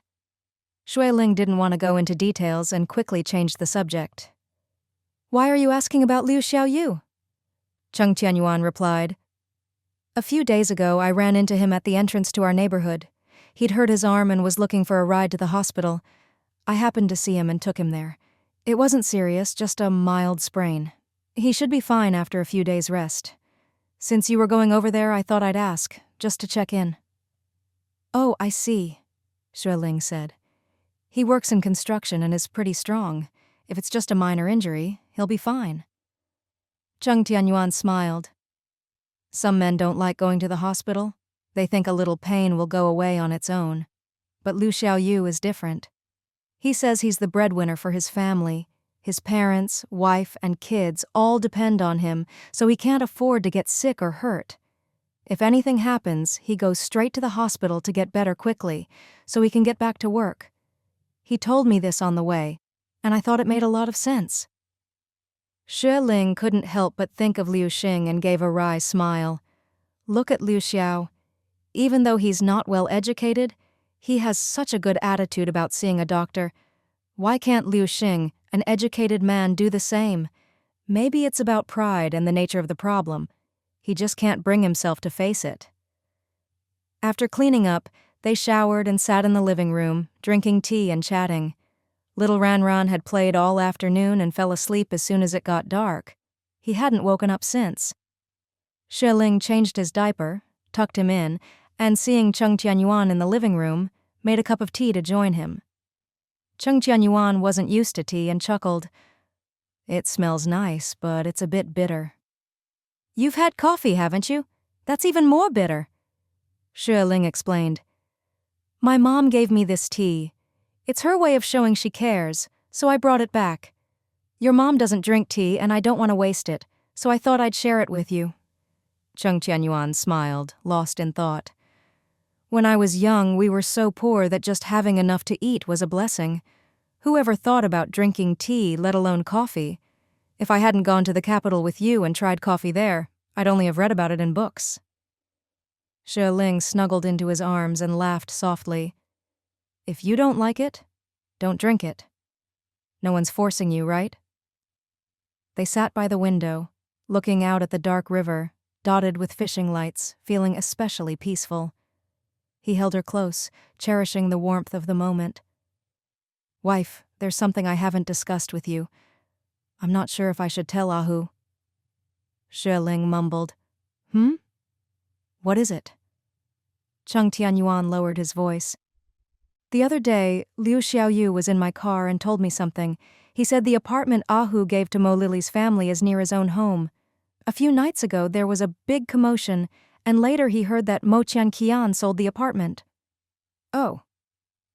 Xue Ling wasn't surprised and snorted. That family is always up to no good. After all the bad things they've done, what good could come of it? Cheng Tianyuan said, I heard Mo Qian's wife, that technician, was involved with several men. Mo Qian found out, took some thugs to the fan factory to catch them, and beat up those men. The police were called and Mo Qian was taken to the station. The other side demanded medical bills and compensation, but Mo Qian couldn't pay, so he had to sell the apartment. Xue Ling sneered. Ahu barely had enough money at the time, but still bought that apartment for them. Who knew it would be gone so quickly? I told him not to rush the transfer, but as soon as Mo Lily asked, he did it. He's just too soft-hearted. That's not it, Cheng Tianyuan said, defending his friend. He just wanted to get married. Of course he listened to his wife. Anyone can lose their judgment when they're blinded by love. Oh? Xue Ling teased. What about you? Would you? Cheng Tianyuan looked sheepish. I think it'd be hard not to. Xue Ling burst out laughing. Depends on the situation. I don't think you would. Ahu is ruled by his emotions. He acts on impulse. You're different. How so? Cheng Tianyuan kissed her hair and said softly, Am I cold-hearted? No, Xue Ling laughed. You're just more level-headed. You like to analyze things, see through appearances to the truth, so you handle things calmly and don't let your emotions take over. Cheng Tianyuan chuckled, neither agreeing nor denying. Xue Ling asked, By the way, has Mo Lily shown up again? Cheng Tianyuan replied, Liu Xiaoyu checked in on that family for Ahu. He said Mo Lily got involved with a wealthy overseas Chinese man not long after marrying Ahu. The guy was older but rich. Mo Lily quit her job at the hospital and left for the provincial capital with him. People really can't be judged by appearances, Xue Ling muttered. She's something else. Cheng Tianyuan added, I heard all the daughters in that family are like that, making money by tricking people. After Mo Qian sold the apartment, that technician wife left him too, and he went back to being a thug. Sooner or later the law will catch up with them. It's only a matter of time, Xue Ling said, feeling sorry for Ahu. Whenever he has nothing to do, he sneaks a cigarette and sighs. This whole thing really hit him hard. Cheng Tianyuan gave a wry smile. How could it not be a big blow? He was cheated in love, cheated out of his money, and even lost his apartment. Of course he's heartbroken. Luckily, he's been through a lot and is pretty resilient. If he were a little weaker, who knows what he might have done. Xue Ling thought of Ahu lying in the hospital with a high fever and clicked her tongue sympathetically. It's just too sad. Ahu still has feelings for her, so he didn't want to call the police. If it were me, well, it's easy to talk tough, but if I were in his shoes, maybe I wouldn't have the heart to report her either. Cheng Tianyuan nodded and said quietly, Ahu is a very traditional man at heart. One night as husband and wife, 100 days of grace. Mo Lily was his wife for over a month, and they dated for several months before that. He just can't bring himself to be ruthless. Xue Ling sighed. That's why people who achieve great things are always the tough ones. But those who succeed in the long run are always kind at heart, Cheng Tianyuan said. Evil deeds will always catch up with you, I believe that. Xue Ling giggled and hugged his arm. Ahu asked me to bring some fruit to his mother. I was too busy today and didn't get a chance to take it to her in the development zone. You're going over there tomorrow, right? Can you take it for me? I go there every day, I'll take it, Cheng Tianyuan replied. Since Ahu's mom moved over there, Amin and my dad have had it much easier. She's hardworking, keeps the place clean and cooks all the meals. With her there, everyone eats well and has no worries. Chen Lan sometimes stays over to keep her company at night. With someone to keep her company, Ahu can focus on work in the provincial capital, Xue Ling said. Suddenly, the phone in the living room rang. The couple, deep in conversation, were startled. Little Ranran was woken up by the noise and started crying. Cheng Tianyuan quickly got up. You answer the phone. I'll get the baby. They each went about their tasks. Xue Ling picked up the phone. Hello? Ling, you're still up? It was her mother's voice. Xue Ling smiled. Yes, it's only a bit after 8, not that late. Her mother couldn't help but remind her. Don't stay up too late. Don't overdo it. You and Dad should take care of yourselves, Xue Ling said with concern. Dad told me you've both been staying at the factory lately, working overtime to fill orders. That's right, her mom said, her voice tired. In this business, sometimes there's nothing to do for months, and sometimes it's non-stop. Every job has its challenges. We just have to get through it. She then asked about her grandson and her in-laws' health. Your dad's waiting to talk to you. I have to go check the packaging in the back, so I'll let him take over.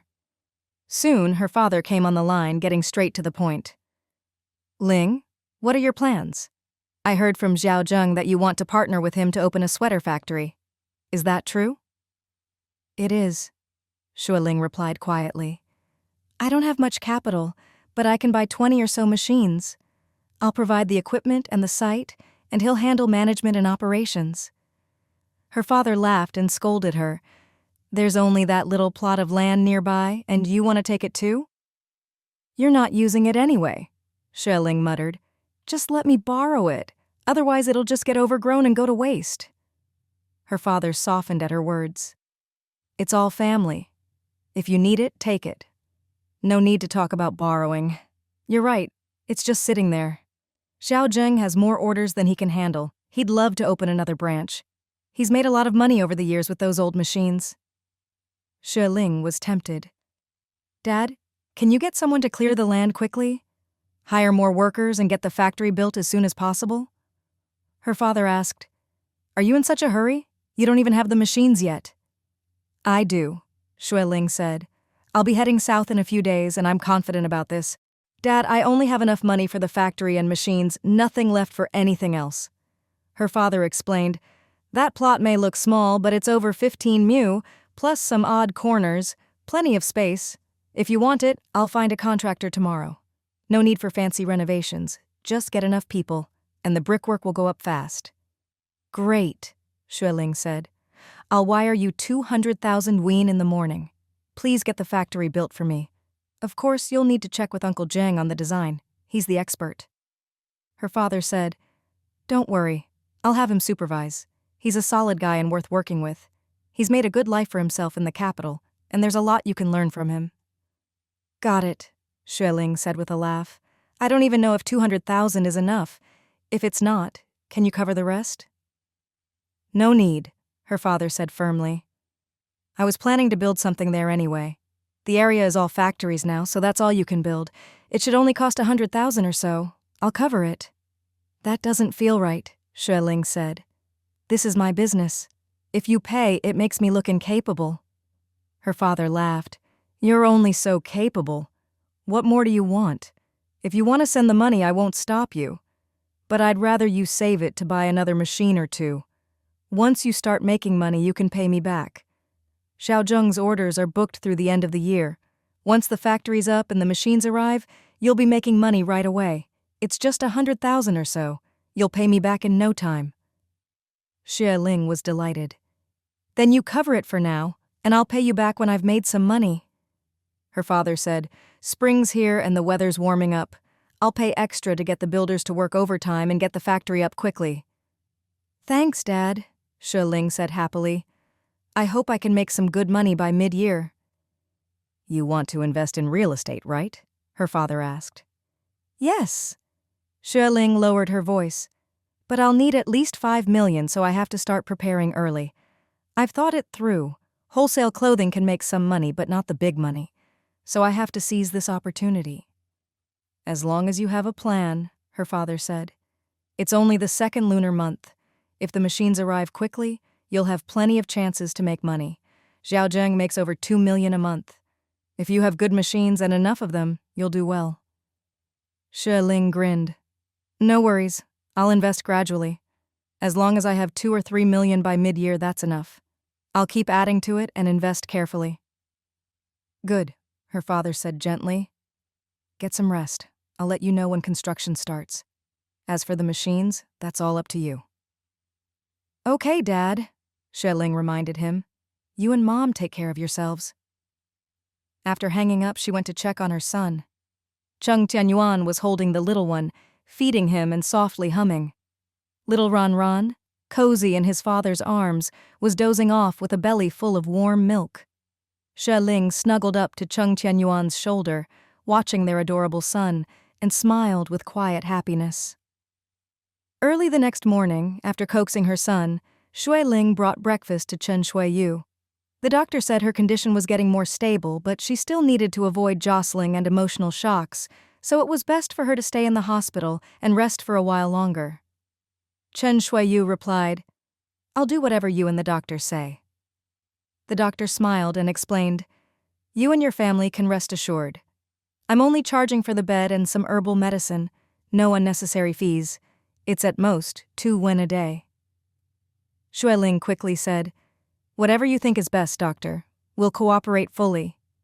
Chen Shuiyu squeezed Xue Ling's hand. She's actually just my good friend, but she cares for me more than family. I owe this pregnancy to her introduction, and to you, Dr. Zhao. The doctor smiled. I remember you came here on her recommendation. When you're away from home, friends are important. It's a blessing to have them. After asking the doctor a few more questions, Chen Shuiyu had Xue Ling accompany her for a walk by the hospital flower beds. Xue Ling walked with her for half an hour, then took her back upstairs. For the next 3 days, Xue Ling brought every meal to the hospital and kept Chen Shuiyu company until Shan Yu finally rushed over from the provincial capital. After getting Xue Ling's call, he'd immediately gone to the hospital for an IV to cure his cold, then booked a flight, an hour to the provincial capital, then a fast train for 2 more hours to Rongcheng.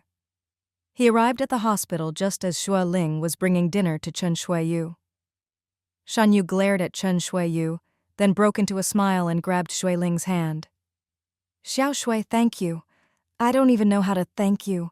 Thank you. You've worked so hard these past few days, thank you. Xue Ling smiled. No need to be so polite. Are you feeling better? All better, Shan Yu said sheepishly. As soon as I hung up, I ran to the hospital. If the doctor hadn't said I was contagious, I'd have come sooner. Thank you and Yuan for helping out. Xue Ling said gently, Now that you're here, Shuiyu has someone to look after her. The doctor says she's stable, but she can't get too emotional or upset. Pregnancy comes with all sorts of symptoms, so try to be patient with her. Shan Yu glared at Chen Shuiyu and nodded. Seeing him, thinner than before, Chen Shuiyu felt both moved and worried, but she still put on a tough front. What are you doing here? We're already divorced. You have nothing to do with me.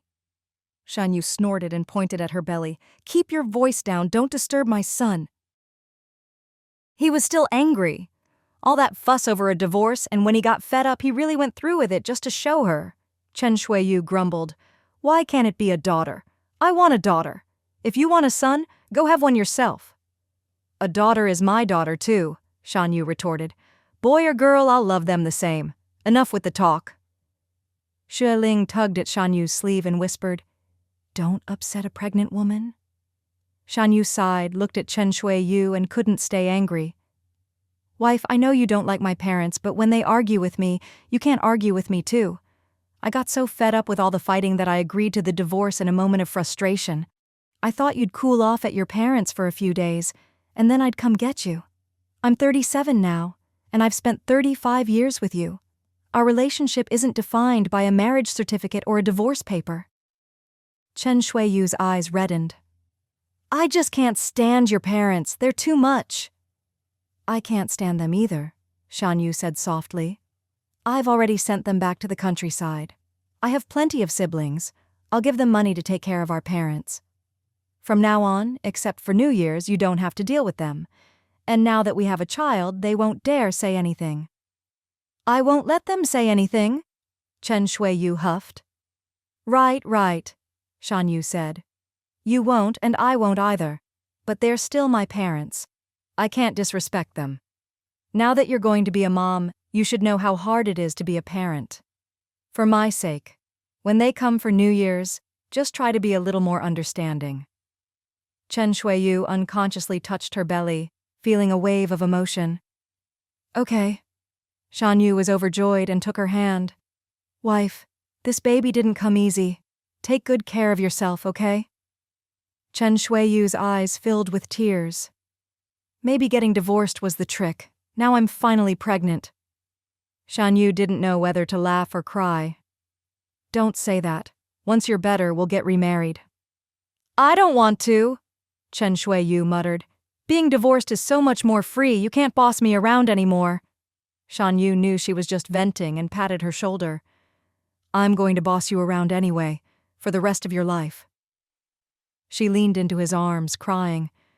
When you suddenly agreed to the divorce, I was so shocked I almost cursed you to death. How could you just agree like that, you jerk? I wanted to beat you up. Shan Yu smiled wryly. You were the one who started it. You said if I didn't agree, you'd die. What else could I do? Let's not talk about it anymore. It was all just a moment of anger. From now on, let's never bring it up again. All the money you've made these years I helped you earn? Chen Shuiyu grumbled. If we really divorced, how would you split it? The people at the civil office said it's half and half. I never really wanted to divorce you, Shan Yu explained.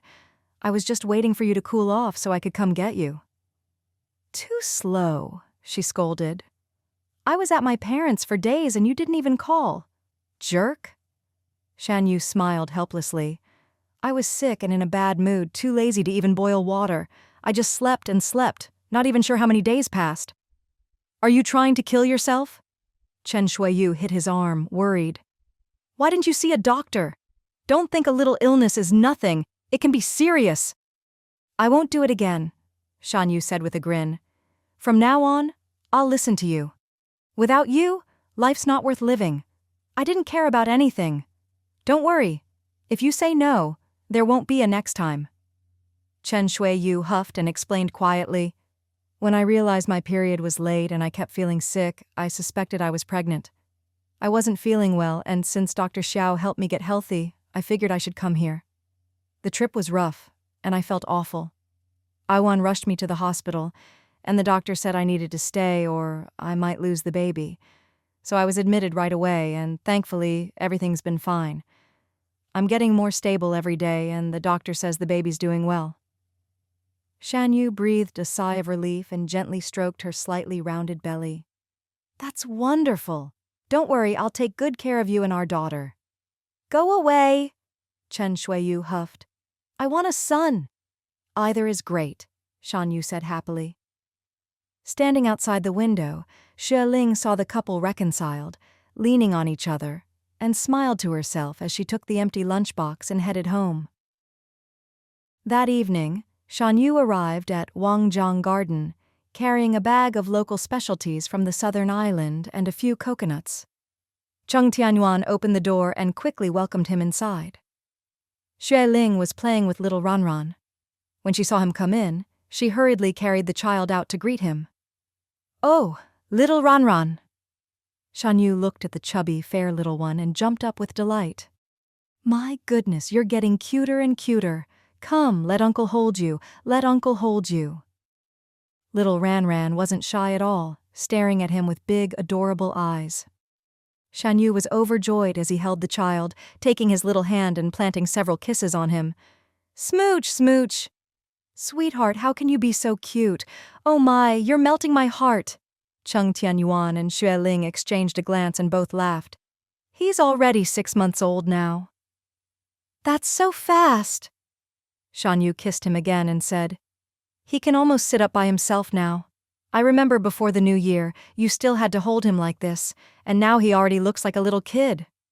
Time flies. Xue Ling smiled and said, By this time next year, your child with Sister Chen will be a month older than Ran. Hearing this, Shan Yu's eyes filled with tears, and he was overwhelmed with emotion. Xiao Xue, that day, after you hung up the phone, I laughed and cried. It hasn't been easy for the two of us to get to where we are today. The divorce was a moment of impulse, but when it comes to children, it's hard to get past our parents' expectations. Luckily, she finally got pregnant. As long as she gives me a child or two, I'll listen to her for the rest of my life. Let her scold me, let her hit me. I won't complain at all. Xue Ling chuckled softly. You? We all know you truly love Sister Chen. She has a bit of a temper, but she's a good person at heart. She may be stubborn and not say it, but she loves you deeply too. You know her well, so just be more tolerant of her. Yes, Shan Yu choked up. You're absolutely right. Cheng Tianyuan stepped forward and took the child back into his arms. Pregnancy and childbirth aren't easy. You should be more considerate. You two are doing well financially now. You're not short of money, so don't rush to do business. Stay with her and take care of her first. Once her health is stable, it won't be too late to go back to work. Yes. Shan Yu wiped his tears and smiled. Once she's discharged and the baby is stable, I'll ask Xiao Xue to order a big batch of summer clothes. I've already told my old clients that my wife is pregnant and I need to take care of her, so I'm not wholesaling goods for now. Seeing him carrying his luggage, Xue Ling said, Why don't you stay downstairs? Before Sister Chen came, my sister-in-law and mother-in-law already cleaned that apartment, so it's still tidy. Just stay there for now. Shan Yu quickly agreed, smiling. Sorry to trouble you again. Yuan, Xiao Xue, it's all thanks to your help that she got pregnant this time. If it weren't for you, things wouldn't have gone so smoothly. Xue Ling and Cheng Tianyuan both waved it off, saying friends shouldn't be so polite. Sister Chen doesn't have much of an appetite and sometimes feels nauseous. Her digestion isn't great, so I bring her meals to the hospital. The food there has to be bought from outside, and it's neither clean nor tasty. Shan Yu, you should take over bringing her meals from home. That's really too much trouble, Shan Yu said. I can cook for her and bring it over. But Cheng Tianyuan shook his head and explained, It's too much hassle to go back and forth. You remember our home number, right? If Sister Chen wants to eat something, just call my mom and then come pick it up to take to her. Shan Yu gave a wry smile. You're all so kind, always helping us, but she'll have to stay in the hospital for a month or two, not just a few days. I can't trouble you for that long. I can rent a car, cook meals downstairs, and bring them to her. Cheng Tianyuan frowned in concern and reminded him, There are only trucks for rent in Rongcheng, no cars. Unless you buy a bicycle. Shan Yu grew anxious at that, lowering his voice. The rainy season is coming. I just arrived in Rongcheng today and already got soaked. The driver who brought me said it'll rain for the next month or two. The hospital's a bit far, so a bike probably won't work. I'll lend you my car, Xue Ling offered. I'm heading south the day after tomorrow, then back to the capital, and I probably won't be back for a month or two. I won't need the car, so it's perfect for you to use. Really? Shan Yu was overjoyed and whispered, That's wonderful. Xiao Xue, you're a real blessing to us. By the way, where are you going in the south? Xue Ling just replied, I'm not sure yet. I need to find an old classmate, then go to XH City and finally head back north to the capital. Wow, you're traveling all over the country, Shan Yu asked suspiciously. Xiao Xue, are you going for business? It's hard to say for now, Xue Ling replied lightly. I'm planning to invest in a business, but nothing's certain yet. If it works out, I'll come back and tell everyone. Having done business for years, Shan Yu was shrewd enough to know she didn't want to say more, so he quickly changed the subject. I'll just drop off my luggage and get some rest. I'll go see her tomorrow. She was already asleep when I came over.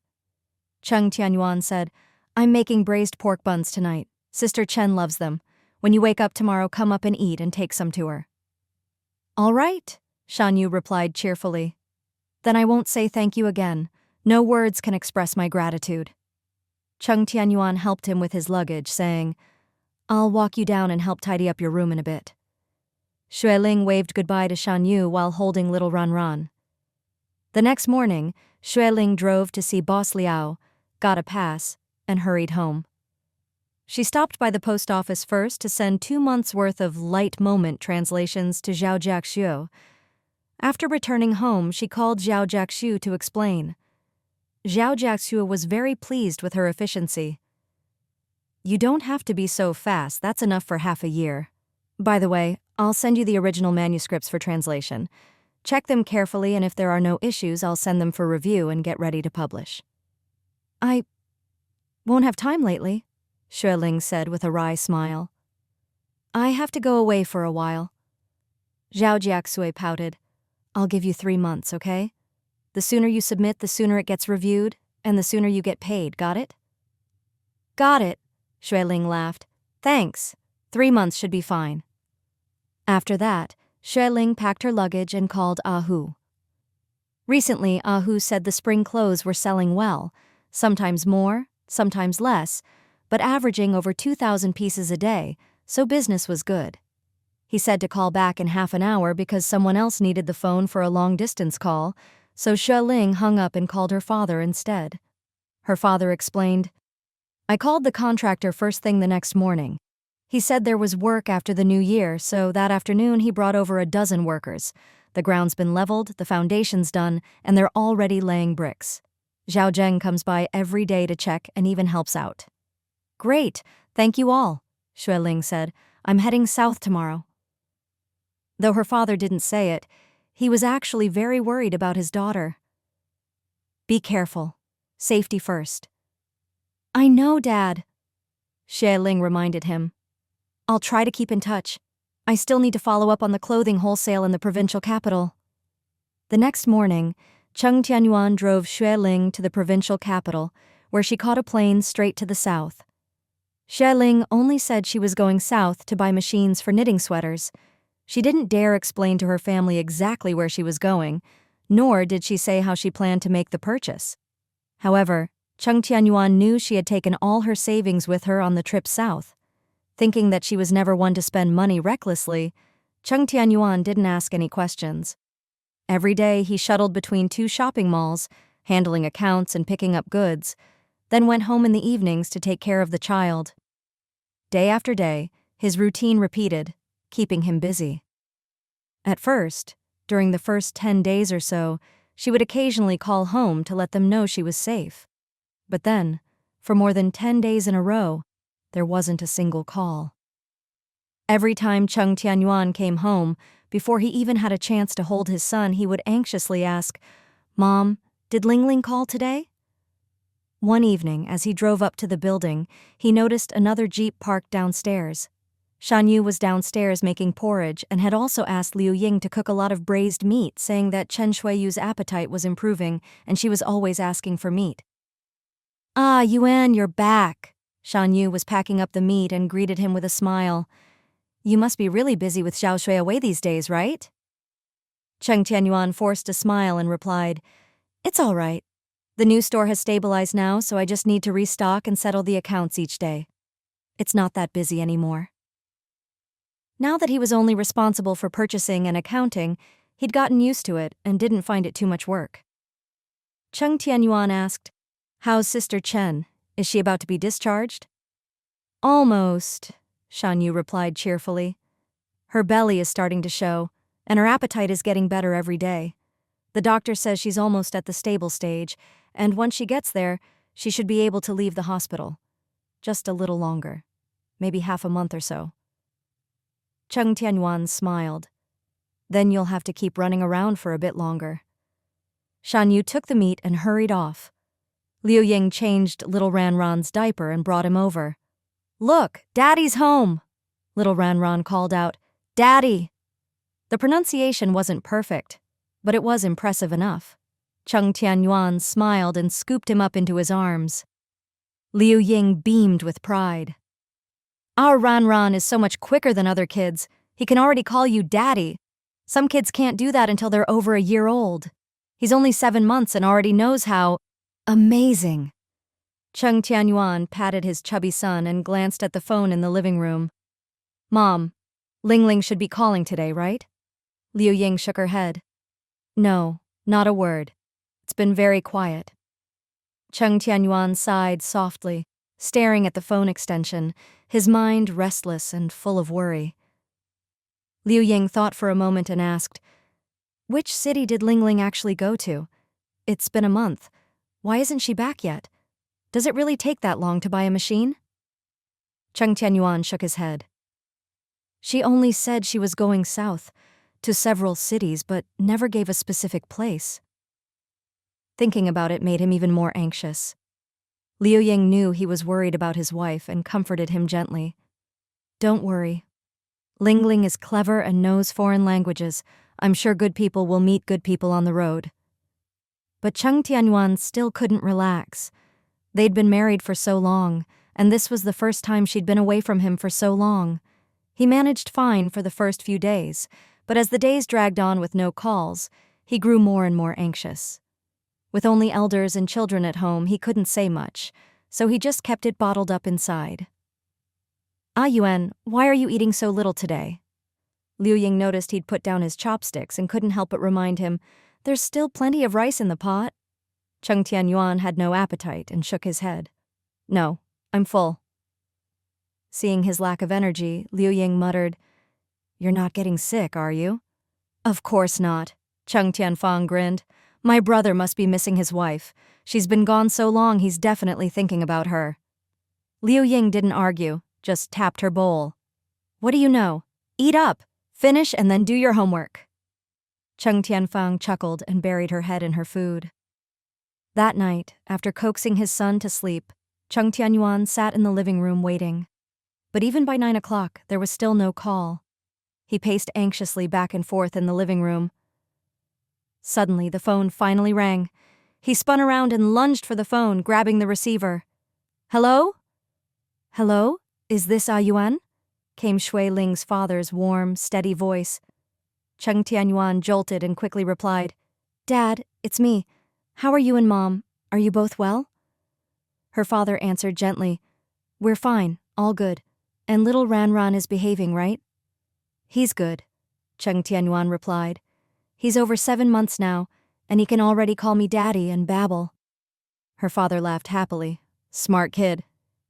After a pause, Cheng Tianyuan nervously asked, "Dad, I wanted to ask, has Ling Ling contacted you these past few days?" There was silence on the other end. After a moment, her father asked, "She hasn't contacted you either?" In that instant, both men's hearts tightened. There was a long silence on both ends. Cheng Tianyuan took a deep breath and asked, "Dad, did Ling Ling say where she'd be staying? I want to go look for her." "She should be in XG City now," her father said, though he wasn't sure. "I don't know if she's left yet. If she managed to buy the goods, she should call. 10 days ago she said things were looking promising, but she hasn't called since." Cheng Tianyuan felt a burning anxiety and gave a bitter laugh. "Dad, what should we do now?" Her father understood his worry and comforted him. "Don't worry, that girl will be fine. She's brave and not the type to talk big. If she said she was confident, she must have a way." "Dad, what exactly did Ling Ling go to do?" Cheng Tianyuan asked. "She never explained, just said she was buying some machines and then heading north to the capital." Her father could only give a rough explanation, lowering his voice. "She didn't say how she'd buy them or what method she'd use, but she knows the law and wouldn't do anything illegal. Don't worry too much." Cheng Tianyuan knew Xue Ling wasn't the type to break the law, and hearing her father confirm she really was buying machines, he felt a bit more at ease. "Dad, if it's just buying machines, why does it seem like Ling Ling doesn't dare say it outright?" Her father replied, "Because those machines aren't available in our country yet, and they involve advanced technology from Y country. It's probably very hard to buy, and she's not sure she can do it, so she doesn't want to say too much. Cheng Tianyuan immediately sensed how difficult this was. Dad, what do we do now? Just wait for her news? There's nothing else we can do but wait, her father said gently. Don't worry. If she contacts me, I'll let you know right away. Okay, Cheng Tianyuan replied. If she contacts me, I'll tell you immediately too. After that, her father hung up.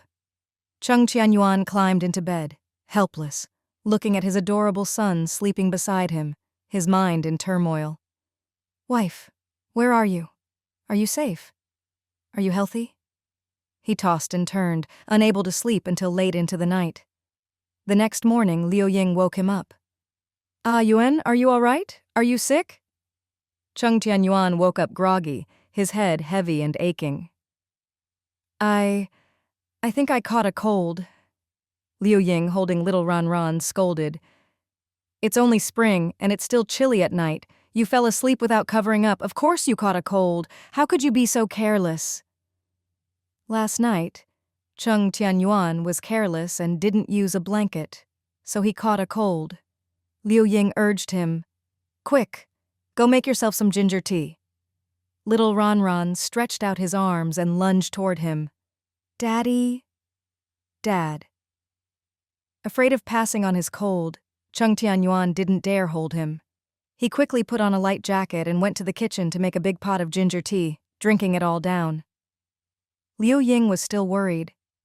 Why don't you go see a doctor and get some medicine? No need, Cheng Tianyuan said, not taking it seriously. It's just a little cold, nothing to fuss over. I'm strong, I'll be fine. But the cold hit him hard, making him so dizzy he couldn't even drive.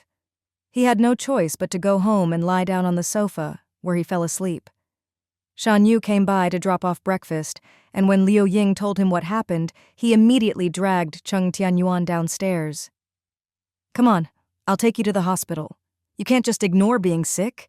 You have to take care of yourself. You've got elders and a child to look after, and with Xiaoxue away, everything depends on you. You can't afford to get sick. Shan Yu nagged as he drove. If he hadn't mentioned Xue Ling, it might have been better, but as soon as he did, Cheng Tianyuan couldn't help but think of her, his mind a jumble of worries. The more he worried, the dizzier and worse he felt. At the hospital, Shan Yu helped him upstairs straight to the emergency room. After examining him, the doctor said, It's nothing serious. You've caught a cold and have a bit of internal heat. I'll prescribe some medicine. Just take it and get plenty of rest these next few days. Shan Yu dropped off breakfast for his wife, then hurried back to drive Cheng Tianyuan home. That whole day, Cheng Tianyuan slept in the living room, groggy and out of it, only starting to feel a bit better by evening. Just then, the phone in the living room rang. Cheng Tianyuan forced himself up and quickly picked up the receiver. Hello? Brother Yuan, you're home? That familiar voice he'd been longing for made Cheng Tianyuan so happy he could hardly contain himself. He blurted out, Yes, honey. Where are you? Are you all right? Are you okay? Why haven't you called in so many days? Xue Ling gave a wry laugh. It wasn't on purpose. I ran into some trouble and couldn't get in touch. Everything's finally sorted out. There were some scares, but I'm fine. I'm at the dock waiting for the boat to leave, heading straight to the capital. It's hard to make calls on the river, so I'll contact you again once I arrive in the capital. What do you mean, some scares? Are you hurt? Are you really okay? Cheng Tianyuan was so anxious his head hurt, and he pressed his hand to his forehead. Xue Ling replied, I'm fine, really. Don't worry. How's little Ran and Mom? Are they both well? They're fine. Cheng Tianyuan breathed a sigh of relief, lowering his voice. Everyone's fine. I was just worried about you. Xue Ling chuckled softly.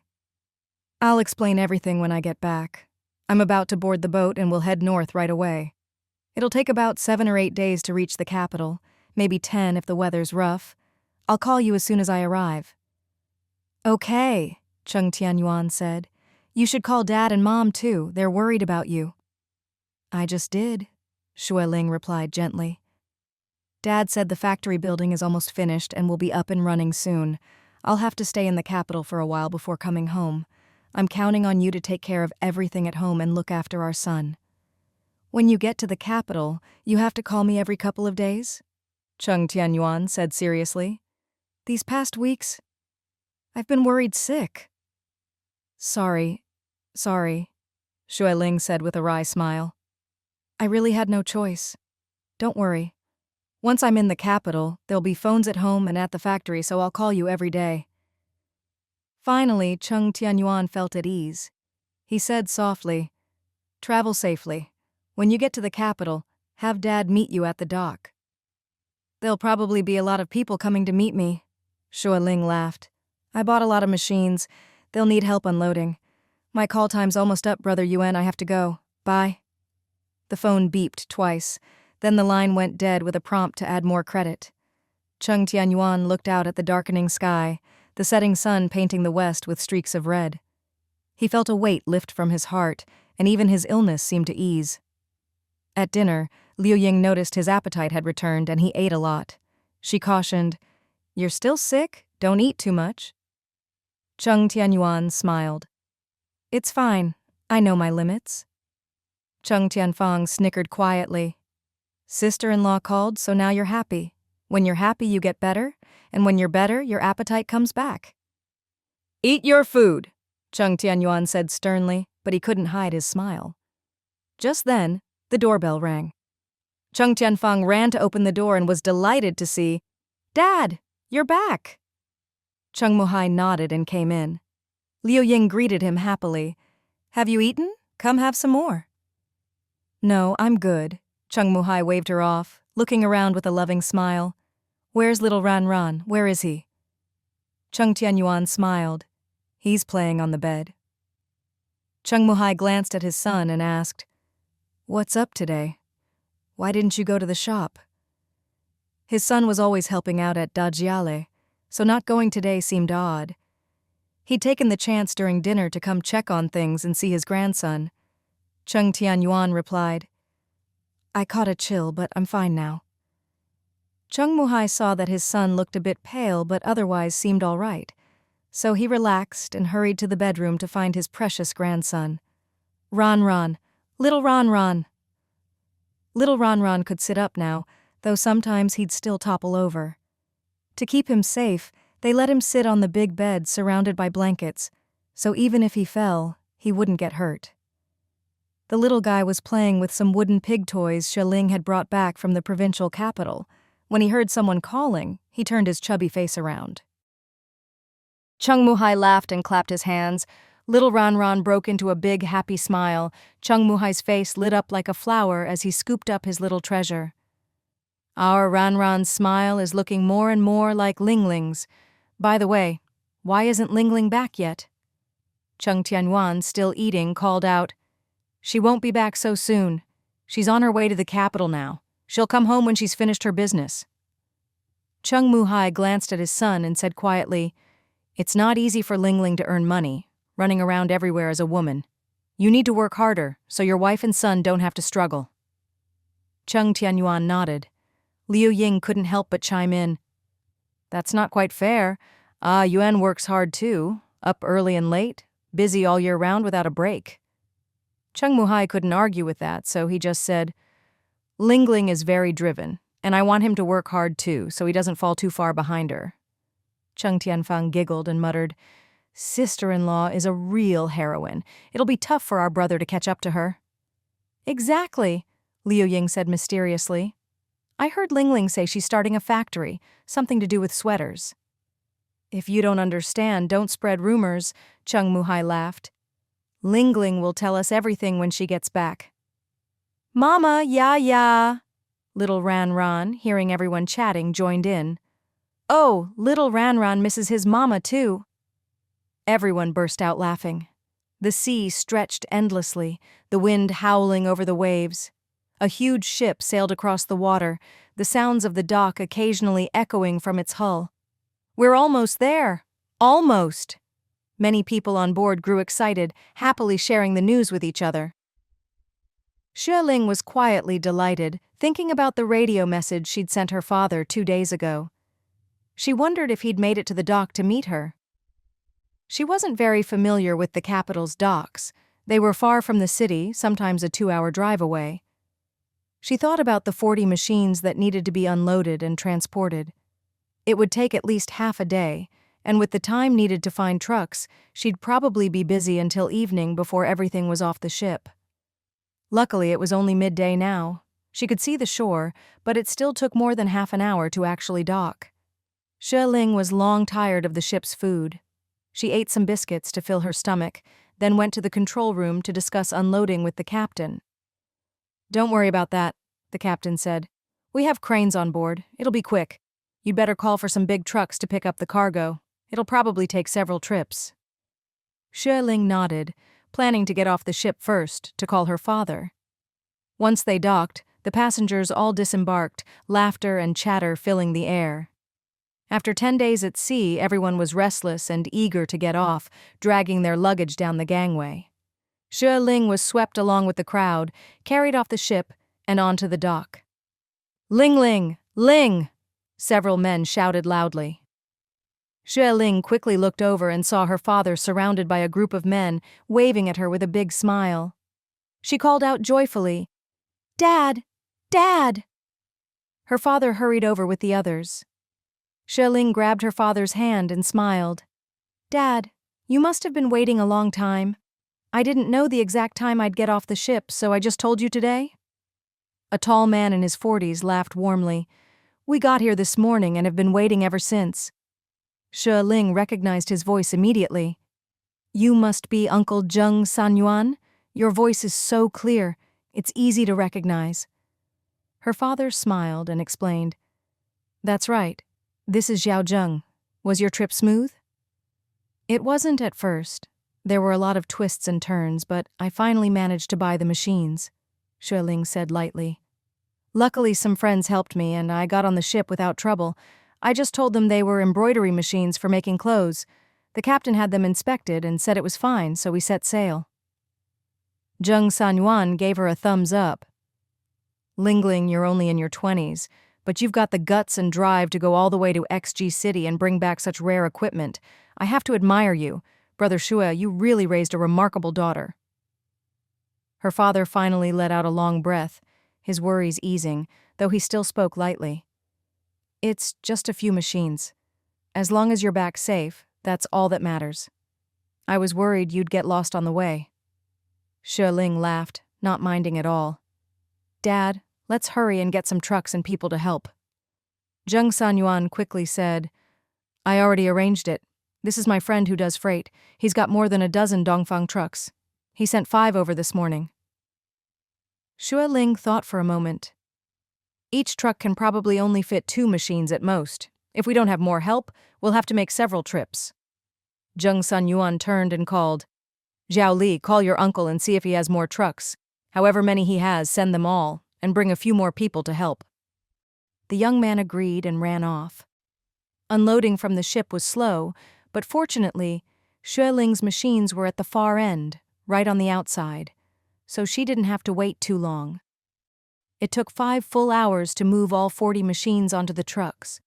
12 trucks made several trips, and finally, by a little after 8 in the evening, all the machines were delivered to the new factory. Xue Ling looked around and saw the new factory was spacious and bright. She said happily, "When I came here during the new year, this was just a field of weeds and mud. In the blink of an eye, it's become a big, bright factory." Cheng Tianyuan wiped his sweat and explained, "We had dozens of workers rushing to finish, and it took just over a month. I got some friends to install the electricity, and others to set up the dorms and canteen. Everything was ready a couple of days ago. Now that the machines are here, we're all set." Xue Ling was exhausted and suggested, "Uncle Cheng, you should find a few professional mechanics to check if anything needs fixing. These are all brand new machines, never used, but after such a long journey there might be some bumps and scrapes. It's best to have them checked and repaired if needed." "Don't worry, I'll handle it," Cheng Tianyuan said. "This is my line of work. I do all the maintenance and repairs at our factory myself. I just looked. These are fully automatic models from a few years ago.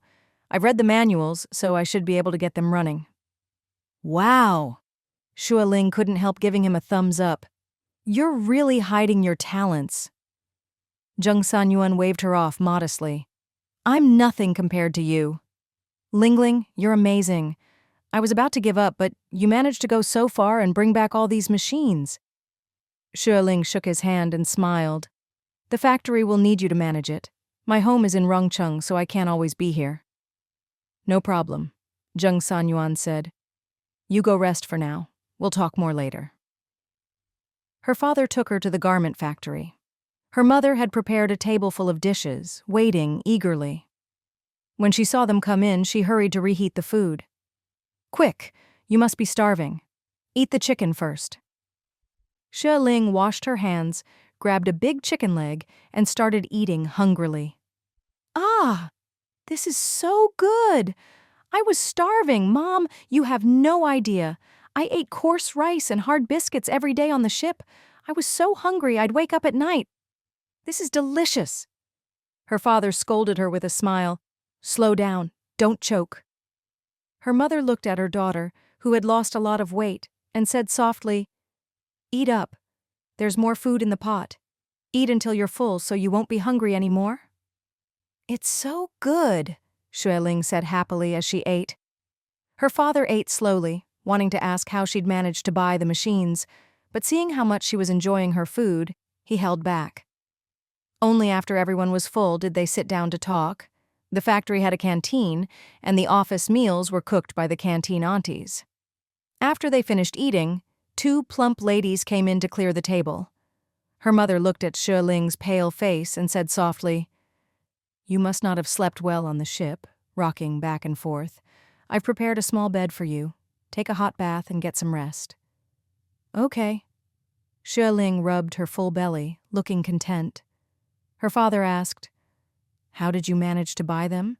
Didn't you say you only had enough money for about 30 machines? How did you end up with 10 more? Each one cost tens of thousands." Xue Ling gave a wry smile and shook her head. "I knew it would be complicated, but I didn't expect it to be this complicated. First, I found an old classmate who knows XG City well. She often goes there to buy things to sell here. At first I couldn't buy any. No one was willing to sell. I searched for days and found a second-hand machine market, but the dozen or so machines there were all in terrible shape and I wasn't sure they'd even work, so I didn't dare buy them. The market owner told me I could try the customs warehouse, but said if I didn't have real skills, I wouldn't be able to get anything." "Customs?" Her father was startled. "And then?" Xue Ling smiled mysteriously. "This batch was smuggled in by a Y-country ship. 2 shipments were seized by customs, and the goods were held in the warehouse for over 3 years. I bought them for just 40% of the market price." Xue Ling smiled and said, "You're my dad's friend, and I call you uncle. I have to show you respect. Besides, all the management from now on will depend on you. Even if I wanted to, I couldn't handle everything myself. I'll be counting on you, uncle, to look after things." Cheng Tianyuan was touched by her words and nodded, moved. "Thank you. Xiaoling, your trust means a lot to me. You and your dad are both genuine people. Friends worth having for a lifetime. Don't worry, I'll manage the factory well and won't let your hard work go to waste." He wiped his hands and said, "The wiring is all done. Today we'll get everything settled, and if things go smoothly, we can test the machines tomorrow. I've already made arrangements for workers. As for the yarn, I'll have someone bring it over soon. As long as the machines work, we can start making money right away. There are plenty of orders waiting." "Great. I'll leave it all to you, Uncle Cheng." Xue Ling cupped her hands in thanks. Cheng Tianyuan laughed heartily and went back to work. Over the next 2 days, Cheng Tianyuan and several technicians stayed in the workshop, working overtime. By the morning of the 3rd day, all the machines had been successfully tested. Xue Ling couldn't help but praise him. "Dad, Uncle Cheng is really a hard worker." "He is," her father said quietly. "He's not just hard working for himself. He's the same for his friends. That's why, even as an outsider, he's done so well in the capital. He's got friends everywhere, so things always go smoothly for him. Xue Ling added, "Yesterday I helped him interview 2 accountants, one for daily inventory and shipping, and one for managing the workers. He said the accounts must be crystal clear, every cent recorded. The accountants answer to both him and me. Doing business with someone so straightforward puts my mind at ease." "Don't forget you've got your dad, too," her father said gently. "The factory and the land are mine. With me here, what are you worried about?" Xue Ling gave a wry smile. "Dad, I'm desperate for money. It's already almost April, and by mid-year I'll need to invest $1 million. Right now, I barely have enough for the trip home." Her father burst out laughing. "Then let's see how the factory does. Xiao Zheng's old factory had fewer machines and was only semi-automatic, but he could still make over $1 million a month. There are still 2 months until mid-year. If things go well, you won't have to worry about that $1 million at all." Xue Ling grinned, rubbing her hands together. "Then I'll just wait for the money to roll in." Once the machines were up and running, Cheng Tianyuan brought in a team of workers. "My workers over there work in 3 shifts. I'll transfer a batch here. These are fully automatic machines. Once the workers are trained, they just need to keep an eye on things." Xue Ling asked, "Won't that leave you short-handed over there?" "Not at all," Cheng Tianyuan explained. "The machines there are old and can't be run too hard. They need more maintenance. I plan to cut the night shift so the machines can rest. The workers from that shift will come here, so we'll have 2 shifts, which is just right." He then had people bring over yarn from his warehouse, hired more packers, got the canteen cooks in place, and even hired 5 security guards for daily safety. Seeing everything so well organized, Xue Ling was extremely satisfied. 2 days later, the factory opened for business, setting off 3 long strings of firecrackers. The machines were fully automatic, requiring little labor and working at lightning speed. The threads whirred so fast it was dizzying. Xue Ling's mother exclaimed, "Wow, so fast! In just a short time, these machines do what would take us days by hand." "That's why you need machines," Xue Ling explained. "Manual work is too slow and can't meet demand. If you want to benefit the masses, you have to use machines for large-scale production." Her mother didn't really understand and waved her hand.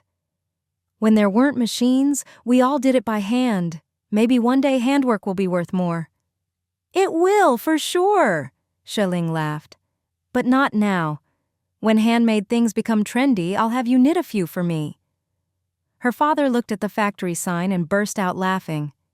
"Couldn't you come up with a better name? So lazy, it's rare to see." Xue Ling shook her head. "What's wrong with the name? It's unique. Easy to remember, and you know who the boss is at a glance. Isn't that good?" Cheng Tianyuan explained with a chuckle. "Xiao Ling made the call, and I think it's great. Easy to remember. Sanling Sweater Factory. Nice and catchy." Everyone laughed.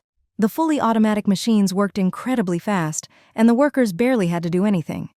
They took an hour break at noon, half an hour in the evening, and finished at midnight.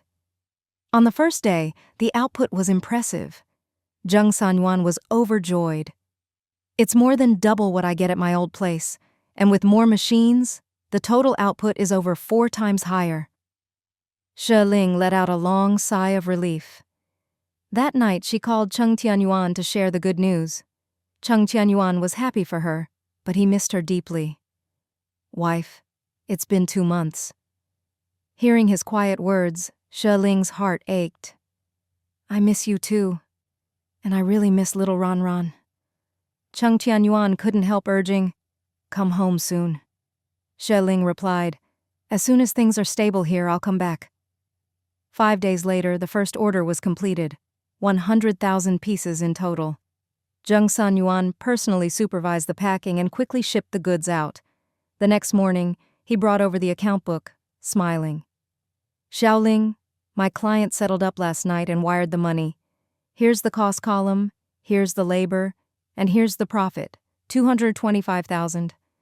I suggest we set aside the extra 5,000 for workers' wages and daily expenses. We'll just split the big numbers, and at the end of the year we'll divide up whatever's left." "No problem," Xue Ling agreed happily. Cheng Tianyuan had the accountant open 2 separate bank accounts for them. Xue Ling looked at the passbook showing 110,000 and grinned. I finally have money to go home. Ha ha. 3 days later, she booked a flight back to the provincial capital. Seeing the factory running smoothly, her father couldn't help urging, "Go home soon. Little Ran is still so young. You can't be away from him for too long." "Dad, here's the cost for the last batch of goods," Xue Ling said. "I just transferred it to your account at the bank. My flight is tomorrow morning. I'll stop by the clothing store for half a day, so I'll probably get to Rongcheng the day after tomorrow." "All right," her father said gently. "It's getting hot. Remember to drink plenty of water and don't get heat stroke." "Okay." Xue Ling let out a long breath and smiled. "Mom bought a ton of stuff for me and little Ran. You'll have to take me to the airport tomorrow. I can't carry it all myself." "Of course." Her father, though reluctant to see her go, didn't say so out loud. "Now that we have the factory, come back often. Once the income is good, don't worry about the airfare. Bring little Ran and visit more." "Don't worry. I'm planning to come back for Mid-Autumn Festival," Xue Ling said. "From now on, I'll come every 2 or 3 months." Her parents both smiled happily. "Come on, eat more. Try this." Normally, the flight from the capital to the provincial city only takes 2 hours. Xue Ling's ticket was for the morning, so she arrived at the provincial airport at 11.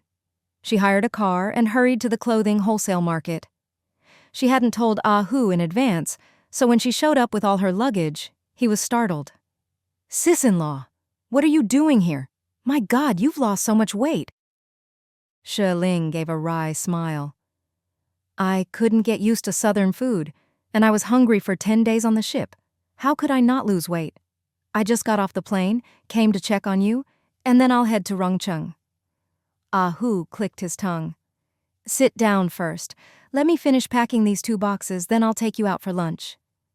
Xue Ling waved him off. "No need. You go ahead and work. I'll just have some water and call Yuenge, and also let my parents know I'm safe." "Here, take a couple of yuan for the phone," Ah Hu reminded her. Xue Ling called her parents, then called home. To her surprise, no one answered at home. Instead, someone at the clothing factory picked up. Cheng Tianyuan laughed. "Today's Ah Hu's mom's birthday. I brought Mom and little Ran over. We're all having a big lunch to celebrate." Xue Ling grinned. "Enjoy yourselves. I'll take the bus to Rongcheng this afternoon. Should get there around 7 or 8. "No," Cheng Tianyuan said. "Wait for me at the clothing market. I'll come pick you up after lunch." "No need." Xue Ling couldn't help laughing. "It's too much trouble for you to run around. Besides, you don't even know your way around the market." "Silly," Cheng Tianyuan said. "I'm free this afternoon anyway, so it's perfect. There are road signs, and if I get lost, I can always ask for directions." Xue Ling was eager to see him too, so she happily agreed. "All right, I'll wait for you at the market this afternoon. We're at stall number so-and-so, just follow the numbers, it's easy to find." "Okay." Cheng Tianyuan hung up. Xue Ling went back to the little shop and saw Ah Hu tidying up.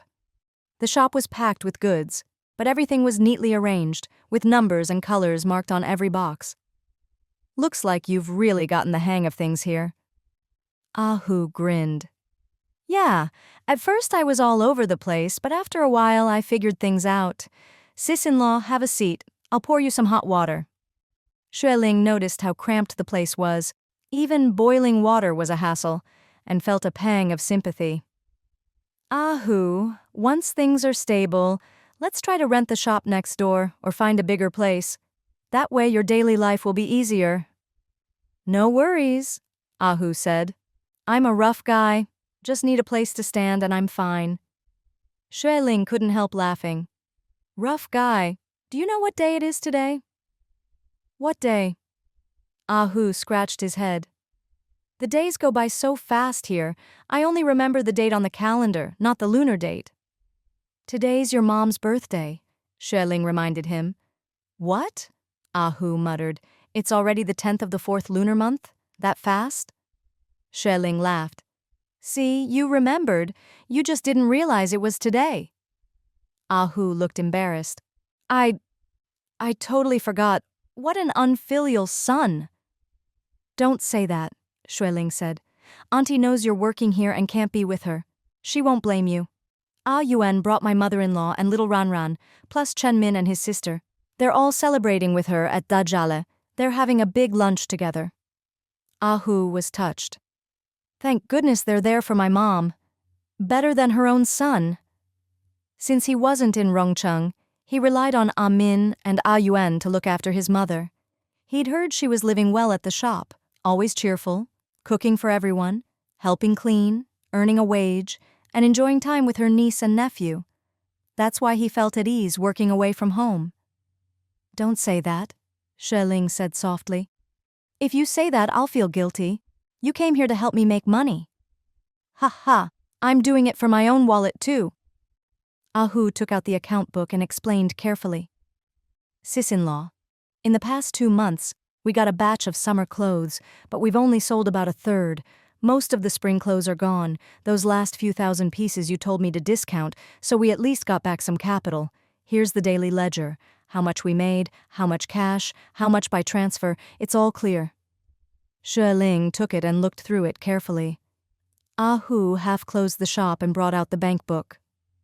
I deposit every 2 days and the amount is never the same. On good days we sell thousands of pieces, on bad days barely anything. Xue Ling glanced at the total and smiled in surprise. Wow, not bad at all. Hu grinned. In just over 2 months we've sold over 1.3 million.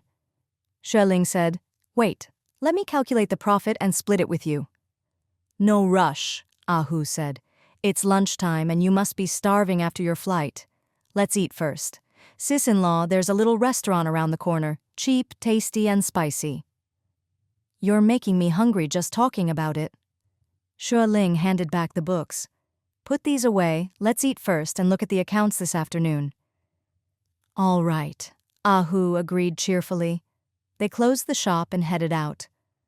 Hu greeted everyone he passed, chatting here and there. Clearly, he'd built good relationships with the neighbors. At the restaurant, Hu ordered a few dishes and 2 bowls of noodles. It's my mom's birthday today, so let's have longevity noodles together. And later, I'll ask you to take a red envelope back for her. Wish her a long, happy life. Of course, Xue Ling agreed right away. Hu was clearly at home here, and while they waited for food, he chatted about business. Sis-in-law, right now this is the only wholesale market in the provincial city. I've heard most of the province's clothes come from here. It's been open for over 2 years with countless deals. We came at the perfect time to make it big. Our clothes come from the capital, stylish and trendy, so they always sell well. I really think we should look for a better location and rent a bigger shop. Xue Ling agreed readily. My dad's factory produces clothes year-round, at least 100,000 pieces per batch.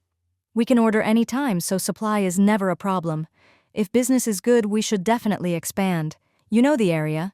Keep an eye out for a better spot. Great. Since you said yes, I'll start looking, Hu said happily. Soon, the food arrived. Hu started on the longevity noodles, smiling. When I was a kid, we were so poor that every birthday my mom would make me a bowl of sweet longevity noodles. It always made me feel warm inside. When she got older, I started celebrating her birthday, taking her out for noodles. She loved it. Xue Ling took a bite and praised, Delicious! They're celebrating in Rongcheng and we're celebrating here. Hu laughed and nodded. After lunch, the two of them returned to the little shop. The weather was getting hotter, and at midday most customers were off eating or resting, so the market was quiet and empty. Xue Ling, not minding her fatigue, got right to work sorting out the accounts. Hu sprawled out on some cardboard boxes and quickly fell into a deep sleep, snoring loudly.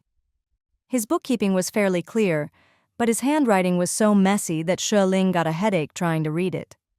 It wasn't until after 3 in the afternoon that she finally got everything sorted. In the afternoon, business picked up again, and Hu was soon sweating as he rushed around, too busy even to boil water for tea.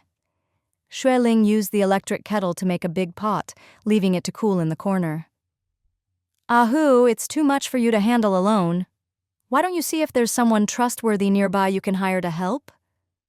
No need, Hu said cheerfully. The shop's so small there's barely room for one more person. Once I find a bigger place to rent, then I'll think about hiring help. Xue Ling nodded. Then I'll have to trouble you for now. Hu grabbed a broom and swept the shop entrance clean. Suddenly he shouted, Yuan! Ha ha ha! Sis-in-law, come out! Yuan's here! Xue Ling stumbled out of the narrow aisle and saw Cheng Tianyuan striding toward them with a big bag, a broad smile on his handsome face. For some reason, all the hardships and dangers of the past weeks flashed through her mind. In that instant, tears streamed down her face. She rushed into Cheng Tianyuan's arms, burying herself in his chest. He quickly tossed the bag to Hu and hugged her tightly. Hu took the bag, smiled awkwardly, and slipped back into the shop. There were still plenty of people in the market, but everyone was a stranger. Seeing a couple hugging, the woman in tears, they just assumed it was a lover's quarrel and walked on, smiling, without stopping to stare. Cheng Tianyuan, always a bit shy, patted her back gently. Don't cry, honey. People will think I'm bullying you. Xue Ling burst out laughing through her tears, sniffled, and pulled away from his embrace. Cheng Tianyuan quickly wiped her tears and said softly, You're a grown woman. If you're happy, just be happy. Why are you crying? Silly. Xue Ling blushed, took his hand, and led him into the shop. This is the clothing wholesale shop Hu and I run. I know, Cheng Tianyuan said, looking around with a smile. I saw the big sign from far away, recognized it right away. Wow, it's tiny. Hu laughed. All wholesale shops are like this. At first, the front wasn't even set up, and with the door open, it looked just like a street stall. Cheng Tianyuan joked, Hu, do you sleep on the cardboard boxes at night? I bet you can't even turn over. There's a little bed in the back, Hu said, pointing to the corner. Then he asked, What's this? With all sis-in-law's luggage, you still brought another big bag? Good thing we shipped out a box earlier, or there'd be nowhere to put your stuff. Cheng Tianyuan smiled. Auntie asked me to bring it for you. It's your summer clothes and some food, a whole big bag. Xue Ling had calmed down and sniffled. You got here early. Cheng Tianyuan grinned. The earlier I get here, the earlier we can go home. If we leave soon, we'll be home by evening. Hu quickly invited, Sit down and have some water, let's have a good chat. Cheng Tianyuan glanced around and reminded, Be careful here. No smoking. Hu gave a wry smile. I've quit. Xue Ling was surprised, remembering that last time he'd sometimes step outside to smoke. When did you quit? It's been 2 months, Hu explained. A while back, someone at a stall was smoking and accidentally set a box on fire. The flames spread fast. Clothes and cardboard burned like crazy. Luckily, everyone helped put it out. The next morning, management came and banned smoking in the market. Anyone caught would have to leave. So you had to quit? Cheng Tianyuan asked, frowning. Was it hard? He'd seen how hard it was for some people to quit, so he'd never tried to make his own father stop. In the countryside, many people couldn't afford cigarettes, so they'd smoke cheap ones or just a few puffs at a time. Cheng Muhai didn't smoke much. When the family was poor, a pack would last days, just a few puffs at a time. Now that things were better, there were always cigarettes in the shop, but he never got addicted. His son would give him a pack every month or two and he'd smoke slowly. But Hu was different. He had a real habit, sometimes smoking several in a row. It was tough at first, Hu admitted. Every day I wanted to close up and go outside for a smoke, but I couldn't. I just had to tough it out, wash my face, drink water, anything to distract myself. After a while, I got used to it. Now I don't even think about it. That's great, Xue Ling said quietly. Smoking's bad for your health. It makes you smell. And in summer, with all the sweat, it's even worse. No way, Hu said, embarrassed. So you really disliked me for that? Not anymore, Xue Ling laughed, poking Cheng Tianyuan's arm. He doesn't smoke, and I like that. Cheng Tianyuan explained, We were too poor to buy cigarettes. I never liked the smell anyway. Sometimes it even made me cough. That's why, even now that they could afford it and both shops sold cigarettes, he never smoked. Ah Hu grumbled. Non-smokers are rare. Not many men don't smoke. Not smoking doesn't make you less of a man, Xue Ling teased. Now you're one of the rare good guys. Congrats.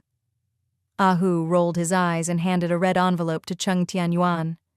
Give this to my mom tomorrow. Wish her a happy birthday from me. Cheng Tianyuan nodded and put it in his pocket.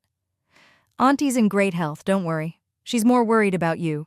Told me to remind you not to stay up too late, not to drink cold water too fast, and to save up for a car so you can visit home more often. Ah Hu grinned and turned to Xue Ling. Sis-in-law, how much money do I have now?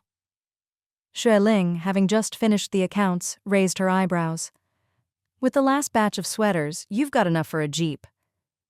Really? Ah Hu laughed with delight. Xue Ling smiled. It's been months. If we couldn't even make that much, what would be the point? That's awesome, Ah Hu said. Once things are stable, I'll buy a car. When business is slow, I'll drive home to see my mom, take her out, make her happy. Xue Ling put away the bank books. The bank's not far. I'll drive over, wire the capital back to my dad, and deposit your share for you. Once that's done, we can go home. Xue Ling went to the bank to check the accounts, wired the capital back to her father, and then split the profits with Ah Hu. Cheng Tianyuan waited for her nearby. When she finished, he quickly took her hand, led her to the car, and turned toward Rongcheng. Xue Ling looked at him happily and asked in a soft, playful voice, Did you miss me? Cheng Tianyuan glanced at her, then looked ahead. What do you think? You were gone for 2 months and 10 days. You left at the end of the second lunar month, and now it's already May. You said you'd be gone a month, but it turned into 72 days. Do you think I wouldn't miss you?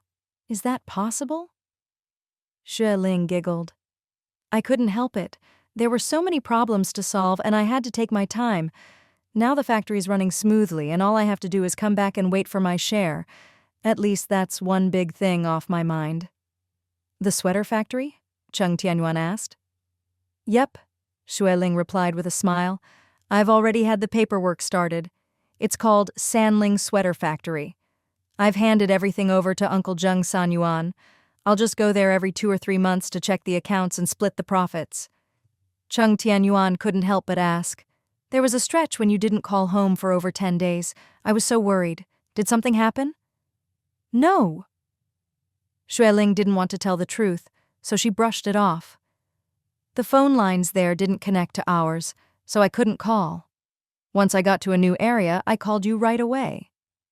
Cheng Tianyuan was half convinced, but since she was home safe, nothing else mattered. Little Ranran can sit and crawl now. He wears shorts and a little shirt, crawling all over the place every day. Really? Xue Ling's eyes filled with tears at the thought of her son. I haven't held him in so long. He's probably forgotten his mom. Cheng Tianyuan said gently, Now that you're back, he'll be close to you again in less than a day. The bond between mother and child is in the blood. No amount of time can change that. Besides, you'll be staying in Rongcheng from now on, not away for long stretches, so there's nothing to worry about. Xue Ling quickly composed herself. How are Mom and Dad? Oh, and isn't Fang about to take her high school entrance exams? They're both doing well, Cheng Tianyuan replied. Fang's teacher told her the exams are at the start of next month. There's only one test site for Rongcheng and the nearby villages at her school. She's not sure what she wants to do yet. She's not planning to go to high school? Xue Ling wondered. Last time I heard, she wanted to go to high school and then university. Cheng Tianyuan explained quietly. Not many kids here go to high school, especially girls. The environment just isn't there, so she's thinking about a vocational school instead. Plus, my mom keeps telling her to finish school and start working. She's come around to that idea. Xue Ling nodded. As long as she's happy. There aren't many universities now, and finishing vocational school will guarantee her a good job. I want her to decide for herself, Cheng Tianyuan said. She's 18. She should be making her own plans. Whatever she chooses, she'll have to face the consequences. I can only give advice and help with tuition. Xue Ling agreed. Right, let her choose what she likes. Cheng Tianyuan added, Sister Chen is 6 or 7 months pregnant now. She moved back downstairs last month. Shan Yu isn't rushing to work or make money. He's with her every day, cooking and taking her for walks. The doctor says the pregnancy is stable, and they're both really happy. Congratulations to them, Xue Ling said with a smile. Once they have a child, most of their worries will be gone. That's not always true, Cheng Tianyuan said quietly. Shan Yu's parents called saying they want to come help take care of Chen so he can go back to work. But Chen refused. She doesn't want to live with her mother-in-law. Shan Yu knows they don't get along, so he didn't dare bring his mom over. For now, just let Chen have her way, Xue Ling said. She's an older mom, so she needs to be well cared for and not upset. Once she's had the baby and is recovering, her mother-in-law can come help. Money can always be earned, but having a child isn't easy. It's best to take care of the mother first, then worry about work after the baby is safely born. Anyway, with Shan Yu's millions, he's a rich man no matter where he goes. There's no need to worry about money. They're not planning to go back to the southern island for the birth, Cheng Tianyuan said. They've been seeing Dr. Xiao for a year and trust her. The medical care here is better, so they'll stay here for the delivery. Shan Yu will take care of everything. After so long apart, Xue Ling kept asking him questions. How's the new shop doing? Pretty good, Cheng Tianyuan replied. The profit's a bit less than at the development zone, but there are more residents nearby, and once we built up a reputation, business got more and more stable. When he mentioned the new shop, Cheng Tianyuan's thick brows furrowed slightly. For some reason, he felt that Yuan Aihua was a little too attentive to him, more than just an employee's respect for her boss. She already knew he was married and had even met Xue Ling, so why was she still like this? Cheng Tianyuan was a straightforward man. He'd never dated before marrying and didn't understand the subtleties of women's feelings, so he made up his mind. If she had any inappropriate thoughts about him, he'd fire her. In his view, a good employee should also have good character. If she knew he was married and still had ideas, she was trouble, and it was better to let her go before she caused problems. To him, loving and protecting his wife was his duty. He would never get involved with another woman or make his wife sad. He glanced sideways at Xue Ling. She had stopped talking and was already asleep. She'd been up early for her flight and busy all day. She must be exhausted. He felt a pang of tenderness, cracked the window a bit, and drove steadily so she could rest. He didn't drive fast, so they reached Rongcheng around 7 in the evening.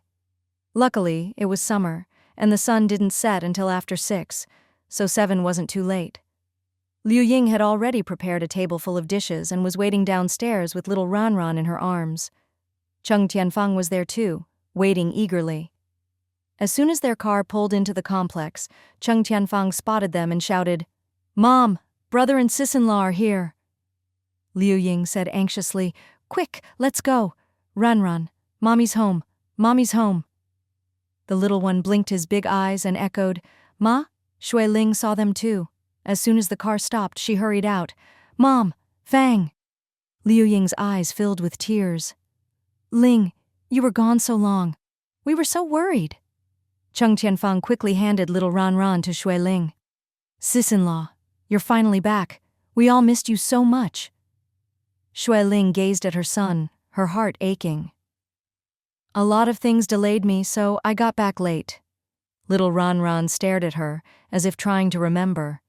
Liu Ying urged, "Call Mommy, go on, he can say Daddy now, he can say Mommy too." But little Ranran just shook his head and wouldn't say it. Xue Ling felt a pang of sadness and carried him into the elevator. Under the elevator's light, the little one finally saw his mother's face clearly. He wrapped his chubby arms around her neck and giggled. Xue Ling couldn't help it. She laughed and cried at the same time. That night, little Ranran clung to his mother and wouldn't let go. No one else could hold him, not even his father. He just nestled in his mother's arms and refused to leave. Cheng Tianyuan couldn't help teasing, "He's probably afraid you'll leave again, so he's holding on tight." Hearing this, Xue Ling felt both heartache and joy. She kissed her little boy's cheek and whispered, "Mommy will stay with you from now on, really." Little Ranran didn't really understand, but he just kept his arms around her neck. Everyone laughed. After dinner, Cheng Tianyuan cleared the table. Liu Ying looked at Xue Ling, frowning. Why were you gone so long? Look at you. You've lost so much weight. Tsk, tisk. It's nothing. Xue Ling smiled. I'm still young. A little weight loss now and then is fine. I was traveling a lot, and the food on the road isn't like home, so I lost a bit. Now that I'm back, I'll probably gain it all back in less than half a month. What kind of business did you do that kept you away so long? Liu Ying asked. I heard Ahu didn't even go with you. You were out there all alone. We were so worried. Mom, I'm fine, aren't I? Xue Ling replied with a smile. I just went south to buy some sweater-making machines, then shipped them to the capital. I partnered with one of my dad's friends to open a sweater factory. Once it was running smoothly, I came right back. Oh, a sweater factory? You mean machine-knitted sweaters? Liu Ying asked, smiling. That's right, Xue Ling explained. Machine knitting is super fast. Uncle Zheng has great connections and lots of experience in the business. He has more orders than he can handle. I just provided the machines and the factory. He takes care of everything else. You don't have to watch over it? Will that work? Liu Ying worried. What if he hides something from you or fudges the numbers? Wouldn't we lose money? Xue Ling quickly explained. There are several accountants at the factory. Every shipment in and out is recorded. Plus, my dad visits often. When you partner with someone, you have to trust them. Is he a good person? Is he trustworthy? Liu Ying asked anxiously. He's a good man, Xue Ling replied. I've worked with him. He's honest and reliable. When we discussed profit sharing, he even offered me a higher percentage. He's out to make money, but he's not the type to use underhanded tricks. Mom, don't worry so much, Cheng Tianyuan chimed in. If sis-in-law can work with him, there must be mutual trust. Besides, the Xue family is still over there. They'll help keep an eye on things. Sis-in-law will probably go check in from time to time, too. Exactly, Xue Ling said. I'll go up every month or two, maybe more often if I have time. When you have a stake in a business, it's always good to check in regularly. Cheng Tianyuan trusted her completely and helped her unpack while listening to the conversation. Liu Ying lowered her voice. Ling, can I ask, does a factory like that need a lot of money? What if you lose it all? Not much, Xue Ling said, not wanting to worry her mother-in-law, so she downplayed it. Buying the machines in the factory was just a few $100,000. What? A few $100,000? Liu Ying's eyes widened in shock, her voice trembling. That much? Xue Ling smiled wryly. She'd already halved the real number, and her mother-in-law was still so startled. Mom, it's just $200,000 or $300,000, not that much. We can earn it back slowly. You have to invest some capital to make money in business. But let me say something unpleasant. Liu Ying sighed. What if you lose it?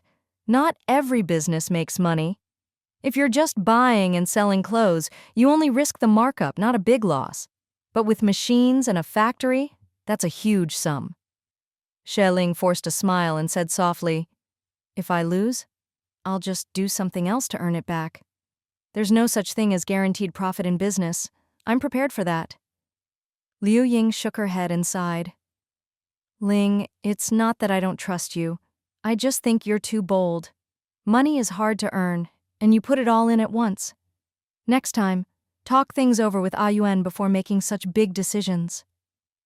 Okay, I will, Xue Ling agreed, just to reassure her. Hearing her promise, Liu Ying finally relaxed. I'm sure you'll make money. I'm just talking about the worst-case scenario. We have to think ahead, right?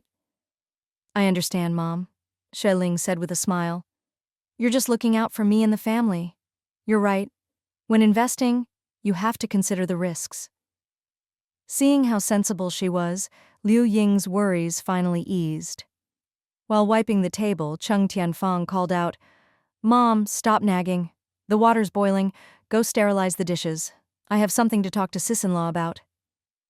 Liu Ying answered and hurried to the kitchen. Xue Ling, seeing her sleepy son, quickly cradled him and rocked him to sleep. It was already hot in May, but the river breeze on the balcony and the big windows kept the house cool without a fan. Still, holding her son, she broke out in a sweat. Once he was sound asleep, she carried him to the bedroom and laid him on the bed, Cheng Tianyuan tossed her a diaper and explained quietly, "Now he only wakes up once at night for milk, sometimes sleeps through till morning. It's much easier than when he was tiny." Xue Ling smiled happily and folded the diaper, tucking it under her son. Cheng Tianyuan said softly, "He's a little sweaty. I'll cover him with a blanket later. Fang said she wanted to talk to you. She's probably waiting in the living room." "Oh." Xue Ling went out and found Cheng Tianfang sitting on the wooden sofa, studying 2 sheets of paper. "Sis-in-law, I have exams next month. The teacher wants us to fill out our preferences, and if we do well, the Education Bureau will help us get into a good school and major." Xue Ling took the papers and saw they were mostly schools in the provincial city: Teachers' College, Health School, Water and Electric, and the Post Office School. "Do you have a preference?" "The major you choose will probably set your career path, but life changes a lot. You might switch fields many times." Cheng Tianfang smiled shyly. I think I want to study water and electric. I like math and that kind of thing." "As long as you like it," Xue Ling smiled. "You'll be studying for years, and then working in that field for years after. If you don't truly like it, it's hard to stick with it. So the most important thing is to choose what you like and see if it fits the times. Water and electric is a good field. Maybe you'll end up in telecom, which has a great future." "But my mom won't let me," Cheng Tianfang pouted. "She and my dad say girls shouldn't do water and electric. They want me to go to teachers' college and be a teacher, or health school to be a nurse or doctor. Those are more suitable for girls." Xue Ling's eyes flickered and she asked, "What about your brother? What does he say?" Cheng Tianfang answered honestly, "He's like you. He says I should choose what I like." Cheng Tianfang thought for a moment and explained, "I'm one of the top students in my class. The teacher said if I fill out my preferences now, the Education Bureau might have some special recruitment programs for outstanding students." Xue Ling had heard of this kind of thing and nodded. "In that case, just pick what you like for now. If there are any really good special programs later and you're interested, you can go for those. As long as you learn real skills and knowledge, it's a good thing." "But I can't get past my mom and dad," Cheng Tianfang said with a wry smile. "They mean well. They're just afraid I'll make a bad choice and ruin my future." "Don't worry," Xue Ling said softly. "I'll have your brother help talk to them.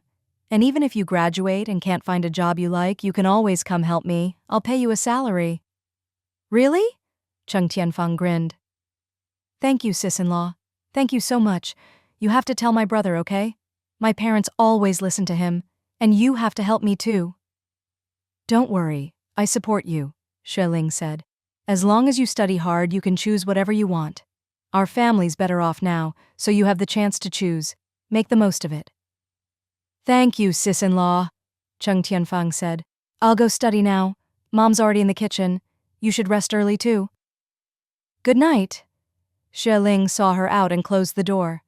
Just then, Cheng Tianyuan came out of the bathroom and said gently, "I've got the water ready for you. Go take a hot shower." Xue Ling snuggled into his arms, not wanting to move. "Don't move. Let me hold you a bit longer." Cheng Tianyuan loved how she acted spoiled and dependent on him.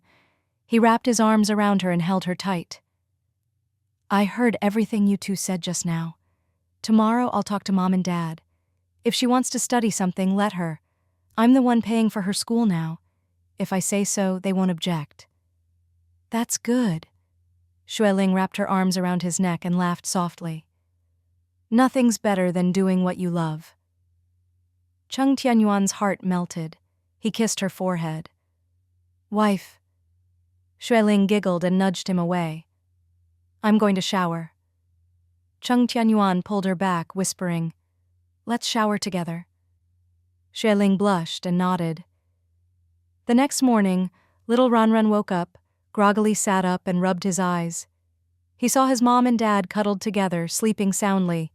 Without thinking, he crawled over. "Bah." He clambered over his mom's legs, squeezed his way in, and finally found his spot between his parents. Cheng Tianyuan smiled sleepily and grumbled, "You little rascal, making noise so early." Xue Ling looked at her little third wheel and couldn't help laughing, pinching his chubby hand. "Ranran, are you hungry? Want some milk?" He nodded eagerly. Cheng Tianyuan got up and went out. Xue Ling dozed off again, while Ranran sat beside her, playing with her hair, tugging at her clothes, and patting her arm with his chubby hands. When Cheng Tianyuan came back, he quickly caught Ranran's little hand. "Don't wake Mommy. Let her sleep a bit longer." When Ranran saw the bottle in his dad's hand, he forgot everything else and lunged for it, hugging it and sucking away. Xue Ling smiled sleepily. "He can hold the bottle by himself now?" Cheng Tianyuan explained. "Once he could sit, I started teaching him. My mom said it was too heavy, but after a few tries, he got the hang of it. Now he always holds it himself." Xue Ling teased. "Strict dad, huh?"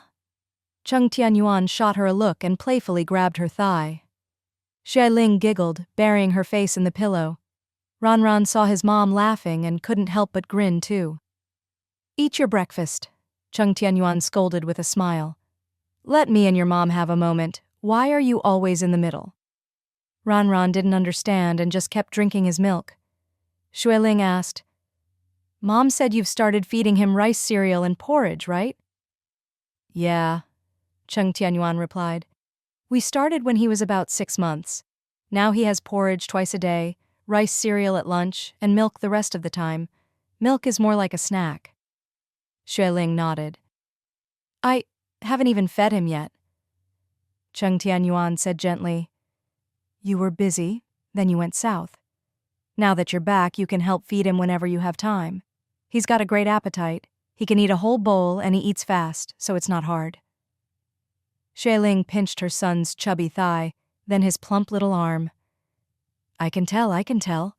Ranran thought his mom was playing and giggled. Cheng Tianyuan sat at the head of the bed, watching the warm scene, and couldn't help but laugh softly with happiness. "Yesterday on the way home, someone was crying to me, worried her son wouldn't remember her." Xue Ling blushed and muttered, "I was gone so long. Kids don't remember much. How could I not worry?" He said softly, "The bond between mother and child is natural. As soon as you held him, he remembered. Blood ties are just that magical." Xue Ling smiled, got up and snuggled into his arms. "I'm lucky to have you and Mom taking such good care of him. If it weren't for you, I couldn't have left. My success is thanks to you both." Cheng Tianyuan stroked her hair and said gently, "My mom doesn't have much education and speaks bluntly. Sometimes what she says might not sound nice, but she really means well, for you and for the family. Try to be understanding. You did great last night." If it were him, he might not have liked his mom's words either, but Xue Ling agreed to everything without arguing. After a few conversations, not only was there no conflict, but his mom was very pleased with her daughter-in-law. He had to admit, Xue Ling was a wonderful wife. Xue Ling shook her head and whispered, I know. Don't worry. Mom's always been good to me." Cheng Tianyuan kissed her hair and whispered, "Thank you." If she were a proud, headstrong woman, she'd never tolerate her mother-in-law's interference. She'd insist on making her own decisions with her own money and resent being told to consult her husband first. Luckily, Xue Ling was understanding and considerate. Otherwise, there would have been a fight last night. He hadn't said anything in front of his wife and sister, but when Xue Ling was busy later, he'd have a word with his mom, ask her not to meddle in Xue Ling's business. Just then, a little giggle sounded as Ranran toddled over. Seeing his parents hugging but not including him, he hurriedly finished his milk, tossed the bottle aside and rushed over, burrowing into his dad's arms with his chubby head. Both parents burst out laughing. He didn't know what was so funny, but seeing them laugh, he giggled too. For a moment, the whole room was filled with happy laughter. After breakfast, the little family of 3 started their day. Cheng Tianyuan went off to work, while Xue Ling took little Ranran downstairs to visit Shanyu's home. Shanyu was already up and busy in the kitchen, his hands greasy from cooking. "Honey, go see who's at the door. Maybe Aunt Lu brought us some buns." Chen Shuiyu, her belly round and heavy, slowly made her way to open the door. "Ah, Ling Ling, you're finally back. I've been waiting for you." Xue Ling laughed and said to her son, "Come on, say auntie." Little Ranran couldn't say it yet, but babbled happily, his smile melting Chen Shuiyu's heart. She took his hand and showered him with kisses. "Oh, you're just too cute. Getting more handsome every day. Auntie loves you." She welcomed mother and son inside. Xue Ling glanced at her belly and couldn't help asking, "Chenjie, how far along are you?" 6 months, Chen Shuiyu replied. "Due at the start of the 8th lunar month, but the doctor says the baby's sitting low, so I might deliver a week or two early." Xue Ling gasped, "Wow, your belly is huge.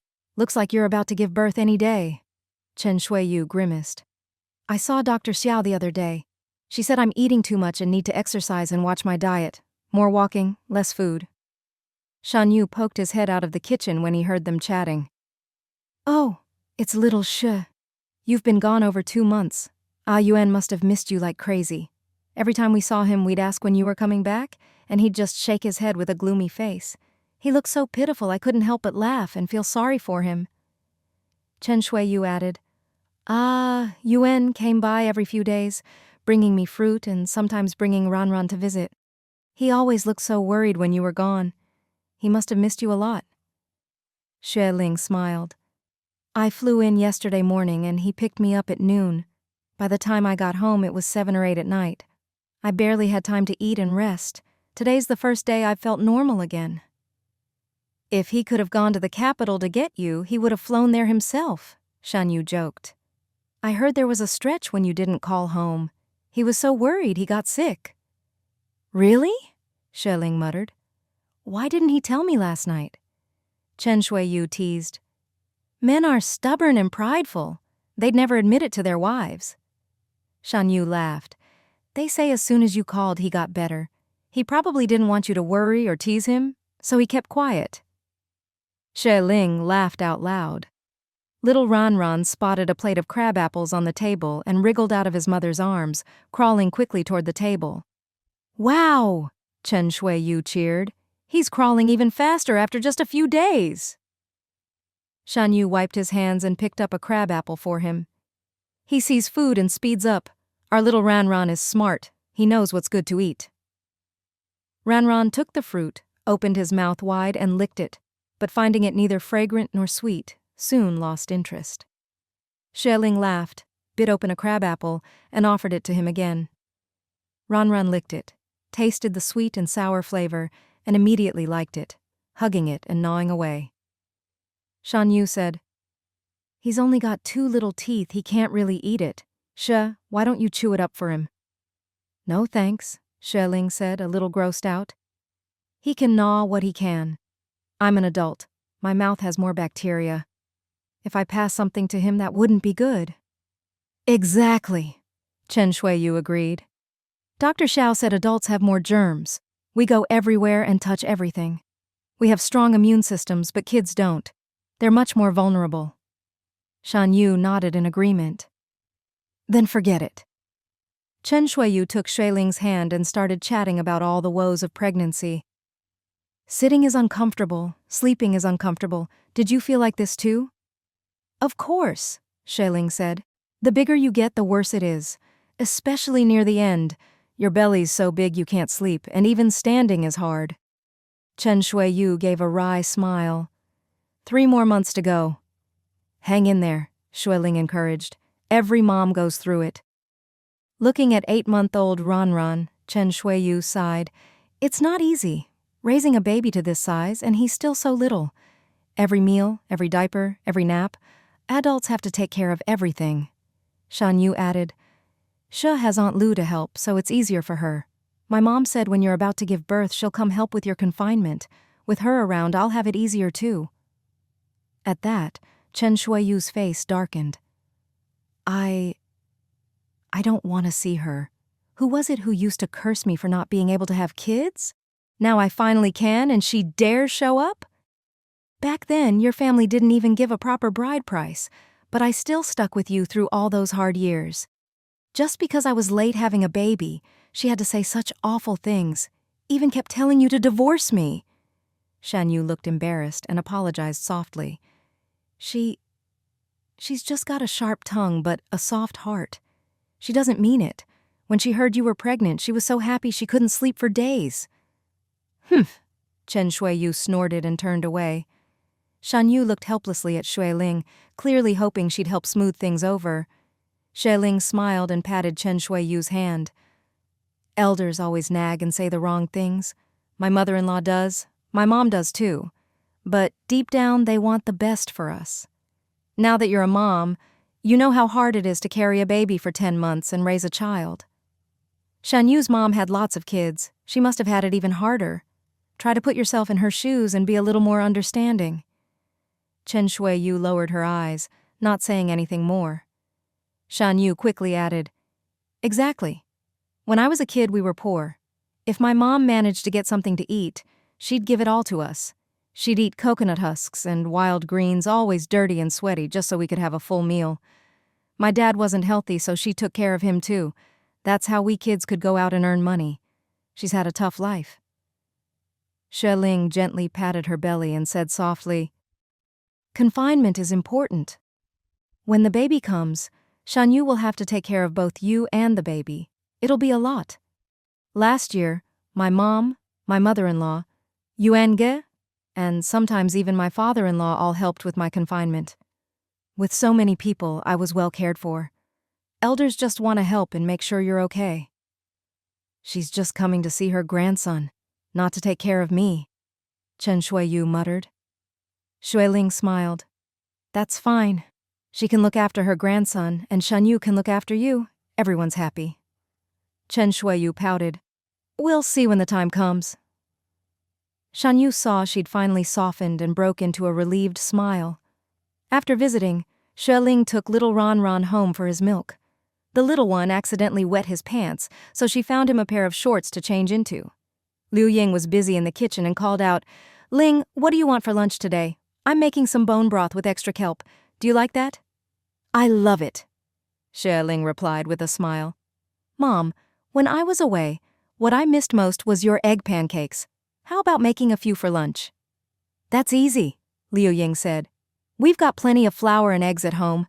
I'll make some later. Look at you. You've lost so much weight these past 2 months. Xue Ling couldn't help thinking of those 10 days on the boat and explained, When I went to the capital to get the machines, I spent over 10 days on the ship. Every day it was either cold, hard steamed buns or fish soup that smelled so strong. At first I could handle it, but after a few days I just wanted to throw up. Just thinking about it now gives me goosebumps. What a hardship. Liu Ying clicked her tongue.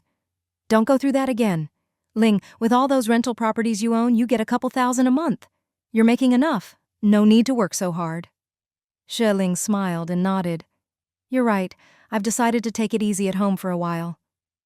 Suddenly, Liu Ying remembered something. Last night I was so happy you were back. I forgot to tell you. A few days ago, your colleague, what's her name, Wang Ting, came by with some apples, asking if you were home yet. I told her you'd be back soon, and she said she'd come again. She also said she has dinner at home every evening, not at the photo studio. If you're back, you can go see her. Oh, Wang Ting, Xue Ling nodded. Got it. I'll go find her after work this evening. While arranging the cold briquettes, Liu Ying added, She seemed to have something on her mind. Her eyes were red and she looked worried. I asked if something was wrong, but she just shook her head and wouldn't say. Xue Ling paused, then smiled gently. Mom, Wang Qing is an intellectual. She values her privacy. Next time, just offer her tea and a seat. Don't ask too much. Liu Ying nodded, carefully placing the briquettes in the stove. I know. I was just worried about her. She looks so delicate. I just felt bad for her. Xue Ling understood her good intentions and said nothing more. After her son finished his milk and fell asleep in her arms, she carried him to bed. Just then, the door opened.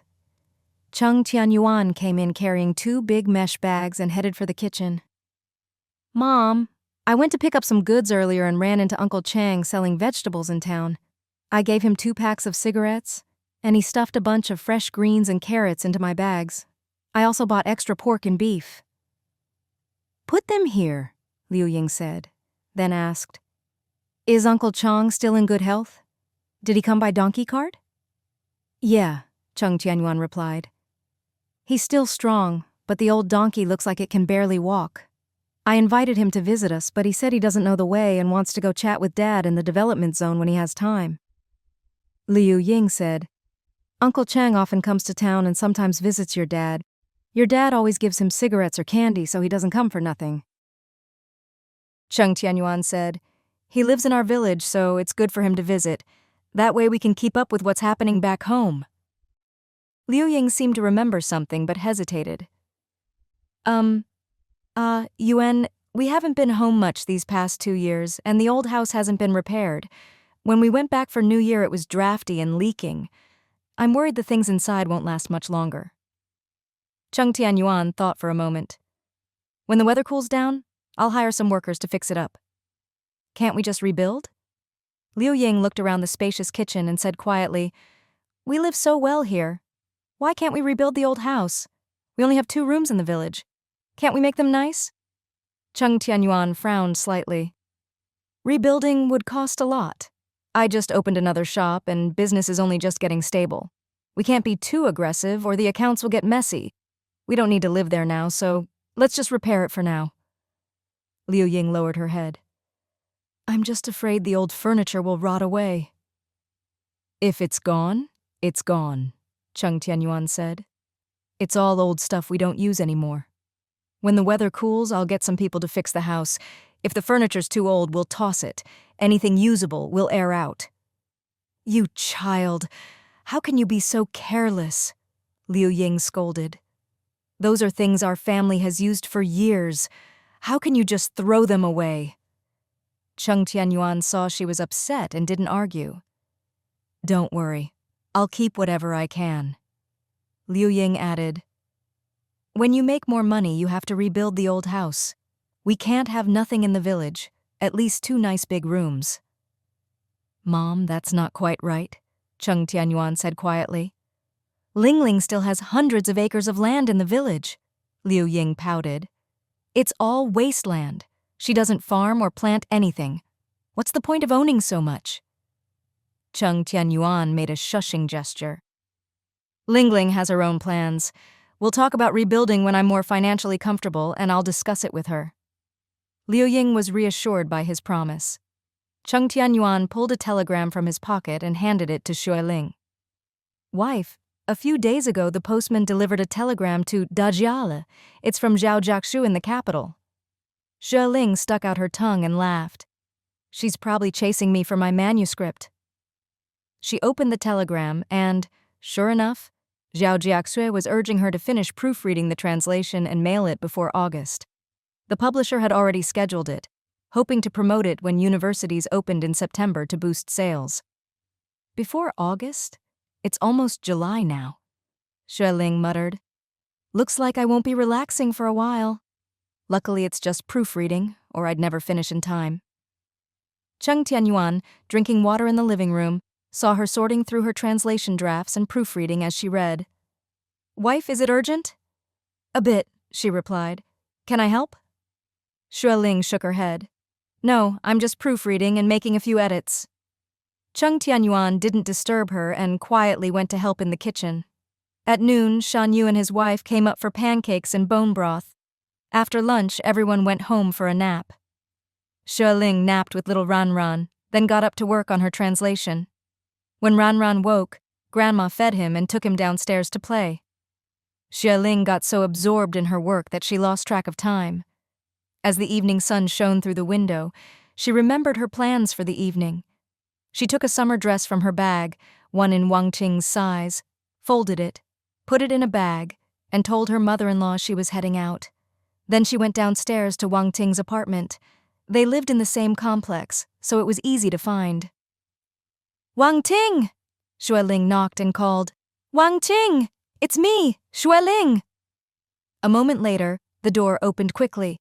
Wang Qing's face was dusted with flour, but she broke into a delighted smile. Ling Ling, you're back? You're finally back. I've been looking for you so many times. Xue Ling laughed and stepped inside, closing the door behind her. I just got back last night. Today's not the weekend, so I had to wait until you were off work to come by. How have you been? Busy lately? Isn't Liu Xing home? Wang Ting's smile faded, and she said quietly, "Him. He won't be back until late. Lately he sometimes sleeps at the studio and doesn't come home. I don't think he'll be back tonight either." Xue Ling sensed something was wrong. She glanced around their little home. Everything was tidy, but there was no warmth, just a cold emptiness. "Is the studio business so good that he stays late and just sleeps there?" Wang Qing forced a smile and went to wash her hands in the kitchen. "No way. Even if there are lots of photos to process during the day, it only takes a couple of hours at night. Besides, people usually pick up their photos 2 days later, so he used to be able to take a night off every other day." Xue Ling followed her into the kitchen and saw she was making noodles, just a small portion, clearly for one person. Wang Ting finished washing her hands and brought out a kettle of hot water. "Have some water. I'll make you some noodles in a bit." Xue Ling wasn't in a hurry to eat. "Water's fine. You just got off work, right? Sit down and rest a bit. We haven't seen each other in ages. Why don't we go out for dinner tonight?" "Okay." Wang Ting seemed to remember something and said softly, I haven't eaten out in a long time." Xue Ling drank half a cup of water and asked, "Do you go home to your mom's on weekends? How's your mother's health?" "She's fine," Wang Ting replied quietly. "She's busy trying to find a wife for my brother. I'm busy too, so I only visit her sometimes on weekends. Lately I haven't gone much." Xue Ling noticed how much weight she'd lost and how pale she looked. "You don't look well. You've lost so much weight. I was away for 2 or 3 months and I'm not as thin as you." Hearing this, Wang Qing's tears started to fall. "Ling, only you. Noticed I've lost weight." Xue Ling sighed softly. "Don't cry. If I can help, I will. But with Liu Xing, it's a matter of pride, and as a woman I can't really talk to him about it. How about this? Why not ask Director Liu? He's an old family friend of Liu Xing's, and Liu Xing calls him uncle in private. If the director talks to him, he'll probably listen." "It's not just that," Wang Ting sobbed. "Our problems go way beyond that now. Lately, he's always got a long face, always picking on me no matter what I do." Xue Ling frowned. "What's going on? Why is he so critical?" Wang Ting replied, "He comes home and complains the house isn't clean or tidy.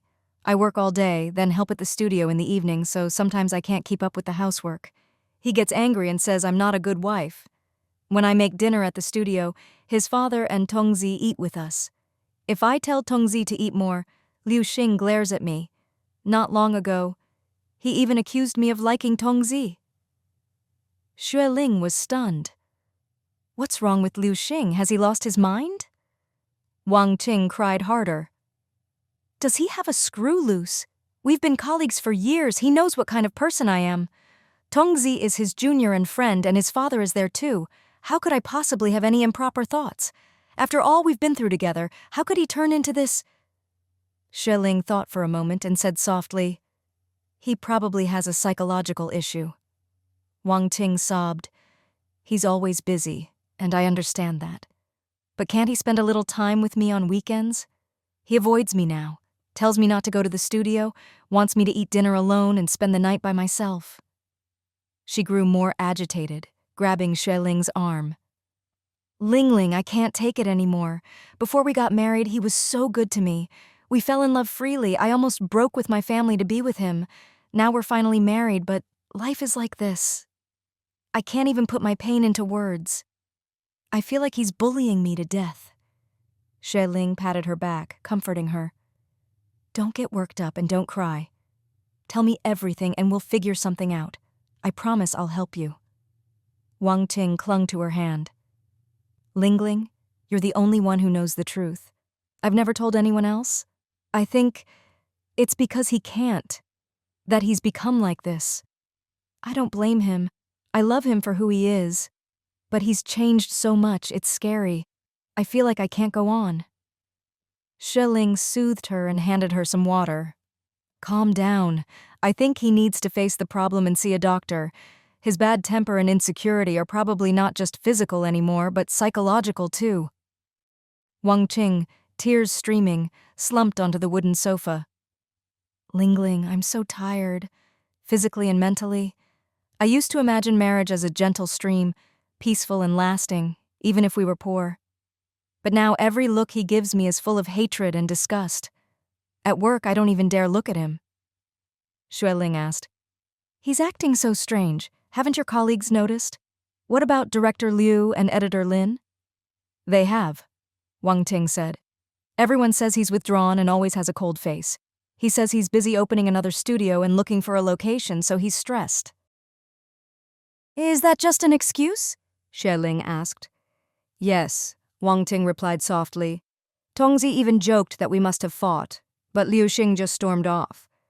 Tongzi thought we really had a fight and told me to clear things up so it wouldn't hurt our relationship. Xue Ling thought for a moment. So he's basically living at the studio now? Pretty much, Wang Ting said. He hasn't come home in over half a month. Xue Ling sighed. I didn't realize things had gotten so bad. Wang Ting said quietly. I tried to persuade him to see a doctor, but he just ignored me. I don't dare say more. But if this keeps up, our marriage will fall apart. We'll end up divorced. Don't think like that, Xue Ling said. It's not that bad yet. Marriage is between two people. As long as you want to stay together, he can't just leave. We both know Liu Xing isn't a bad guy. He's honest and hardworking. He just can't get past this. We need to find a way to help him through it. Wang Ting calmed down a little and murmured, But if he won't face it, what can I do? Xue Ling sighed, noticing it was already getting dark outside. Wang Ting, I'm hungry. Let's go for a walk and find somewhere to eat and talk. Night had fallen, and the heat of the day had faded. Wang Tianyuan was close to the river, and the river breeze was strong and cool. Maybe it was the change of scenery, or maybe the fresh air helped, but Wang Ting calmed down a lot and stopped crying. Xue Ling took her hand and led her around the neighborhood, heading toward a busier area. After a while, they spotted a small restaurant. It was dinner time, and the place was bustling. The owner was busy cooking, while his wife was tidying up outside, both of them working hard. As Xue Ling and Wang Ting approached, the owner's wife greeted them warmly. Ladies, would you like to eat? Our food is fresh and delicious. Wang Ting paused, watching the owner's wife, who was sweaty and a bit messy but beaming with a bright smile. She was momentarily dazed. The owner, a tall man in his 30s, was also sweating as he cooked. He poked his head out. Please, have a seat. Honey, set up a table outside. Okay, the owner's wife replied cheerfully. There's no space inside, but I'll set up a table for you under the tree. It's nice and cool. Seeing her already bustling about, Xue Ling said to Wang Ting, How about here? Wang Ting didn't object. Once the table was ready, the two of them sat down together. The owner's wife asked, What would you like to eat?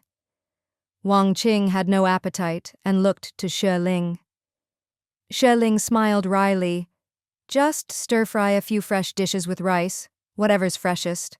3 dishes and a soup, please. All right, I'll take care of it, the owner's wife said, then happily relayed the order to her husband. Her husband grinned and got back to work, while she helped out, chopping vegetables and prepping garlic. Wang Ting stared blankly for a while before saying, Ling, look at them. This is what they call husband sings, wife follows, right? I never really understood that phrase before.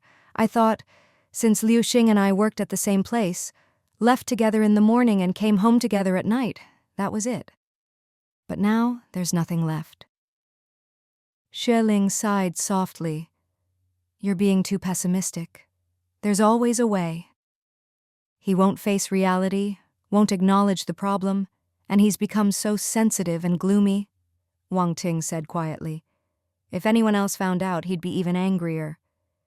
Xue Ling asked, Do you know where Director Liu lives? Wang Ting was surprised, then nodded. Yes. Once, when he was sick, some colleagues and I visited him. His house is easy to find, I remember it. Xue Ling said quietly, After we eat, I'll drive you over to see him and ask for his help. He's close to Liu Xing, both as a leader and an elder, and as a fellow man. Asking him to talk to Liu Xing is the best option right now. Wang Ting couldn't think of a better idea, and nodded in agreement. But what if Director Liu tells him? If Liu Xing finds out, he'll blame me for telling someone else. Xue Ling felt a pang of sympathy. Don't worry. Director Liu is experienced and tactful. If we ask him to keep it confidential, he'll know how to handle it. Wang Ting seemed to see a glimmer of hope and nodded repeatedly. Soon, the food arrived. Xue Ling, who'd only had pancakes for lunch, was already starving and dug in heartily. Wang Qing, influenced by her appetite, started eating too. After the meal, Xue Ling insisted on paying. Wang Qing said shyly, "You're here to help me, and you're treating me to dinner. It doesn't feel right." "What's there to worry about?" Xue Ling replied. "Once things are sorted out, you can treat me next time." Wang Qing smiled. The restaurant was close to their neighborhood, so they were soon back downstairs. Xue Ling went upstairs to get her car keys. Since Cheng Tianyuan wasn't home yet, dinner hadn't started at her place. She explained that she'd already eaten and was heading out with Wang Qing, then quickly grabbed her keys and left. Her car had been used by Shan Yu for a while, but after Chen Shuiyu no longer needed to stay in the hospital, Shan Yu returned the keys. Wang Qing gave directions while Xue Ling drove. Director Liu's home was in the old part of town, on a narrow street but easy to find. A two-room house with a small courtyard, the wall covered in blooming roses. Xue Ling and Wang Qing got out and went to knock. "Director Liu, Director Liu." After a moment, a woman in her 40s or 50s opened the door and looked them over. "And you are?" Xue Ling quickly smiled. "Hello, we're from the newspaper, Director Liu's colleagues. Sorry to bother you so late, but we need his help." The woman smiled. "No problem. He's in the back practicing calligraphy. Come in." Wang Qing greeted her politely. "Auntie, I'm Wang Qing. I visited before when Director Liu was sick. Do you remember me?" The woman smiled kindly. "I remember. There were a lot of people that time, so I couldn't match all the names and faces, but now I do." The courtyard was old but tidy, filled with potted plants and very peaceful. There was only one light outside, a bit dim, but the house was bright and simply furnished, clean and dust-free. "Please sit. I'll go get old Liu." Xue Ling and Wang Qing sat down, feeling the stuffiness in the room. It was already over 30 degrees in Rongcheng in May, and with the sun shining the past few days, it was really stuffy inside without the windows open. Soon, Director Liu came out in a short-sleeved shirt. "Oh, it's you two? What a rare visit." Xue Ling and Wang Ting exchanged a glance, both a little embarrassed, and smiled awkwardly. Director Liu adjusted his glasses and greeted them warmly. "Xiao Xue, I haven't seen you in months. What have you been up to?" Xue Ling replied with a smile. "Nothing much. Just went back to my hometown for a bit. I just got back yesterday." Director Liu clicked his tongue. "The capital is a great place. Talented people, booming economy, lots of opportunities." At that moment, the woman brought out 2 glasses of water and 4 slices of watermelon. "There's not much at home. Have some water and watermelon." "Thank you, Auntie," Wang Qing said. The woman smiled. "I'll be in the back doing laundry. If you need anything, just call me." Go ahead, Director Liu said kindly, then turned to them. "It's hot. Have some watermelon. It's the best thing for cooling off." Xue Ling suggested, "Director, it's a bit stuffy inside. Why don't we sit in the courtyard?" "Good idea," Director Liu said. "This side faces north. No breeze in summer, and in winter it's all cold wind. But the courtyard is nice at night with a bit of a breeze." They each took a stool and sat outside. Director Liu brought the watermelon out, handing a piece to Xue Ling and another to Wang Ting. "Wang Ting's been here once or twice, but Xiao Xue, this is your first time, right? Compared to your Wang Jiangyuan place, this is nothing." "Not at all," Xue Ling said. "It may be simple, but it's clean and pleasant." Director Liu smiled wryly. "This house is over 20 years old, still holding up?" Xue Ling murmured. "A humble house, but full of virtue." Director Liu laughed. "You and your silver tongue. I've wanted to move for years, but with all the kids still in school, I can't spend my savings yet, just have to wait and see." Xue Ling couldn't help asking, "How many children do you have, Director?" Director Liu replied. 4, 2 boys and 2 girls. They're all studying away from home. My eldest is about to graduate this year, so at least that'll lighten my load a bit. Xue Ling gave a wry smile and said softly, That's not easy for you at all. Director Liu chuckled. That's life, step by step. With a big family, all the responsibility falls on me and my wife. It's not easy, but as long as life is steady, I'm content. He gestured to the watermelon. Eat up while it's fresh. Thank you. Xue Ling glanced at Wang Qing, then said, Director, we're sorry to bother you tonight, but we actually came to ask for your help. Director Liu slowly set down his watermelon rind and looked at Wang Qing. It's about Wang Qing, isn't it? Xue Ling nodded. Director Liu sighed and asked, Is it about Liu Xing? At that, Wang Qing's eyes reddened and she lowered her head, nodding. Director Liu frowned. What's going on with you two lately? He's listless at work and you're distracted and absent-minded. Just yesterday, I was talking to Editor-in-Chief Lin about you both. She thought maybe you're just overwhelmed. Newlyweds, juggling work, and the photo studio. I was planning to talk to you separately. He'd worked with them for years and knew the young couple fairly well. When they were dating, the little looks and smiles were normal. He wasn't a stickler as long as it didn't affect their work. But now, after marriage, instead of being affectionate, they both looked gloomy and distracted, and their work was suffering. As their supervisor, he felt responsible to step in. Wang Qing said quietly, Director, our relationship and marriage are having problems. Ah? Director Liu asked. What exactly happened? Tell me. Wang Qing was too embarrassed to speak. I'll explain, Xue Ling said, seeing how hard it was for her. She spoke seriously. Director, Liu Xing has developed some psychological issues lately. What? Psychological issues? Director Liu was confused. Xue Ling cleared her throat and lowered her voice. Not long after they got married, Liu Xing found he was unable in the bedroom. Wang Qing told me, and I quietly suggested she encourage him to see a doctor. But Liu Xing is too proud. He refused and started avoiding the issue. It got worse. He became suspicious, cold, and even started doubting Wang Qing. Now he'd rather sleep at the studio than come home. Wang Qing can't talk to anyone about it, and he won't listen to her. She's under a lot of pressure and feeling really down. Wang Qing silently wiped her tears, her sadness welling up again. Director Liu's face darkened as he listened. All because of that? For someone who's read so many books? Where's his sense and values? He's got a family now, but he's acting like a child. Ridiculous. Xue Ling shrugged helplessly. Director, I'm his friend. But as a woman, I can't really talk to him about this. But he's avoiding the problem and taking it out on Wang Qing. It's just too much. Exactly, Director Liu said angrily. Once you're married, your wife is your family. Marriage is between two people. If he acts like this, he's just pushing her away. He's got a problem and won't fix it, but takes it out on his wife. What's he thinking? Hearing the director take her side, Wang Qing's months of pent-up grievance burst out and she sobbed uncontrollably. Director, he's hurt me so much. I never blamed or scolded him. I just encouraged him to see a doctor. Even if things are bad, I wouldn't mind. But he won't listen, and he's only gotten colder. I can't talk to anyone. I just bottle it up, and now I have to face his coldness every day. Don't cry. Director Liu sighed, trying to comfort her. This is a matter between husband and wife. Just solve it together. You need to be stronger. You're a kind, gentle girl, but you need a bit more strength and assertiveness.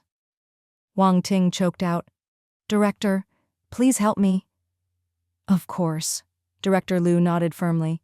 Both personally and professionally, I can't ignore this. His father is my cousin, and I'm his elder. He's called me uncle for years. Besides, his attitude is now affecting both your work, so I can't just stand by. Thank you, Director, Wang Qing said, tears streaming. Xue Ling added softly, Director, you're old enough to be a grandfather, and, as an elder, if you talk to him, he shouldn't feel too embarrassed. What he really needs is to see a doctor, adjust his mindset, and cooperate with treatment. He's still young. This isn't a big deal, Director Liu said. It's nothing to be ashamed of.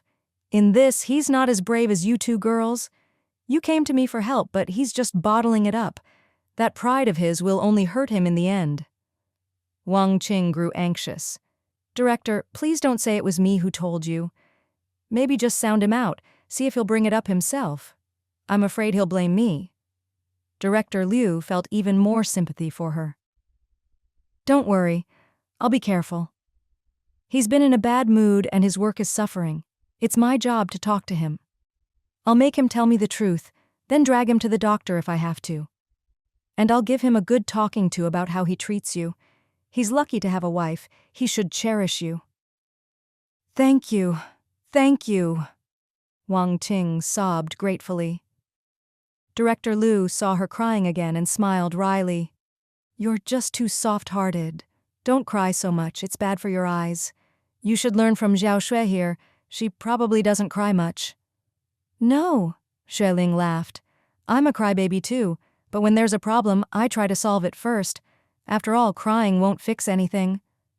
That's right. Director Liu patted Wang Qing's arm. You two fell in love freely. What a good match. Remember what I said at your wedding? The most important thing in life is to find a partner who shares your heart and works with you. Then you'll have no regrets. Wang Qing nodded. Director Liu smiled gently. In our day, men and women didn't dare date. Even writing a love letter was done in secret. Most of us had arranged marriages. I was lucky my wife and I got along. Decades together, life was hard, but we were united. Never any big fights. And we were happy. Wang Qing listened with envy. Xue Ling couldn't help asking, Never any arguments? Really? Director Liu explained. Sometimes we disagreed and nagged each other, but never big fights. Even teeth and lips so close together sometimes get hurt. How much more so for two independent people? So wise. Xue Ling laughed and applauded. Director Liu chatted with them for a long time, and unlike before, the conversation had nothing to do with work. It was all about relationships and life advice. Xue Ling and Wang Qing left feeling full and content, ready to head home. Just then, Director Liu seemed to remember something and stopped Xue Ling. Xiao Xue, I have a favor to ask you. Of course, Xue Ling replied. What do you want to know? Director Liu smiled sheepishly and pointed to the house behind him. I've lived here ever since I got married. It's spacious enough for just the two of us, but if all the kids come home, it's really not enough. My eldest son is graduating next month, and my wife and I have been thinking about buying him a nice place of his own, so it'll be easier for him to get married in the future. Xue Ling nodded. Are you looking for an apartment or a regular house? With the kids grown, it was natural to think about buying a new place. Director Liu gave a wry smile. Apartments are expensive. Like those in Wangjiangyuan, you have to pay a huge sum all at once. If it's a small one, maybe we could manage, but a big one? I'd have to sell all my fat and still wouldn't have enough. Xue Ling grinned and said quietly, There aren't many planned developments in Rongcheng. Most houses are self-built like yours. Young people prefer apartments in a proper community, though. It's safer and better planned. Who doesn't like that? I do too. Director Liu laughed, patting his belly. But I have more fat than money. Wang Qing and Xue Ling couldn't help but laugh. Xue Ling thought for a moment. Will your son come back to work in Rongcheng? He will, Director Liu replied. He plans to work at the newspaper just like me. The newspaper job was stable, and with his father's support, his son's career would be smooth. Xue Ling lowered her voice. Then don't rush. Wait for Wangjiangyuan's second and third phases to come out and buy then. What? Second and third phases? Both Director Liu and Wang Qing were surprised. Yes, Xue Ling explained with a smile. Next year the second and third phases will be built. The design will be even better, the buildings more beautiful, and it'll still be by the river, right next to the first phase. The environment is fantastic. Director Liu's eyes lit up. But it must be expensive, right? I heard people who sold their first phase apartments made 30 yuan per square meter, and now it's over 100. If I want a 100 square meter place, that's nearly 10,000 yuan. Xue Ling nodded. It's a bit pricey but not outrageous. Probably 60 or 70 per square meter, not 100. Really? Director Lu muttered. Still not cheap. That's several thousand for a place. Xue Ling patted his shoulder. Don't worry. When the time comes, come to me. I'll help you figure it out. No. Director Lu shook his head. I know you have money, but even if I borrowed 1,000 or two, it'd take me years to pay back. I'd better buy something cheaper. I'm not talking about borrowing from me, Xue Ling said quietly. You can get a loan from the bank. The interest isn't high, and you can pay in installments. Put down half as a down payment, then pay a couple hundred a month. Once it's paid off, the bank gives you the deed and the place is yours. Director Lu and Wang Ting both looked confused. What do you mean? Xue Ling grinned. You'll understand soon. Basically, you borrow the rest from the bank and pay it back month by month. Even if you can't pay several thousand at once, you just need to scrape together 2,000 or 3,000 for the down payment, move in, and pay the rest off with your salary over a few years. Director Lu nodded slowly, frowning. You can do that? Why have I never heard of it? Xue Ling laughed. We'll have to negotiate with the bank, but it shouldn't be a problem. Don't rush to buy. Just save your money for now. By next year, you should be able to buy. This is common in Western countries, but not so much here yet. I heard developers in the capital are already doing it, and the apartments are selling well. Wang Qing couldn't help asking, Ling, how do you know all this? The second and third phases aren't even out yet. They'll start construction later this year, Xue Ling explained quietly. I'm working with the developer and planning to invest in the new phases. Director Lu and Wang Qing were stunned. Investing in real estate, whole apartment complexes no less, must take a huge amount of capital. Xue Ling just smiled modestly. When construction's underway, you're welcome to come take a look. If you're referred by a friend, I can give you a discount. If you want to buy, I'll make sure you get a good deal. Director Lu laughed. You make it sound like buying vegetables, but this is a house, you know. Xue Ling shrugged. It's the same principle. I've discussed it with Boss Liao. Rongcheng's economy isn't great, so we can't price the apartments too high. We're thinking 50 or 60 per square meter for most, a bit more for Riverview high-rises. That's great, Wang Ting said. If you can pay slowly, it's not too expensive. Lots of people will want to buy. The first phase was too small. Most people couldn't get one. Xue Ling cupped her hands playfully. I'll be counting on everyone's support. Count me in, Director Lu said with a big smile. I'll definitely support you. He walked them out, only turning back after Xue Ling drove away. His wife came out and asked, They've gone? Why didn't you walk them out? They're both such lovely young women, and it's after 9. Walking home might not be safe. It's fine, Director Lu waved. The tall one drove. They both live in Wangjiangyuan, so they'll drive right into the complex and park downstairs. It's very safe. Wow, young women can drive now? His wife said, surprised and delighted. Director Lu nodded, praising, She's amazing. She quit her job last year, started her own business, made money fast, bought 30 apartments in Wangjiangyuan, lives in one, rents out the rest. Now her business has expanded to the provincial capital, and she's planning to develop the second and third phases of Wangjiangyuan. She'll definitely make even more in the future. Wow, that's incredible, his wife said, hardly able to believe it. Just one girl? No one helping her? Is she married? Mostly on her own, Director Lu said quietly. Her husband is from Chengjia village, a hard-working country boy, but he can't compare to her. His wife asked, They spent half the night talking. Was it just a social visit? No, Director Lu remembered, scratching his thinning hair. A colleague's family has some issues, and I need to help mediate. Liu Xing's problem was private and sensitive, so he'd have to handle it carefully, guiding the young man step by step. If he was too blunt, it might backfire. His wife turned off the courtyard light and said gently, You can deal with it tomorrow. It's late. Get some rest and handle it at work. Director Lu smiled and nodded, then went to bed with his wife. After returning to the apartment complex, Xue Ling walked Wang Ting upstairs. Wang Ting, however, was reluctant to part and couldn't help but say, Ling Ling, could you stay with me tonight? I'm all alone in my apartment and I just feel really awful. Xue Ling frowned inwardly. She still had a little son at home waiting to be fed, and her husband was waiting for her to come back too. But looking at the pitiful Wang Qing, she couldn't bring herself to refuse.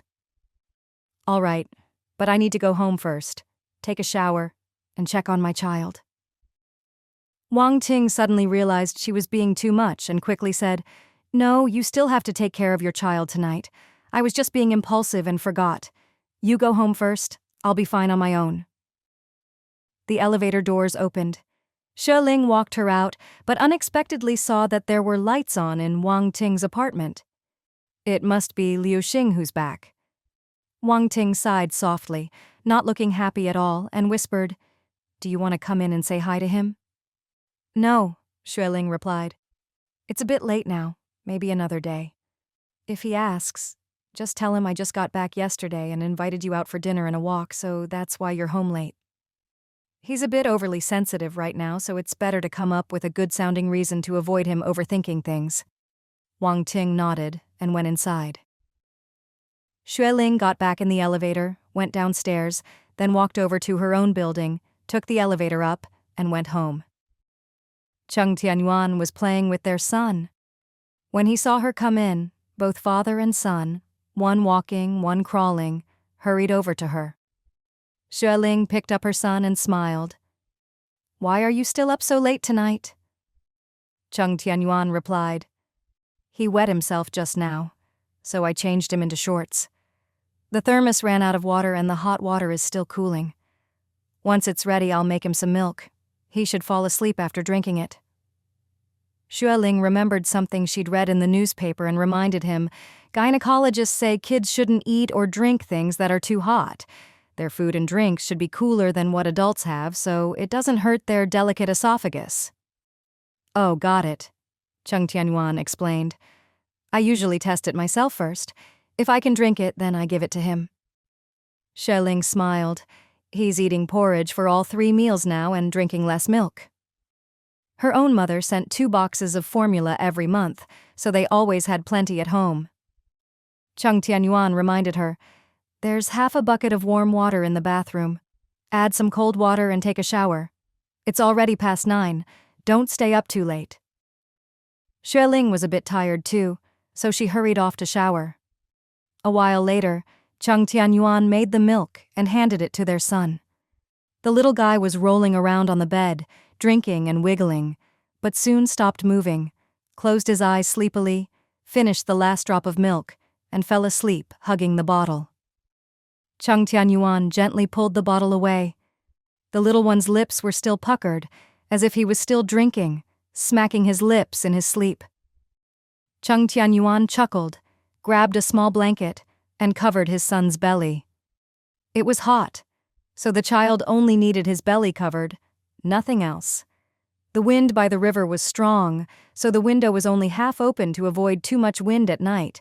Before they moved in last year, they'd installed ceiling fans in every room, even the living room.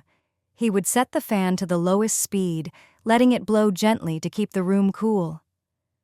Xue Ling came in, drying her hair, and quietly explained to him about Liu Xing and Wang Ting's situation. I thought it was just a small issue, but I didn't expect it to get this serious. Cheng Tianyuan didn't seem surprised and said quietly, Whether a couple gets along in the bedroom affects their intimacy and even whether they can have children in the future. It's not a small matter. Xue Ling muttered, If things get worse and Wang Ting gives up and they end up divorcing, that would be a big deal. You have no idea how disappointed Wang Ting is in him. Cheng Tianyuan explained, Liu Xing's own mindset isn't right. He probably can't figure things out. Your boss is older and wise, so he should be able to talk some sense into him. If the treatment goes well and the conflict is resolved, then everything will be fine. Let's hope so, Xue Ling said.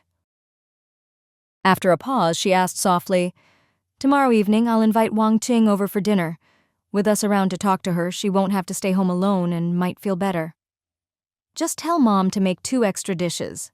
Cheng Tianyuan agreed readily. We're all in the same complex, it's easy.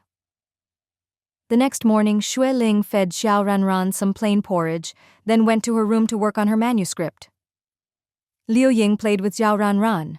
At noon, Cheng Tianyuan didn't come home for lunch. The mother-in-law and daughter-in-law each had a bowl of noodles with fried sauce, and Xiao Ranran ate a few bites too, then went off to play with his bottle. Seeing Xue Ling busy, Liu Ying couldn't help but say, "Ling, the weather's so hot and stuffy, don't tire yourself out. Take a nap at noon." "Mom, I'm not tired," Xue Ling explained. "The editor is rushing me for this manuscript. I can't drag it out. Once Xiao Ranran falls asleep, you can nap with him." Liu Ying smiled and said softly, "I'm getting old. If I nap in the afternoon, I can't sleep at night, so I don't need much sleep now." Xue Ling said, "Mom, make 2 extra dishes tonight. My former colleague Wang Ting is coming over for dinner." She had called Wang Ting at the newspaper office that morning. Wang Ting happily agreed and said she'd come over after work. Liu Ying nodded quickly. "A Yuan bought a leg of lamb yesterday. I'll cut the meat and make some cumin lamb for you all." "Great!" Xue Ling said happily. "I love the taste of cumin." Liu Ying went off to the kitchen, smiling. Xiao Ranran was napping adorably on the bed, while Xue Ling quietly worked on her manuscript. Suddenly, the phone in the living room rang. Xue Ling quickly put down her pen, closed the door, and rushed to answer. "Hello? Hello? Xiao Xue? It's old Liu." Director Liu's slightly anxious voice came through. "I have to tell you, just now, Liu Xing suddenly went crazy, smashed Wang Ting's pen holder and notebook, then ran out." "What?" Xue Ling couldn't help but ask. "Did you talk to him?" "No," Director Liu replied. "I'm still at work. I was planning to talk to him after work, but at noon, for some reason, the two of them started arguing loudly. Liu Xing smashed things and stormed out, and we couldn't stop him." Xue Ling sighed and frowned. "What about Wang Ting? Is she hurt?" Director Liu replied, "That brat pushed her and her elbow is all bruised, but it's not serious. She's always been delicate, though, and cried her eyes out. Zhao Lin and Zhao Zhen are comforting her." Xue Ling said, "I'll go to the Good Friends photo studio first. If Liu Xing isn't there, I'll go find Wang Ting. If he is, I'll give him a piece of my mind, then go over." "You go ahead," Director Liu said. "I'll take care of things here in the office, and with Wang Ting, then I'll come over." Xue Ling quickly hung up and rushed into the kitchen. "Mom, my friend Wang Ting had a big fight with her husband. I'm going to the newspaper office to help out. Please watch Xiao Ranran for me." Liu Ying looked surprised and quickly nodded. "It's fine, go ahead. Wait, don't drive too fast, be careful. A few minutes won't make a difference." "Okay, Mom." Xue Ling stuffed her manuscript back in the drawer, grabbed her army green bag and hurried downstairs, driving straight to the photo studio. It was a May afternoon, the weather stifling and hot. There were few pedestrians on the street, and the Good Friends photo studio was deserted and quiet. Xue Ling parked her jeep and walked straight into the shop. She saw Liu Dafu cleaning in a corner, while Tongzi was napping on the long sofa, not far from a large Fenghuang brand camera. When Liu Dafu saw Xue Ling, he greeted her with a cheerful smile. "Xiao Xue, what brings you here? Is something up? Are you looking for Tongzi?" Xue Ling smiled and greeted the old man, then asked, "Uncle, is Liu Xing here?" Liu Dafu replied, "It's Saturday, so he's working at the newspaper. It's already 3 o'clock, so he should be getting off soon. The paper always lets people off early on weekend afternoons. Do you need to see him? If it's urgent, you could walk over and meet him. If not, you can wait here. He always comes by right after work." Xue Ling wasn't in a hurry anymore, so she asked, "Uncle, has Liu Xing been sleeping here lately?" "Sometimes," Liu Dafu answered. "I open the shop around 7 or 8 in the morning, and sometimes I see him brushing his teeth inside. He says he's too lazy to go back and forth, and it's more convenient for work." Seeing the old man's smiling face, Xue Ling couldn't help but smile wryly to herself. It seemed the elders at home still didn't know what was really going on with their son. The couple had only been married for half a year, and they were already sleeping apart. Anyone who thought about it would know something was wrong. Their conversation woke Tongzi from his nap. He sat up groggily, saw Xue Ling and hurried to his feet, tugging at his white shirt and mumbling awkwardly, Boss Xue, you're here. Xue Ling waved her hand. Go ahead and keep sleeping. I'm the one who disturbed you. I came to see Liu Xing, but he's not here. Tongzi raised his eyebrows in surprise and pointed to a small sofa. Have a seat. I'll pour you some tea. Xue Ling had been busy with her manuscript after lunch and hadn't had a sip of water. She'd rushed out just now, and only now, at his suggestion, did she realize how parched she was. Thank you. I'm actually really thirsty. Tongzi politely asked, Uncle Fu, would you like a cup too? Liu Dafu smiled. I'm too old. If I drink tea, I can't sleep at night. You two go ahead. I'll go boil some more water in the kitchen. You chat. Tongzi quickly brewed 2 cups of green tea and handed one to Xue Ling. This is from a colleague who traveled down south and brought me a small packet. It's very fragrant. Give it a try. Xue Ling smiled. It's too hot for me. I'm not used to drinking things that are piping hot. But it smells wonderful, very tempting. I'm sure it's delicious. Tongzi sat beside her, tidying up the sofa a bit. It's hot these days. Except for business in the evenings, it's been really quiet. This past month has been the slowest in half a year. Xue Ling was calm and explained, business always has its slow and busy seasons. When it's slow, we rest and recharge. When it's busy, we work overtime and make money. Ups and downs are just part of life. Tongzi was taken aback, then smiled. Boss Xue, you look younger than me, but you talk like someone in their 70s or 80s. So much wisdom. Xue Ling giggled. Maybe I've just been through a lot. She picked up her teacup, blew on it, and took a sip. The tea was fragrant and mellow, sweet and rich, and after a sip, her thirst seemed to vanish. Tongzi's eyes flickered. Boss Xue, did you need Liu Xing for something? Settling the accounts for the past 6 months? No, Xue Ling explained. I was away for over 2 months and just got back. I haven't seen my old colleagues in a while, so I invited Wang Ting to dinner tonight. I'm not sure if Liu Xing is free, but I wanted to invite him too. Last night I went to their place and only saw Wang Ting at home, which felt odd. Tongzi snorted softly and muttered, How could it not be odd? Xue Ling's ears perked up. What do you mean? Tongzi quickly shook his head and forced a smile. Nothing. Just mumbling to myself. Xue Ling smiled gently. Tongzi, I'm a straightforward person. I don't beat around the bush. To be honest, I'm here today because of Wang Ting and Liu Xing. I talked with Wang Ting for a long time last night, and she's really not doing well. Tongzi pursed his lips and sighed. Liu Xing's like a different person lately. If I didn't believe in science, I'd think he was possessed by some evil spirit. Xue Ling. Well, that's a pretty trendy way to put it for a cultured guy. So what's really going on with them? She asked. Do you know the inside story? They're both good friends of mine. I was even the matchmaker at their wedding. Whether as a friend or a matchmaker, I want them to be happy together. Tongzi frowned. Boss Xue, it's not that I don't want to say, I just don't really know. Liu Xing used to be cheerful and easygoing, a really good guy. But I don't know what happened. I think it started in the spring. He just changed. How did he change? Xue Ling asked. He stopped talking much, always looked gloomy. He's gotten thinner, and he's always got a long face, like something terrible happened. I tried asking him, tried to show concern, but he just snapped at me. Mind your own business, just do your job. He spread his hands helplessly, clearly annoyed.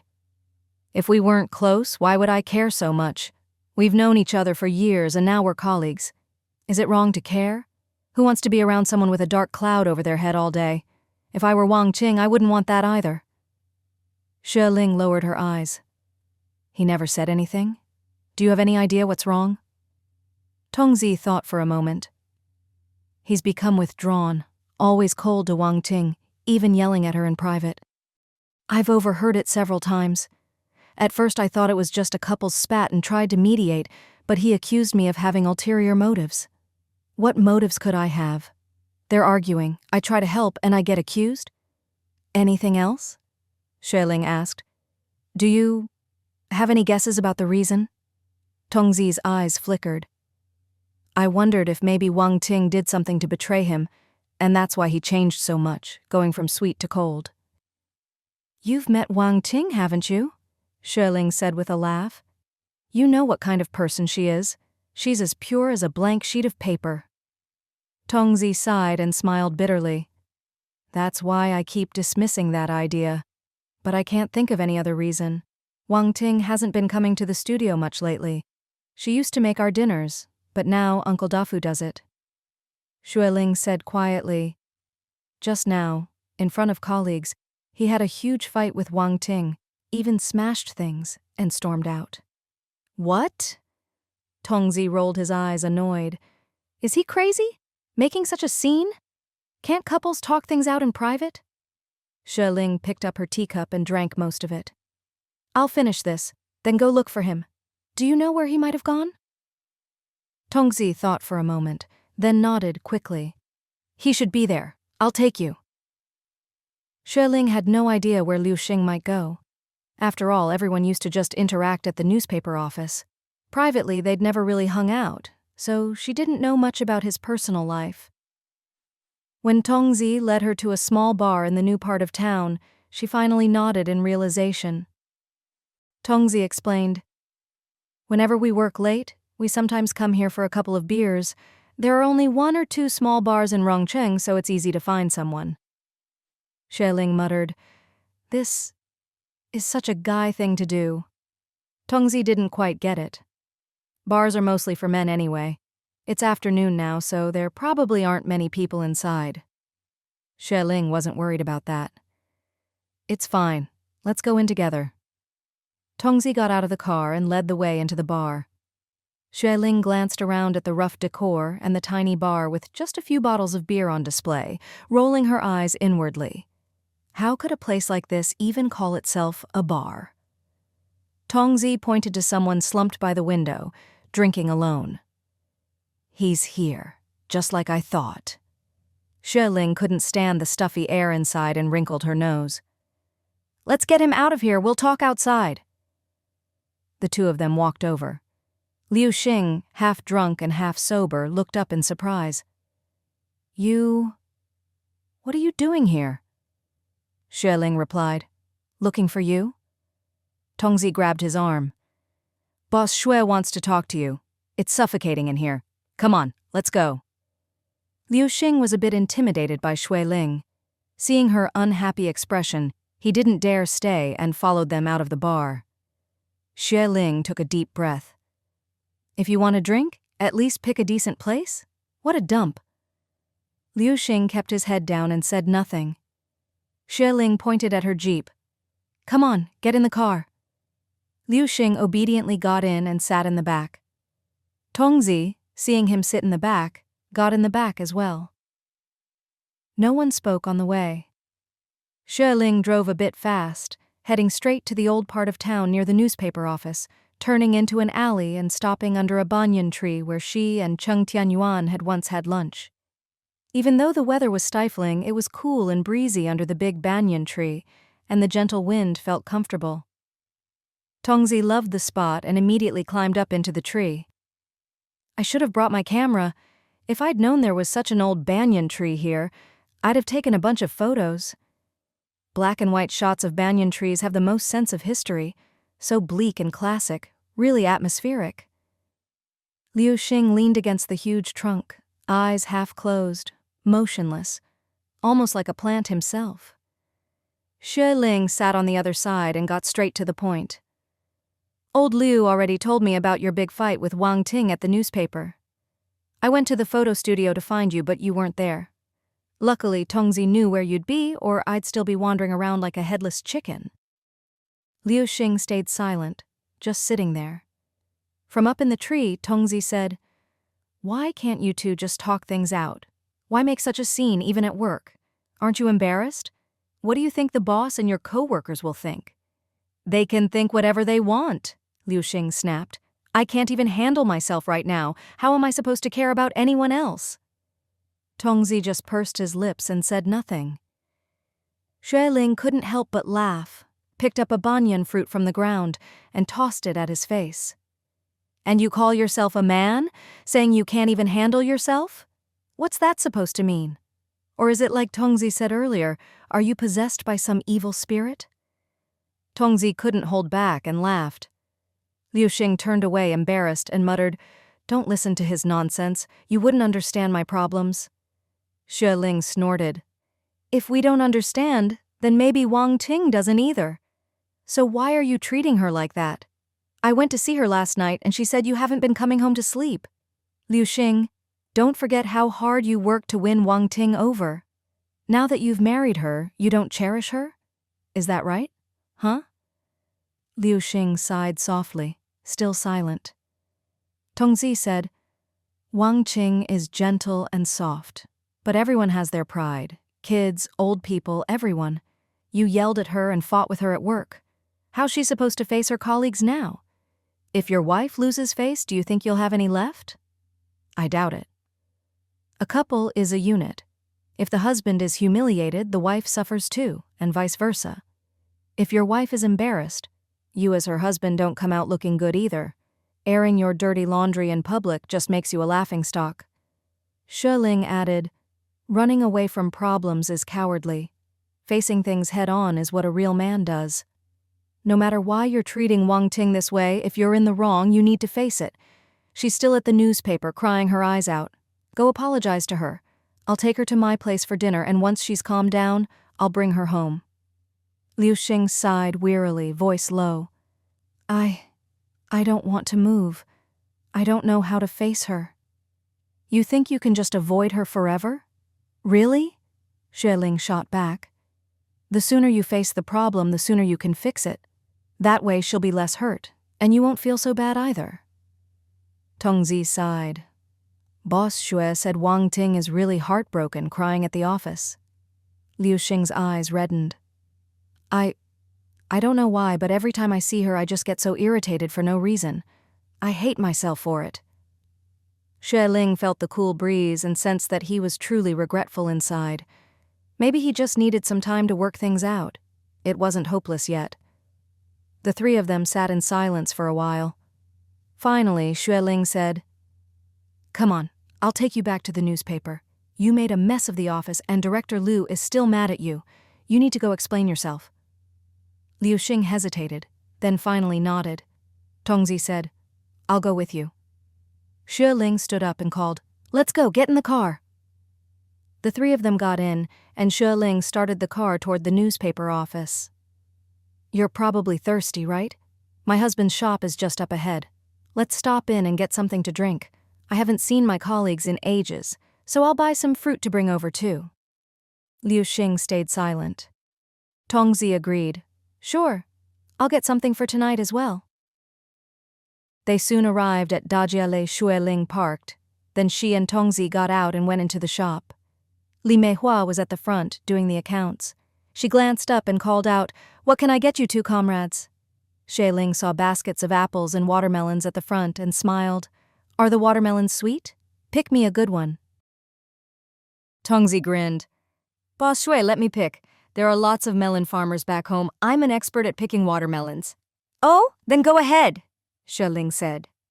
A while back, she'd chatted with Cheng Tianyuan on the phone, and he'd explained that with the hot weather, customers kept asking why there was no fruit for sale, so he'd decided to stock up on apples and watermelons since they keep well. With the heat, watermelons were selling especially well. Just then, a pretty young woman came from the back, eyeing Xue Ling curiously. "Your sister-in-law, right?" Xue Ling turned and saw it was Yuan Aihua. She grinned. "Yes, I'm here to buy a watermelon or two. By the way, is Brother Yuan here?" Yuan Aihua glanced at Tongzi and said quietly, "He's not here. He went out to pick up some goods." Li Meihua quickly looked up and smiled warmly. "Oh, it's you, sister-in-law. Sorry, I didn't see clearly just now and didn't realize it was you." "No worries," Xue Ling replied with a smile. "You were busy with the accounts. Of course you need to focus. I'm on my way to see a friend, so I stopped by to buy some fruit." Seeing Tongzi picking out a watermelon, Li Meihua quickly added enthusiastically, "These watermelons are all super sweet, big and red inside." After knocking on a few, Tongzi picked up a huge one. "Boss Xue, this one's the best. I guarantee it's sweet and crisp." Xue Ling grinned. All right, I'll trust you. Let's go with this one. Li Meihua hurried over. Let me weigh it. This one's over 10 jin, probably close to 20. It's 1.5 mao per jin. Same price for any size. Tongzi flashed a charming smile. This one's probably a bit over 20 jin. With his deep, magnetic voice, like a radio host, Tongzi immediately caught the attention of both Yuan Aihua and Li Meihua. He put the watermelon on the scale, fiddled with it, and laughed. Hey, I was right. 23 jin, this is a big one. Xue Ling laughed. Thanks! Aren't you buying something too? Go ahead and pick out what you need. A little while later, Tongzi came out with a few daily necessities. Xue Ling paid for everything together. Tongzi protested, saying he'd pay for his own. Xue Ling said quietly, Sometimes the boss buys a little something for the staff, just a small gesture. I hope my employees understand my good intentions and work even harder for me. Tongzi burst out laughing and nodded. Thank you, Boss Xue. I'm happy to be bribed. Please do it more often. Xue Ling laughed too. Tongzi, ever the gentleman, carried the watermelon and the rest of the things. Xue Ling waved goodbye to Li Meihua and hurried back to the car, heading for the newspaper office. Li Meihua and Yuan Aihua stood at the door, watching the car drive off before heading back inside. Yuan Aihua's eyes flickered, and she couldn't help but mutter, That's sister-in-law. She's already married, so why is she so close with another man? Don't say things like that, Li Meihua replied. She was just buying something with him, and it was all out in the open. Besides, this is her own family's shop. If she was really up to something, would she bring him here? Yuan Aihua's expression soured. Didn't you hear? That man called her beauty. He's clearly not a decent guy. Li Meihua didn't agree. He's very good-looking, and his voice is nice too. He seems cultured and polite. How can you tell he's not decent? Who just hangs around with a married woman like that? Yuan Aihua grumbled. Riding in the same car, shopping together, talking like they're so close. What kind of person does that? Li Meihua didn't want to argue. That's their business. We're just employees. We should focus on working hard and earning more money. That's what matters. With that, she turned away and got busy, ignoring Yuan Aihua. But Yuan Aihua was still upset, thinking that a good man like Cheng Tianyuan deserved a better wife than Xue Ling, who was always out and about, never home, and now seemed to be getting close to other men. It was outrageous. Cheng Tianyuan was hard-working, smart, tall, and handsome, and treated people well. A man like him deserved a wife who matched him. A woman like Xue Ling, who was always running around and never home, didn't deserve him at all. Fuming, Yuan Aihua stomped off to the storeroom. Li Meihua glanced at her back and shook her head helplessly. She'd been working here for a few months and generally thought Yuan Aihua was a good colleague, hardworking and friendly with customers. But she seemed to have a crush on the boss, always going out of her way to impress him whenever he was around, sometimes even coming off as a bit fake. But the boss was married, and his son was almost a year old. Why couldn't she let it go? There were plenty of good men in the world. Why covet someone else's husband? The boss's wife was clearly not an ordinary woman. Beautiful, confident, generous, and always paid for everything at the shop, even though it was her own. That alone made Li Meihua feel Xue Ling was a person of integrity. Her father was an old accountant who'd spent his life dealing with numbers and money. He always said that only people who treat money with the right attitude are truly above being troubled by it. Such people are either destined for greatness or are honest and open-hearted. The boss's wife was clearly the former, definitely impressive. If Yuan Aihua didn't change her ways, she'd get herself into trouble sooner or later. Li Meihua finished balancing the accounts and checked them again. As the sun set and the weather cooled, more people came out after work, and the shop got busy. Li Meihua hurried to help with customers and checkout. Just then, Cheng Tianyuan drove back. He quickly unloaded the goods, carrying and moving everything by himself. Li Meihua, taking a quick break, saw Yuan Aihua looking like she wanted to say something, so she spoke up first. "Boss, your wife came by earlier to buy a watermelon and asked about you." Cheng Tianyuan paused and turned. She came here for watermelon? Yes, Li Meihua explained. She was with a very refined-looking man, said she wanted to buy a watermelon to take to her old workplace to visit colleagues. Cheng Tianyuan smiled. The shop's close to the newspaper, so she probably just stopped by on the way. Watermelon's great in this weather. By the way, there aren't many left. Sell the last few at a discount, 1 mao per jin, and put up a sign.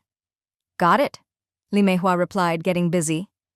Yuan Aihua, holding a feather duster, swept furiously and muttered, "That man was really handsome and refined. If you didn't know, you'd think he and your wife were a couple." Cheng Tianyuan was busy moving goods and didn't really hear. Probably a colleague from the newspaper. The staff there are all pretty refined. Yuan Aihua's face darkened and she was about to say more.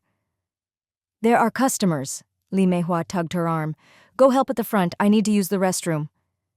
Seeing Cheng Tianyuan walk away, Yuan Aihua stomped her foot in frustration and went to the front of the shop. Li Meihua shook her head and went back to work. Xue Ling drove Liu Xing and Tong Zi to the newspaper office, where they found Wang Qing, eyes red, writing at her desk. The other colleagues were all busy with their own work.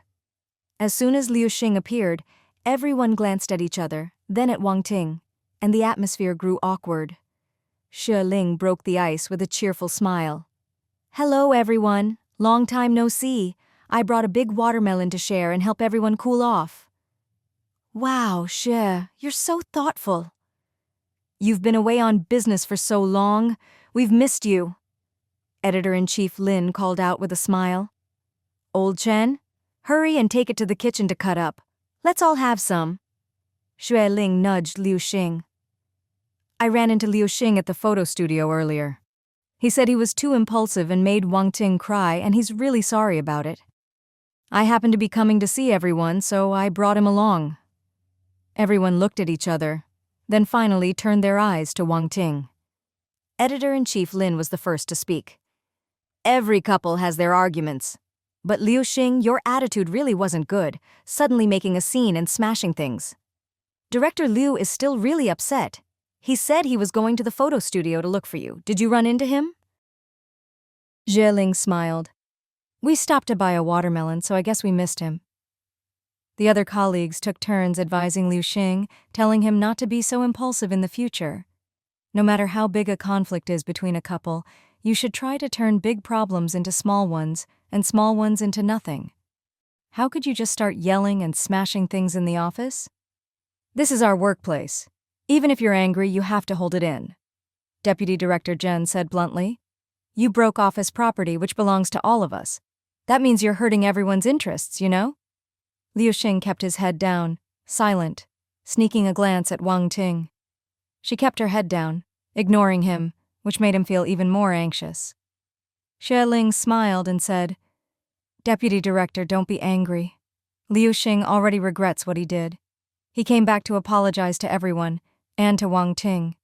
He knows he was wrong, and if he can correct his mistakes, that's what matters. We should give him a chance." "Right," Editor-in-Chief Lin agreed, feeling that Deputy Director Jen had been a bit harsh. "Since he's sincerely sorry, we shouldn't keep harping on his mistake.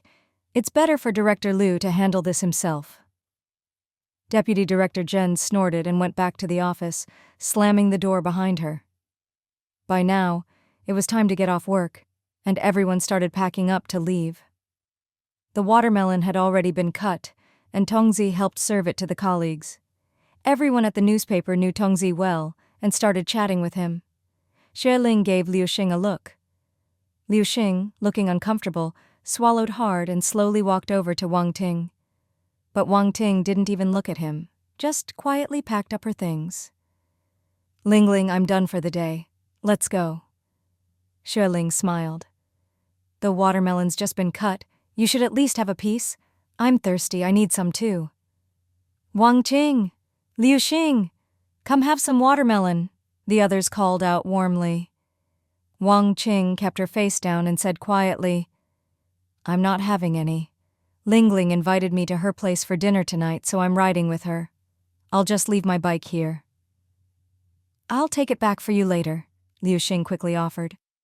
Wang Ting ignored him, slinging her bag over her shoulder. Hey, Director Liu is back. Director, you just missed them. Liu Xing was brought back by Xue Ling and Tongzi. They just got here.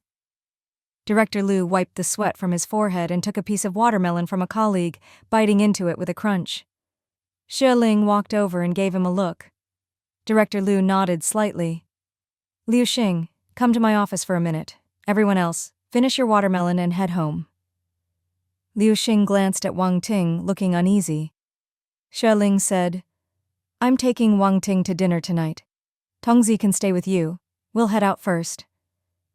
She took Wang Ting's hand, waved goodbye to everyone, and quickly left. Once they were in the car, Wang Ting started crying again. Xue Ling drove slowly and said softly, I know you're upset, but you can't keep crying like this. It's bad for your eyes, and being so sad all the time will hurt your health. You have to take care of yourself.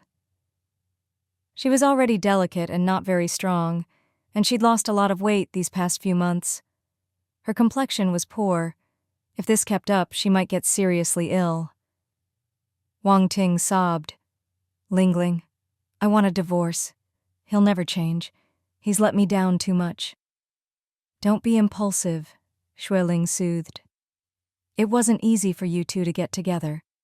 Just last year, he scrimped and saved, did everything he could to win over your mom, even when she asked for an 800 yuan bride price and a house, which was almost impossible for him. He still gritted his teeth and made it happen. And you? You stood up to your mom for him.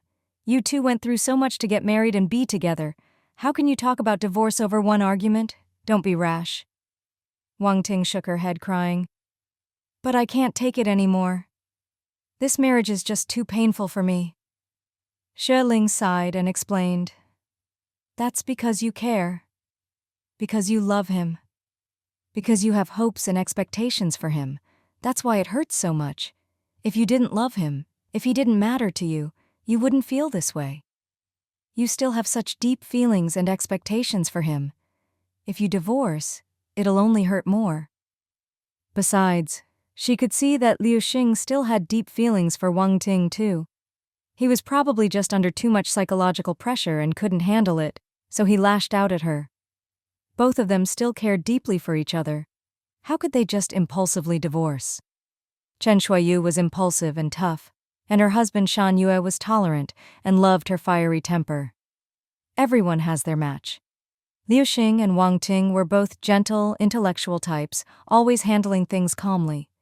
So when Liu Xing lost his temper, Wang Ting felt like things were already beyond repair. Don't be like this, Xue Ling urged. If you're impulsive and he's impulsive too, then things really will be over. Sometimes, when you can't get past a small problem, it makes the whole world seem dark. Wang Ting calmed down a little after hearing this. Ling, do you think Director Liu can talk some sense into him? He definitely can, Xue Ling said. Don't worry. Tomorrow's the weekend, you don't have to work. Why don't you come to my place and help me watch Xiao Renran? I have some manuscripts to proofread and really don't have time to look after him. She couldn't let Wang Ting stay alone in that cold, empty apartment, or she'd just keep overthinking things. Having friends and people around would keep her company and distract her. Wang Ting was the type to bottle things up. She wouldn't even tell her own mother about this, and keeping it all inside would only make her feel worse. Don't go back to your mom's tomorrow. Go next week instead. Help me with Xiao Renran, okay? Wang Ting, feeling lost and unable to make any decisions, instinctively nodded. Okay. She really didn't want to go back to that cold, empty home anyway. Getting out was for the best. Xiao Renran was so cute, and playing with him would help take her mind off things and help Xue Ling out too. Xue Ling was always helping her, and now that she was finally asking for help, Wang Ting couldn't refuse. Soon the car pulled up to Wang Jiangyuan. Xue Ling parked downstairs and saw that Cheng Tianyuan's car was already back, parked under their building. The complex didn't have designated parking, just a stairwell for bikes, but the area was wide and only their family had 2 jeeps, so they could park wherever they liked. As soon as they reached the door, they heard Cheng Tianyuan playing with their son, both of them laughing. Oh, Wang Qing's here! Come in, come in! Cheng Tianyuan called out.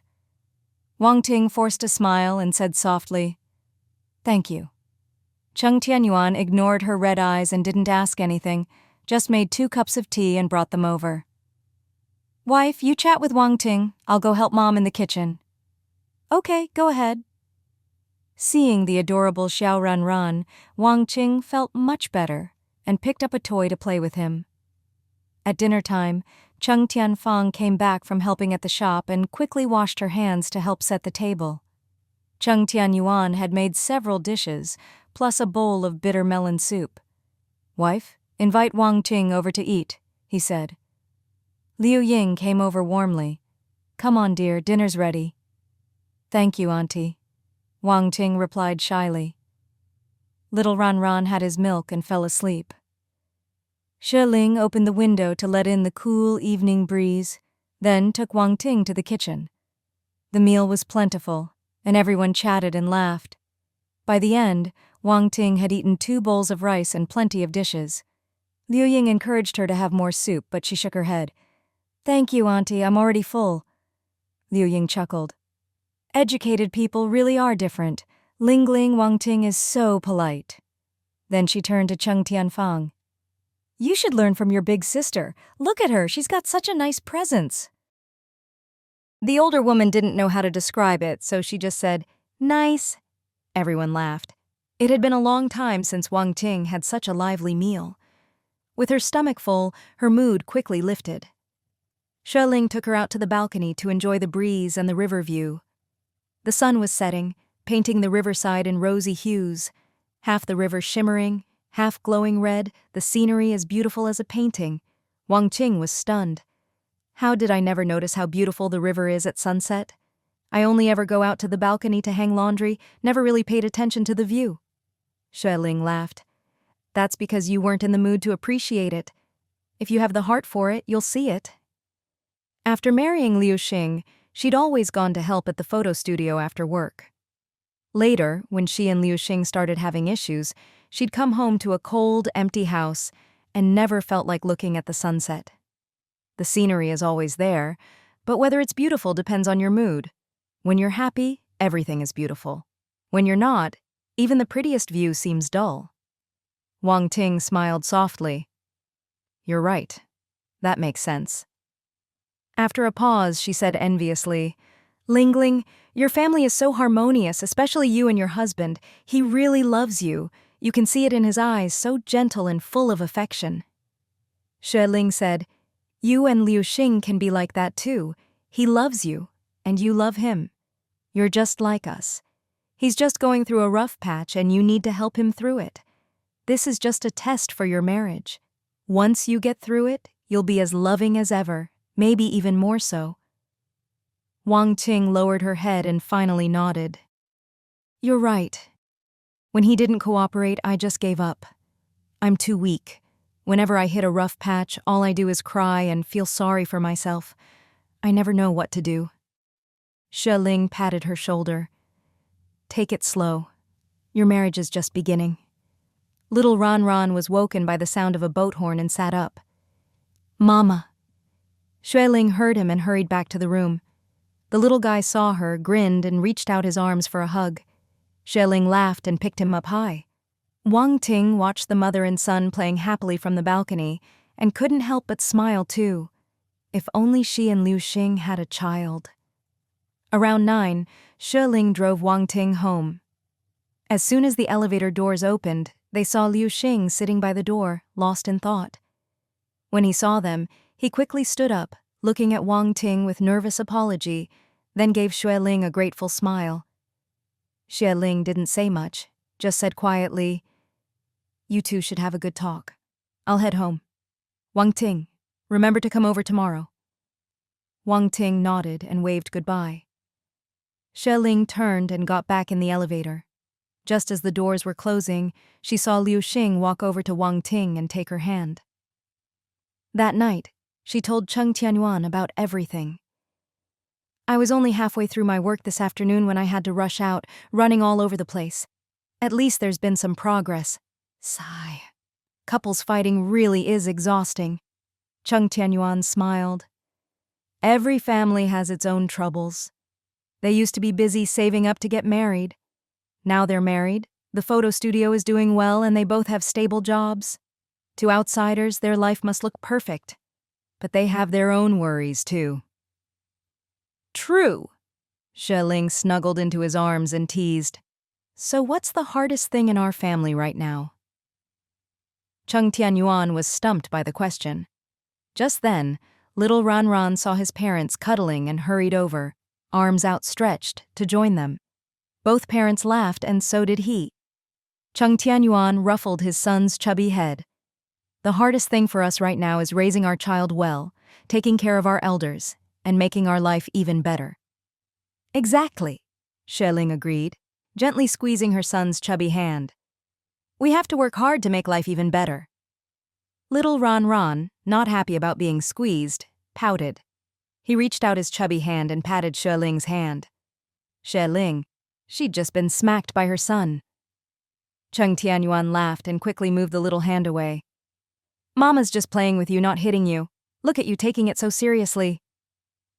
Little Ran didn't really understand, and his attention was quickly caught by the little rocking horse by the bed. He crawled over to play, forgetting all about it. Xue Ling and Cheng Tianyuan exchanged a happy, knowing smile. The next morning, Liu Xing and Wang Ting arrived hand in hand, carrying a bag of apples. Xue Ling smiled and didn't ask anything. Come on in. Liu Xing played with little Ran for a bit, then said, I have to go help at the photo studio, so I'll leave A Qing with you for the day. I'll pick her up in the evening and take her to a movie. Tongzi's free tonight, so he'll watch the shop. Great, Xue Ling said. Why don't you come eat with us tonight, too? Have dinner before the movie? There's always room for 2 more at our table. Really? That's great. Liu Xing looked at Wang Ting and grinned. She told me last night your food is amazing. She said your husband's cooking is fantastic, especially the braised beef. She had several big pieces. Xue Ling nodded. No problem. I'll have my mother-in-law prepare more this afternoon. Liu Xing handed little Ran to Wang Ting and left. Wang Ting, smiling, carried little Ran inside and closed the door. So it's just you and Ran at home? Where are your mother-in-law and husband? Xue Ling replied. He's busy at the shop. He might come home for lunch but won't be back until evening.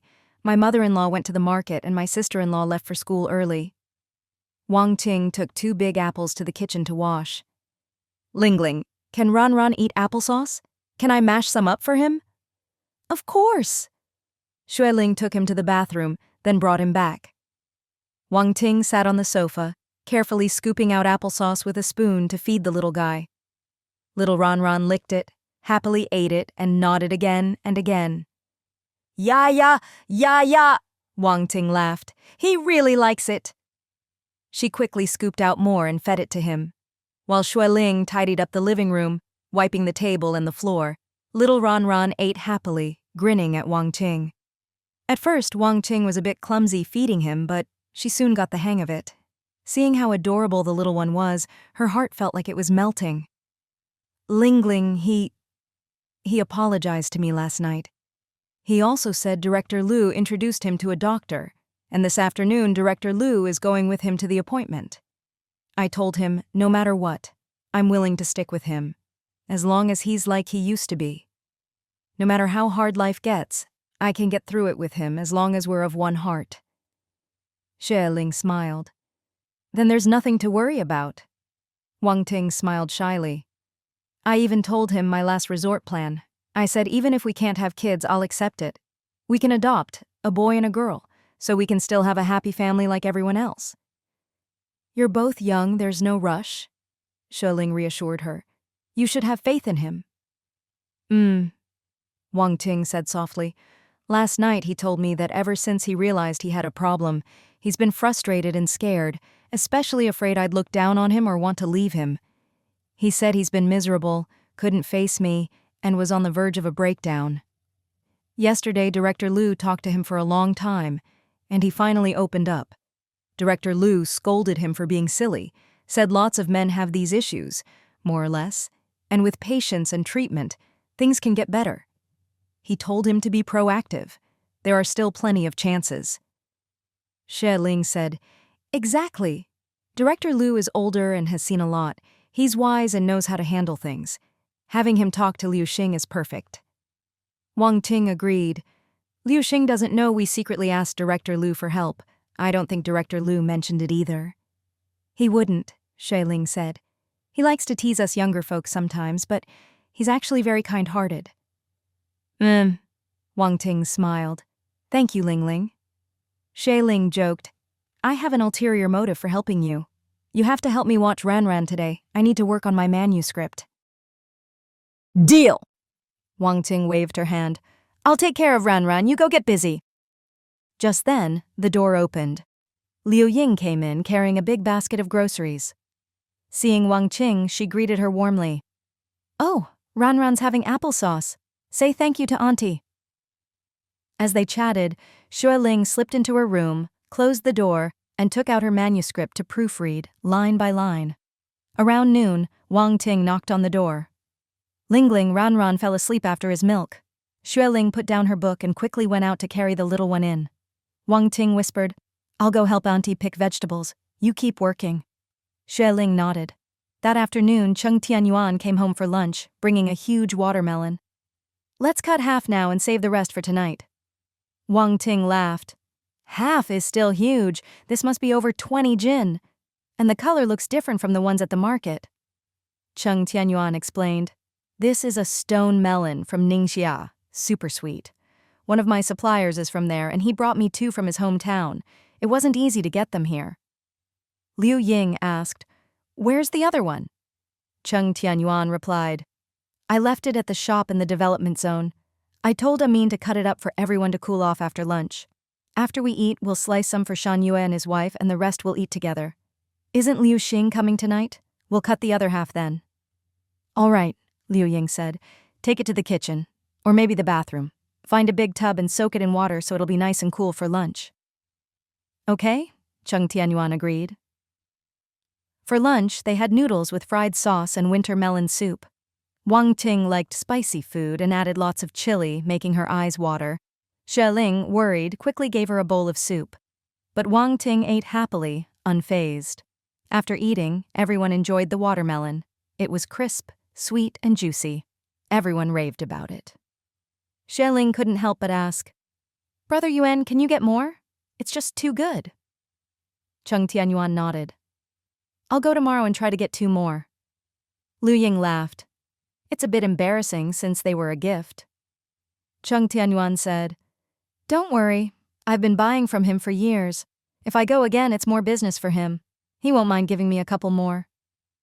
As long as his wife liked it, he'd go to any trouble to get more. Xue Ling smiled sweetly, picking out the black seeds and eating big bites. That afternoon, Wang Ting learned how to make braised beef from Liu Ying and took little Ranran out to the balcony to watch the big ships. In the evening, Liu Xing arrived right on time. The couple had a hearty meal at Xue Ling's house, then went downstairs hand in hand, happily off to see a movie. Xue Ling stretched and muttered, I want to go to the movies too. Cheng Tianyuan looked at her with concern. As soon as you're done with work, I'll take you. Xue Ling massaged her back and kept working, cheerful as ever. For the next 10 days or so, Xue Ling stayed home proofreading her manuscript, busy by day, working late into the night, until she finally finished the hundreds of thousands of words. She took a long nap, then drove to the post office to mail it to Zhao Jiaxue and called her afterward. Zhao Jiaxue said she'd submit it to the publishing bureau as soon as she got it, and told her to wait for the payment. Xue Ling sighed. This money. I earned it at the cost of dizziness and eye strain. When you see the amount on the remittance slip, you won't feel dizzy anymore, Zhao Jiaxue laughed. But you're a big boss now. You don't even care about this little bit of money. What are you talking about? Xue Ling grumbled.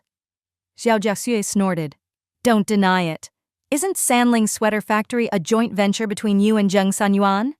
It was even on the news. I watched it twice. Xue Ling's eyes widened. On the news? What news? Zhao Jiaxue explained. There was an interview at the sweater factory. Zheng Sanyuan took the reporter to the new factory and said on camera that it was a 50-50 partnership with you. The machines are all new and advanced, and the reporter filmed the whole sweater-making process, over a minute long. As far as I know, you're the only Xue Ling in the capital. I even saw your dad dodging the camera, so I knew for sure it was you. Xue Ling laughed awkwardly. Yeah, that's me. Zhao Jiaxue teased. You must be making a fortune. I heard the production is huge. The machines run so fast I couldn't even see clearly. It's not like we're printing money, Xue Ling said quietly. It's just a little extra, enough for my son's formula. Yeah, right. Who'd believe that?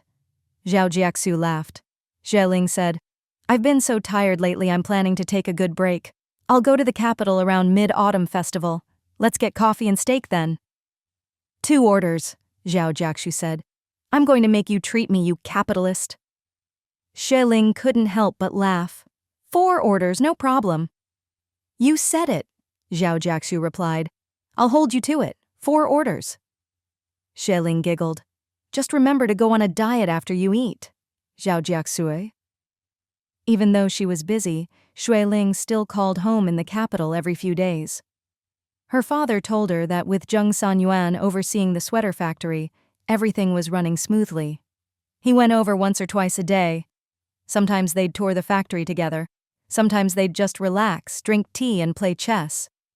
Yesterday, Cheng Tianyuan called her to say that by the end of the month, 3 orders had been paid, totaling 930,000 yuan.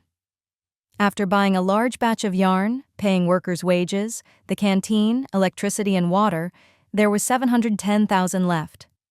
They kept 10,000 as working capital for the factory and split the rest, 350,000 for him, 350,000 for her. Xue Ling had already checked her bank account and was relieved to see it finally looking healthy again, not so pitifully low.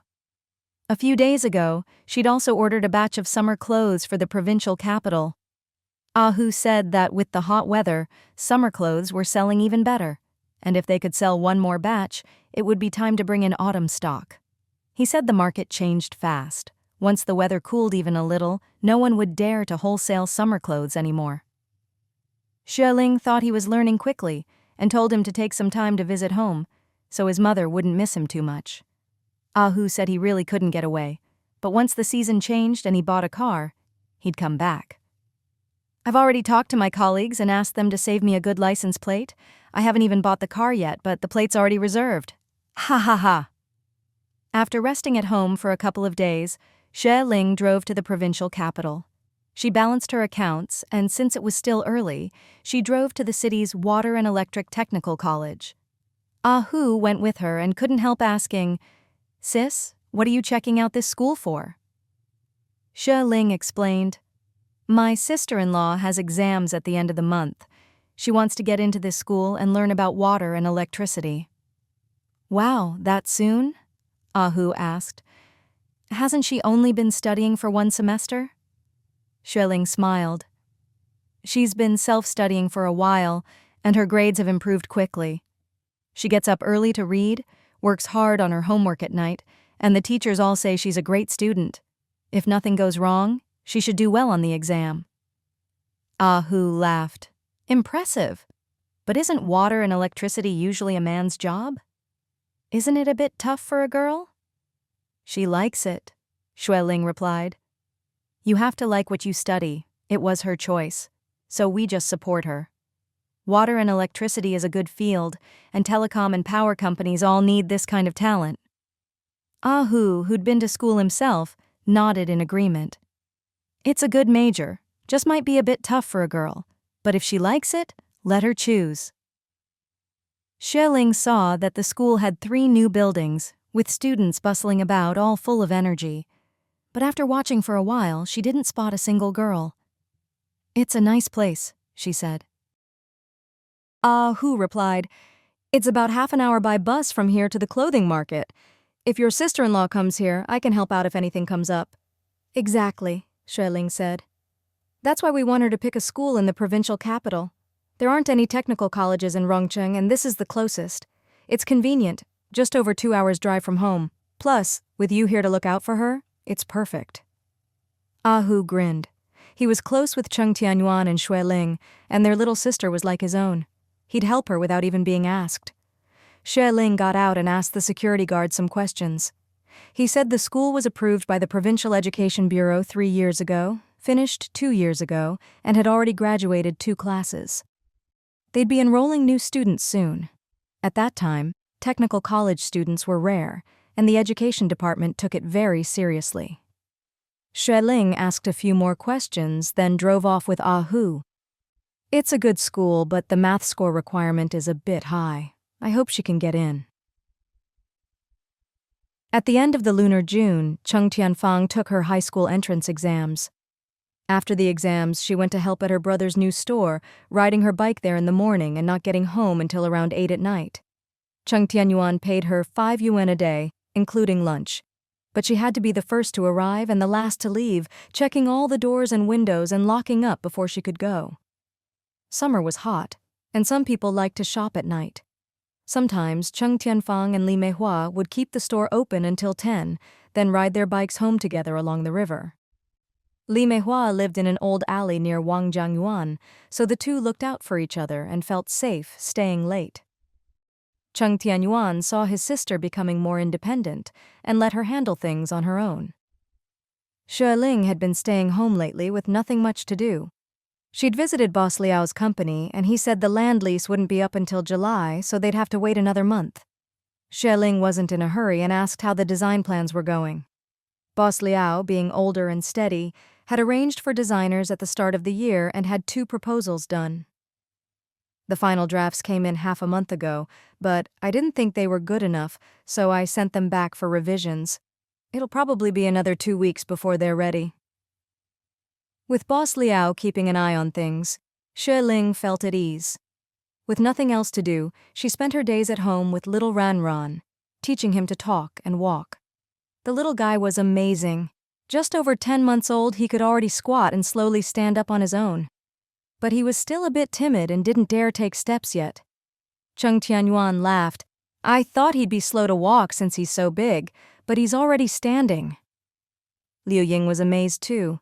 So fast! I remember you and your sister both started walking at about 12 months.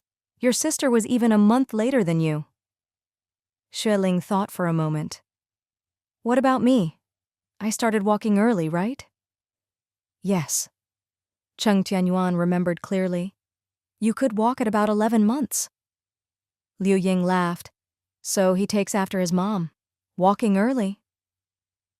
In the evenings, Xue Ling would sometimes drive her little one out, cruising along the river to visit Grandpa in the development zone. Cheng Muhai adored little Ran. Every time he saw him, he'd rush over, all smiles, to scoop him up. Chenlan loved kids too and would always try to snatch him from Grandpa. This evening, Xue Ling drove out to the development zone again. Grandpa immediately grabbed little Ran for a cuddle. Chenlan was too slow and pouted in disappointment. Sis-in-law, why don't you stay for dinner? My aunt made steamed dumplings tonight. No thanks, Xue Ling smiled. I didn't tell my mother-in-law, so they'll be waiting for us to eat at home. Chenlan looked around, then grinned mysteriously.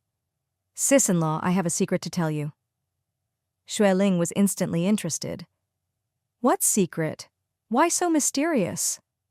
Chenlan giggled. My brother has a girlfriend. Really? What? That was great news. Xue Ling quickly asked. When did this happen?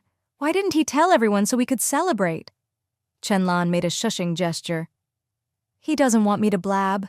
The girl works at the fan factory. She often comes to the shop, and after chatting with my brother, they hit it off.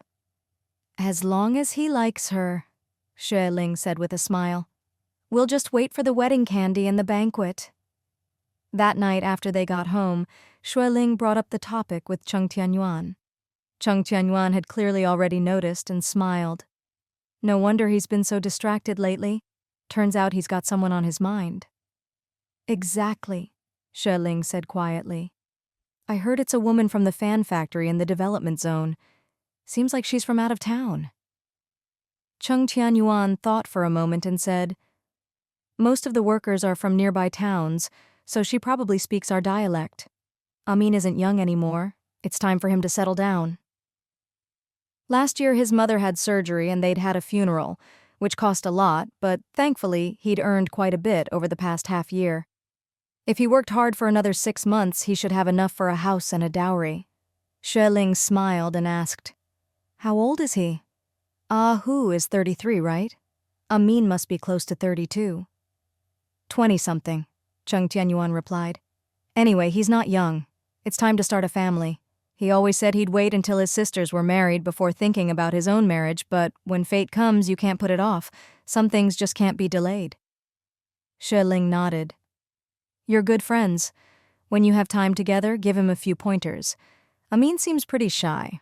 I'm afraid he won't be proactive enough." "Don't worry about that," Cheng Tianyuan said with a smile. "He's a man. These things don't need to be taught. Once he's interested, he'll take the initiative." "Really?" Xue Ling teased. "That's a man's instinct?" "Of course," Cheng Tianyuan replied matter-of-factly. Xue Ling looked at their son sleeping on the floor and couldn't help but laugh. Cheng Tianyuan went to close the kitchen window, then turned off the living room lights. Xue Ling lay lazily on the floor and murmured, "I napped with our son for over 3 hours this afternoon, so I'm not sleepy at all now." He took her hand and gently stroked it. "If you're not sleepy, then let's do something else." She giggled and snuggled into his arms. "I've got my period, so not tonight." He looked a little disappointed, then seemed to remember something and asked quietly, "Wife, your period hasn't been regular lately, has it?" "I don't know," Xue Ling mumbled.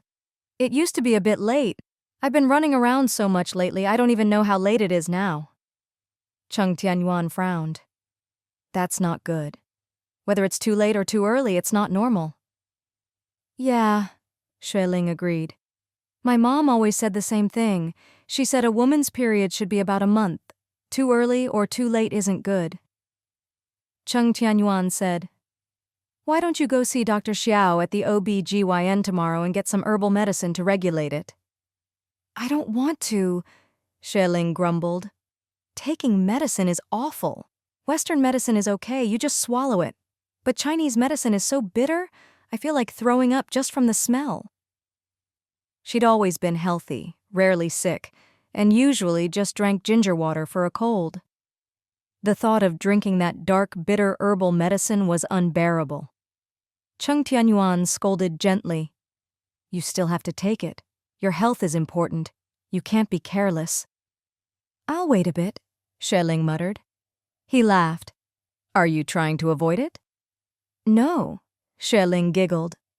Cheng Tianyuan gently patted her back, coaxing, "I'll go with you tomorrow.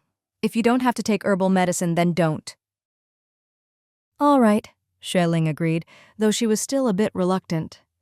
The weather was hot and stuffy, and she liked sleeping on the cool floor. Cheng Tianyuan worried that the night breeze from the window would make her and the child catch cold, so he picked up their son and put him on the bed. "Wife, come sleep on the bed.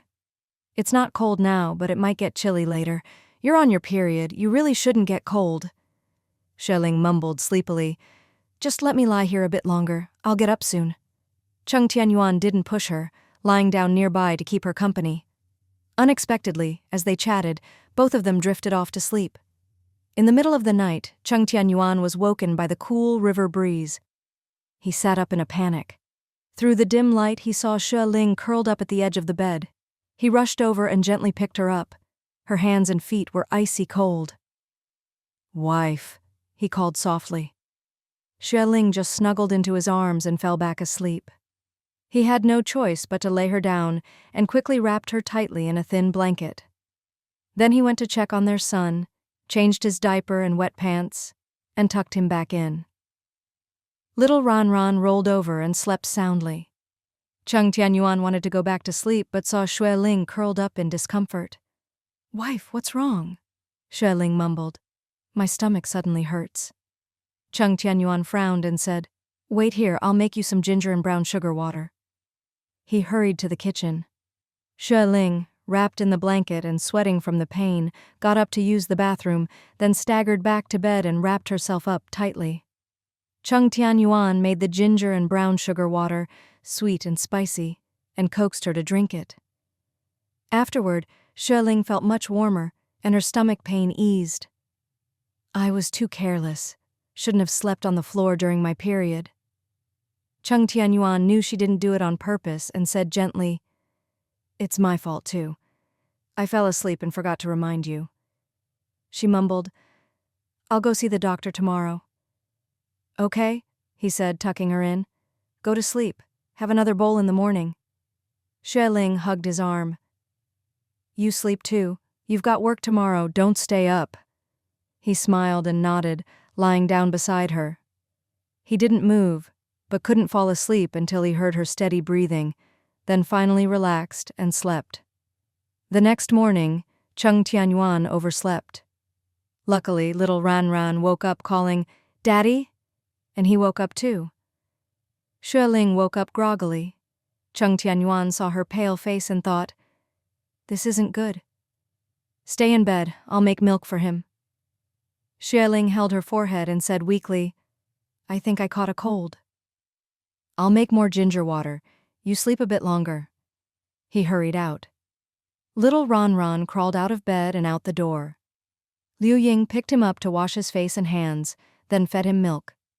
Cheng Tianyuan made more ginger and brown sugar water for Xue Ling. She couldn't eat, felt dizzy and had a stomach ache, and didn't even want to drink water. "A cold can be contagious. Keep Ran away from me," she said. Cheng Tianyuan picked up their son and handed him a rattle. "Go play by yourself." Little Ran waved the rattle around, giggling happily. Liu Ying saw that Xue Ling couldn't even eat breakfast and was very worried. "This won't do. You can't let an illness drag on. Ah Yuan, hurry and take Ling to see the doctor." At the hospital, Cheng Tianyuan helped Xue Ling out of the car and took her to the OB/GYN to register. Dr. Xiao had a lot of patients, so by the time it was Xue Ling's turn, more than half an hour had passed. "Why do you look so pale?" the doctor asked. "Where do you feel unwell?" Xue Ling replied awkwardly, "I'm on my period, but I caught a chill." Dr. Xiao checked her pulse with a serious face, then asked if her periods were regular. Xue Ling shook her head. "They're often late." Dr. Xiao frowned. "Your blood and energy are out of balance, which is causing your periods to be delayed and lighter than normal. You should have come for treatment earlier. Now you've caught a chill during your period, so the cold has entered your abdomen. Of course you're having cramps and other issues." "My stomach hurts from time to time." Xue Ling sighed, frowning. "Doctor, please prescribe me some medicine. I'll be more careful from now on." Cheng Tianyuan, feeling guilty, added, "She fell asleep last night, and I forgot to close the window. The river breeze was too strong and she caught a chill." Dr. Xiao glanced at him but said nothing, just took out her pen and wrote out a prescription. A moment later, she finished. "These are herbal medicines to replenish your blood and energy, plus something for your cold. Take 3 doses, 1 a day, boiled twice, with 2 bowls of water reduced to about 80%. Women on their period have lower immunity, so you must be careful not to get sick." "Thank you, doctor," Xue Ling said, taking the prescription. Dr. Xiao added, "After you finish these, rest for a day or 2, then come back for more to regulate your period. Whether it's early or late, it needs to be normalized." "Okay," Xue Ling replied softly, unconsciously rubbing her lower abdomen. Cheng Tianyuan, knowing she was in pain again, quickly said, "Don't worry, doctor, I'll make sure she comes back for more medicine." Dr. Xiao nodded. "Take good care of her. Don't let her touch cold water these next few days, or the pain will come back." "I will. Thank you, doctor." Cheng Tianyuan helped Xue Ling out of the office. A young nurse peeked out as they left, giggling. Dr. Xiao turned and smiled. "Xiao Li, what are you laughing at?" The nurse blushed. "That man really cares about his wife. Some men never ask about these things, or even avoid them, thinking it's unlucky. But he's not afraid at all and even brought his wife to see the doctor. It's rare." Dr. Xiao, who was older and had seen it all, said, "There are still good men like that, but not many. In rural areas, some people see menstruation as dirty, and women aren't allowed to participate in certain things. Just more excuses for male chauvinism. Women are more vulnerable during their period and need extra care, or they'll end up with health problems. Men who care for their wives should be more considerate, especially during this time. The nurse looked a little envious. It's best to have someone take care of you, but not everyone is that lucky. That's true, Dr. Xiao smiled. Most men are careless, can't even take care of themselves, let alone others.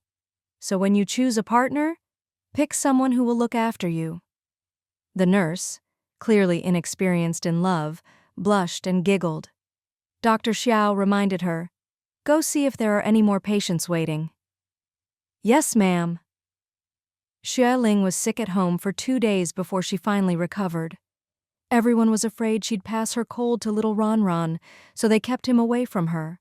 His grandma took care of him most of the time. Cheng Tianyuan barely went to the shop, staying home to look after her. The next evening, Cheng Tianfang came home from work. "Sis-in-law, are you feeling better?" Seeing her, Xue Ling smiled. "Much better. Nothing to worry about." "That's good." Cheng Tianfang looked her over and grinned. "You look a lot better." Then she called to her brother, who was busy in the kitchen. "Brother, we're out of a few things at the shop. You'll need to restock tomorrow if you have time." Cheng Tianyuan answered, "Okay," and kept working. Xue Ling asked, "How's business at Dajiale?" "Great," Cheng Tianfang replied. "Our stuff is good and cheap. Prices are about the same as the market, but we have more variety and the place is clean and tidy. Customers can see the difference." Xue Ling smiled quietly. Ever since her sister-in-law went back to school, she'd lost her old country accent, and her way of speaking had improved a lot. "You've been working hard lately. Come home early at night and be careful going out." Cheng Tianfang nodded. "I'm going to shower and sleep. Sis-in-law, you should rest early too." "Okay, go ahead," Xue Ling said. Cheng Tianyuan came out of the kitchen. "Wife, I made a bunch of buns. They just finished steaming. Want one?" Xue Ling shook her head. "I'm still full from dinner." He set the buns out to cool. "All right, we'll have them for breakfast tomorrow." His wife liked his meat buns, so he made some whenever he had time, for breakfast the next day. He'd been bored earlier, saw they had meat and veggies, and made over 20. Xue Ling said, "I'm all better now. You should go back to the shop tomorrow." Cheng Tianyuan wasn't in a hurry. "You can make money every day, but your family's health is more important." "Exactly," Xue Ling said softly, a little emotional.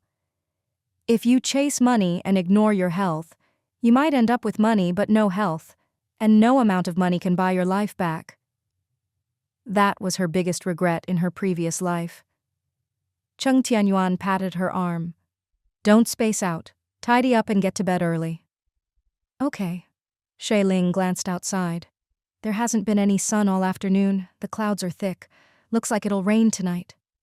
Cheng Tianyuan nodded. "It's so stuffy. If it doesn't rain soon, we'll all suffocate." Just as he finished, thunder rumbled in the sky. Xue Ling sat up in alarm. "I wonder if little Ran will be scared." Cheng Tianyuan laughed and shook his head. "Don't worry, Mom's with him. He's a little man. Shouldn't be scared of a little thunder." Xue Ling shot him a look. "He's just a few months old." "Relax, the thunder's not loud enough to wake him," Cheng Tianyuan reassured her. "Go to sleep. I'll check on him." "Go! If he's scared, bring him back here," Xue Ling urged. Sure enough, a little while later, Cheng Tianyuan came back carrying a teary-eyed little Ran. The little guy rushed into his mother's arms as soon as he saw her. Xue Ling hugged him, patting his back. "Don't be scared. It's just thunder. Mommy and Daddy are right here." Little Ran clung to her neck, refusing to let go. Cheng Tianyuan couldn't help but laugh. "This kid, no guts at all, just a little thunder and he's this scared?" But Xue Ling was all motherly love, feeling sorry for her son. "He's still little. He's never heard such loud noises before. Of course he's scared if he's woken up suddenly." Cheng Tianyuan stood up. "Looks like it's going to pour. I'll go close the windows in the other rooms." Just then, more thunder rumbled outside. Little Ran was terrified and clung even tighter to his mom. Xue Ling soothed him, gently patting his back and coaxing him to sleep. With his mom there, the little guy finally calmed down, closed his eyes, and drifted off. Cheng Tianyuan lay down on his other side, letting little Ran hold his pinky finger before closing his eyes to sleep. Xue Ling watched him, unable to hold back a quiet laugh. He talked so tough, but in his heart, he was just as soft for their son. For 2 days, Cheng Tianyuan hadn't gone to the development zone or the new Dajale store. He first drove to the development zone to check what supplies were running low. Cheng Muhai couldn't help asking, "Why haven't you been by these past 2 days? And where's Ling Ling? She hasn't brought little Ran over either." Cheng Tianyuan explained, "She wasn't feeling well, so I stayed home to take care of her." "She's all right now?" Cheng Muhai asked with concern. "This weather is so muggy it's easy to get sick. Make sure she and the child drink plenty of water." "She's fine now." Cheng Tianyuan changed the subject, asking Chen Min what the store needed. Chen Min, looking cheerful, said, "We need to stock up on beer. There's only about a box and a half left. With this heat, lots of workers come out to drink in the evenings. Sometimes there's a whole row of them by the river. Beer sells best." Chen Lan added, "We're almost out of toilet paper too." "All right." Cheng Tianyuan looked around and, not seeing Ahu's mother, asked, "Where's the old lady?" Chen Lan explained, "Auntie went to the market to buy groceries. She said she's making millet porridge for lunch. It's so hot no one has much appetite lately." Cheng Tianyuan thought for a moment. "I'll bring over a few watermelons later. Eat your fill and cool off." "Great. Thanks, Brother Yuan." Chen Lan grinned. "I love watermelon the most." Cheng Tianyuan then hurried off to the new store. With his sister helping out lately, there wasn't much for him to do. He checked the accounts and found everything in order. Cheng Tianfang was stocking shelves and asked, "Brother? A lot of customers have been asking why we don't sell vegetables. All we have are melons and apples. They think it's a bit limited." Cheng Tianyuan replied, "Vegetables don't keep. In this weather they wilt in half a day. Melons and watermelons, as long as they're uncut, can last 10 or 20 days. Apples, if kept cool, also last a long time. When you run a business, you have to think long term, not just about a few customers' preferences." Cheng Tianfang grinned. "Brother, I read in the newspaper about refrigerators. They're supposed to be great, just plug them in and the inside stays below zero so food keeps for days." "Yeah," Cheng Tianyuan said, not very interested. "That's a rare thing. We can't afford one for the store, and even if we could, it wouldn't be big enough for all our stock." "True," Cheng Tianfang nodded. Just then, Yuan Aihua came over and handed Cheng Tianyuan a cup of water. "Brother Yuan, you must be thirsty. Have some water. This heat is unbearable." Cheng Tianyuan frowned slightly. "No need. I've had plenty already." Yuan Aihua glanced at Cheng Tianfang, then moved closer to Cheng Tianyuan. "Why haven't you come to the store these past 2 days? Even with your sister helping, you're the boss. The store needs you." Cheng Tianyuan nodded. "My wife wasn't well, so I stayed home to take care of her. Her health comes first. The business can wait. If I can't manage, I'll just close up. With you and Fang here, I haven't had to." When Yuan Aihua heard he'd stayed home for his wife, her face fell and she turned away. Cheng Tianyuan ignored her, finished checking the inventory, made a careful list, and hurried off to restock. By noon, the sun was blazing and there were few customers in the store. Li Meihua asked, "Fang, what are we having for lunch?" "Dumplings," said Cheng Tianfang. "Let's make dumplings. Something with broth.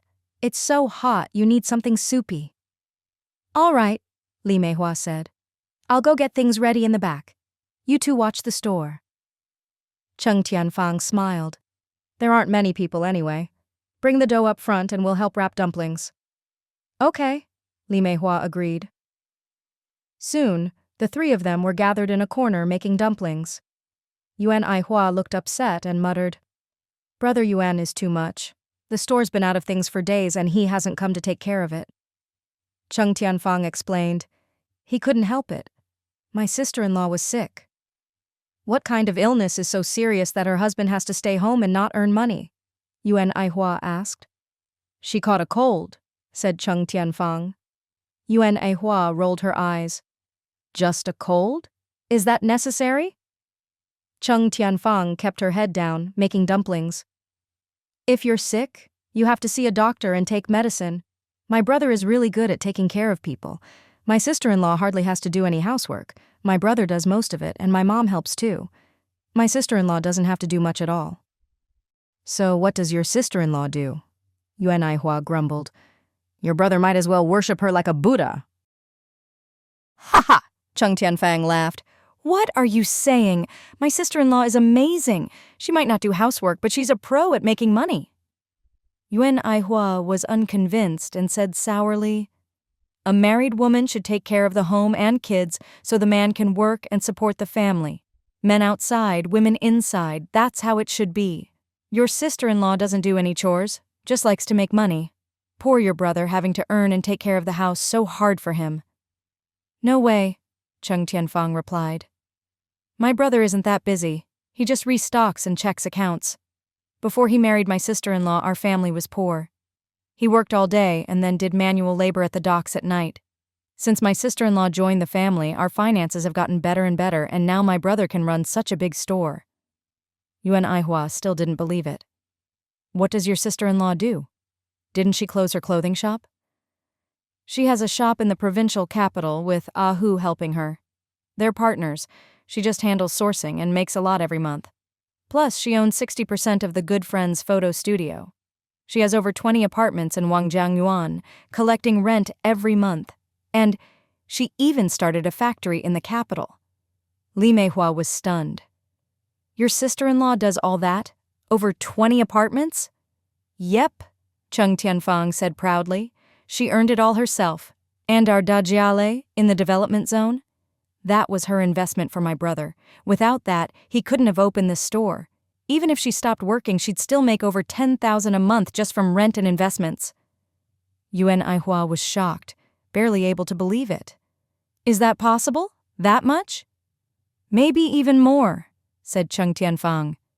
Just the rent is over 1,000, plus the photo studio, probably over 2,000. The clothing shop in the provincial capital must make several thousand, and the factory definitely over 10,000. Li Meihua was full of admiration. Amazing. So both stores were your sister-in-law's investment? Yes, said Cheng Tianyuan. She never said anything, but I heard it from Chen Min. Back then, they had no money. My sister-in-law put up the money to buy land, build the store, and stock it. That's how our family got a big share. Yuan Aihua lowered her head, listening in silence, her eyes filling with tears as she bit her lip.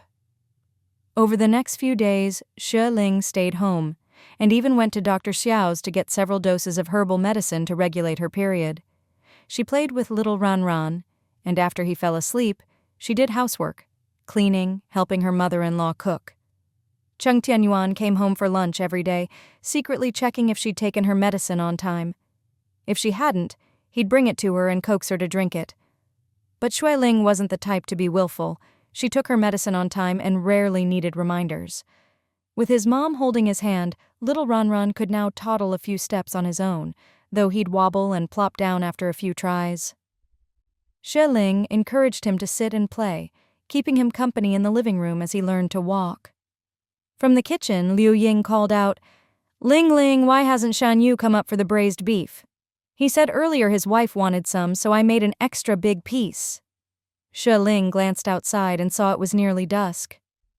"Maybe he's busy cooking and can't get away. Mom, watch Ran for me. I'll take it down to them." "All right." Liu Ying brought out the big piece of beef and put it on a large porcelain plate.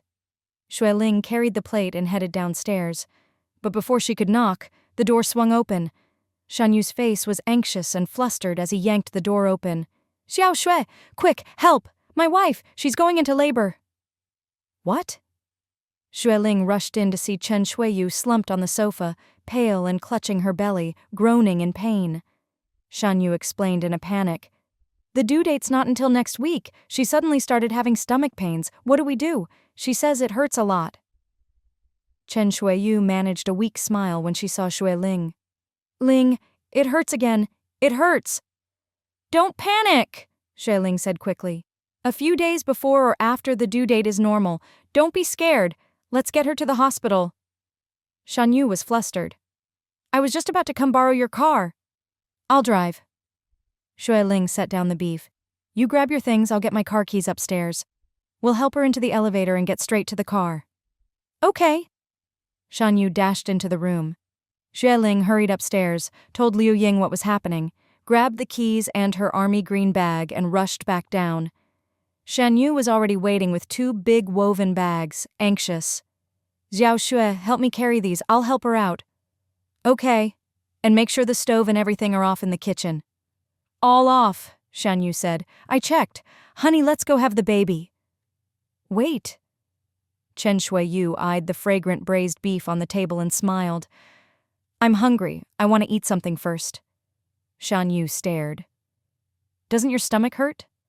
It stopped for now, she said. So I realized I'm hungry. Shan Yu was anxious. You're about to give birth. Can you eat? Is it okay?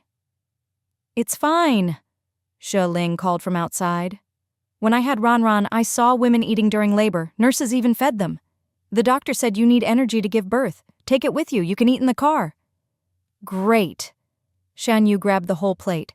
Honey, while it doesn't hurt, let's get in the elevator and head down. You can eat in the car.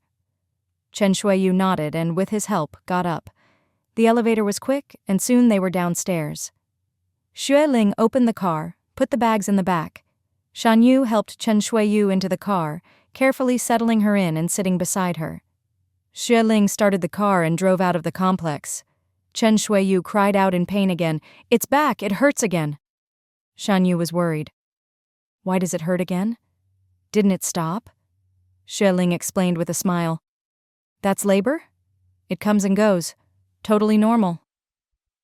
Having been through it herself, she reassured them, and both Shan Yu and Chen Shuiyu calmed down. After a while, Chen Shuiyu took a few deep breaths. It stopped again. Shan Yu handed her the beef. I didn't have time to cut it, just bite into it. Xiao Xue said you need energy to give birth, so eat up. Okay. Chen Shuiyu bent down and took a few bites, mumbling, Aunt Lu's cooking is the best. I can always smell her braised beef from downstairs. It's to die for. Shan Yu laughed. Aunt Lu's beef is unbeatable. Xiao Xue, your mother-in-law's other dishes are so-so, but her braised beef is the best. I've traveled all over, and hers is the tastiest. Xue Ling laughed too. I say the same. One day, I want to learn the recipe and turn it into a product to sell nationwide, even overseas. Oh, big talk, Chen Shuiyu teased. Learn to make it first, then brag. Shan Yu disagreed. With people's lives getting better, the food industry has a bright future. But Xiao Xue is right. The key is the recipe and the technique. Ah, Chen Shuiyu clutched her belly again. Xiao Xue, are we there yet? Not yet, Xue Ling replied. It's getting dark and there's a lot of traffic after work. We can't rush. Safety first. Your contractions aren't that close together yet, so we don't need to panic. If you get anxious, it'll just make things worse. Don't rush me. Shan Yu quickly said, No rush, don't worry, take your time. Chen Shuiyu kept taking deep breaths. Keep talking. I need a distraction. Xue Ling thought for a moment. So, when are you two going back into business? You've been doing wholesale for years. Are you going to keep at it? Shan Yu replied, We've been discussing it. When we were younger and childless, we could travel everywhere, buying and selling, always on the move. But now, with a baby coming, we can't just leave the child behind. We're planning to invest in something more stable and settle down. Xue Ling asked, Going back to Nandao? It should be nice there, right?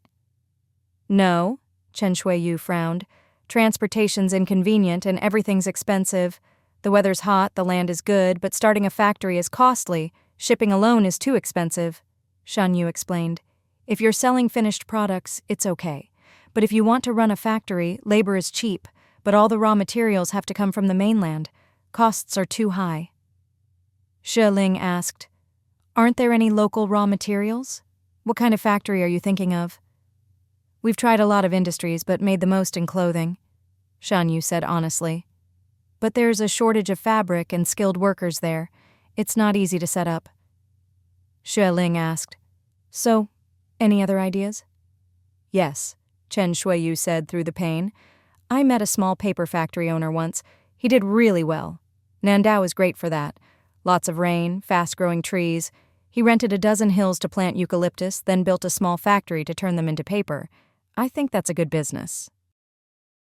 Hey, that's a great idea, Xue Ling agreed immediately.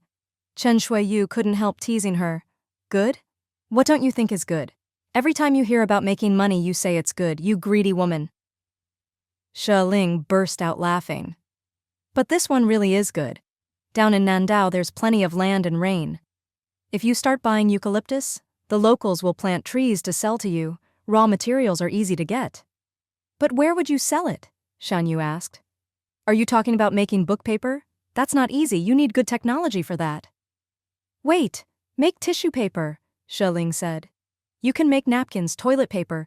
Those are household essentials, guaranteed to sell well. Shanyu was confused. What's a napkin? He understood toilet paper, though it was usually rough. But napkins, he'd never heard of them. Xue Ling explained. The soft white kind, feels nice to the touch. It's sanitized, clean, and can be used as napkins for wiping your mouth or made into soft toilet paper. That must take good technology, right? Shanyu said. Where would we get the machines and know-how? That's the big problem. Nandao doesn't lack trees. If there's money to be made, people will plant and cut eucalyptus. But if your technology isn't up to par, you can't make that kind of product. Xue Ling asked, Are you too serious about this? If you are, I'll help you look into it. There are tons of technical experts in the capital. Whatever you need, they're the best in the country. Deal, Shanyu grinned. We'll leave it to you to check it out. If we can get the technology and machines, we'll go back to Nandao and start a factory. With a steady income and a stable home, we can finally settle down. Chen Shuiyu muttered, I wonder how much it'll cost. I heard even a small factory takes hundreds of thousands, mostly because the machines are so expensive. Shanyu snorted, We're not short on money. If we want to, we can open a big factory, not just a small one. Exactly, Xue Ling laughed. Chen Jie, why are you so stingy? You and Shanyu Ge are loaded. Are you really worried about investing a little money? Hundreds of thousands is a little? Chen Shuiyu scolded, laughing. You're rich, so of course you think it's nothing. We only have a few million in assets. We have to be careful. Xue Ling clicked her tongue. There's a saying, wealth comes from saving. No wonder I'm always broke. I never learned that lesson. Chen Shuiyu laughed, but then suddenly frowned in pain. It hurts again. Shanyu quickly supported her, coaxing, Don't talk, just lie down. No, Chen Shuiyu forced a smile.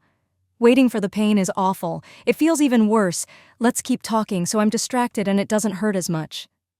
Xue Ling said, We're almost there. The next street is the hospital. Soon the jeep pulled up to the hospital entrance.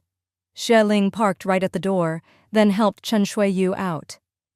Take the bags in first, I'll go park the car. By now, night had fallen and the streetlights were on. She parked the car by the hospital entrance and hurried to the OBGYN. Shanyu had already helped Chen Shuiyu up to the third floor, where the on-duty doctor was preparing a room. Chen Shuiyu, panting, asked, Where's Dr. Xiao? I want her to deliver my baby. Sorry, Dr. Xiao is off duty, the nurse said.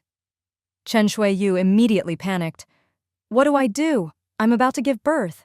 Xue Ling quickly stepped up, explaining, Doctor, nurse, she was on bed rest here before, and Dr. Xiao took care of her every time. All her checkups were with Dr. Xiao. She's an older mother, and this is early labor. Dr. Xiao knows her case best. Could you please contact her and see if she can come? The doctor understood and said, Contact Dr. Xiao right away. This is her patient, so it's best if she handles it. The nurse agreed and hurried off. The doctor arranged a bed and had the nurse do basic checks, blood pressure, temperature, etc. Half an hour later, Dr. Xiao rushed in, pulling on gloves as she gave instructions. Lie down. Let me check how dilated you are. Shanyu quickly closed the door. After checking, Dr. Xiao said, You're only about 2 centimeters, no rush. Chen Shuiyu nearly cried, choking out, Doctor, when will I give birth? It hurts so much. The doctor replied, When the contractions get frequent and you're more dilated, you'll be ready. Sometimes it takes 10 hours or more. sometimes just an hour or two? Shan Yu asked. Is it a problem that she's early by 10 days? It's within the normal range, don't worry, Dr. Xiao said calmly. She can walk around to help things progress. The delivery room is ready whenever you need it. So Shan Yu and Xue Ling helped Chen Shuiyu walk slowly up and down the hallway. The contractions weren't too frequent, so she was still able to walk. Xue Ling poured her some water and drank a cup herself. Shan Yu said, Looks like it'll be a while. Xiao Shui, are you hungry? Why don't you go buy something to eat at the hospital entrance? After you eat, I'll go. No, you go buy more, Chen Shuiyu said. Get a few good things, I want to eat too. The new mom almost got overlooked, but luckily spoke up for herself. Shan Yu agreed and hurried out. Xue Ling helped Chen Shuiyu sit on a bench in the hallway. When's your mother-in-law coming? She knows your due date, right? Chen Shuiyu hesitated. Her son will tell her. Xue Ling reminded her. You should let Shan Yu know to call his parents. I'll wait until after the baby's born, Chen Shuiyu snorted. If it's a girl, she might not even be happy to come. She won't be like that, Xue Ling said. Didn't Shan Yu say there are lots of boys in his family? His mom should like a girl. No way, Chen Shuiyu lowered her voice. Ling, you don't understand our customs. Where we're from, there's lots of land and few people, so everyone wants boys. If you have a girl, even your own parents think she's a burden. When I was born, my family already had a daughter. My grandma almost threw me in the river. His mom's the same. No matter how many sons, they're all treasures. The fewer girls, the better. Xue Ling gave a wry smile. But this is a hard-won baby for you and Shan Yu. No matter if it's a boy or girl, he'll love it just the same. Of course, Chen Shuiyu said proudly. He said either is fine. Xue Ling smiled. As long as your husband doesn't care, the rest doesn't matter. For his sake, just give his mom some face. Don't make things hard for him. Think of it as being kind to your husband. Chen Shuiyu lowered her eyes and said nothing more. A while later, Shan Yu came back with several takeout boxes. The three of them ate, and Shan Yu was about to take the boxes away. Hey, Chen Shuiyu called. You need to call your parents and let them know. Shan Yu looked surprised, then grinned with delight. Okay, I'll call them right now. Everyone looked at each other, then finally turned their eyes to Wang Qing. Editor-in-Chief Lin was the first to speak. Every couple has their arguments. But Liu Xing, your attitude really wasn't good, suddenly making a scene and smashing things. Director Liu is still really upset. He said he was going to the photo studio to look for you. Did you run into him? Xue Ling smiled. We stopped to buy a watermelon, so I guess we missed him. The other colleagues took turns advising Liu Xing, telling him not to be so impulsive in the future. No matter how big a conflict is between a couple, you should try to turn big problems into small ones, and small ones into nothing. How could you just start yelling and smashing things in the office? This is our workplace. Even if you're angry, you have to hold it in, Deputy Director Zhen said bluntly. You broke office property, which belongs to all of us. That means you're hurting everyone's interests, you know? Liu Xing kept his head down, silent, sneaking a glance at Wang Ting. She kept her head down, ignoring him, which made him feel even more anxious. Xue Ling smiled and said, Deputy Director, don't be angry. Liu Xing already regrets what he did. He came back to apologize to everyone and to Wang Ting. He knows he was wrong, and if he can correct his mistakes, that's what matters. We should give him a chance. Right. Editor-in-Chief Lin agreed, feeling that Deputy Director Zhen had been a bit harsh. Since he's sincerely sorry, we shouldn't keep harping on his mistake. It's better for Director Liu to handle this himself. Deputy Director Zhen snorted and went back to the office, slamming the door behind her. By now it was time to get off work, and everyone started packing up to leave. The watermelon had already been cut, and Tongzi helped serve it to the colleagues. Everyone at the newspaper knew Tongzi well and started chatting with him. Xue Ling gave Liu Xing a look. Liu Xing, looking uncomfortable, swallowed hard and slowly walked over to Wang Ting. But Wang Ting didn't even look at him, just quietly packed up her things. Ling, I'm done for the day. Let's go. Xue Ling smiled. The watermelon's just been cut. You should at least have a piece. I'm thirsty. I need some too. Wang Ting, Liu Xing, come have some watermelon, the others called out warmly. Wang Ting kept her face down and said quietly, I'm not having any. Ling invited me to her place for dinner tonight, so I'm riding with her. I'll just leave my bike here. I'll take it back for you later, Liu Xing quickly offered. Wang Ting ignored him, slinging her bag over her shoulder. Hey, Director Liu is back.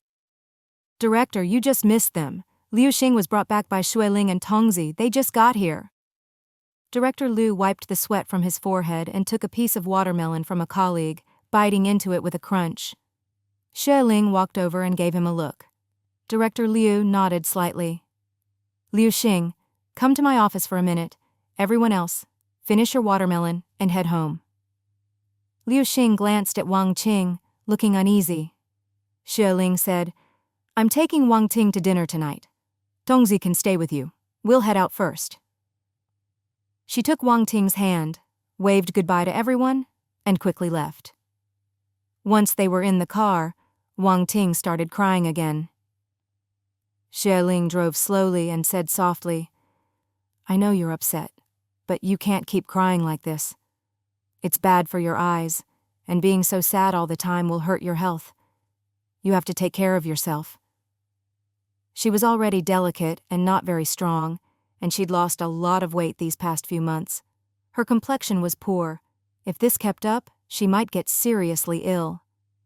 Wang Ting sobbed, Ling, I want a divorce. He'll never change. He's let me down too much.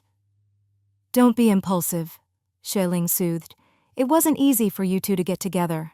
Just last year, he scrimped and saved, did everything he could to win over your mom, even when she asked for an 800 yuan bride price and a house, which was almost impossible for him. He still gritted his teeth and made it happen. And you? You stood up to your mom for him. You two went through so much to get married and be together. How can you talk about divorce over one argument? Don't be rash.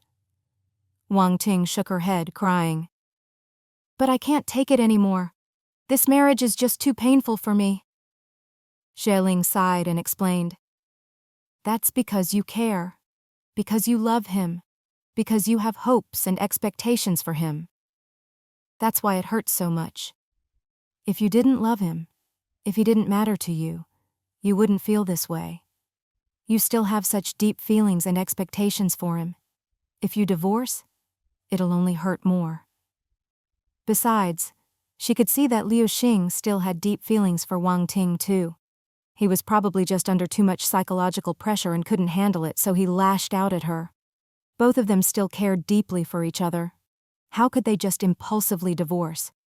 Chen Shuiyu was impulsive and tough, and her husband Shan Yue was tolerant and loved her fiery temper.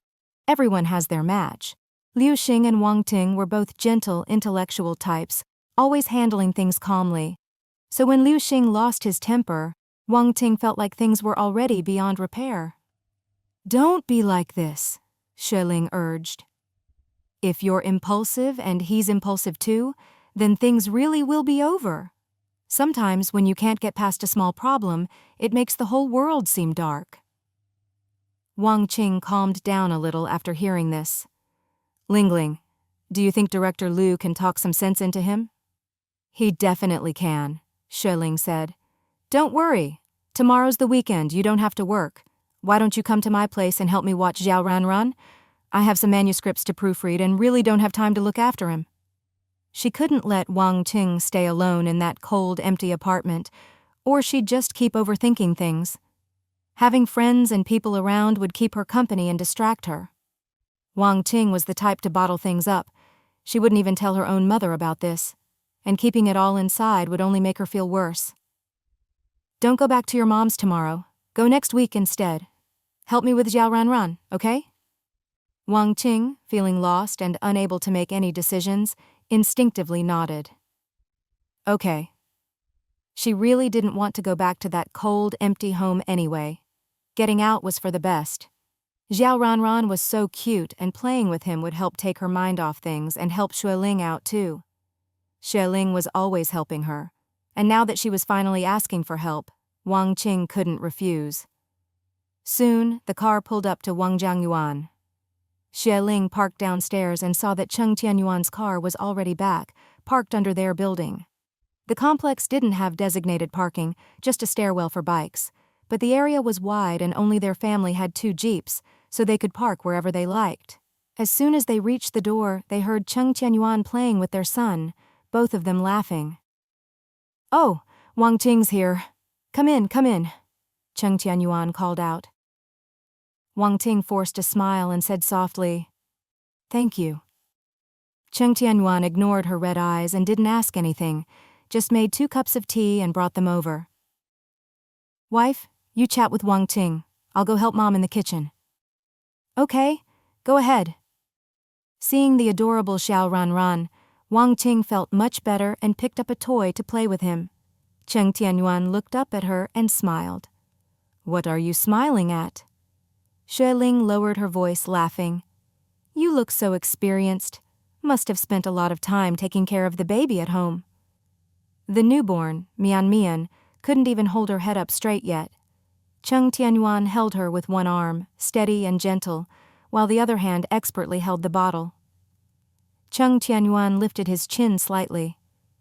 "When you were doing your confinement, I took care of Ranran a lot." Their quiet conversation woke Shan Yu. He looked at Cheng Tianyuan, then burst out laughing. "Ah, Yuan, impressive. Earlier I didn't even know how to hold her." Cheng Tianyuan teased. "That's how it is for first-time dads. Give it a few days and you'll get the hang of it. I only learned because of Ranran." Shan Yu glanced at Chen Shuiyu, still sleeping soundly, and looked to Xue Ling for advice. "Should we ask the nurse? She's been asleep for a long time." Xue Ling saw that Chen Shuiyu's complexion had improved and said gently, "She should be fine. Help me lift the blanket, I'll change the pads for her." "Okay." Shan Yu nodded. Cheng Tianyuan turned away, still holding the baby. Xue Ling and Shan Yu took care of Chen Shuiyu. One went to get the nurse, the other to wash up. Soon the nurse came in with an IV bottle. "This is saline and glucose. The doctor said to wait until she wakes up, so we haven't started it yet." Shan Yu smiled apologetically. "There's no clock in here. I fell asleep and thought it was much later than it is. It's only been an hour." The nurse said, "No worries, it's about time anyway. Did she bleed a lot?" "Not much," Shan Yu replied. "If there's heavy bleeding, let us know immediately. Don't delay." "Got it, got it." Shan Yu nodded quickly. By now, Cheng Tianyuan had finished feeding the baby and was gently patting her back. Shan Yu couldn't help asking, "What are you doing?" Cheng Tianyuan replied, "The doctor taught me this. I'm not totally sure why." The nurse smiled. "You've definitely taken care of a baby before, right?" "That's exactly right. Babies have shallow stomachs. After feeding, you need to burp them so they don't spit up." "Oh," Shan Yu made a mental note. The nurse checked blood pressure and temperature, making careful notes. "I'm starving," Chen Shuiyu mumbled. "If it weren't for Yuan's 'let's eat' just now, I probably wouldn't have woken up." Shan Yu said softly, "Come on, eat, eat." With one hand on an IV drip and the other free, Chen Shuiyu drank some soup and ate a bit of meat, feeling much better. "This soup is delicious, not greasy at all, and I can taste the red dates. It's sweet." Shan Yu couldn't help but praise, "Yuan's cooking? What can I say?" Cheng Tianyuan smiled. "I'll go find Ahu's mom now. If you like this, I'll have my mom make a pot and bring it over tonight." "Then I won't be polite," Chen Shuiyu laughed. "It's like we've never been polite with your family. If we want to eat, we eat. If we want to drink, we drink. Even having a baby, you're all here with us." "We're all friends. No need to be polite." Cheng Tianyuan gave his wife a look and left quickly. Not long after waking up, Chen Shuiyu drifted off to sleep again. After the IV finished, the nurse came in to tidy up and took her temperature and blood pressure. "Dr. Zhao prescribed some Chinese medicine. The first bowl is ready and will be brought over soon. Make sure the new mother drinks it while it's hot. Also, she shouldn't eat anything cold or raw." "Okay," Shan Yu quickly agreed. Ever since last year, when Chen Shuiyu realized her stomach problems were serious, she started avoiding cold and raw foods, and her health gradually improved. After getting pregnant, she was even more careful, never daring to eat anything she shouldn't. Xue Ling changed the baby's diaper, taking a new one from the bag. "We're running out of diapers. I'll have Brother Yuan bring more from home." "Let's just buy new ones," Shan Yu said. "No," Xue Ling replied quietly. "New ones haven't been washed, so they're not hygienic. Besides, the ones Ran used have been washed many times and are softer. Better for a newborn." "Oh, okay," Shan Yu said. "I'll listen to you." Half asleep, Chen Shuiyu said, "Ling Ling knows what she's doing. Just listen to her. Don't butt in. By the way, did you tell your parents?" I did." Shan Yu's eyes flickered and he said softly, "But my mom's legs aren't doing well, so she can't come for now. She told me to take good care of you and the baby, and she'll come visit in a while." Chen Shuiyu glanced at him as if she could see right through him. Shan Yu was startled and gave an awkward smile. "She has rheumatism, you know that. When the weather changes, her legs ache. There was a typhoon recently and her rheumatism flared up again." Chen Shuiyu closed her eyes and said calmly, "Let her do as she likes, come or not." Shan Yu knew she'd figured it out and lowered his eyes, not daring to say more.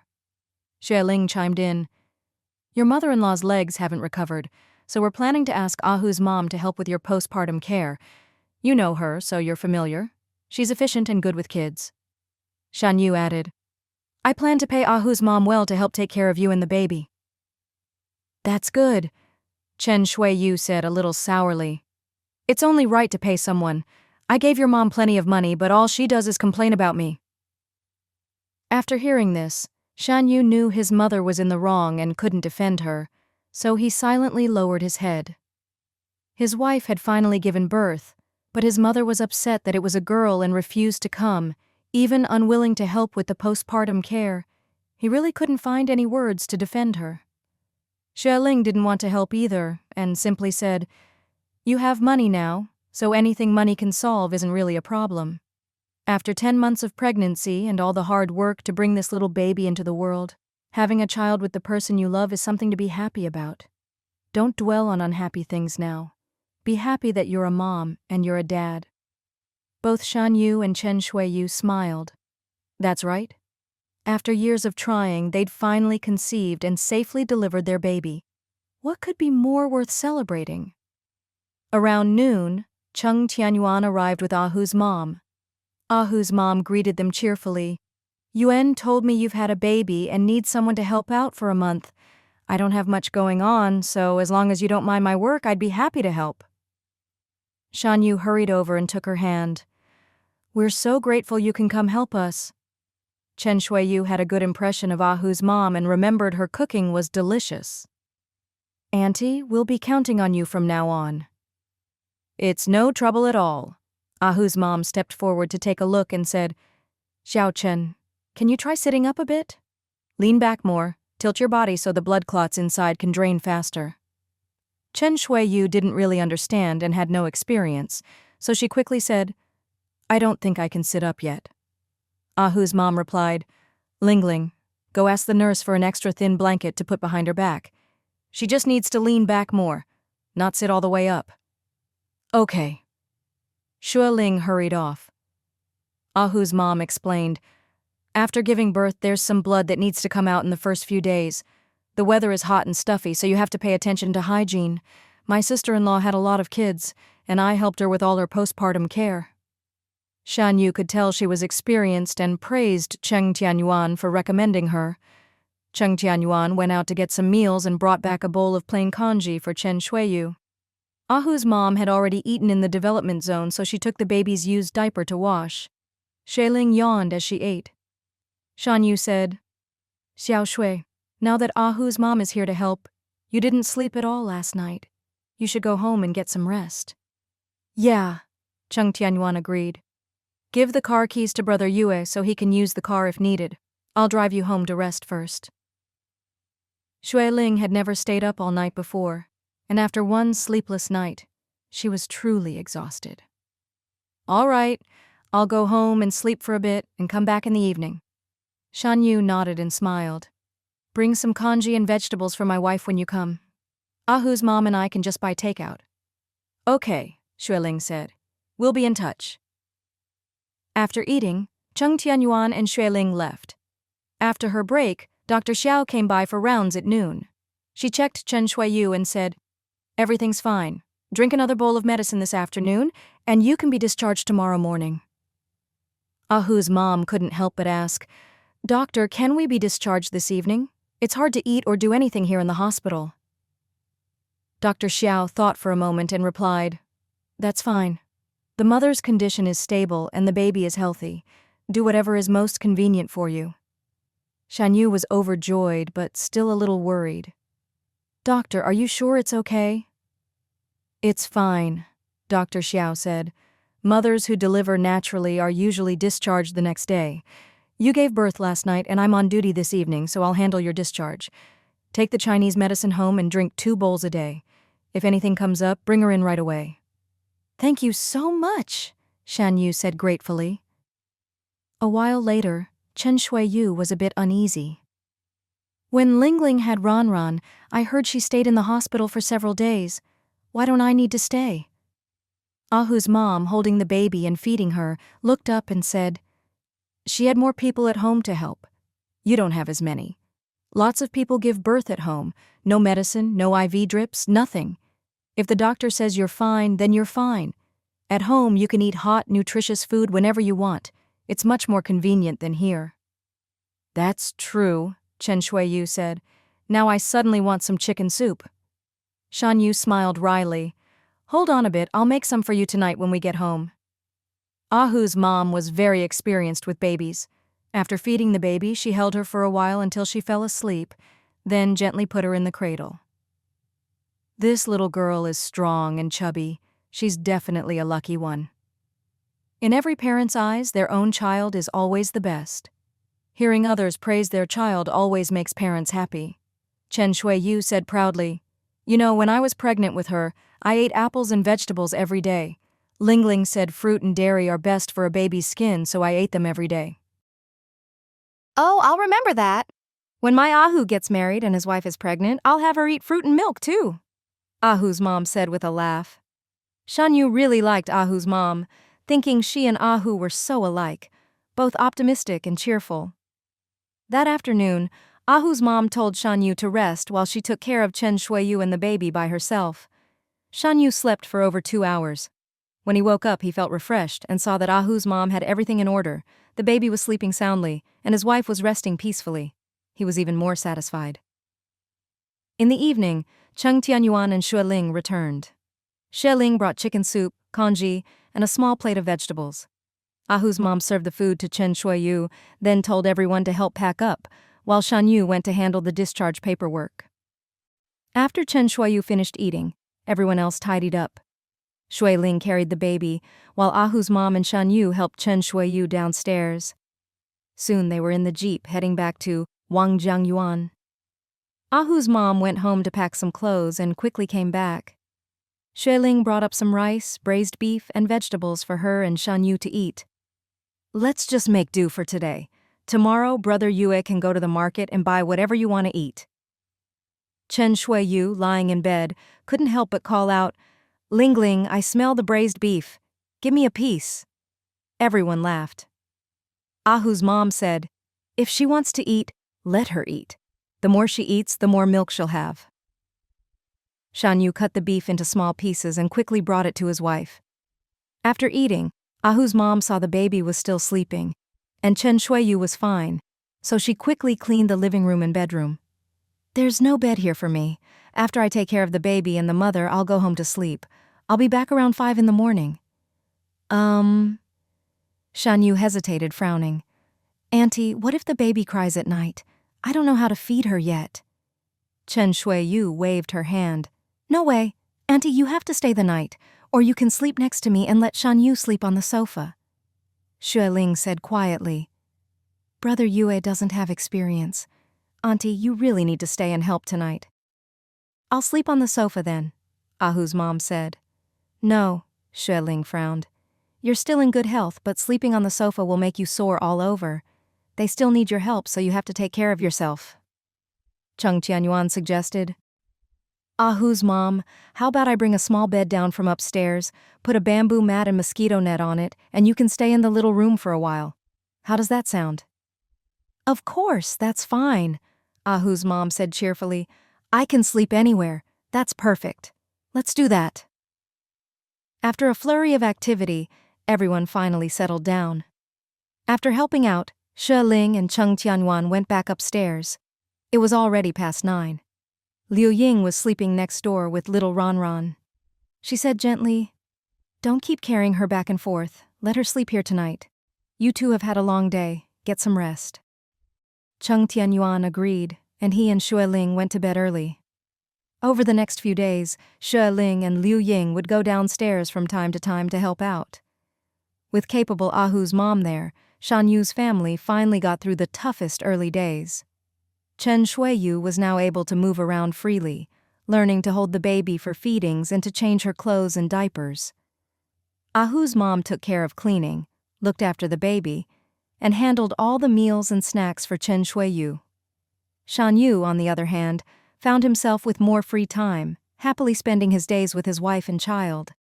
Seeing how capable Ahu's mom was, Chen Shuiyu couldn't help but suggest she stay on long-term to help them. Ahu's mom laughed. "You're very capable yourself. Once your month of recovery is over, you won't need me. Your husband is planning to go back to Nandao. I can't go with you." Shan Yu smiled and said, "At least before we go back, please keep helping us and stay a bit longer." Ahu's mom liked the lively atmosphere and loved children. Seeing how sincere they were, she nodded and agreed. "I'll help until you leave for Nandao." "Thank you so much." In the blink of an eye, it was the 8th lunar month. Chen Shuiyu had finished her month of recovery. With Shan Yu and Ahu's mom taking care of her, she'd become fair and plump, looking very healthy, and the baby was also chubby and even cuter. Shan Yu didn't know what to name his daughter. He came up with things like Shan Hua, Shan, and Shan Kui, which made Chen Shuiyu so mad she told him to get lost. Chen Shuiyu asked Xue Ling for help, hoping for a name that was both pretty and romantic. Cheng Tianyuan couldn't help but tease, "Brother Shan Yu's surname is Shan, mountain. Just that surname alone isn't very girly. How do you make a big, sturdy mountain sound romantic?" Everyone burst out laughing. Xue Ling casually suggested, "How about Shan Yu, Shui Tiao, mountains and rivers always together." Yu, Chen Shuiyu's eyes lit up. She grabbed Shan Yu excitedly. "That sounds beautiful, I love it, can we use it?" Shan Yu, who'd been struggling to come up with a name, thought it sounded great too. "Of course, you're the boss, you decide. Yu it is." "Yay!" Chen Shuiyu happily picked up the baby and called out, "Yu, our little Yu." Ahu's mom repeated the name a few times, then clapped. "It's lovely. Sounds like the name of a beautiful girl from TV." Shan Yu nodded eagerly. "It's so poetic." And so, the baby was named Shan Yu. Little Ran was a bit smarter than other kids and could already say a few simple words. Hearing everyone call her little sister Yu, she couldn't help but echo, "Yo," making everyone laugh. Ran was almost a year old and had started to toddle around. Ahu's mom pinched her chubby cheeks and smiled. "Yu is so cute and pretty. How about she becomes your wife when you grow up?" Ran didn't understand, but still echoed, "Okay." Everyone burst out laughing again. Shan Yu laughed so hard he clutched his belly and called out, "Ah Yuan, Xiao Shui, how about we arrange a child betrothal? We'll be in-laws in the future." Cheng Tianyuan glanced at his wife and explained with a smile, "We were also childhood sweethearts and ended up getting married." "No way," Xue Ling laughed, waving her hand. "Times are different now. People want to choose their own partners. Let's not tie them down with an engagement. Let them be free. If they like each other, it'll happen on its own and we won't need to do anything." "That's true," Chen Shuiyu laughed. "You never know what'll happen," Shan Yu said. "The weather's getting cooler. I'm planning to take my wife and Yu back to Nandao for Mid-Autumn Festival." But Chen Shuiyu was reluctant to leave and muttered, "Let's wait until it gets colder." Shan Yu was half exasperated, half amused. He said quietly, "We haven't started making money this year. It's already August.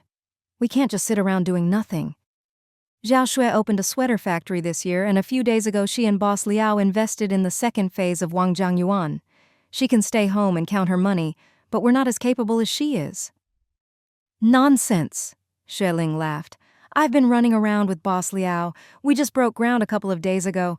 I'm so sunburned. You didn't see how hard I've worked? I'm not just sitting at home counting money. My bank account is empty right now." Shan Yu couldn't help but ask, "Xiao Xue, tell me honestly, this second phase is more than twice as big as the first. How much did you and boss Liao invest?" Xue Ling thought for a moment and replied, "The investment for phase 2 is definitely bigger than the first. First, the landscaping and planning area is larger, and second, the community facilities will be better. We put in 2 million up front to start construction, and with the middle and later stages, it'll probably be 4 or 5 million in total." Shan Yu nodded slowly, forcing a smile. "That's a lot," Chen Shuiyu muttered. "It's great, but we just don't have those kinds of opportunities." Xue Ling laughed and explained, "Boss Liao and I had an agreement from the start, just the two of us, no other partners. As soon as construction started, lots of people came asking if they could join in, but we had to politely turn them down. Everyone wants a piece of a good cake, but most of those asking didn't have enough capital, and Boss Liao stuck to his agreement with Xue Ling and refused them all. Boss Liao has experience and a solid background, but he doesn't have as much capital as I do. I'll probably invest over 60% and take 50% of the profits." Shan Yu lowered his voice. "He managed to get such a big good plot of land, has workers, and the first phase as a foundation. All you have to do is invest, and getting half the profits is already great. You put in the money, he puts in money and effort. It's a fair deal." "It's a win-win," Xue Ling explained. "From the start we agreed. I put in money, he puts in some money and all his effort. When the houses are built, we sell them together and split the profits." The main reason Boss Liao wanted to work with her was that he thought Xue Ling could help with marketing. The reason the first phase sold so well and kept getting better was mostly thanks to Xue Ling. From that experience, he realized that building houses is one thing, but selling them is the real skill. He could have taken out a bank loan and done both projects himself, but he knew he was cautious by nature. He could build the houses, but not necessarily sell them all. So he brought in the bold Xue Ling to work with him and put his mind at ease. Also, Xue Ling's ideas were very modern, and her suggestions were always spot on, so he wanted to work with her to complement each other and aim for even better returns in the future. Ahu's mom listened, wide-eyed, and couldn't help but ask, "Sister-in-law Yuan, how much do you make? Several million?" Xue Ling answered quietly, "The project is built gradually, and the funds are raised bit by bit. Phase 2 will need over 1 million, and Phase 3 will need 2 million. Phase 3 is even bigger, more than twice the size of the first phase. The first phase was built well, but the finishing was still too rough. The second and third phases would fix those shortcomings. Finishing work is expensive, so the investment is much bigger than before. Boss Liao couldn't come up with all the money for now, so Xue Ling would use profits from the sweater factory to keep investing in the project." Ahu's mom was dizzy with surprise at how much money Xue Ling had. "Even earning a few hundred yuan feels hard, and you have that much money." "No," Xue Ling said honestly. "I don't actually have that much on hand. I'm just earning as I go and investing as I earn." Ahu's mom muttered, "Lingling, you're really bold." "That's for sure," Shan Yu couldn't help chiming in. "If it were me, I wouldn't dare be so bold. It's not easy to make money, and you're throwing in millions. What if you can't get it back?" Chen Shuiyu shot him a glare and scolded, "Do you think everyone's as timid as you? Xiao Xue has her ways. So what if she can't sell them? At worst, she can rent out all those apartments and still make a fortune every month. Aren't we living in one of her places right now?" Shan Yu gave her a look and grumbled, "What are you talking about? Renting out 20 or 30 apartments is one thing, but 1,000, is that even possible?" Xue Ling chuckled. "I wouldn't want to sell them all anyway. I'd definitely keep some for rentals. As for Boss Liao, I don't know about him. His family doesn't lack space, so he probably won't keep any for renting. Cheng Tianyuan, listening carefully, couldn't help but ask, "Have you already discussed this with him?" "Not yet," Xue Ling replied with a smile. "The buildings aren't finished, so there's no need to talk about it yet. Each building will be about 20 stories high, and the second phase is estimated to have around 1,000 units. The third phase will have more land, but more green space too, so probably also about 1,000 units." Chen Shuiyu reminded her, "Some things are better discussed in advance so you don't end up arguing later. Business is business, no matter how good your relationship is." "True," Xue Ling said. "Boss Liao also said we'll talk about it when the second phase is almost done." Shan Yu clicked his tongue. "Xiao Shui, in just over a year you've bought so many properties and now you're investing in real estate.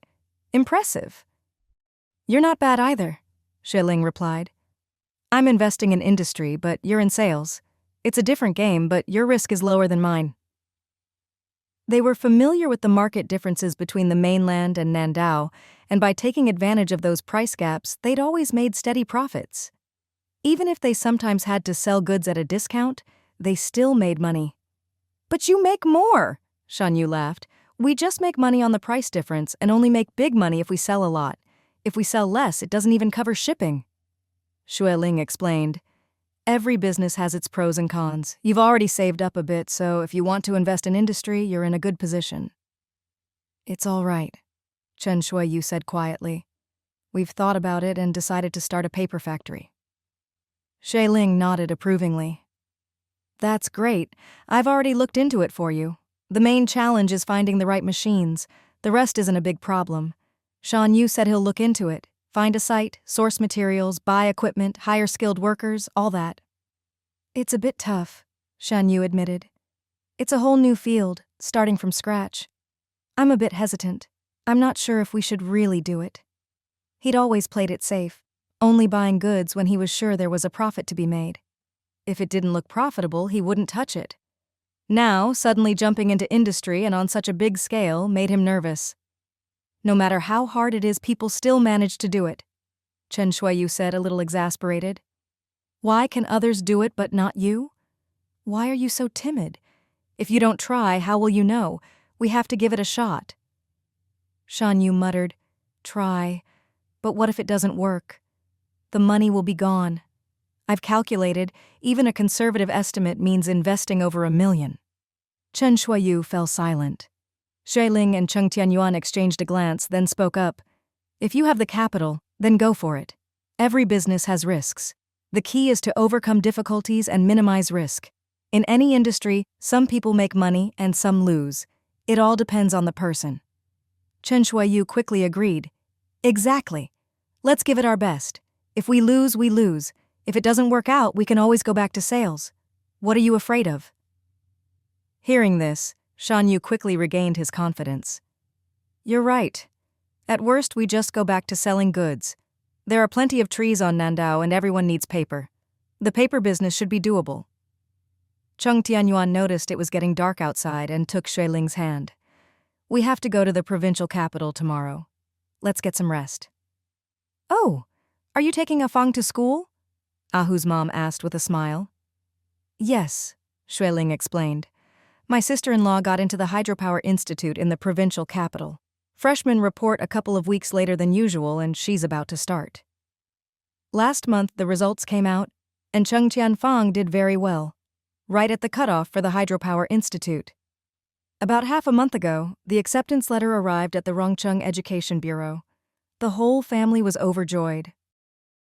She insisted on going to the Hydropower Institute, so Cheng Muhai and Liu Ying gave up trying to persuade her otherwise. Their daughter wanted to study, and what she did in the future would be up to her. Ahu's mom smiled. "I heard your mother-in-law mention it. Congratulations. It's wonderful for a young woman to love studying. With a good job in the future, her life will be secure. How great is that?" Chen Shuiyu, never one to hold back, clicked her tongue in amazement. "Your sister-in-law really impresses me. She was about to get married so young and to a terrible guy at that.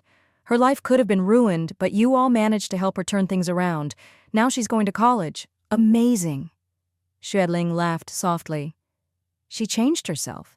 If she hadn't wanted to, no one else could have done it for her. She's not the smartest, but she works really hard.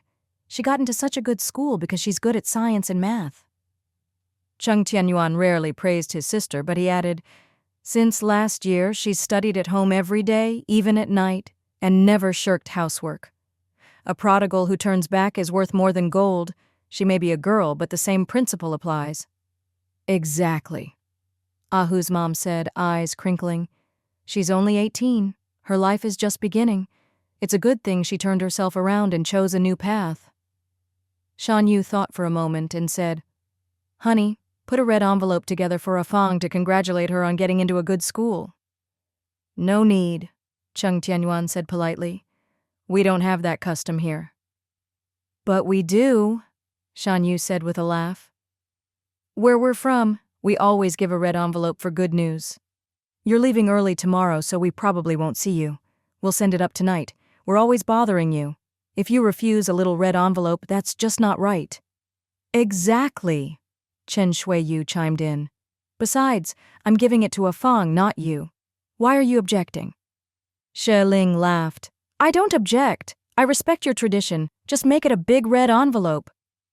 Shan Yu and Chen Shuiyu both burst out laughing.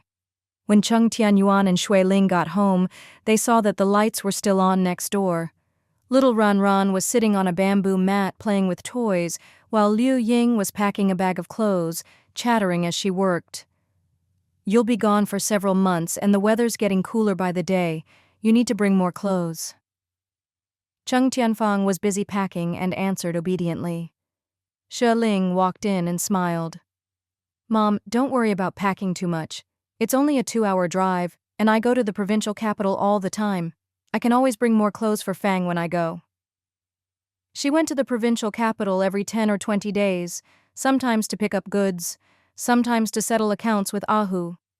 The school wasn't far from the wholesale market, so it was easy to drop things off. That's right, Cheng Tianfang said happily.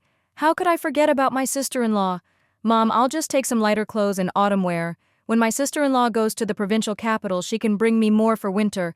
Otherwise, it'll be too much to carry tomorrow. Liu Ying gave her a look and said quietly, Your sister-in-law is going for work, not for fun. Besides, it's already getting chilly in the mornings and evenings. It's better to bring an extra sweater or two just in case. Okay, Cheng Tianfang agreed quickly. When little Ran saw his parents, he clapped his hands in delight, stood up, and toddled over to them. Cheng Tianyuan bent down and scooped him up easily. Ran hugged his neck and looked over at his mom. Mama, Xue Ling smiled. Tomorrow, Daddy and Mommy are taking Auntie to the provincial capital for school. You'll stay home with Grandma and be a good boy, okay? Ran seemed to understand and nodded sweetly at Grandma. Liu Ying smiled lovingly. I'll get up early tomorrow to make breakfast, so you can all eat before you leave. Oh, and your dad bought you a military green bag yesterday. I'll go get it for you. Chung Muhai was so happy when he heard his daughter got into the Hydropower Institute. He wasn't good at expressing his feelings, so he went to the department store to buy her a bag and gave Liu Ying 200 yuan he'd saved up to pass on to their daughter. Cheng Tianyuan said, Check everything tonight. We'll leave early tomorrow. Mom, we'll take Ran back to our place now. All right, Liu Ying called from inside. That night, Cheng Tianfang checked her luggage and backpack, staying up late before finally going to bed. The next morning, Liu Ying got up early to make breakfast. Ran was still asleep when Xue Ling and Cheng Tianyuan quietly got up, washed, and came out for breakfast. Where's Fang? Why isn't she here yet? Cheng Tianyuan asked Liu Ying. I called her just now, but she hasn't come out. That girl must have stayed up too late and can't get up, Liu Ying replied. Xue Ling said, It's fine. I'll go wake her. She went next door, opened the door. Everything was quiet. She knocked on Cheng Tianfang's door several times before Fang, still groggy, opened it. Sis-in-law? Xue Ling smiled wryly. It's almost 7. Hurry up and brush your teeth and wash your face, then come eat. Ah, Cheng Tianfang was embarrassed. I don't know what happened last night, I just couldn't sleep. Mom called me earlier. I answered half asleep, then rolled over and fell back asleep. Xue Ling chuckled. It's normal to be too excited to sleep before your first day at school. Next semester, you'll be used to it. Cheng Tianyuan hurried to wash up, changed clothes, and rushed over for breakfast. She was late, so her mom couldn't help but nag a little. Cheng Tianyuan didn't dare talk back and just ate quietly. Xue Ling smiled. Mom, it's only 10 minutes late. We have our own car, so it doesn't matter if we leave a little later or earlier. Right, Cheng Tianyuan said gently. Don't nag. Sit down and eat. Ran will wake up soon, so you should eat first. With everyone saying this, Liu Ying stopped nagging and sat down to eat. Cheng Tianyuan felt warm inside, seeing her brother and sister-in-law stand up for her. It wasn't a big deal, but it showed they cared. After breakfast, it was already 7:30. Cheng Tianyuan went to help with the luggage, while Xue Ling dressed and washed Ran. Mom, you and Ran should come downstairs with us. Liu Ying smiled. We're not guests. No need to see you off. You two are already doing enough by taking her. Ran and I will stay here. Cheng Tianyuan picked up Ran, kissing him over and over. Auntie will miss you so much, Ran. You have to miss Auntie too. Ran didn't understand, just giggled. Liu Ying took Ran back and urged, All right, stop dawdling. Take the thin sweater your sister-in-law gave you. You'll need it after Mid-Autumn Festival. Xue Ling had picked up several thin sweaters from the post office recently, very stylish. She gave 2 to Cheng Tianyuan, kept 2 for herself, and planned to give the rest to Wang Qing and Chen Shuiyu. I've got it, Cheng Tianyuan grinned.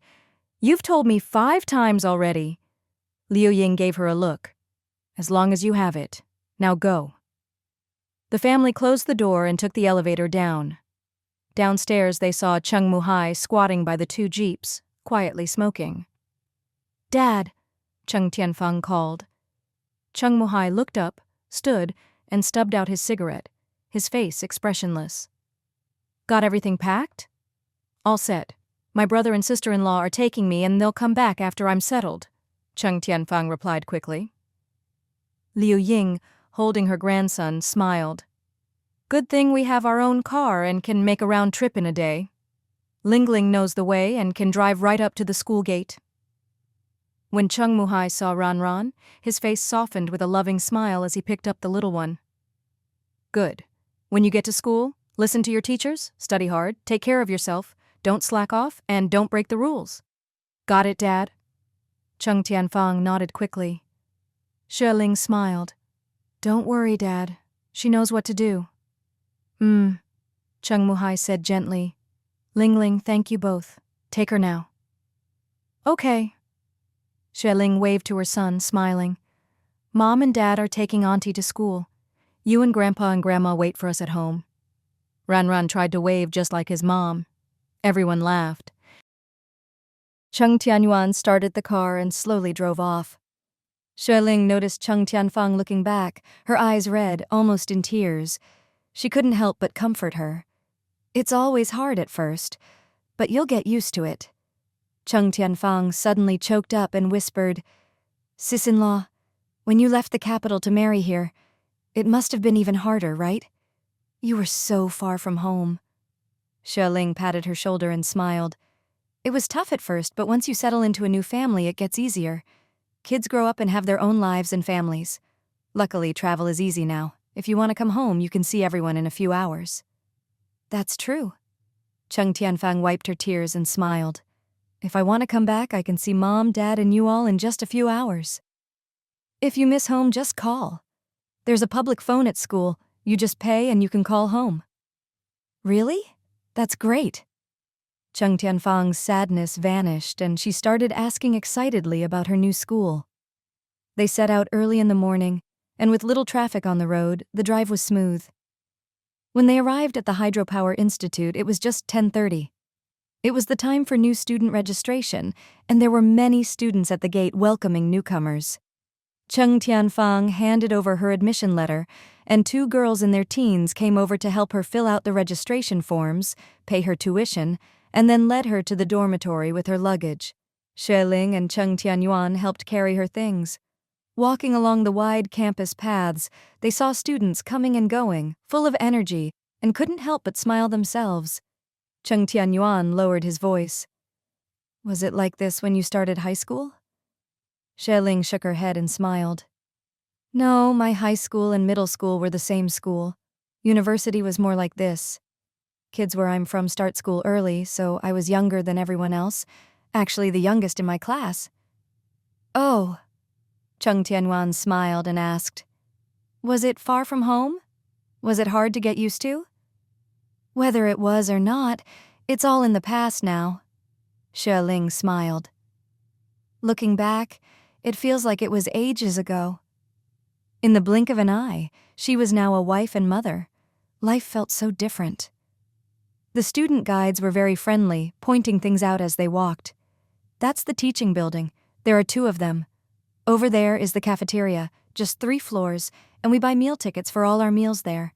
Behind are the student dorms, and on the other side are the teachers' offices and dorms. Thank you. Cheng Tianfang made a mental note of everything. The dorm building was only 5 or 6 stories high, and Cheng Tianfang and her classmates were assigned to the 3rd floor. There aren't many girls in our major. Just 1 girl's dorm. The rest are all boys. The dorm was fairly spacious, with about 10 small iron beds.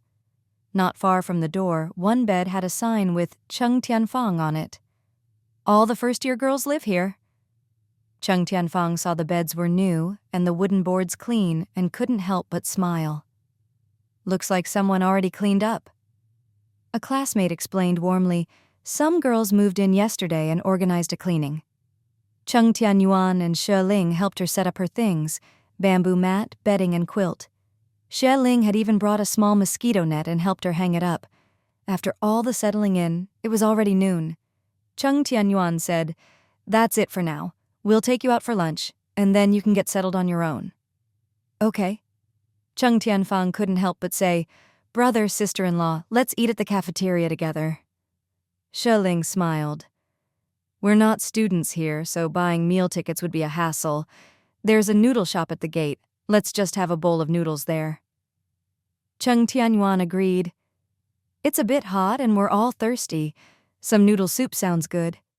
So the 3 of them left campus and went to the noodle shop at the gate, each ordering a bowl of plain noodles.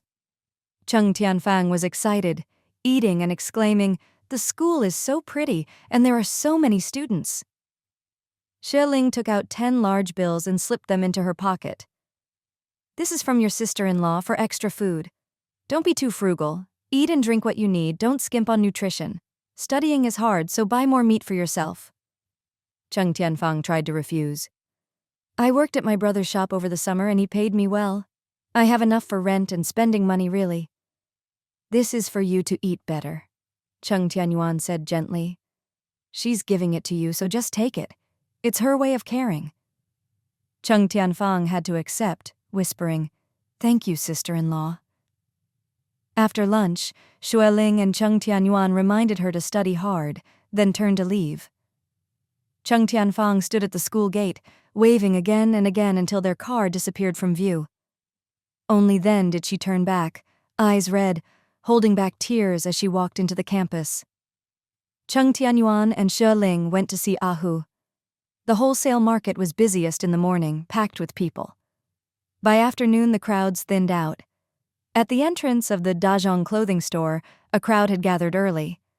Ahu was busy fetching goods, keeping accounts, and chatting with customers, so busy he hadn't even had lunch by the afternoon. When Xue Ling arrived, she quickly went in to help. Ahu grinned. You brought Fang over? Why didn't she come with you?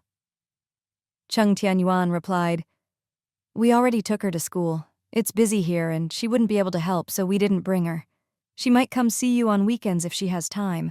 My wife already gave her your address. Ahu patted his chest. Don't worry.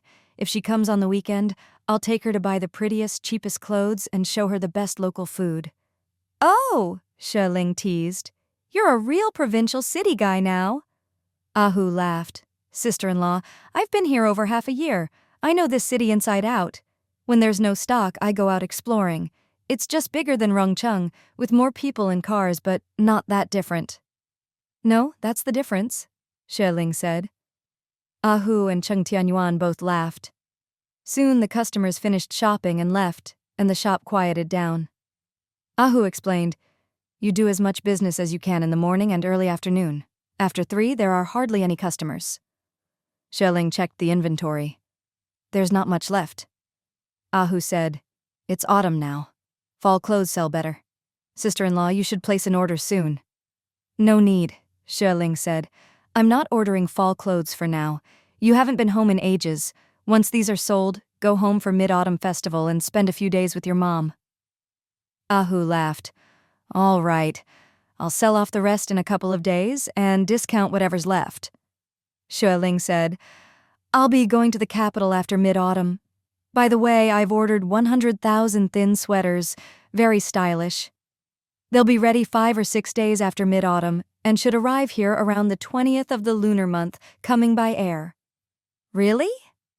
Hu was delighted. "A few days ago, Sister Hong came by and said lots of girls want thin sweaters for fall and asked me to get some from you." Xue Ling remembered the plump lady and asked, "Does she come by often?" "All the time," Hu said. "She's one of our most regular customers." Xue Ling smiled. "If she comes by in the next few days, let her know in advance. If she wants sweaters, give her a good deal. She's a loyal customer." "Sure." Hu half closed the shop door and said, "Sister-in-law, the account book is in the usual place. Go check it.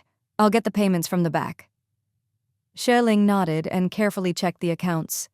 Hu brought out his bank book and a stack of deposit slips. After calculating, Xue Ling, as usual, gave him his 10% share.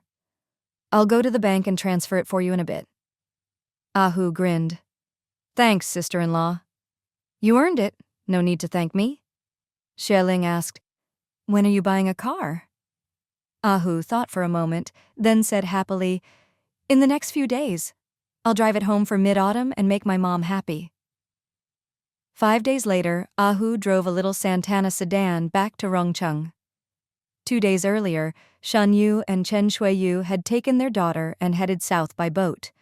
Hu's mom helped them tidy up their apartment, then returned to the development zone. When Chen Min and Chen Lan saw her come back, they were overjoyed. Chen Lan clung to her aunt's arm, acting spoiled. "Didn't you say you were just going to help with the postpartum month? How did you end up gone for over a month? I really missed your cooking these days." Hu's mom laughed. "It was their first baby, and they were so careful with her. I was going to leave earlier, but they couldn't bear to let me go. They said with one more person the baby would be better cared for, so I kept staying, and before I knew it, it was almost 2 months. Chen Min grinned. "Good thing you're back, or I'd be sick of Lan's pig slop by now." "Hey," Chen Lan scolded with a laugh, "if my cooking is pig food, then you're the pig." Hu's mom chuckled. "I'll go cook your favorite dishes in a bit." Chen Lan hurried upstairs to help her aunt tidy up her room. Once Hu's mom was settled, Cheng Tianyuan told her that Hu would be coming home for Mid-Autumn Festival. At first, she wasn't too pleased. "He runs a shop. How can he just leave it and come home? I miss him, but if he ditches his business, I'll scold him." Cheng Tianyuan explained, "It just so happens there's no new stock at the shop right now. After mid-autumn, it'll be several days before more comes in. Hu can stay in Rongcheng for about 10 days and spend some time with you." Hearing this, Hu's mom was delighted and started looking forward to her son's return. She thought he'd come back in a few days, but he showed up before the holiday, not only coming home but driving a shiny new sedan. The car was so bright it almost dazzled her. Hu gave her a big hug, laughing, "Ma, I'm back. Look, I made big money and bought a car. Isn't it pretty?" Hu's mom nodded eagerly, her hands trembling as she touched the white car, clicking her tongue in amazement. "It's beautiful! So pretty! So shiny!" Chen Min and Chen Lan rushed out, happily surrounding Hu. "Brother! Tiger bro, you're finally back!" Hu tossed a big bag to Chen Lan. "I bought these in the provincial capital, stuff for you girls to dress up with, for you and your sisters." Then he handed a pack of cigarettes to Chen Min. "This is for Uncle, from the tobacco company in the provincial capital. The flavor's really good."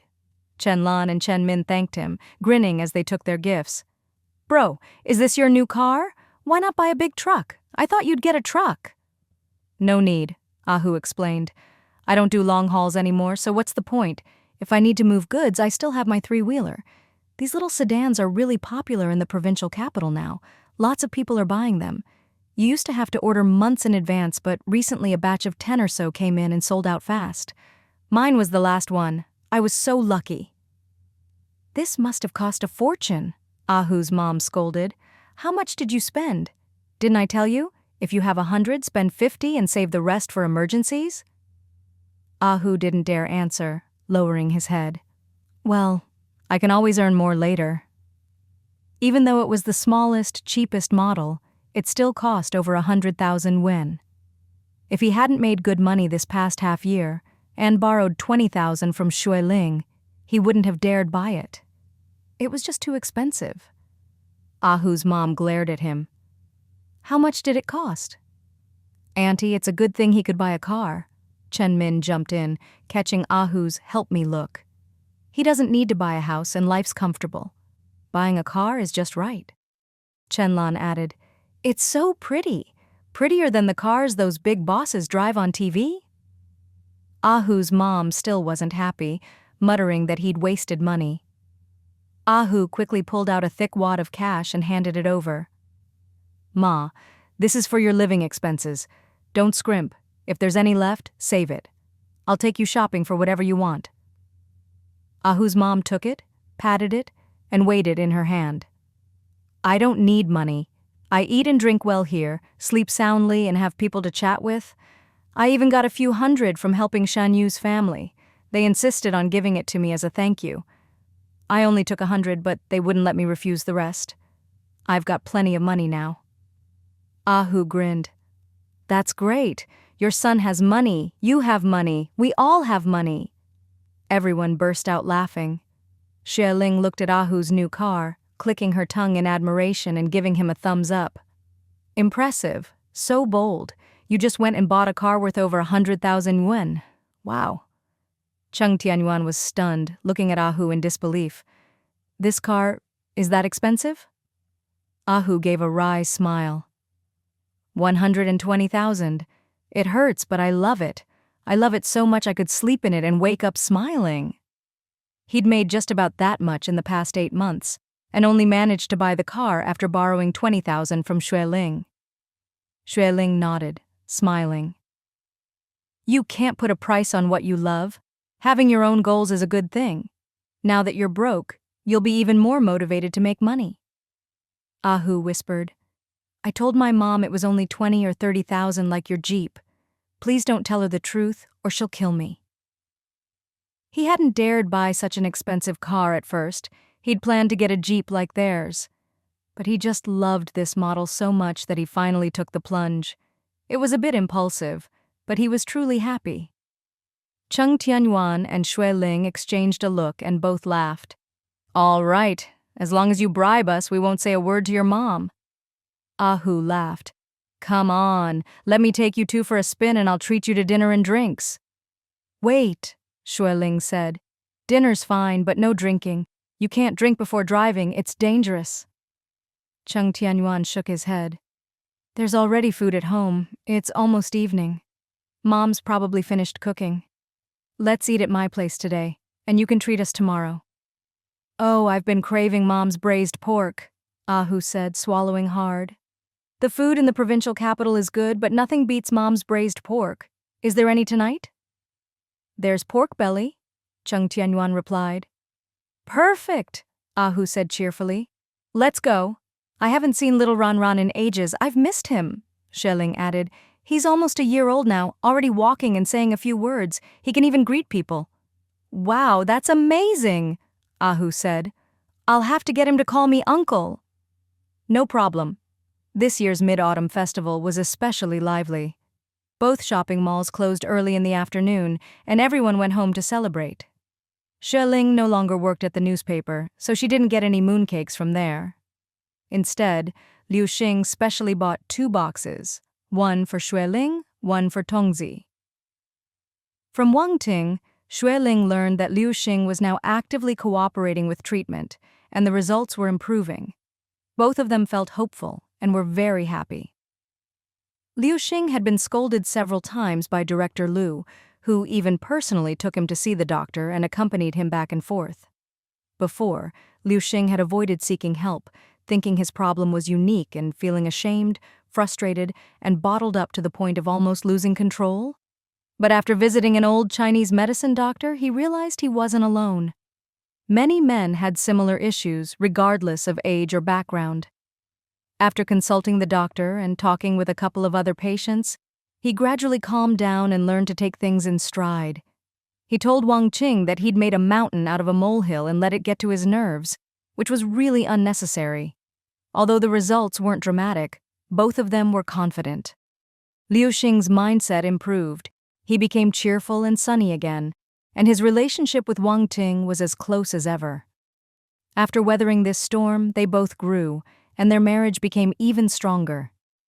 The hardship brought them closer, and they truly cherished each other. Seeing Wang Qing looking fuller and smiling again, Xue Ling was genuinely happy for them. So when Liu Xing brought over the mooncakes, she gladly accepted them and gave him a big basket of fruit that Ahu had brought back from the provincial capital. With mooncakes, fruit, and all kinds of homemade delicacies, this mid-autumn festival was especially abundant. At first, Liu Ying wanted to go back to Chengjia village for the holiday, but Cheng Tianyuan refused. He explained that in the past, they had to go back because the elders were in the countryside. Now the whole family was together here, so it was more convenient and enjoyable to celebrate at home without all the traveling.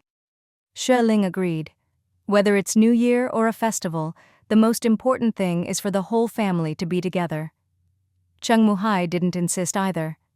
As long as he could hold his grandson, look at the moon, and eat a piece of mooncake with everyone laughing together, that was enough.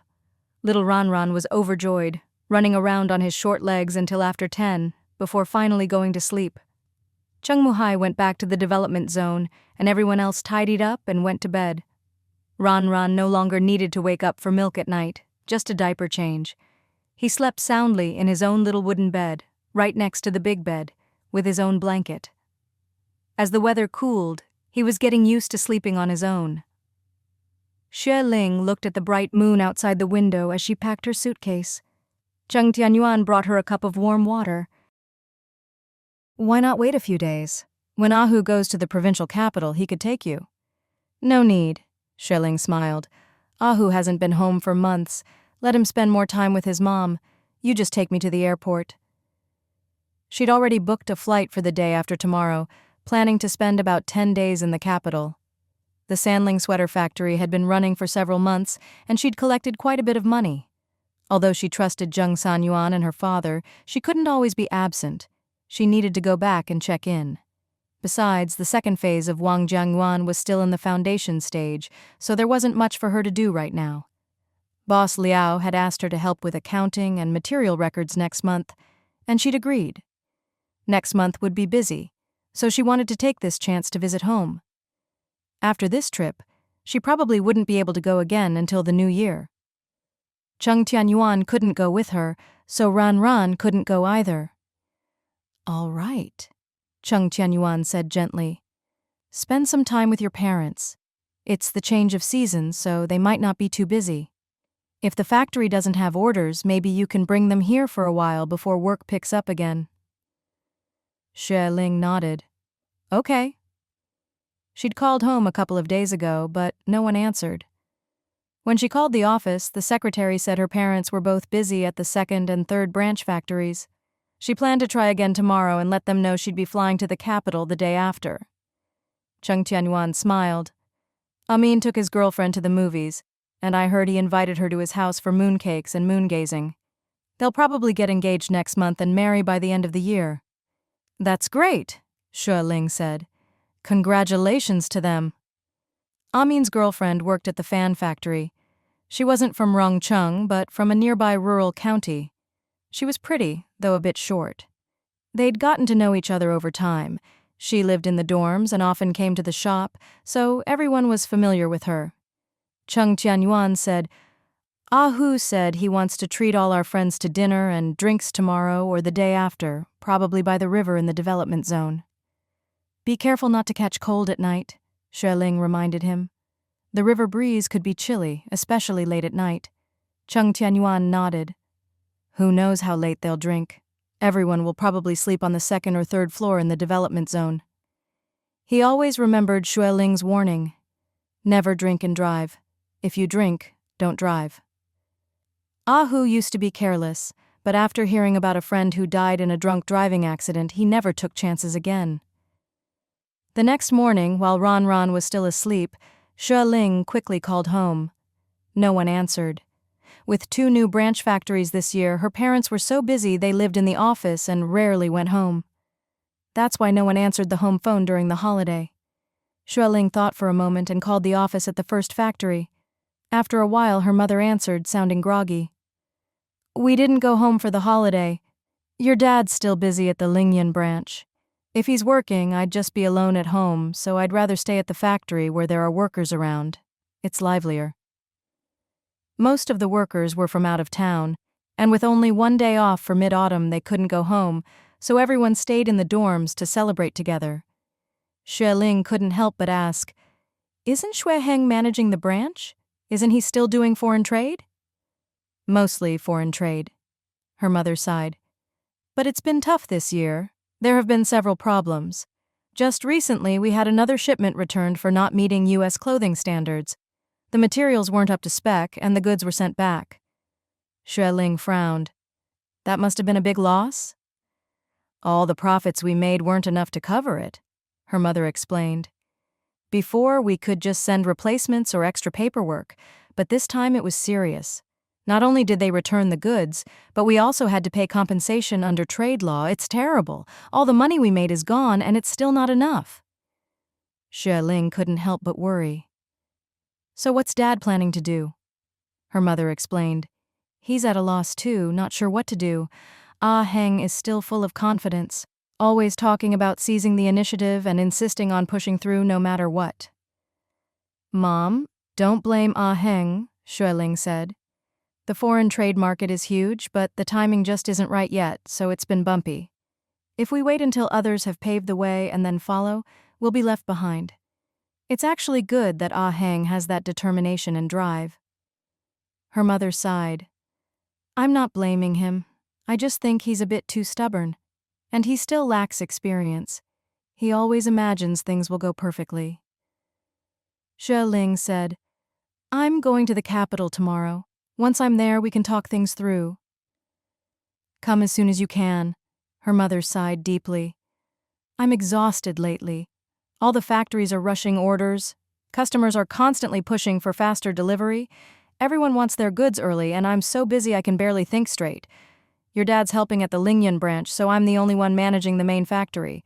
I'm up late every night, and I'm really worn out. Hearing this, Xue Ling's heart ached. Don't worry. I'll come help right away. After hanging up, Xue Ling drove to see Boss Liao. He was already busy at the second phase site, working on the foundation. The place was dusty and chaotic.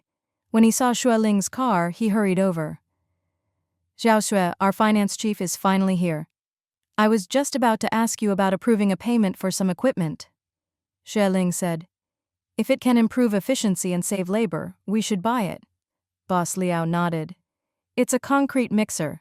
Just plug it in and it mixes automatically. No more backbreaking manual labor, and we'll need fewer workers. Then let's get it. Xue Ling smiled. Good equipment is worth the investment. I'll sign off so you can arrange it. Great. Boss Liao appreciated her decisiveness and efficiency. Xue Ling explained, I'm heading to the capital tomorrow and might not be back for 10 days or 2 weeks. You'll have to handle things here while I'm gone. That long? Boss Liao said quietly. The foundation will be done soon, and we'll start on the first floor. Your suggestion for the first floor, shops and a big mall, was really good. If you're not here, I'm worried I won't get it right. Previously, Xue Ling had suggested making the first floor into shops and a large mall. Boss Liao hadn't agreed at first, but both she and the designer supported it, so he went along. If she wasn't around, he wasn't sure he'd know what was best. Xue Ling smiled. I'm not an expert, but I've already discussed it with the chief designer. He's drawn up the plans, and I think they look great. Just follow his design, it should be fine. All right, Boss Liao smiled. Try to come back soon. We really need you here. Xue Ling apologized. There's a problem at my family's clothing factory, so I have to go help. Plus, it's peak season for orders and things are really busy. I might be gone a month or two. Oh, Boss Liao asked. Your family runs a clothing factory? Yes, Xue Ling said modestly. Just a few machines making some clothes to sell.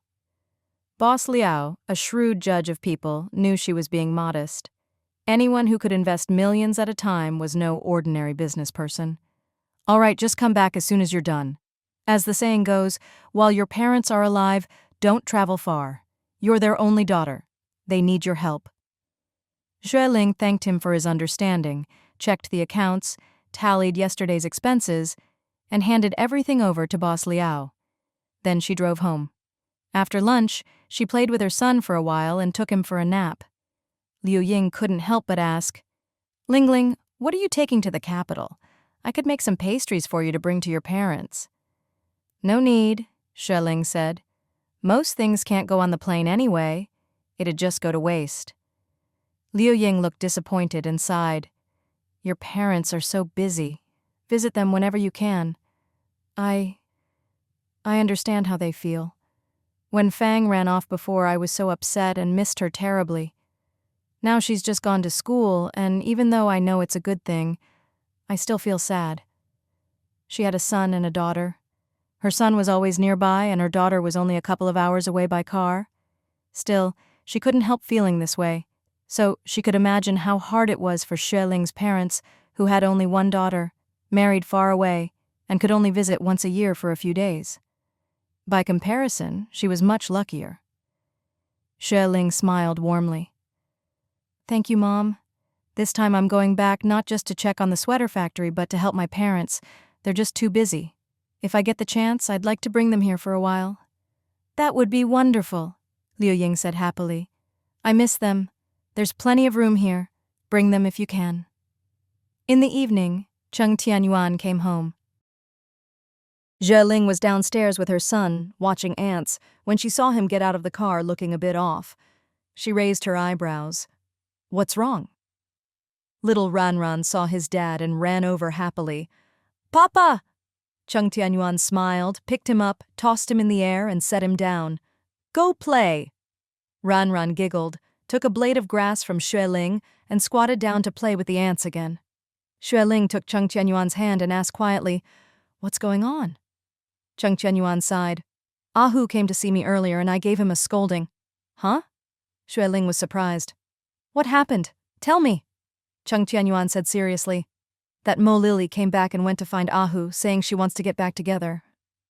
What? How shameless. Xue Ling frowned. Didn't she already hook up with a rich overseas Chinese? What, the grass wasn't greener after all? She really is something. Back then, she'd refused to marry Ahu, took his house and money, and then dumped him. Now she had the nerve to come crawling back. How thick-skinned could she be? Cheng Tianyuan said, I guess that rich guy dumped her. I heard she came back to Rongcheng a few months ago and is living in an old apartment in the city. She quit her hospital job and can't go back. She's been bouncing between factory jobs, never settling anywhere. After Ahu came back for mid-autumn and met up with friends, somehow she found out and came to the neighborhood yesterday, crying and begging him to take her back, promising she'd be good from now on. Xue Ling couldn't help but roll her eyes. Ahu didn't actually agree, did he? Cheng Tianyuan's face was grim. That woman begged and pleaded, and he started wavering. He even came to ask me about it.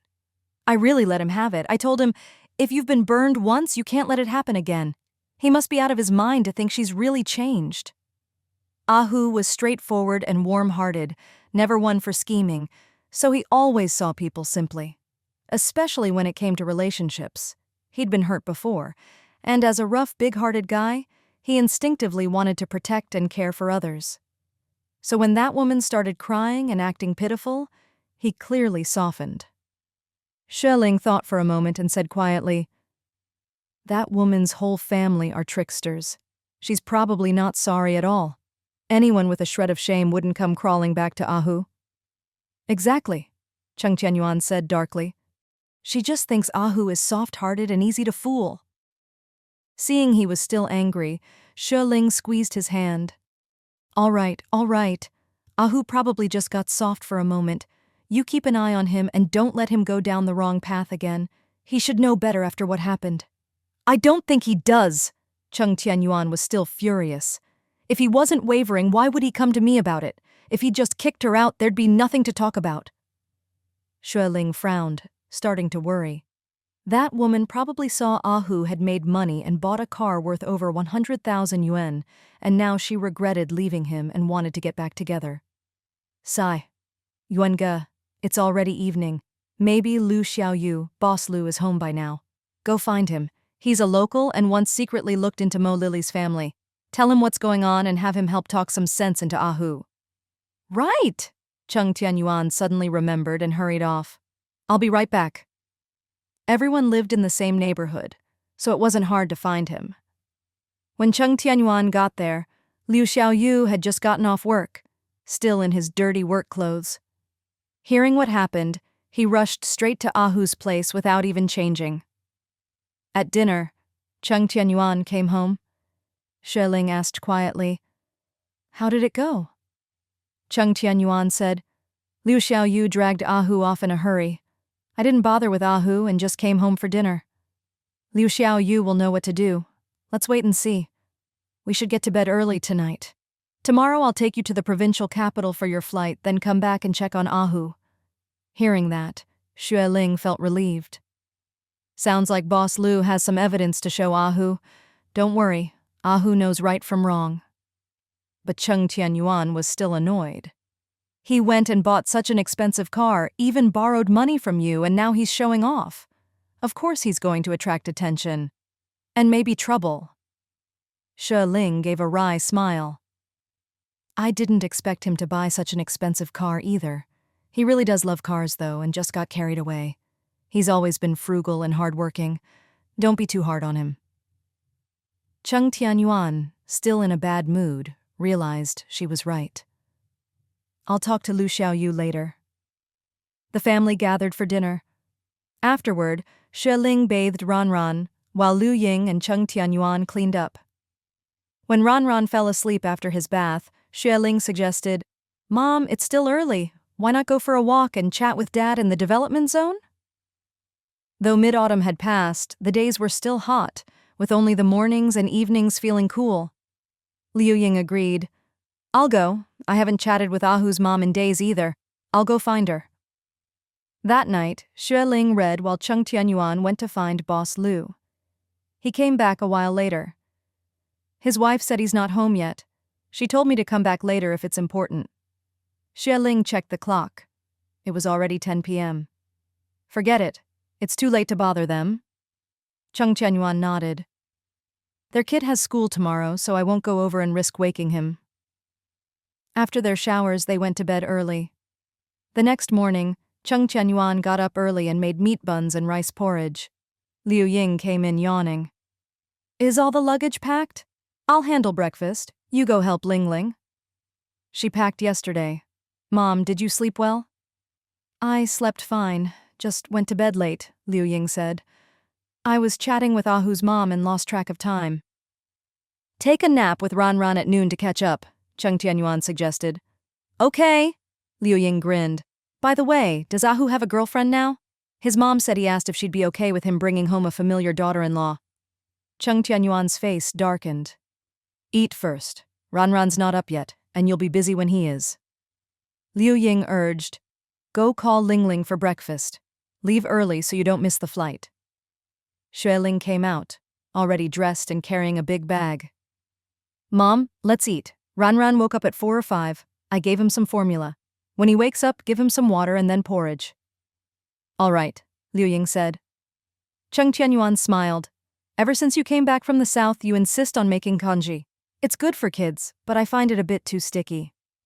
Xue Ling laughed. It's good for kids and for old folks without teeth. Liu Ying chuckled.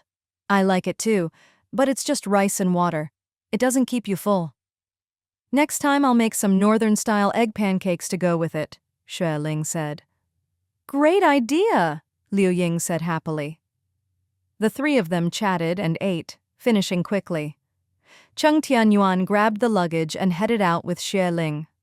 Xue Ling couldn't bear to leave her son, so she went back to look at Ran a few more times before finally leaving. Liu Ying's eyes were red as she whispered, Come back soon. Xue Ling waved and left with Cheng Tianyuan.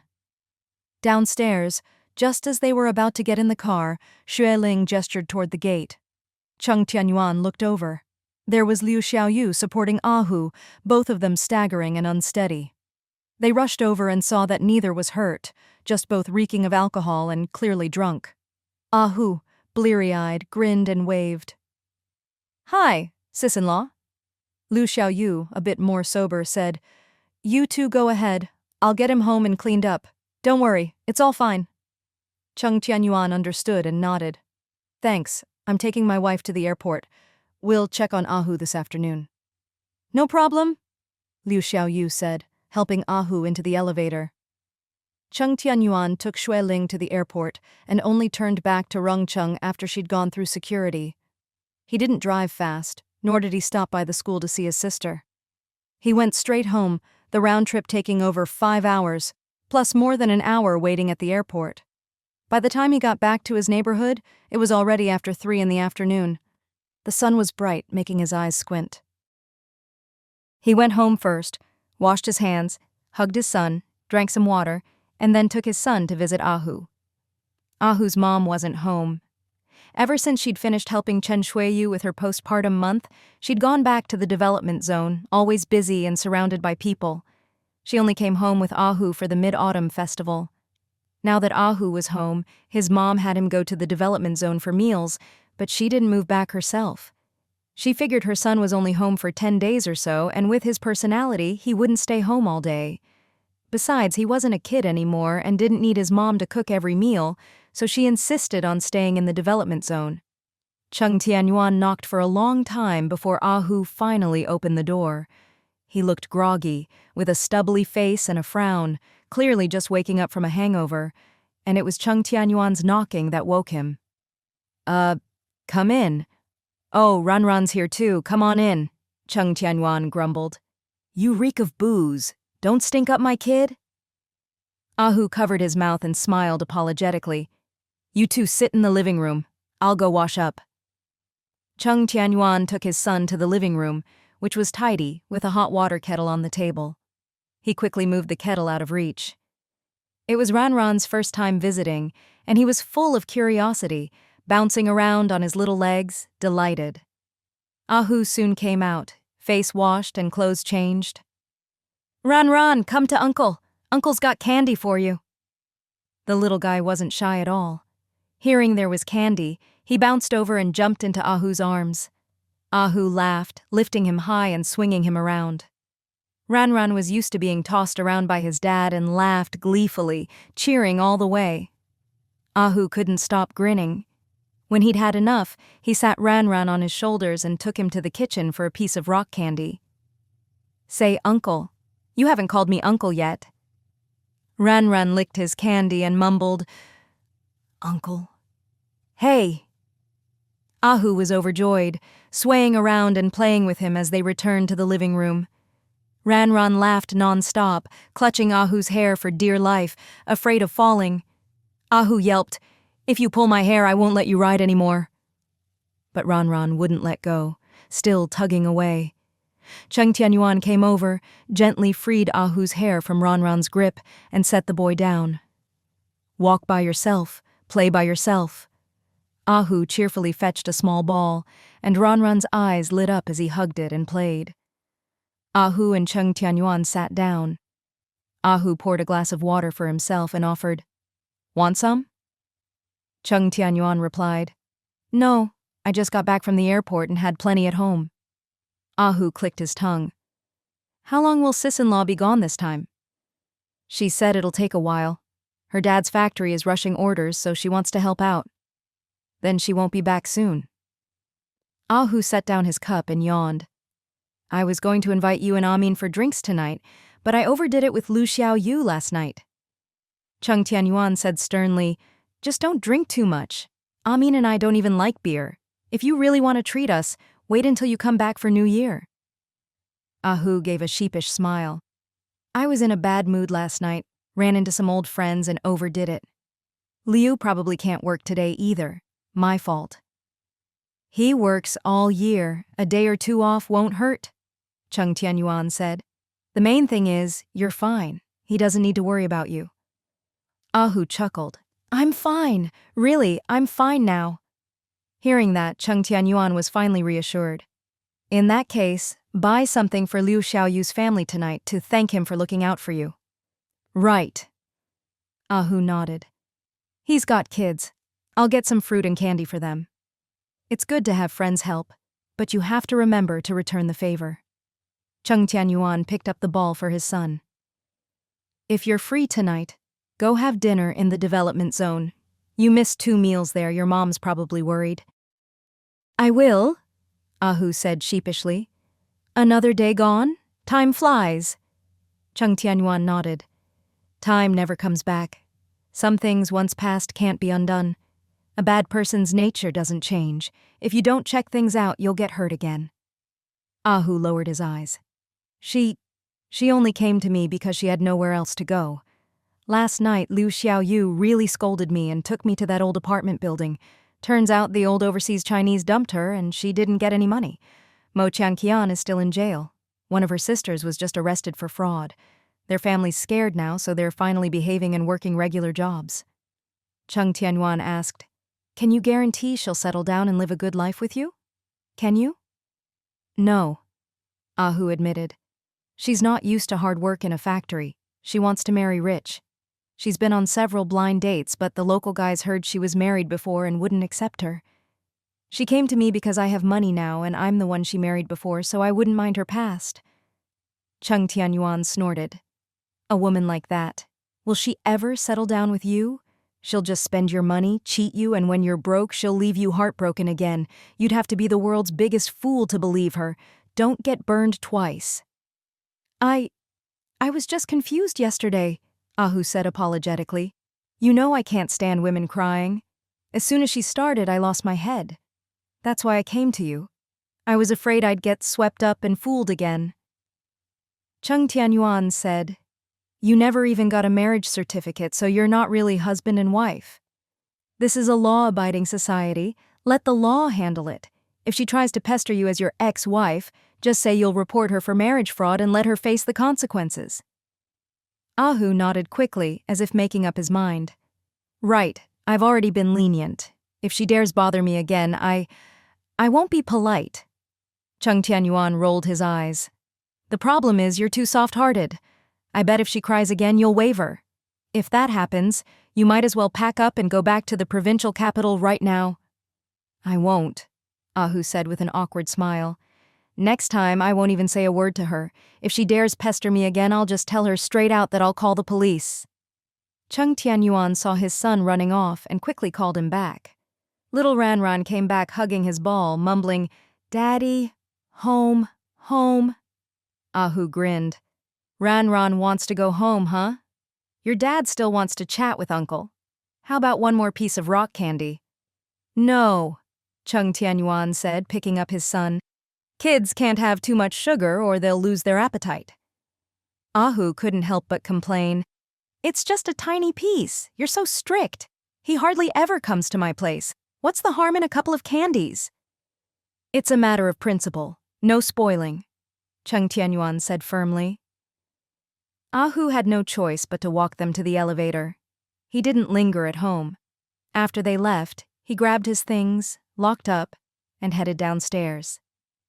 As he walked to the parking lot, he unexpectedly saw a familiar figure. There was Mo Lily, all dressed up and made up, waiting by the Santana. She looked like she'd been waiting a while, massaging her calves. When she saw Ahu, her face lit up and she hurried over. Ahu, I knocked at your place earlier, but no one answered.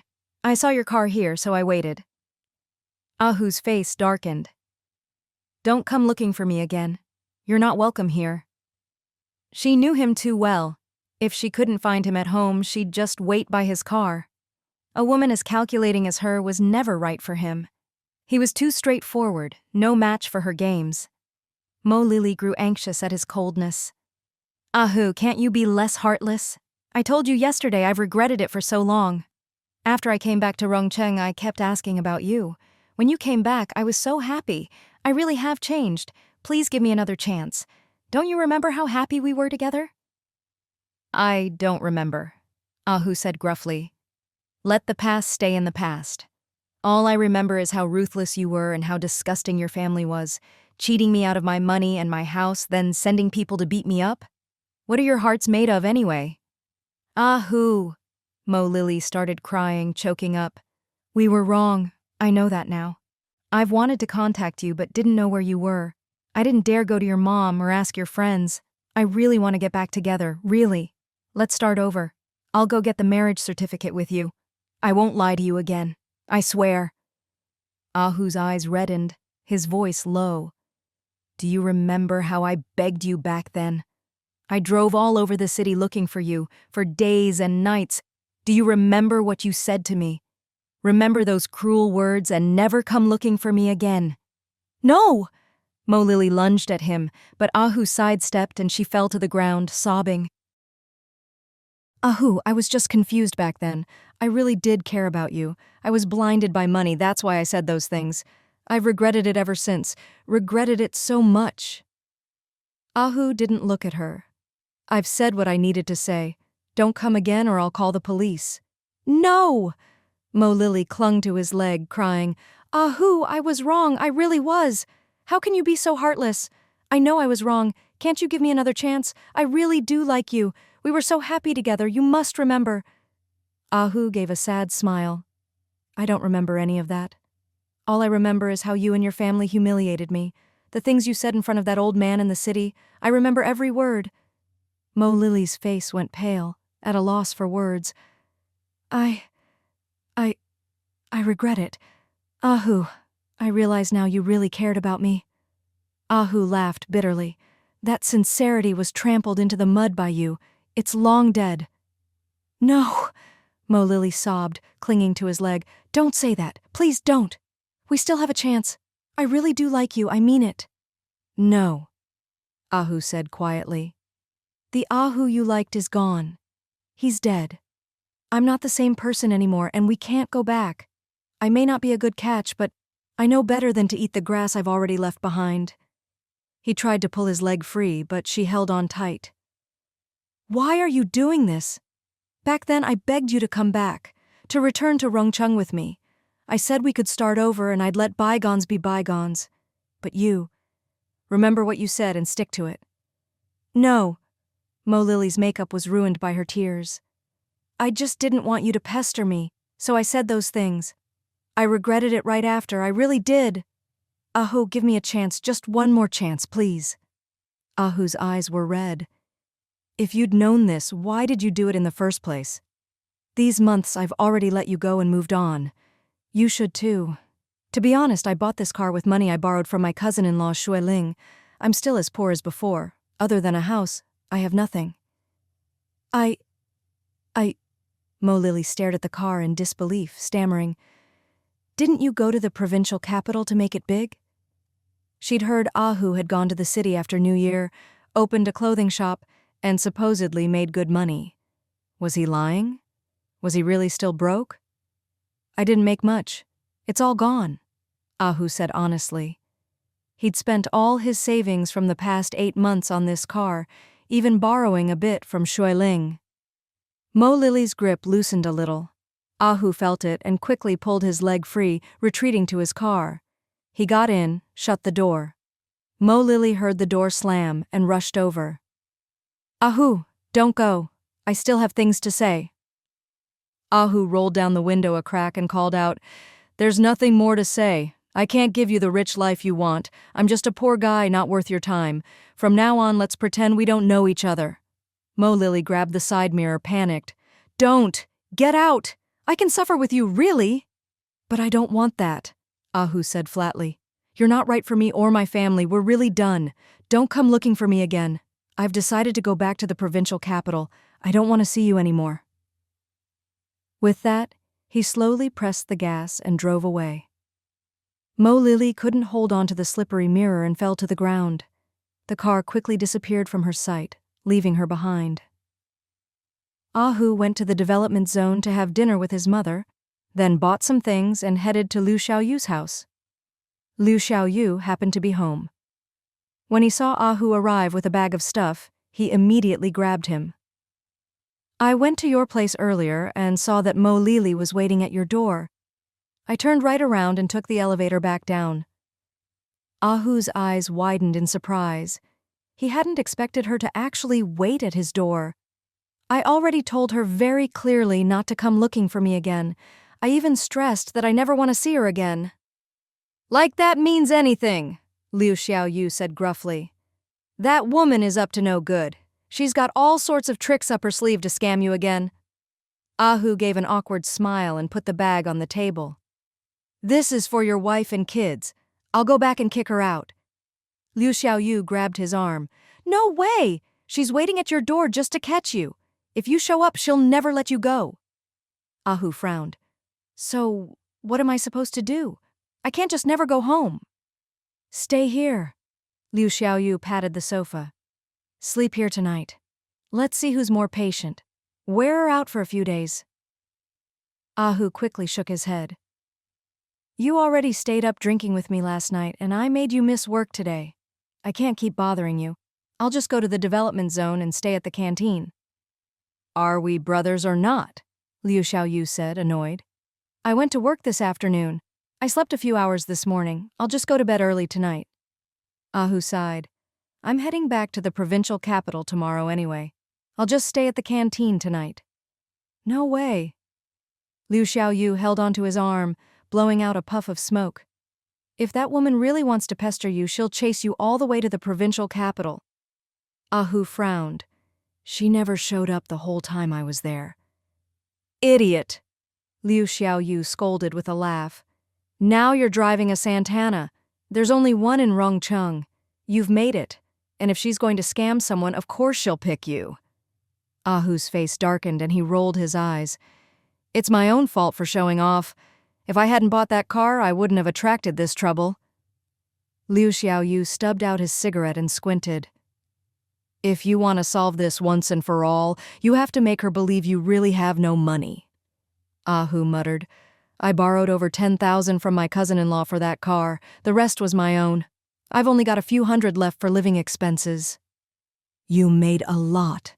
Liu Xiaoyu clicked his tongue. Just from clothing wholesale? Are you on commission or salary? Must be over 10,000 a month? No, my cousin-in-law gives me a 10% share, Ahu explained. Liu Xiaoyu's eyes widened, then he grinned. So Xue Ling must be making a fortune. No wonder she can partner with boss Liao on the Wangjiangyuan project. She's loaded. More than that. Ahu lowered his voice. Clothing wholesale is just part of it. The real money is in the sweater factory she started this year. It's raking it in. Liu Xiaoyu was skeptical. How can clothing wholesale make so much? It's all about volume, Ahu explained. Her clothes come from the capital, the styles are new and attractive, and business has been good since day one. Plus, her family's factory makes the clothes, so she gets the lowest price, just covers materials and labor. Others who buy from the capital pay more, so they can't compete. That's why our business is so stable. I see. Liu Xiaoyu nodded, impressed. Great resources. Ahu grinned. She doesn't talk about it much, but I get the feeling her dad is a real business whiz. They have a big clothing factory and last year opened 2 more branches. Business is booming. Liu Xiaoyu laughed.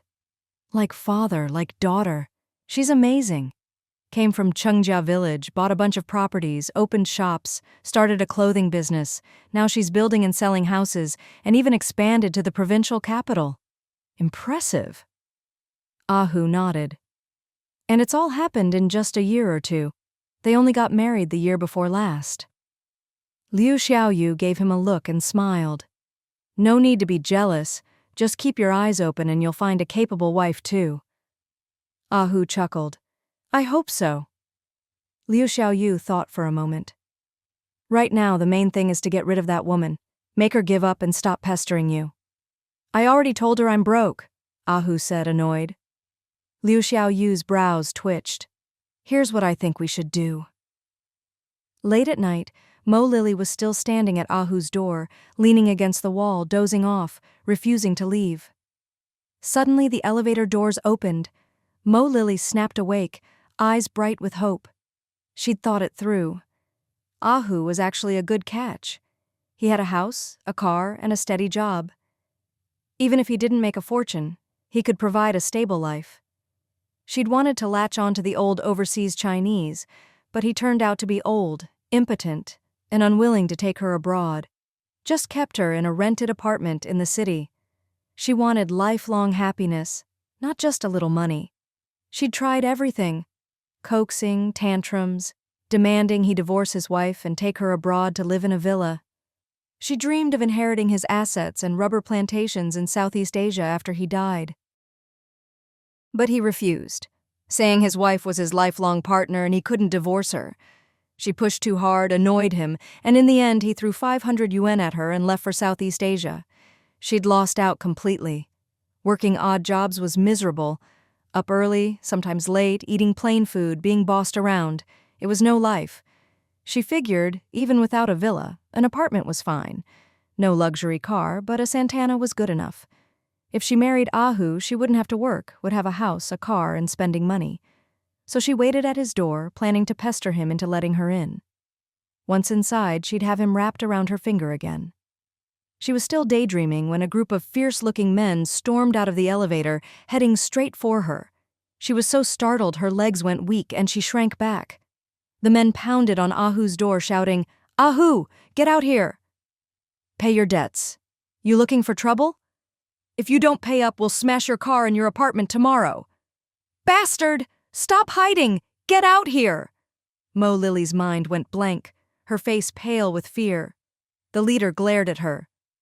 "Hey, who are you? Do you know Ah Hu?" No. Mo Lily panicked and fled, not daring to take the elevator, stumbling down the stairs. After that night, Mo Lily never showed up again. Ah Hu stayed in Rongcheng for a few more days, spending time with his mother and friends. When Xue Ling called to say the sweaters would arrive at the airport's cargo terminal the next day, he said his goodbyes and hurried back to the provincial capital. Before he left, Cheng Tianyuan handed him a bag. "When you have time, please drop this off at the Hydropower Institute for Fang. She's in Class 3, Year 1, living on the 3rd floor of the first girls' dorm." Ah Hu nodded quickly. "What is it? Is it valuable?" "It's something she called home to ask my mom to prepare. She wanted Xue Ling to bring it when she went to the provincial capital, but now that Xue Ling's gone to the capital and we don't know when she'll be back, I'm asking you to take it. If she asked for it, she probably needs it. Since you're going, I'd appreciate it if you could drop it off." "No problem," Ah Hu said. "I'll deliver it first thing tomorrow morning." "No rush, just go when you have time. She has enough money, so don't give her any extra spending cash." Ah Hu grumbled. "Then I'll at least bring her some snacks. Girls like that sort of thing." "Don't spoil her," Cheng Tianyuan said. "She's not someone who should be indulged. Just a little something is fine, but don't overdo it." Ah Hu couldn't help but laugh. "Your sister's changed so much in the past year. She's taller, fairer, prettier, more diligent and ambitious. Now she's gotten into a good school. Her future's bright." Cheng Tianyuan smiled. "In the end, you have to rely on yourself. She changed because she wanted to. If you put in the effort, you reap the rewards." "True." Ah Hu thought for a moment. "I haven't seen her in 7 or 8 months. Hope I still recognize her. Girls change a lot at this age." "You won't mistake her. If you have time, take her to the clothing shop and let her help out on weekends. She doesn't have many classes then, so let her get some work experience." "Sure," Ah Hu agreed, tucking the package away. Ah Hu's mom, eyes red, said gruffly, "It's getting colder every day. Take care of yourself, don't catch cold. Come home when you can, and if you can't, help Xue Ling with the shop and don't slack off. Got it?" "Got it, Ma," Ah Hu replied cheerfully, gave Chen Min and his sister a look and drove off. Cheng Muhai asked, "Has Ling Ling come back yet?" "Not yet," Cheng Tianyuan replied. "I heard there was trouble at the branch factory in the capital, so she went to help. The clothing factory has tons of orders, and her parents are so busy they didn't even come home for mid-autumn. She has to stay and help out." "So busy?" Cheng Muhai sighed. "They're over 50. Why work so hard?" Cheng Tianyuan said, "Dad, you've never been to the capital.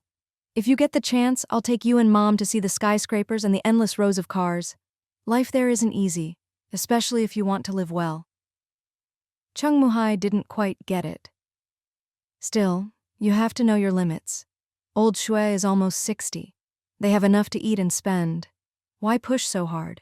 They should be thinking about retirement and letting the younger generation take care of them." "They're not ready to stop," Cheng Tianyuan explained. "Dad, in our village, an acre of land is just over 100 yuan, and that's considered expensive. In the city center of the capital, an acre is worth hundreds of thousands. My in-laws probably want to work a few more years, save up more assets, and leave something for Ling Ling." Cheng Muhai's face darkened. "Tell Ling Ling that we can take care of her parents in their old age. They've worked hard enough for their children.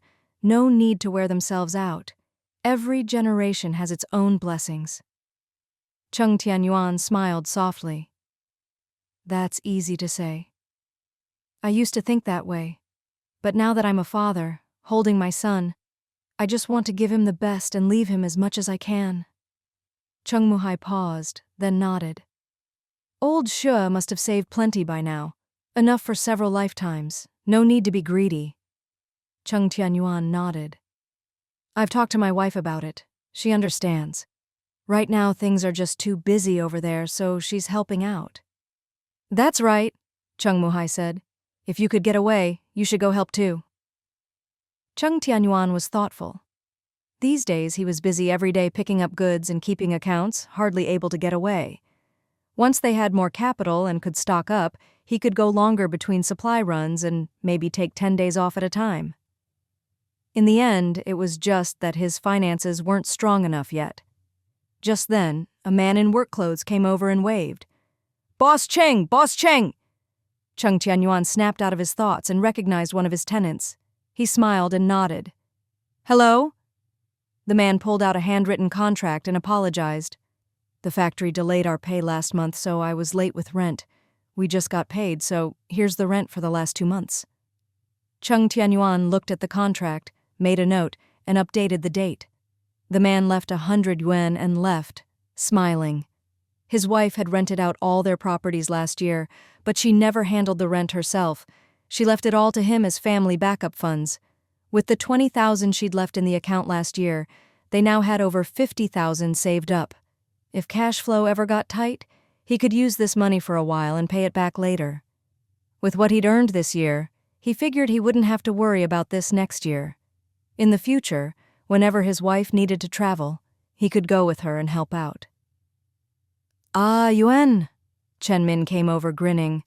"I'm planning to get engaged to Liu next month. I want to buy 200 yuan worth of candy and gifts from the shop for relatives and friends." Chen Min's fiancée was a hard-working, honest girl from a rural village in the neighboring county. After a few months together, their relationship was solid.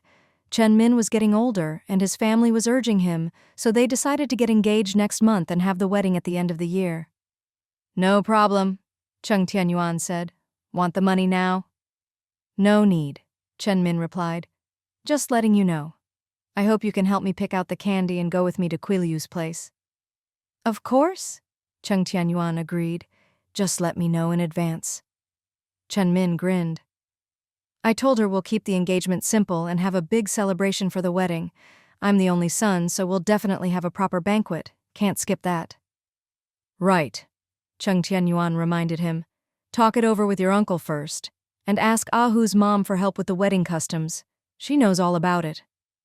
"Will do." Chen Min nodded eagerly. As dawn was just breaking, Xue Ling was already up. She got out of bed and left the break room, only to find her mother, who'd slept on the outer cot, was already awake and brushing her teeth outside. She couldn't help but feel a pang of concern. In a low voice, she said, "Mom, you only slept 4 or 5 hours last night. Why not rest a bit longer?" Her mother shook her head. "I can't sleep anymore. The workers are about to change shifts, and I need to check on things." During shift changes, she had to record how many pieces each worker had finished, log their hours, and sometimes help out if the supervisors were overwhelmed. Xue Ling said, "Why don't you go lie down a bit longer? I'll go check on things." "I'll go," her mother insisted. "I'm older now. I don't need as much sleep. You should get some more rest." "No way," Xue Ling insisted. "I came here to lighten your load, to help out, not to be taken care of by you. I'm young. I can fall asleep anytime. I'll nap at noon and be fine. You go rest a bit more, please." Her mother couldn't argue and, feeling a bit dizzy, finally agreed. "All right, I'll go lie down a bit longer." Xue Ling poured her a cup of warm water. "Drink something warm first." Her mother drank it, feeling warmth spread through her body and heart, then went back to the break room. Xue Ling closed the office door to muffle some of the noise. Outside, the sky was still dim, and the machines never stopped. The night shift workers were still busy. Xue Ling met with the head supervisor and said, "Ring the bell half an hour early so the machines can cool down. Also, make sure to top up the oil. Don't skimp." "Got it." The supervisor rang the end of shift bell and made an announcement. "Night shift, time to rest. Please turn off the power. Everyone, tally up your work and report your numbers to the supervisor. After registering, head to the cafeteria. There's pork belly for everyone today. Eat well and rest up. Next week you'll be on the afternoon shift, so adjust your schedules." Xue Ling watched as hundreds of workers bustled about, eager to register and get to breakfast, and she squinted her eyes for a moment. The branch factory had been struggling with poor management, which meant several big orders couldn't be completed on time, so the main factory had to take over the rush jobs. The first branch had suffered returns and was facing a crisis in foreign trade. The second branch had poor management and ineffective supervisors, so workers often slacked off and orders were always late. Luckily, the main factory had enough staff, and her parents were there to personally oversee things, so they could help out for now. Xue Ling had been busy at the Lingyun branch these days. One batch of goods had been lost because Xue Heng had signed an unfair contract without insurance, so the company had to eat the loss. Fortunately, the goods were high quality and a regular client bought the whole lot, so the loss wasn't too bad. Earlier, her father had ordered the branch to stop production, saying that without guaranteed orders, they wouldn't make more stock. Now, with new fabric coming in and workers reassigned, they could start up again tomorrow and handle some smaller orders. As for the second branch, after discussing with Xue Ling, her father had fired several office staff, all the supervisors, and a few ringleader workers. With more orders coming in, the second branch couldn't stay closed for long, so her father had to personally oversee things, acting as both supervisor and accountant, working day and night without coming home. Xue Ling was running between all three factories, sometimes helping at the main plant, sometimes at the branches.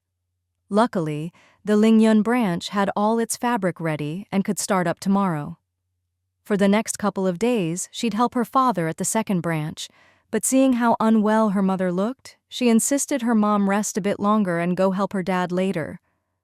Last night, the two of them hadn't eaten dinner until after 8, and her mom had complained about her dad the whole time. "Remember what I told him this time last year? He just wouldn't listen. Now look, he can't possibly handle all this no matter how capable he is. You can't be too aggressive, but he made a huge mistake." The year before last, we expanded by merging a small factory, and that was already a big step. But then he listened to Xue Heng, who said with so many orders and such good business, we should expand production. But could they manage it? At first it was fine, but over time people started slacking off and nothing got done. Xue Heng is capable, but he lacks experience. He's too ambitious, and your dad just followed along. But if you want to dream big, you need the ability to back it up. He's almost 60. Doesn't he know his limits? If I hadn't stopped him last year, who knows, we might have 2 more factories by now. I told him, if you can't manage it, don't be so aggressive. Now he's paying the price for not listening. It takes a whole team to run a factory. Your dad knows that, but he's still greedy. All these orders this year are because of that greed. He thought with several factories he could take as many orders as possible. Now he's working himself to death. Xue Ling could only smile wryly, letting her mom vent. After they'd eaten, Xue Ling made some tea for her. Dad just wanted to take one more step up before he gets old. It's not too aggressive. He's exhausted and already regrets it. You can complain to me, but don't say anything when he's here. Her mom snorted.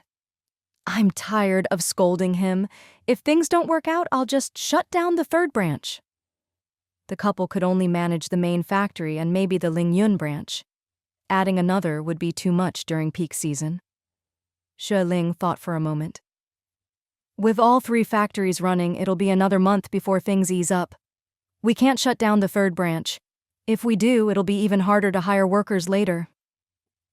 Her mom sighed, her heart aching for her daughter and grandson. Every extra day you're here, little Ron misses you. He's so little. How hard it must be for him without his mom. Thinking of her mom's words, Xue Ling felt a pang in her heart. It had already been over half a month. She wondered if little Ron cried for her at night. Miss, Secretary Chen hurried over. A worker can't make the morning shift. Bad period cramps, she's lying in the dorm. Xue Ling snapped back to the present. Go check on her. If it's serious, arrange for her to see a doctor. Have the 2 supervisors cover her work. Yes, ma'am. Secretary Chen nodded and left. After making her rounds, half an hour had passed. Seeing things were under control, Xue Ling grabbed a quick breakfast and drove to the third branch. As soon as she arrived, she saw a big crowd gathered at the gate, and her father, red-faced and furious, arguing with more than a dozen people. Xue Ling was startled and hurriedly jumped out of the car, rushing forward. Dad, what's going on? Her father's chest was heaving with anger as he growled, These rascals, they've been slacking off and taking my wages without working. Now that I'm asking them to actually do their jobs, suddenly everything's a problem. The leader, a middle-aged man, puffed up and shouted, Boss Xue, that's not fair! When you hired us, you said it would be a single shift. We've been working just fine, and now you suddenly want us to do overtime? That's going back on your word. Yeah, some big boss you are. Can't even keep your promises. We work for wages, not as your slaves. Who are you to boss us around all day, huh? Your factory's about to go under anyway. If you keep this up, you might as well just go bankrupt. Xue Ling's father was furious. Whether I go bankrupt or not is none of your business. Overtime means an extra shift, and you'll get paid every cent you earn. If you want an easy job with high pay, you won't find it here. Afraid her father would get too worked up, Xue Ling quickly pulled him back by the arm. Dad, let me handle this. Take a breather. Seeing his daughter, and knowing she was growing up and starting to invest in business herself, he figured she'd have to face situations like this sooner or later. It wouldn't hurt to let her handle it and gain some experience. All right, you talk to them. Xue Ling stepped forward and called out. Everyone, listen to me. We originally said single shifts because the orders weren't urgent. But when you started slacking off and couldn't meet deadlines, we had to add shifts to catch up. More work means more pay. There's no question about that. The boss isn't going back on his word, he's just adjusting to the situation. Who are you? When did it become your place to talk? Boss Xue was negotiating with us. Why are you butting in? Yeah, who are you? What's a little girl doing talking about overtime? Xue Ling stood tall and said loudly, My name is Xue Ling. I'm Boss Xue's only daughter. And to be clear, the land this factory sits on is in my name. You're standing on my property. Her words silenced the crowd. She continued, Our family doesn't just have one factory. We have 3 in the capital. The main factory has always run 2 shifts with workers rotating overtime and rest. Of all 3, this one has the worst performance and lowest output.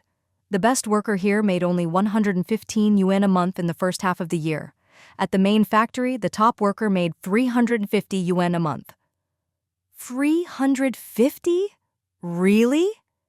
That much? No way! Over 300? Xue Ling sneered, raising her voice. If you don't believe me, go ask the main factory workers. The lowest monthly wage is 278, the highest is 350. The accounting numbers are posted at the canteen door. Every worker has seen them.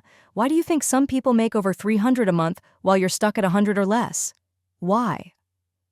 The workers, who had been shouting, fell silent, glancing at each other but unable to answer. Xue Ling continued, "It's because you slack off at work and the supervisors don't do their jobs, so this factory's performance is so poor. Our pay is all by piecework, no base salary. If you work hard and produce more, you earn more.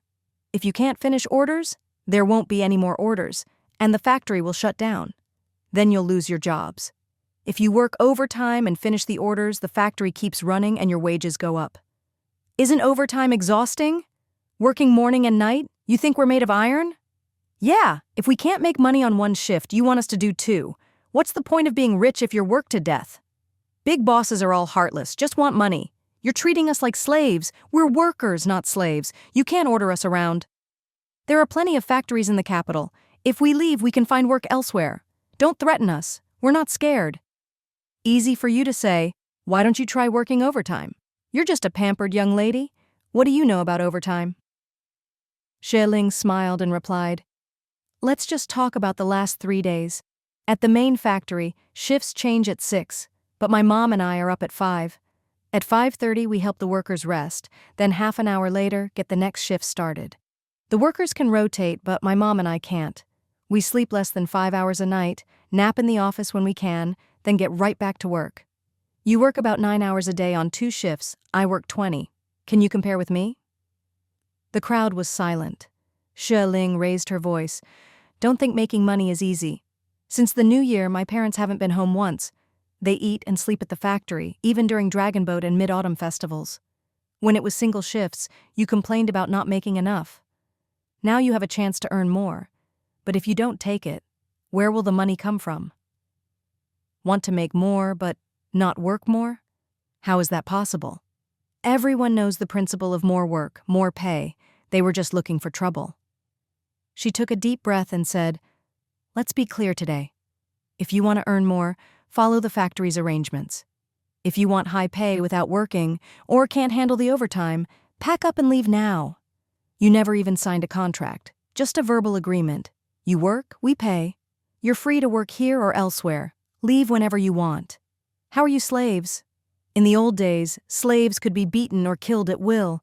Here you shout louder than the boss. What kind of slaves are you?" No one spoke. They looked at each other, waiting to see if anyone would actually leave. But after a long silence, no one moved. Xue Ling shouted, "If you can't cooperate, go settle your wages with accounting and pack up. If you're willing to accept the temporary overtime, get back to work. The more you produce, the more you earn. Don't waste your time to make money." A female worker muttered, I'm going in." She ducked her head and slipped inside. The others quickly followed, shuffling in after her. Soon the gate was quiet. Only Xue Ling and her father remained. The secretary whispered, "Director, your breakfast is cold. I'll get you a fresh one from the canteen." Her father waved her off. "I'm not hungry, forget it." "Please do." Xue Ling nodded with a smile, then turned to her father and scolded gently, "Dad, how can you work without eating? You need energy." Her father gave a wistful, low laugh. "Ling, I suddenly feel old." Xue Ling supported her father's arm and said gently, "You're not young anymore. You just refuse to admit it." "You little rascal," her father scolded with a smile. "It's already good enough that I don't act like an old man, and you want me to admit I'm old? Dream on." "Fine, you're old ginger, still spicy," Xue Ling teased, helping him toward the office. "But even old ginger can't take endless wear and tear. You should remember you're almost 60. Her father chuckled. "A wutong tree can stay strong for decades. If this old wutong can last 80 years, that's enough for me." His name was Xue Wu, and many people, especially old friends and relatives, liked to call him Old Wutong. 80? No way, Xue Ling said loudly. With how life is now, you'll live for hundreds of years. Her father sat down and let out a long sigh. Sigh. What's the point of living that long? Life is just full of burdens. If you slack off a little, people say you're lazy. If you indulge a bit, they say you're extravagant. If you speak gently, they think you're easy to push around. Xue Ling knew he was still upset about what happened earlier, so she comforted him. There's an old saying, A kind person gets bullied. Sometimes you can't be too nice or people will think you're a pushover. She understood her father well. Unless he was truly forced, he rarely lost his temper. He was well educated, from a big family, always gentle and refined. Even after years in business, he hadn't changed. Her father sighed. I just think it's better if everyone can talk things out. But some people, when you speak softly, think you're in the wrong and keep pushing, too much. Xue Ling nodded. You and Mom have always managed the main factory, and you trained the workers and supervisors yourself, so they listened to you. But this branch was never under your direct management. So when things change, they resist. Sometimes as the boss, you have to put your foot down. You can't be too soft. In her view, if the boss hires you, you work if you can, and if you can't, you leave. As long as the boss isn't breaking labor laws, workers should cooperate. Her father smiled. I'm getting old, and I'm getting soft. When this busy period is over, let's shut down the factories for a while, Xue Ling said. You and Mom can come south to Rongcheng with me, have a good rest, and help me look after little Ran. All right, her father agreed, eyes crinkling with a smile. I haven't seen little Ran in so long. I really miss the little guy. Xue Ling explained. Last time you saw him in the capital, he was just a baby in my arms. Now he can walk and talk. When you and Mom see him, he'll be able to call you Grandpa and Grandma. Her father laughed, tired but happy. Your mom and I have been so busy these months, we really do need a good rest. Just then, the secretary brought in a big bowl of rice porridge and a plate of pickles. Xue Ling took them and handed them to her father. Eat something, Dad. The more tired you are, the more you need to eat. Where else will you get your strength? Her father's mood improved and his appetite returned. He quickly finished the bowl of porridge and the pickles. It's true. Older folks should have porridge for breakfast and dinner. It's easy to digest and feels good. Hearing him talk so much about being old, Xue Ling felt a pang of sadness. Lately, he'd been exhausted, both physically and mentally, and he often mentioned feeling old and worn out. In her heart, her father was a mountain that sheltered her from the wind and rain and held up the whole family. She sniffed, forcing back her tears. Rest after you eat, Dad. I'm going to check on the workers' dorms. Go ahead, her father said gently. His daughter had grown up, able to handle things on her own, traveling south to buy machines, running all over the country. These days, she'd been running between 3 factories. With her help, he, his wife, and Xue Heng could finally catch their breath. She handled things quickly and decisively, just like he used to. With her around, he believed they'd get through this tough time. Xue Ling checked the workers' quarters, then went to the dorms. Hearing there was a leak in one building, she told the secretary to get someone to fix it right away. That afternoon, Xue Ling took her father out for lunch. There weren't any big restaurants near the factory, so she drove him into the city. Winter came early in the capital, and though it had just begun, the chill was already in the air. Father and daughter ordered hot pot, eating and chatting as they cooked. Is everything ready at the Lingyun branch? Her father asked. All set, Xue Ling replied. Tomorrow we'll start on those 2 orders for Yue Cheng in the south. Her father sighed. We really rushed into the foreign trade business. You just wanted to seize an opportunity, Xue Ling said, understanding the tricks of the trade. But the country doesn't have much support for it yet. You're figuring it out on your own, and that's not easy. Her father said quietly, We should tell Ah Heng to slow down for now. Xue Ling smiled and put some cauliflower in his bowl. At first, he thought you were giving up on the new market. He was anxious and disappointed. Luckily, you kept stressing it was just a pause, and I explained the bigger picture to him. He finally understood that waiting is just to prepare, not to give up. Her father smiled, a little proud. Ah Heng is still a bit green. He was secretly proud. His daughter was even younger than Ah Heng, and though she'd never been abroad, she'd grown so much in just 2 years in the South, becoming decisive and thorough. Xue Ling said, He's always been in school, not much real-world experience. He's talented and confident, just needs more practice. This is good for him, he'll grow quickly. Her father nodded. He's a hothouse flower. To survive the real world, he needs some hardship and setbacks. Their conversation turned to Cheng Tianyuan. Yuan grew up in the countryside, so he's tough and hard-working. He's steady and treats people well. Someone like him is bound to succeed. Xue Ling smiled. In Chengjia village, he's already considered successful. Even in Rongcheng, he's doing well. He's opened 2 small malls. Her father smiled warmly. You should encourage him not to settle too soon. With his potential, he can do much more than just 2 malls. He's still young. He shouldn't be content too early. He won't, Xue Ling said.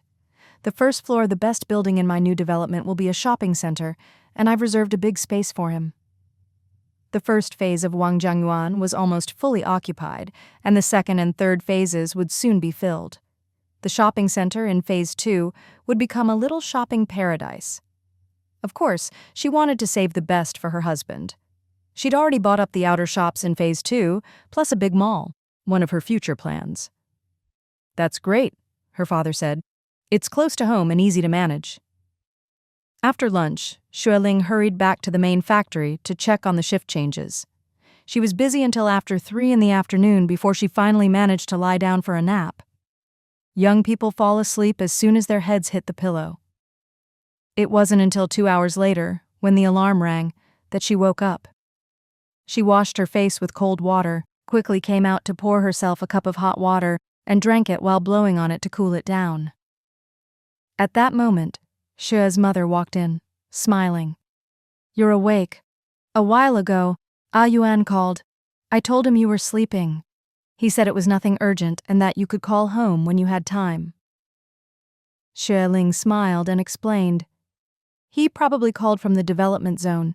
He's busy with deliveries and bookkeeping both morning and afternoon. Xue's mother lowered her voice. I was young once too, I understand. Mom, what do you understand? Xue Ling blushed. He has little Ranran with him now. I'm the one who should be missing home. Xue's mother chuckled.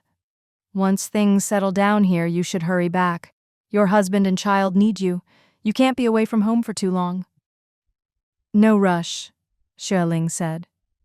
Once we finish this batch of orders, I'll take you all to Rongcheng with me. No, that won't work, her mother replied. This batch includes both winter and spring clothes. By the time we're done, it'll almost be New Year. You go back first, and when it's New Year, bring Yuan and little Ranran over. Mom, Xue Ling said, we're rushing the winter clothes now, but the spring clothes aren't urgent. When the time comes, we'll give the workers a half-month holiday, and you can take 10 days off too. Come with me to Rongcheng for a vacation and help me look after little Ranran. Oh. As soon as her mother heard about her granddaughter, she was tempted. All right, I'll discuss it with your dad. No need to discuss, Xue Ling laughed. Dad already agreed. All right then. After drinking her hot water, Xue Ling went out for a walk and found everything in perfect order. There was nothing urgent, so she headed to the sweater factory. Winter was coming, and there were so many winter clothing orders that Cheng Tianyuan was almost overwhelmed. We're running 2 shifts now. The machines work for 5 hours and then rest for 1, and the workers rest at the same time. Luckily, everything here is fully automated. The workers just need to keep an eye on things and reconnect the thread if it breaks. There were few workers in the sweater factory, so there were fewer problems and management was easier.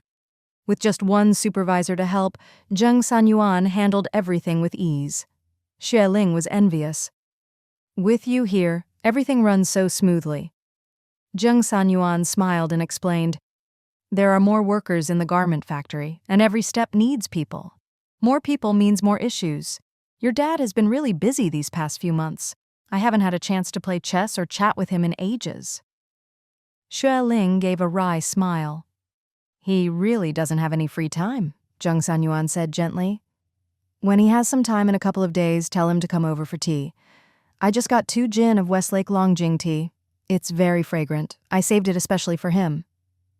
Great, Xue Ling nodded. If I hear about it, I get a share too, right? I could give you a whole gin, Cheng Tianyuan laughed. A friend gave me this tea. It's made from the finest, tender leaves picked early in the morning and sun-dried. The flavor isn't strong, but it's very fragrant, with the elegance of a tea garden after rain. Wow, Xue Ling was tempted. 1 cup is enough for me just to try it. You're making my mouth water. Cheng Tianyuan laughed heartily and took her to inspect the packaging department. There are 8 workers here constantly checking and folding sweaters. They're so skilled and fast that each person can handle thousands, even tens of thousands of pieces a day. By the way, the accountant has finished the accounts for last quarter. You should take a look later. Xue Ling smiled. I can already guess the profits are good without even looking. Cheng Tianyuan lowered his voice. That's because we have machines and got a head start. Right now, we're the only ones with fully automated machines, which is enough to attract customers. That's why we're making money, Xue Ling said. In a few years, when more people get into this business and we have competitors, it'll be harder to make money. Exactly, Cheng Tianyuan said. By then, we'll need to get even more advanced machines, improve and innovate, increase efficiency, and reduce labor and material costs. That way, we can still make money. Experience counts. Xue Ling gave him a thumbs up. I'll always listen to you, uncle. Cheng Tianyuan gave her a mock glare and said softly, You've understood all this long ago. Don't pretend you haven't. Xue Ling chuckled. Cheng Tianyuan then took her to the warehouse, and afterwards they went to the office for tea. Xue Ling noticed a map of the capital city on the office wall and couldn't help but take a closer look. Cheng Tianyuan smiled. I asked the accountant to buy and put it up. Uncle, you're a visionary, Xue Ling asked curiously. What are you planning to invest in next? She'd heard from her father that Cheng Tianyuan had invested in 2 sweater factories and bought several storefronts in the new district for business. I don't have any concrete plans, Cheng Tianyuan explained. My wife and daughter both like selling things. Over the years, I've made some money, so I bought a few shops for them to run. Is it profitable? Xue Ling asked. Just so-so, Cheng Tianyuan replied. Doing business in the capital isn't easy. People here have high standards and expectations. If the quality and style are good, customers flock in. If not, you can't make money. Xue Ling nodded in agreement. Cheng Tianyuan frowned. A few years ago, I wanted to expand, but I didn't have factory land or machines. All the land in the industrial zone had already been planned and bought up. Your dad had good foresight. He bought 1 plot after another and even got an extra one here. I was short-sighted. By the time I wanted to buy, there was no chance. Xue Ling couldn't help asking, You want to buy land? Yes, Cheng Tianyuan explained. I want to buy another 1 or 2 plots as backup. Also, I want to buy a plot to build a house. My wife doesn't like living in high-rises and has always wanted a small piece of land to build our own home. Xue Ling smiled and reminded him, Where there's development, there's land. Even if there isn't any now, there will be in the future. This area used to be all forest, but after it was developed into an industrial zone, land became available, didn't it? True, Cheng Tianyuan said. I'm keeping an eye out, but land for building a house is hard to find. There's almost nothing left in the city center. Xue Ling thought for a moment. My mom knows people in this field. I'll ask her to help you look. Last year, a friend of hers helped her buy a few plots, and the locations were pretty good. Really? Cheng Tianyuan was delighted. You've already bought a few plots? Impressive. Please ask your mom for help with this. Xue Ling said quietly. But there aren't any big plots left in the city center. Even if there are, they're all small. If you want to build a house, it should be enough. But for other uses, maybe not. Half an acre is enough, Cheng Tianyuan said. We'll just build higher. My wife and I can live downstairs and the kids can live upstairs. That should be doable, Xue Ling said. I'll talk to my mom when I get back. Whether it works out or not, thank you in advance. No need to thank me. When Xue Ling went home for dinner, she brought it up with her mother. There's nothing left. Her mother shook her head firmly. If there was, I'd have bought it already. The city center is prime real estate. Who wouldn't want it? The plot we got was only available because someone else couldn't hold on to it. Otherwise, it wouldn't have been so easy. After lunch, Xue Ling hurried back to the main factory to check on the shift changes. She was busy until after 3 in the afternoon before she finally managed to lie down for a nap. Young people fall asleep as soon as their heads hit the pillow. It wasn't until 2 hours later, when the alarm rang, that she woke up. She washed her face with cold water, quickly came out to pour herself a cup of hot water, and drank it while blowing on it to cool it down. At that moment, Xue's mother walked in smiling. "You're awake. A while ago, Yuan called. I told him you were sleeping. He said it was nothing urgent and that you could call home when you had time." Xue Ling smiled and explained. "He probably called from the development zone. He's busy with deliveries and bookkeeping both morning and afternoon." Xue's mother lowered her voice. "I was young once too, I understand." "Mom, what do you understand?" Xue Ling blushed. "He has little Ran with him now. I'm the one who should be missing home." Xue's mother chuckled. "Once things settle down here, you should hurry back. Your husband and child need you. You can't be away from home for too long." "No rush," Xue Ling said. "Once we finish this batch of orders, I'll take you all to Rongcheng with me." "No, that won't work," her mother replied. "This batch includes both winter and spring clothes. By the time we're done, it'll almost be New Year. You go back first, and when it's New Year, bring Yuan and little Ran over." "Mom," Xue Ling said, "we're rushing the winter clothes now, but the spring clothes aren't urgent. When the time comes, we'll give the workers a half-month holiday, and you can take 10 days off too. Come with me to Rongcheng for a vacation and help me look after little Ran." Oh. As soon as her mother heard about her granddaughter, she was tempted. "All right, I'll discuss it with your dad." "No need to discuss," Xue Ling laughed. "Dad already agreed." "All right then." After drinking her hot water, Xue Ling went out for a walk and found everything in perfect order. There was nothing urgent, so she headed to the sweater factory. Winter was coming, and there were so many winter clothing orders that Cheng Tianyuan was almost overwhelmed. "We're running 2 shifts now. The machines work for 5 hours and then rest for 1, and the workers rest at the same time. Luckily, everything here is fully automated.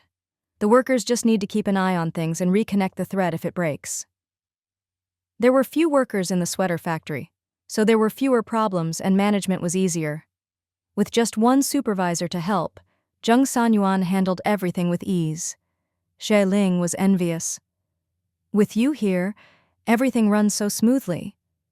Cheng Tianyuan smiled and explained. "There are more workers in the garment factory, and every step needs people. More people means more issues. Your dad has been really busy these past few months. I haven't had a chance to play chess or chat with him in ages." Xue Ling gave a wry smile. "He really doesn't have any free time," Cheng Tianyuan said gently. "When he has some time in a couple of days, tell him to come over for tea. I just got 2 gin of Westlake Longjing tea. It's very fragrant. I saved it especially for him." "Great," Xue Ling nodded. "If I hear about it, I get a share too, right?" "I could give you a whole gin," Cheng Tianyuan laughed. "A friend gave me this tea. It's made from the finest, tender leaves picked early in the morning and sun-dried. The flavor isn't strong, but it's very fragrant, with the elegance of a tea garden after rain." "Wow," Xue Ling was tempted. "1 cup is enough for me just to try it. You're making my mouth water." Cheng Tianyuan laughed heartily and took her to inspect the packaging department. "There are 8 workers here, constantly checking and folding sweaters. They're so skilled and fast that each person can handle thousands, even tens of thousands, of pieces a day. By the way, the accountant has finished the accounts for last quarter. You should take a look later." Xue Ling smiled. "I can already guess the profits are good without even looking." Cheng Tianyuan lowered his voice. "That's because we have machines and got a head start. Right now, we're the only ones with fully automated machines, which is enough to attract customers." "That's why we're making money," Xue Ling said. "In a few years, when more people get into this business and we have competitors, it'll be harder to make money." "Exactly," Cheng Tianyuan said. "By then, we'll need to get even more advanced machines, improve and innovate, increase efficiency, and reduce labor and material costs. That way, we can still make money. Experience counts. Xue Ling gave him a thumbs up. I'll always listen to you, uncle.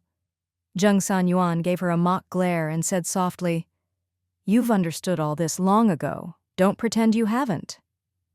Xue Ling chuckled. Cheng Tianyuan then took her to the warehouse, and afterwards, they went to the office for tea. Xue Ling noticed a map of the capital city on the office wall and couldn't help but take a closer look. Cheng Tianyuan smiled. I asked the accountant to buy and put it up. Uncle, you're a visionary, Xue Ling asked curiously.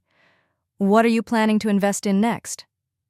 She'd heard from her father that Cheng Tianyuan had invested in 2 sweater factories and bought several storefronts in the new district for business. I don't have any concrete plans, Cheng Tianyuan explained. My wife and daughter both like selling things. Over the years, I've made some money, so I bought a few shops for them to run. Is it profitable? Xue Ling asked. Just so-so, Cheng Tianyuan replied. Doing business in the capital isn't easy. People here have high standards and expectations. If the quality and style are good, customers flock in. If not, you can't make money. Xue Ling nodded in agreement. Cheng Tianyuan frowned. A few years ago, I wanted to expand, but I didn't have factory land or machines. All the land in the industrial zone had already been planned and bought up. Your dad had good foresight. He bought one plot after another, and even got an extra one here. I was short-sighted. By the time I wanted to buy, there was no chance. Xue Ling couldn't help asking, You want to buy land? Yes, Cheng Tianyuan explained. I want to buy another 1 or 2 plots as backup. Also, I want to buy a plot to build a house. My wife doesn't like living in high-rises and has always wanted a small piece of land to build our own home. Xue Ling smiled and reminded him, Where there's development, there's land. Even if there isn't any now, there will be in the future. This area used to be all forest, but after it was developed into an industrial zone, land became available, didn't it? True, Cheng Tianyuan said.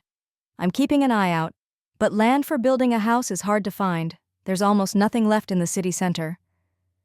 Xue Ling thought for a moment. My mom knows people in this field. I'll ask her to help you look.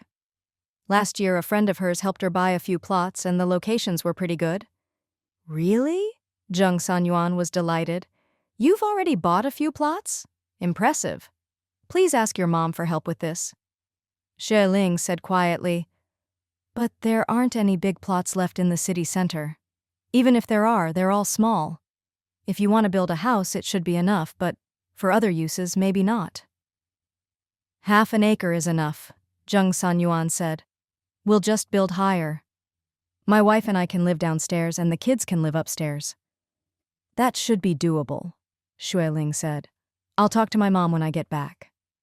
Whether it works out or not, thank you in advance. No need to thank me. When Xue Ling went home for dinner, she brought it up with her mother. There's nothing left. Her mother shook her head firmly. If there was, I'd have bought it already. The city center is prime real estate. Who wouldn't want it? The plot we got was only available because someone else couldn't hold on to it. Otherwise, it wouldn't have been so easy. Xue Ling thought for a moment and said, Mom, why don't you ask your friend to check again? There might be people wanting to sell land for all sorts of reasons. All right, I'll ask, her mother nodded. I'll call old Lou in a bit and have him look into it. Xue Ling hesitated for a moment, then said quietly, If we can't find any, don't we have a few acres ourselves? We could just sell half an acre to Uncle Cheng. Half an acre? Her mother's eyes flickered. That's not much, but that land is really precious. We worked so hard to get those few acres. Are you really willing to part with it? Most of the land they bought last year was under Xue Ling's name. As long as she was willing to sell, her mother wouldn't interfere too much. Besides, the family already had plenty of land, enough for several generations, especially with what they bought last year. Xue Ling chuckled softly. Uncle Cheng is the one managing the Sanling sweater factory now. I brought in the machines and the land is ours. But honestly, he's the one handling the orders and daily management. I just take the profits. Over time, that could cause some friction. If we look out for each other more, he'll be even more dedicated to the factory. She was thinking long-term, but it was necessary to be cautious. Her mother hesitated and said quietly, "He's not that kind of person. Old Zheng is pretty upright." Xue Ling lowered her voice. "Even the most dutiful children can get tired of caring for a sick parent. Over the long run, we should be prepared."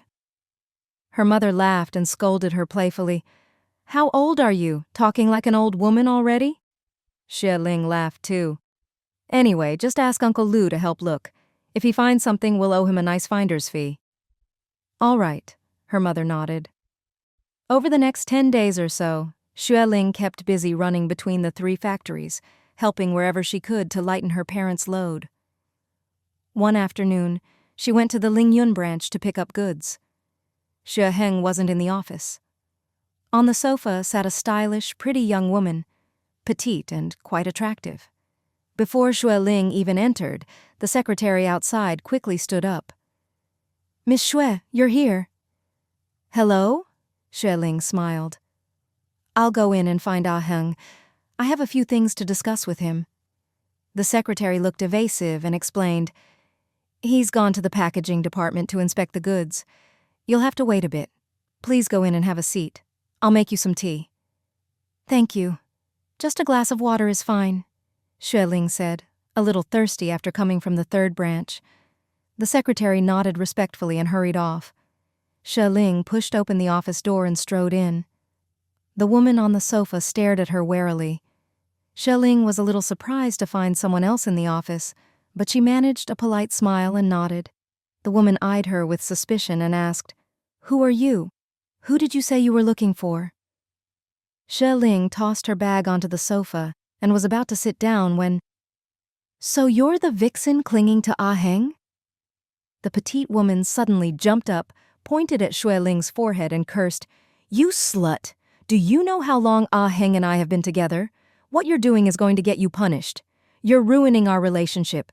You'll get what's coming to you." Xue Ling. She hadn't even said a word yet and was already being scolded out of nowhere. Xue Ling quickly raised her hands. "Calm down, let's talk this out. I think you've misunderstood. It's you! It must be you!" The woman's eyes turned red and she started sobbing. "Ah Heng and I were fine, but you just had to interfere. Are there no other men in the world? Why do you have to steal mine? Now he won't even see me. Every time I come, he hides. It's all your fault, all because of you." Xue Ling was dumbfounded, then rolled her eyes. "You're Ah Heng's girlfriend, right?" "Not anymore," the woman screamed. "It's all your fault. He doesn't want me now. He won't even see me. Are you happy now? Are you satisfied? You're too much, you wretched woman." "You've got it wrong." Xue Ling frowned and said seriously, "I'm his cousin." The woman froze, staring at her suspiciously. "You're lying. His family is all down south. Don't think I don't know what you're up to. Just because you make up an excuse doesn't mean I'll let you off. Let me tell you, there are so many women around him. If he can dump me today, he'll dump you tomorrow. A man as fickle as him, don't think that just because you got rid of me, you'll get to marry him. He'll never settle down." Xue Ling rolled her eyes. "I'm already married, and my son is a year old. Why would I want to marry him? Calm down, let's talk this out. I'm here to pick up goods, not to flirt with him. Why are you so nervous? Girl, you can't just curse people without knowing the facts. You owe me an apology." Damn it. So Xue Heng had romantic entanglements too. He could be a flirt, but he'd better keep his affairs in order. If things got messy, it would be a real headache. The woman stared at Xue Ling, half believing, half doubting, but she did calm down a lot. Tears streamed down her face, and she looked utterly heartbroken. Xue Ling's heart softened. She said quietly, "Don't cry. I really am his cousin. My name is Xue Ling. We're from the same family, both surnamed Xue. My dad invested in this factory, and Ah Heng owns 30%. We've been rushing orders lately, so I come every day to pick up goods for shipping." The woman listened to her calm explanation and saw the sincerity in Xue Ling's eyes. She finally stopped lashing out. "I'm sorry. I thought you were the vixen seducing Ah Heng. You're really pretty and your eyes and brows look a bit like his." Xue Ling smiled and explained, "We're family, so of course we look a bit alike. His dad and mine are cousins. Uncle Jillian and Auntie are both doctors in the southern provincial capital. The woman wiped her tears and lowered her gaze. I'm really sorry for cursing you without asking first. Sister Xue, I apologize. Xue Ling waved it off. Matters of the heart should be handled calmly. Try not to act on impulse. I was just too heartbroken. The woman choked up and started crying again. Heng is too much. I've come to see him 3 times, and every time the secretary says he's not here. This time I didn't believe it, so I came straight to the office to wait. It's been almost an hour and he's still hiding from me. Xue Ling remembered the secretary's evasive look earlier and suddenly understood. I'm here to pick up goods, so the secretary must have already told him. He'll be here soon. Whatever the issue is, you two should talk it out and clear up any misunderstandings. It's not a misunderstanding, the woman said quietly. He's fallen for someone else and wants to break up with me. I won't accept it, so he keeps avoiding me. Xue Ling felt awkward and said softly, If that's the case, I'd advise you not to force it. He's not the only good man in the world. Without him, you might find someone even better. The woman wiped her tears and choked. You don't understand. I really love him. There are so many women around him, but most are after his youth and money. I admire his talent. Xue Ling gave an awkward smile. That's between you two, so I can't say much.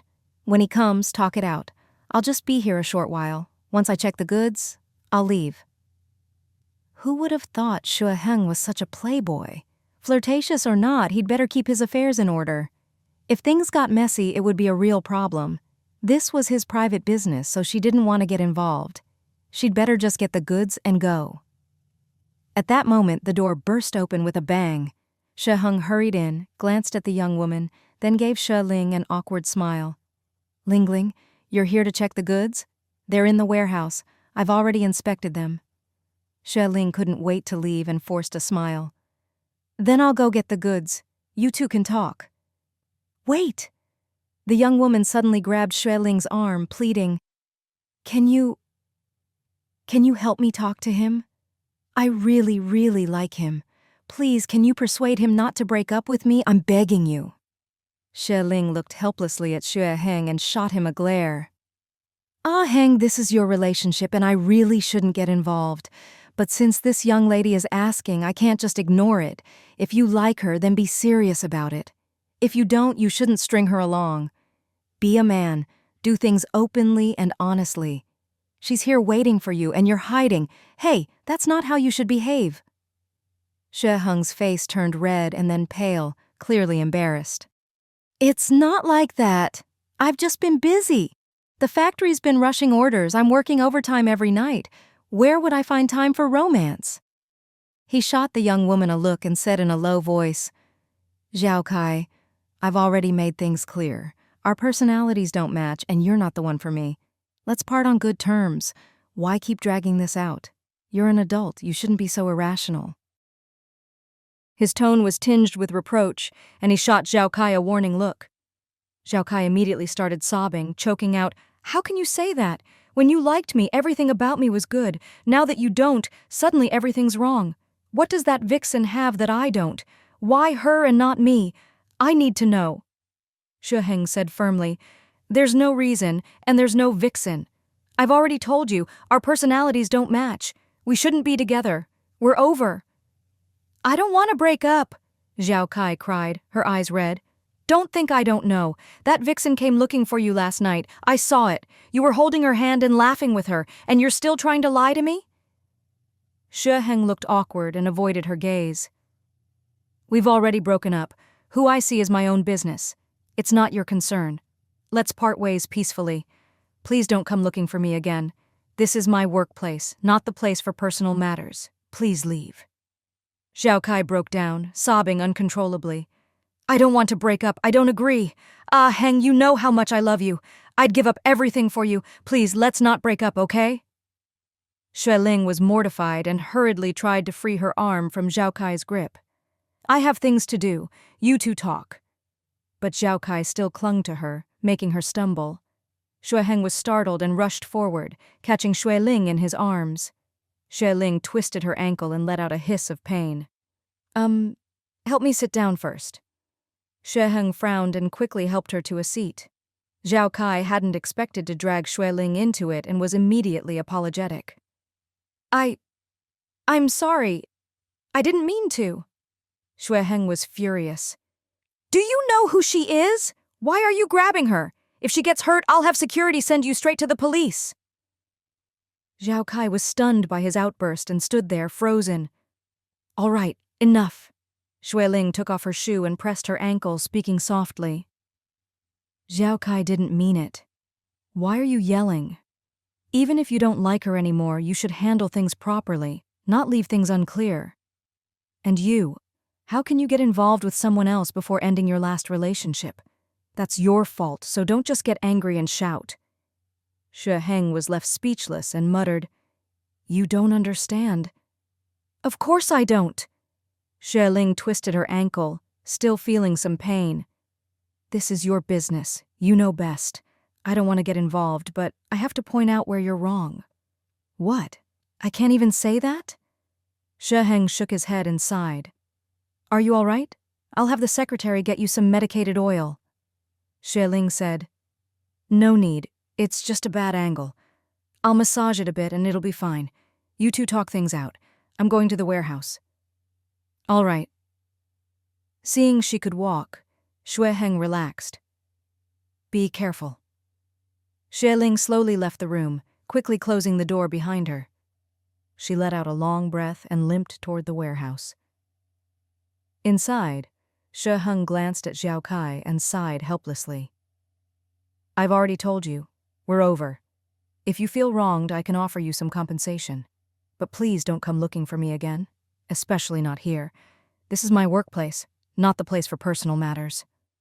Zhao Kai, looking numb, suddenly gave a bitter smile. Today I finally realize I really mean nothing to you. Xue Heng's eyes flickered, not quite understanding. I really don't have any feelings for you anymore. He'd dated quite a few girls, and some had come looking for him after a breakup, but none had clung as persistently as Zhao Kai. Zhao Kai said coldly, Just a cousin, and you get all worried when she twists her ankle, but when I came looking for you in the cold and rain, you didn't even care. Clearly I mean nothing to you. Xue Heng lowered his eyes and fidgeted with his hands. I'll give you a watch as a parting gift. I told you I never loved you for your money, Zhao Kai snapped. I'm just angry at myself for being so blind and trusting the wrong person. You were just playing around, but I took it seriously. How could I be so stupid? Xue Heng sighed and shook his head. I wanted to be serious at first, but later realized we weren't compatible. That's why I broke up with you. Zhao Kai sneered. Were you serious with every woman? Is that possible? As far as I know, you've dated more than a dozen girls before me. Some lasted a month or two, some just a few days. Are you sure you're really looking for something serious? Ha! Xue Heng looked embarrassed and snapped, That's my business, none of yours. Zhao Kai wiped her tears, straightened her clothes and coat. Your business has nothing to do with me anymore. Xue Heng, let's never see each other again in this life. She paused, then turned her head. Playing with women's feelings like this, you'll get what's coming to you sooner or later. With that, she slammed the door and left. Xue Heng's face turned dark, a mix of anger and frustration. These women are so short-sighted, can't let go, and still have the nerve to say he's the one playing with feelings. So damn annoying. Just then, the secretary knocked on the door. Come in, he said gruffly. The secretary came in and handed him the delivery slip. This is the order Miss Xue filled out, 13,500 pieces in total. Xue Heng took it and frowned. Her foot. Is she all right? Her foot? She seemed fine. The secretary looked puzzled. Xue Heng explained. She twisted it a bit earlier. The secretary smiled. She looked like she was walking just fine. The relationship between you and Miss Xue is really close. Hearing the secretary's last comment, Xue Heng couldn't help but laugh at himself. He and Xue Ling had been close, but that was when they were kids. Later, she moved north and he went south, and with such distance between them, they barely saw each other once a year. Over time, their relationship faded. Now she had a husband and a son, and to her, he was just a distant cousin, nothing more. He still remembered how shocked he'd been when he first heard she was getting married. The Xue family had always valued education, making sure their children finished at least high school or vocational school, even if money was tight. Uncle Xue Wu himself was highly educated, so of course he wanted Xue Ling to study as much as possible. What surprised Xue Heng was that she got married right after graduation. He hadn't even had a chance to see the cousin he'd missed most from childhood before she married far away in the south. He'd assumed her marriage was arranged by their parents, maybe even a childhood engagement, and figured it wouldn't last, that they couldn't possibly truly love each other and would eventually split up. But to his surprise, when he saw her and Cheng Tianyuan together at New Year, they were so close and affectionate. At the time, he'd felt a bit resentful and frustrated. If fate had given him a chance, he was sure he could have done better than Cheng Tianyuan, loved Ling Ling more. Later, he realized he'd been overthinking it, and thinking wrong.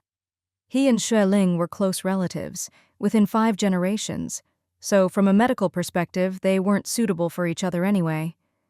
Besides, his feelings for her were more like a younger brother's dependence on an older sister, not romantic love. Once he understood that, he started looking for his own partner. But he found that few girls around him caught his eye. Too tall, too short, too thin, too plump. He always found a reason not to be satisfied. At first, he was extremely picky, but couldn't find anyone who truly matched what he wanted. Someone once asked him what kind of fairy he was looking for, and whether he even had a standard. He thought about it and realized, maybe someone prettier than Xue Ling, or more capable and outgoing than her. But after all his comparisons, he was never satisfied. Those prettier than her weren't as capable. Those more capable weren't as pretty. After a while, he realized he was being unreasonable. There are millions of women in the world, each unique. Xue Ling was special, but so were others. Since he'd already let go, why keep holding on to that standard? He laughed at himself for being so prideful, and for acting more and more like a sulky child. After that, he started dating some nice girls.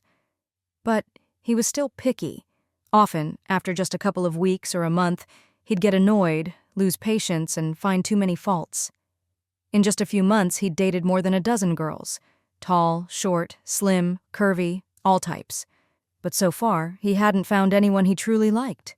With his good looks, overseas degree, and the Xue family's status in the capital, he never lacked for women interested in him. But the more he dated, the more tired he felt. Especially with situations like today, when a breakup could have been handled rationally, but the other party kept clinging and making a scene, it just wore him out. He was already in a bad mood because of a returned export order, and with all these romantic entanglements, he felt exhausted, both physically and mentally. He let out a long sigh and flopped onto the sofa. "I'm going to take a nap. If you need me, come in," he told the secretary, who nodded and quietly closed the door. Xue Heng lay on the sofa and fell asleep. The weather was getting colder, and he didn't even bother with a blanket. As winter approached, the chill set in quickly, and by the time he woke up in the evening, he felt cold all over and sneezed several times. He prided himself on being young and healthy, so he didn't pay much attention. But that night, his runny nose and sneezing got worse. Both his parents were doctors, and he'd picked up some basic medical knowledge. He took some medicine, showered, and went to bed. Unfortunately, the temperature dropped sharply that night, and his blanket wasn't thick enough. He caught another cold on top of the first, and soon developed a high fever, forcing him to stay in his apartment. He called Xue Ling, asking her to check on the Lingyun branch for him and help out if there were any issues.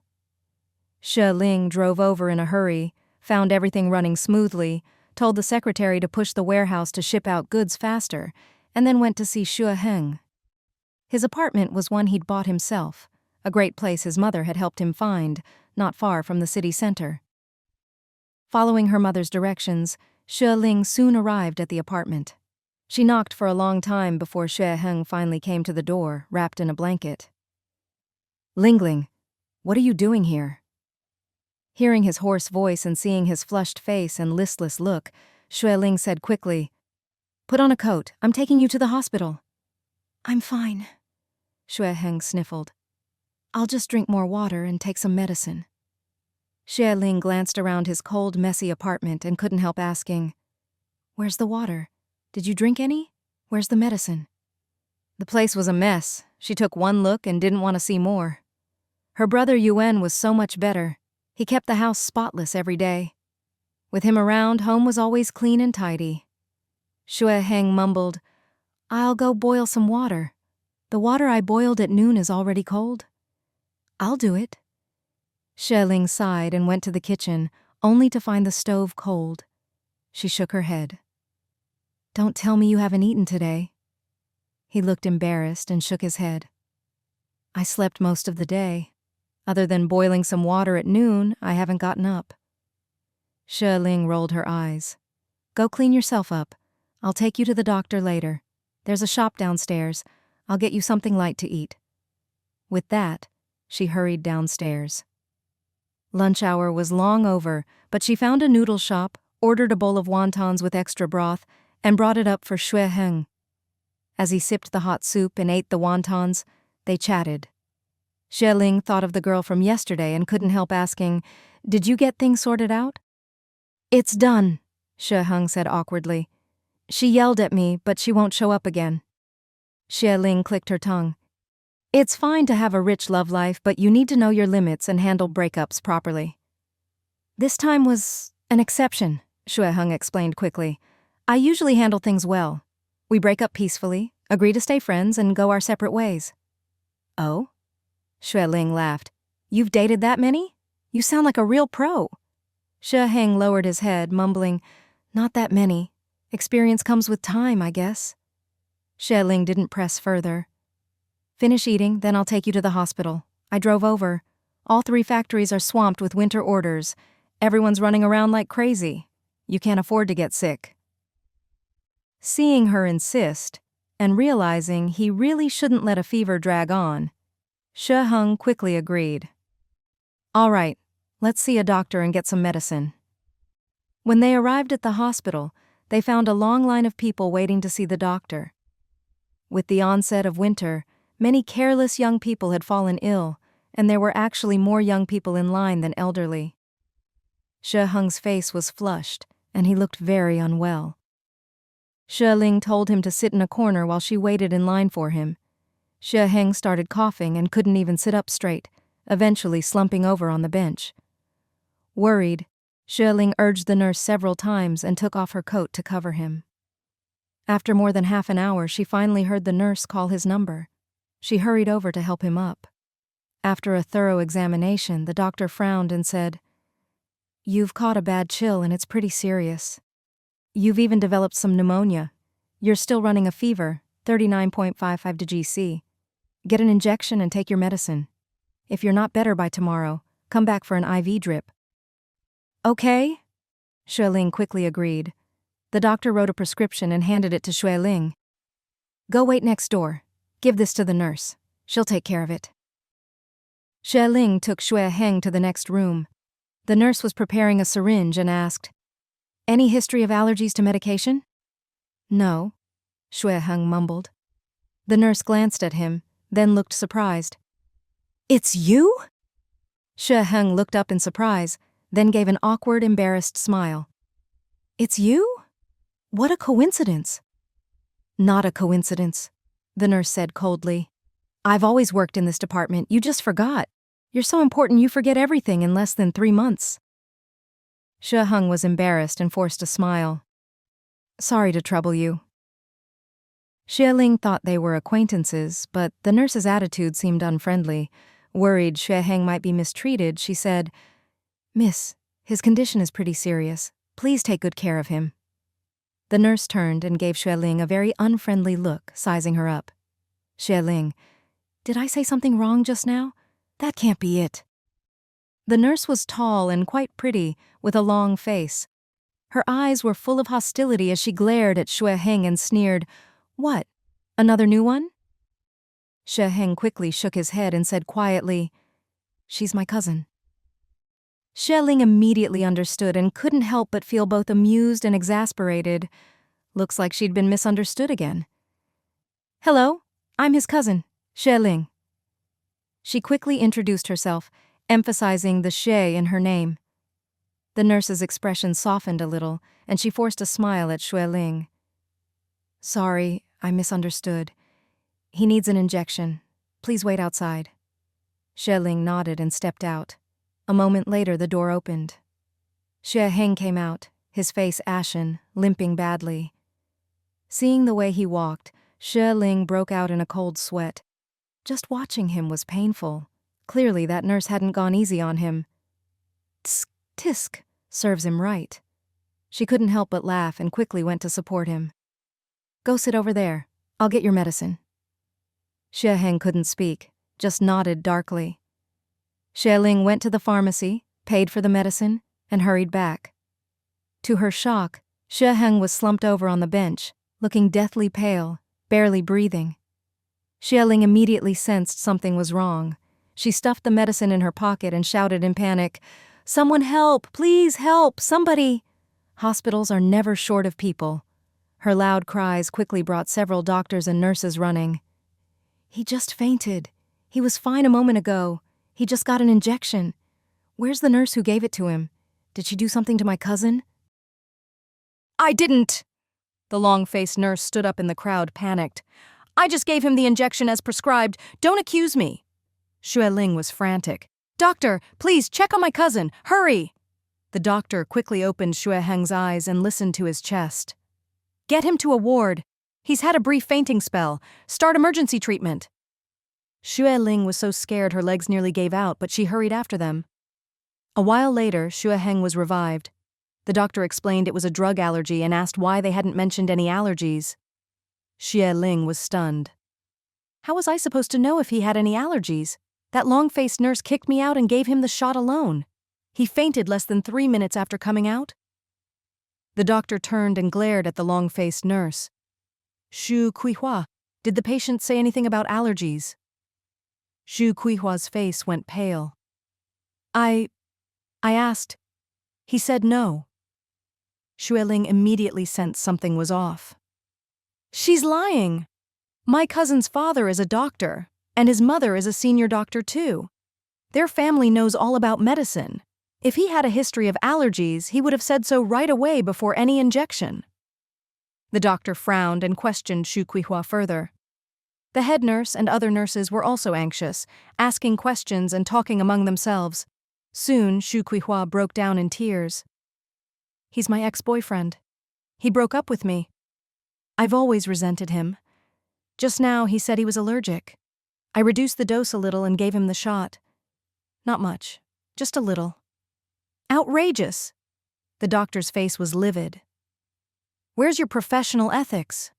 If anything happens to the patient, you'll be fully responsible." Xue Ling was terrified, trembling uncontrollably.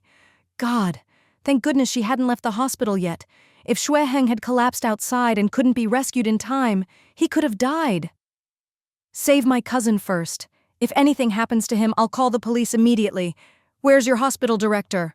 I want to file a complaint. Director. Miss, please calm down, don't shout. Your cousin has been revived. Please don't get agitated.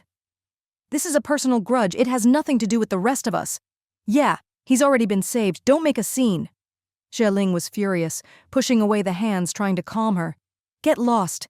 Your nurse used her position to take revenge, deliberately gave a patient an allergenic drug. That's attempted murder. And you want me to calm down? Where's your director? If you don't give us a proper explanation, I'll go to the newspapers and TV and tell everyone in the capital about this." The commotion had already drawn a crowd, and Xue Ling's shouting attracted even more attention. The doctors and nurses realized things were getting out of hand and looked anxious.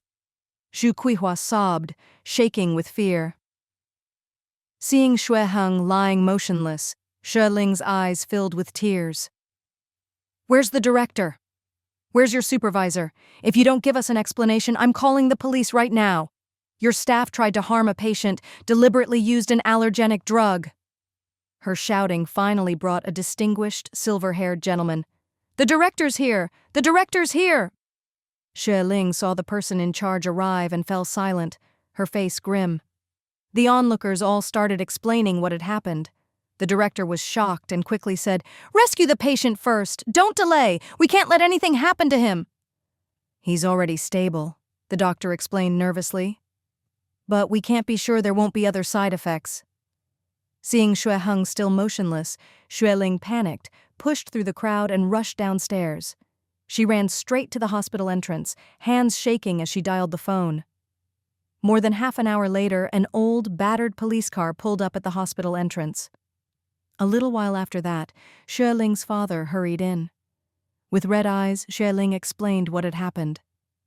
"He still hasn't woken up. He's lying inside." Her father was still shaken, his voice trembling. "Where's the doctor? Tell them to do everything they can to save him." "They're all inside working on it," the head nurse quickly replied. "The patient's condition is starting to stabilize." A police officer stood nearby with a notepad, while the hospital director and doctors sat in a row, answering questions with sincere expressions. Xue Ling clung to her father's arm. Both their faces were pale. But her father, older and more experienced, patted her hand to comfort her. "Don't be afraid. He's young and strong. Before I left home, I already called your third uncle. He should be on his way. Even though he's retired, he still has a lot of influence in the capital's medical community. He's a great doctor. Once he's here, he'll be able to help." Xue Ling took a deep breath and nodded. Just now she'd been alone, watching Xue Heng's life hang in the balance. She'd been absolutely terrified. Drug allergies can be minor or fatal. If anything happened to Xue Heng, the consequences would be unimaginable. He was still so young. A living, breathing life. Good. Let's wait for third uncle." Her father knew she was badly shaken and sat with her to wait. "Don't be afraid. We'll wait out here together." Just then, a police officer came over. "Are you the family who called the police? You're the relatives, right?" Her father stood up and quickly explained their relationship to Xue Heng. Xue Ling, now calmer, explained Xu Kuihua's attitude toward her cousin and gave a brief account of their relationship. They seemed to have dated before. "Earlier, Xu Kuihua admitted in public that she'd been in a relationship with my cousin, but he broke up with her, and she resented him for it. When it was time for the injection, I felt awkward staying, so Xu Kuihua asked me to wait outside. I closed the door and waited. When my cousin came out, he didn't look well. I helped him sit down, then went to the pharmacy for his medicine. I was gone maybe 4 or 5 minutes. When I came back, he was slumped on the bench, pale as a sheet, already unconscious." The officer nodded. "The hospital is doing everything it can to save the patient. We'll detain Xu Kuihua for now, and once the patient's condition is stable, we'll proceed with the investigation." About 20 minutes later, third Uncle Xue arrived. Though over 70, he was energetic and refined, like a scholar. As soon as he appeared, the director and several doctors stood up. Third uncle quickly got up to speed. "He's my nephew. Take me in to see him." A while later, he came back out. Xue Ling and her father hurried over. "He's stabilized," third uncle explained. "They've already given him the antidote, and he's on an IV to flush it out. His other vitals are stable for now. Let's keep him under observation, but don't worry too much." Her father breathed a sigh of relief and grabbed his brother's hand. "Third brother, please stay and help." "Of course," third uncle replied. Seeing Xue Ling's pale face, he spoke gently. "Lingling, you must have been scared." Xue Ling managed a weak smile. "I really was. But now that Ah Heng is stable and you're all here, I feel much better." "Call Zilan and his wife," third uncle said. "This is too big to keep from them. Besides, they're both professionals. They can help too." Her father quickly pulled out his address book, found a number and handed it to Xue Ling. "Lingling, call Uncle Zilan." "Okay." Xue Ling took the book and hurried downstairs. She called, and at first Uncle Zilan was so shocked he couldn't speak. "Uncle, don't panic. Ah Heng is stable now and third uncle is here helping. We'll all take care of him. There are 2 flights a day from your city to the capital. Please book the evening flight and come as soon as you can."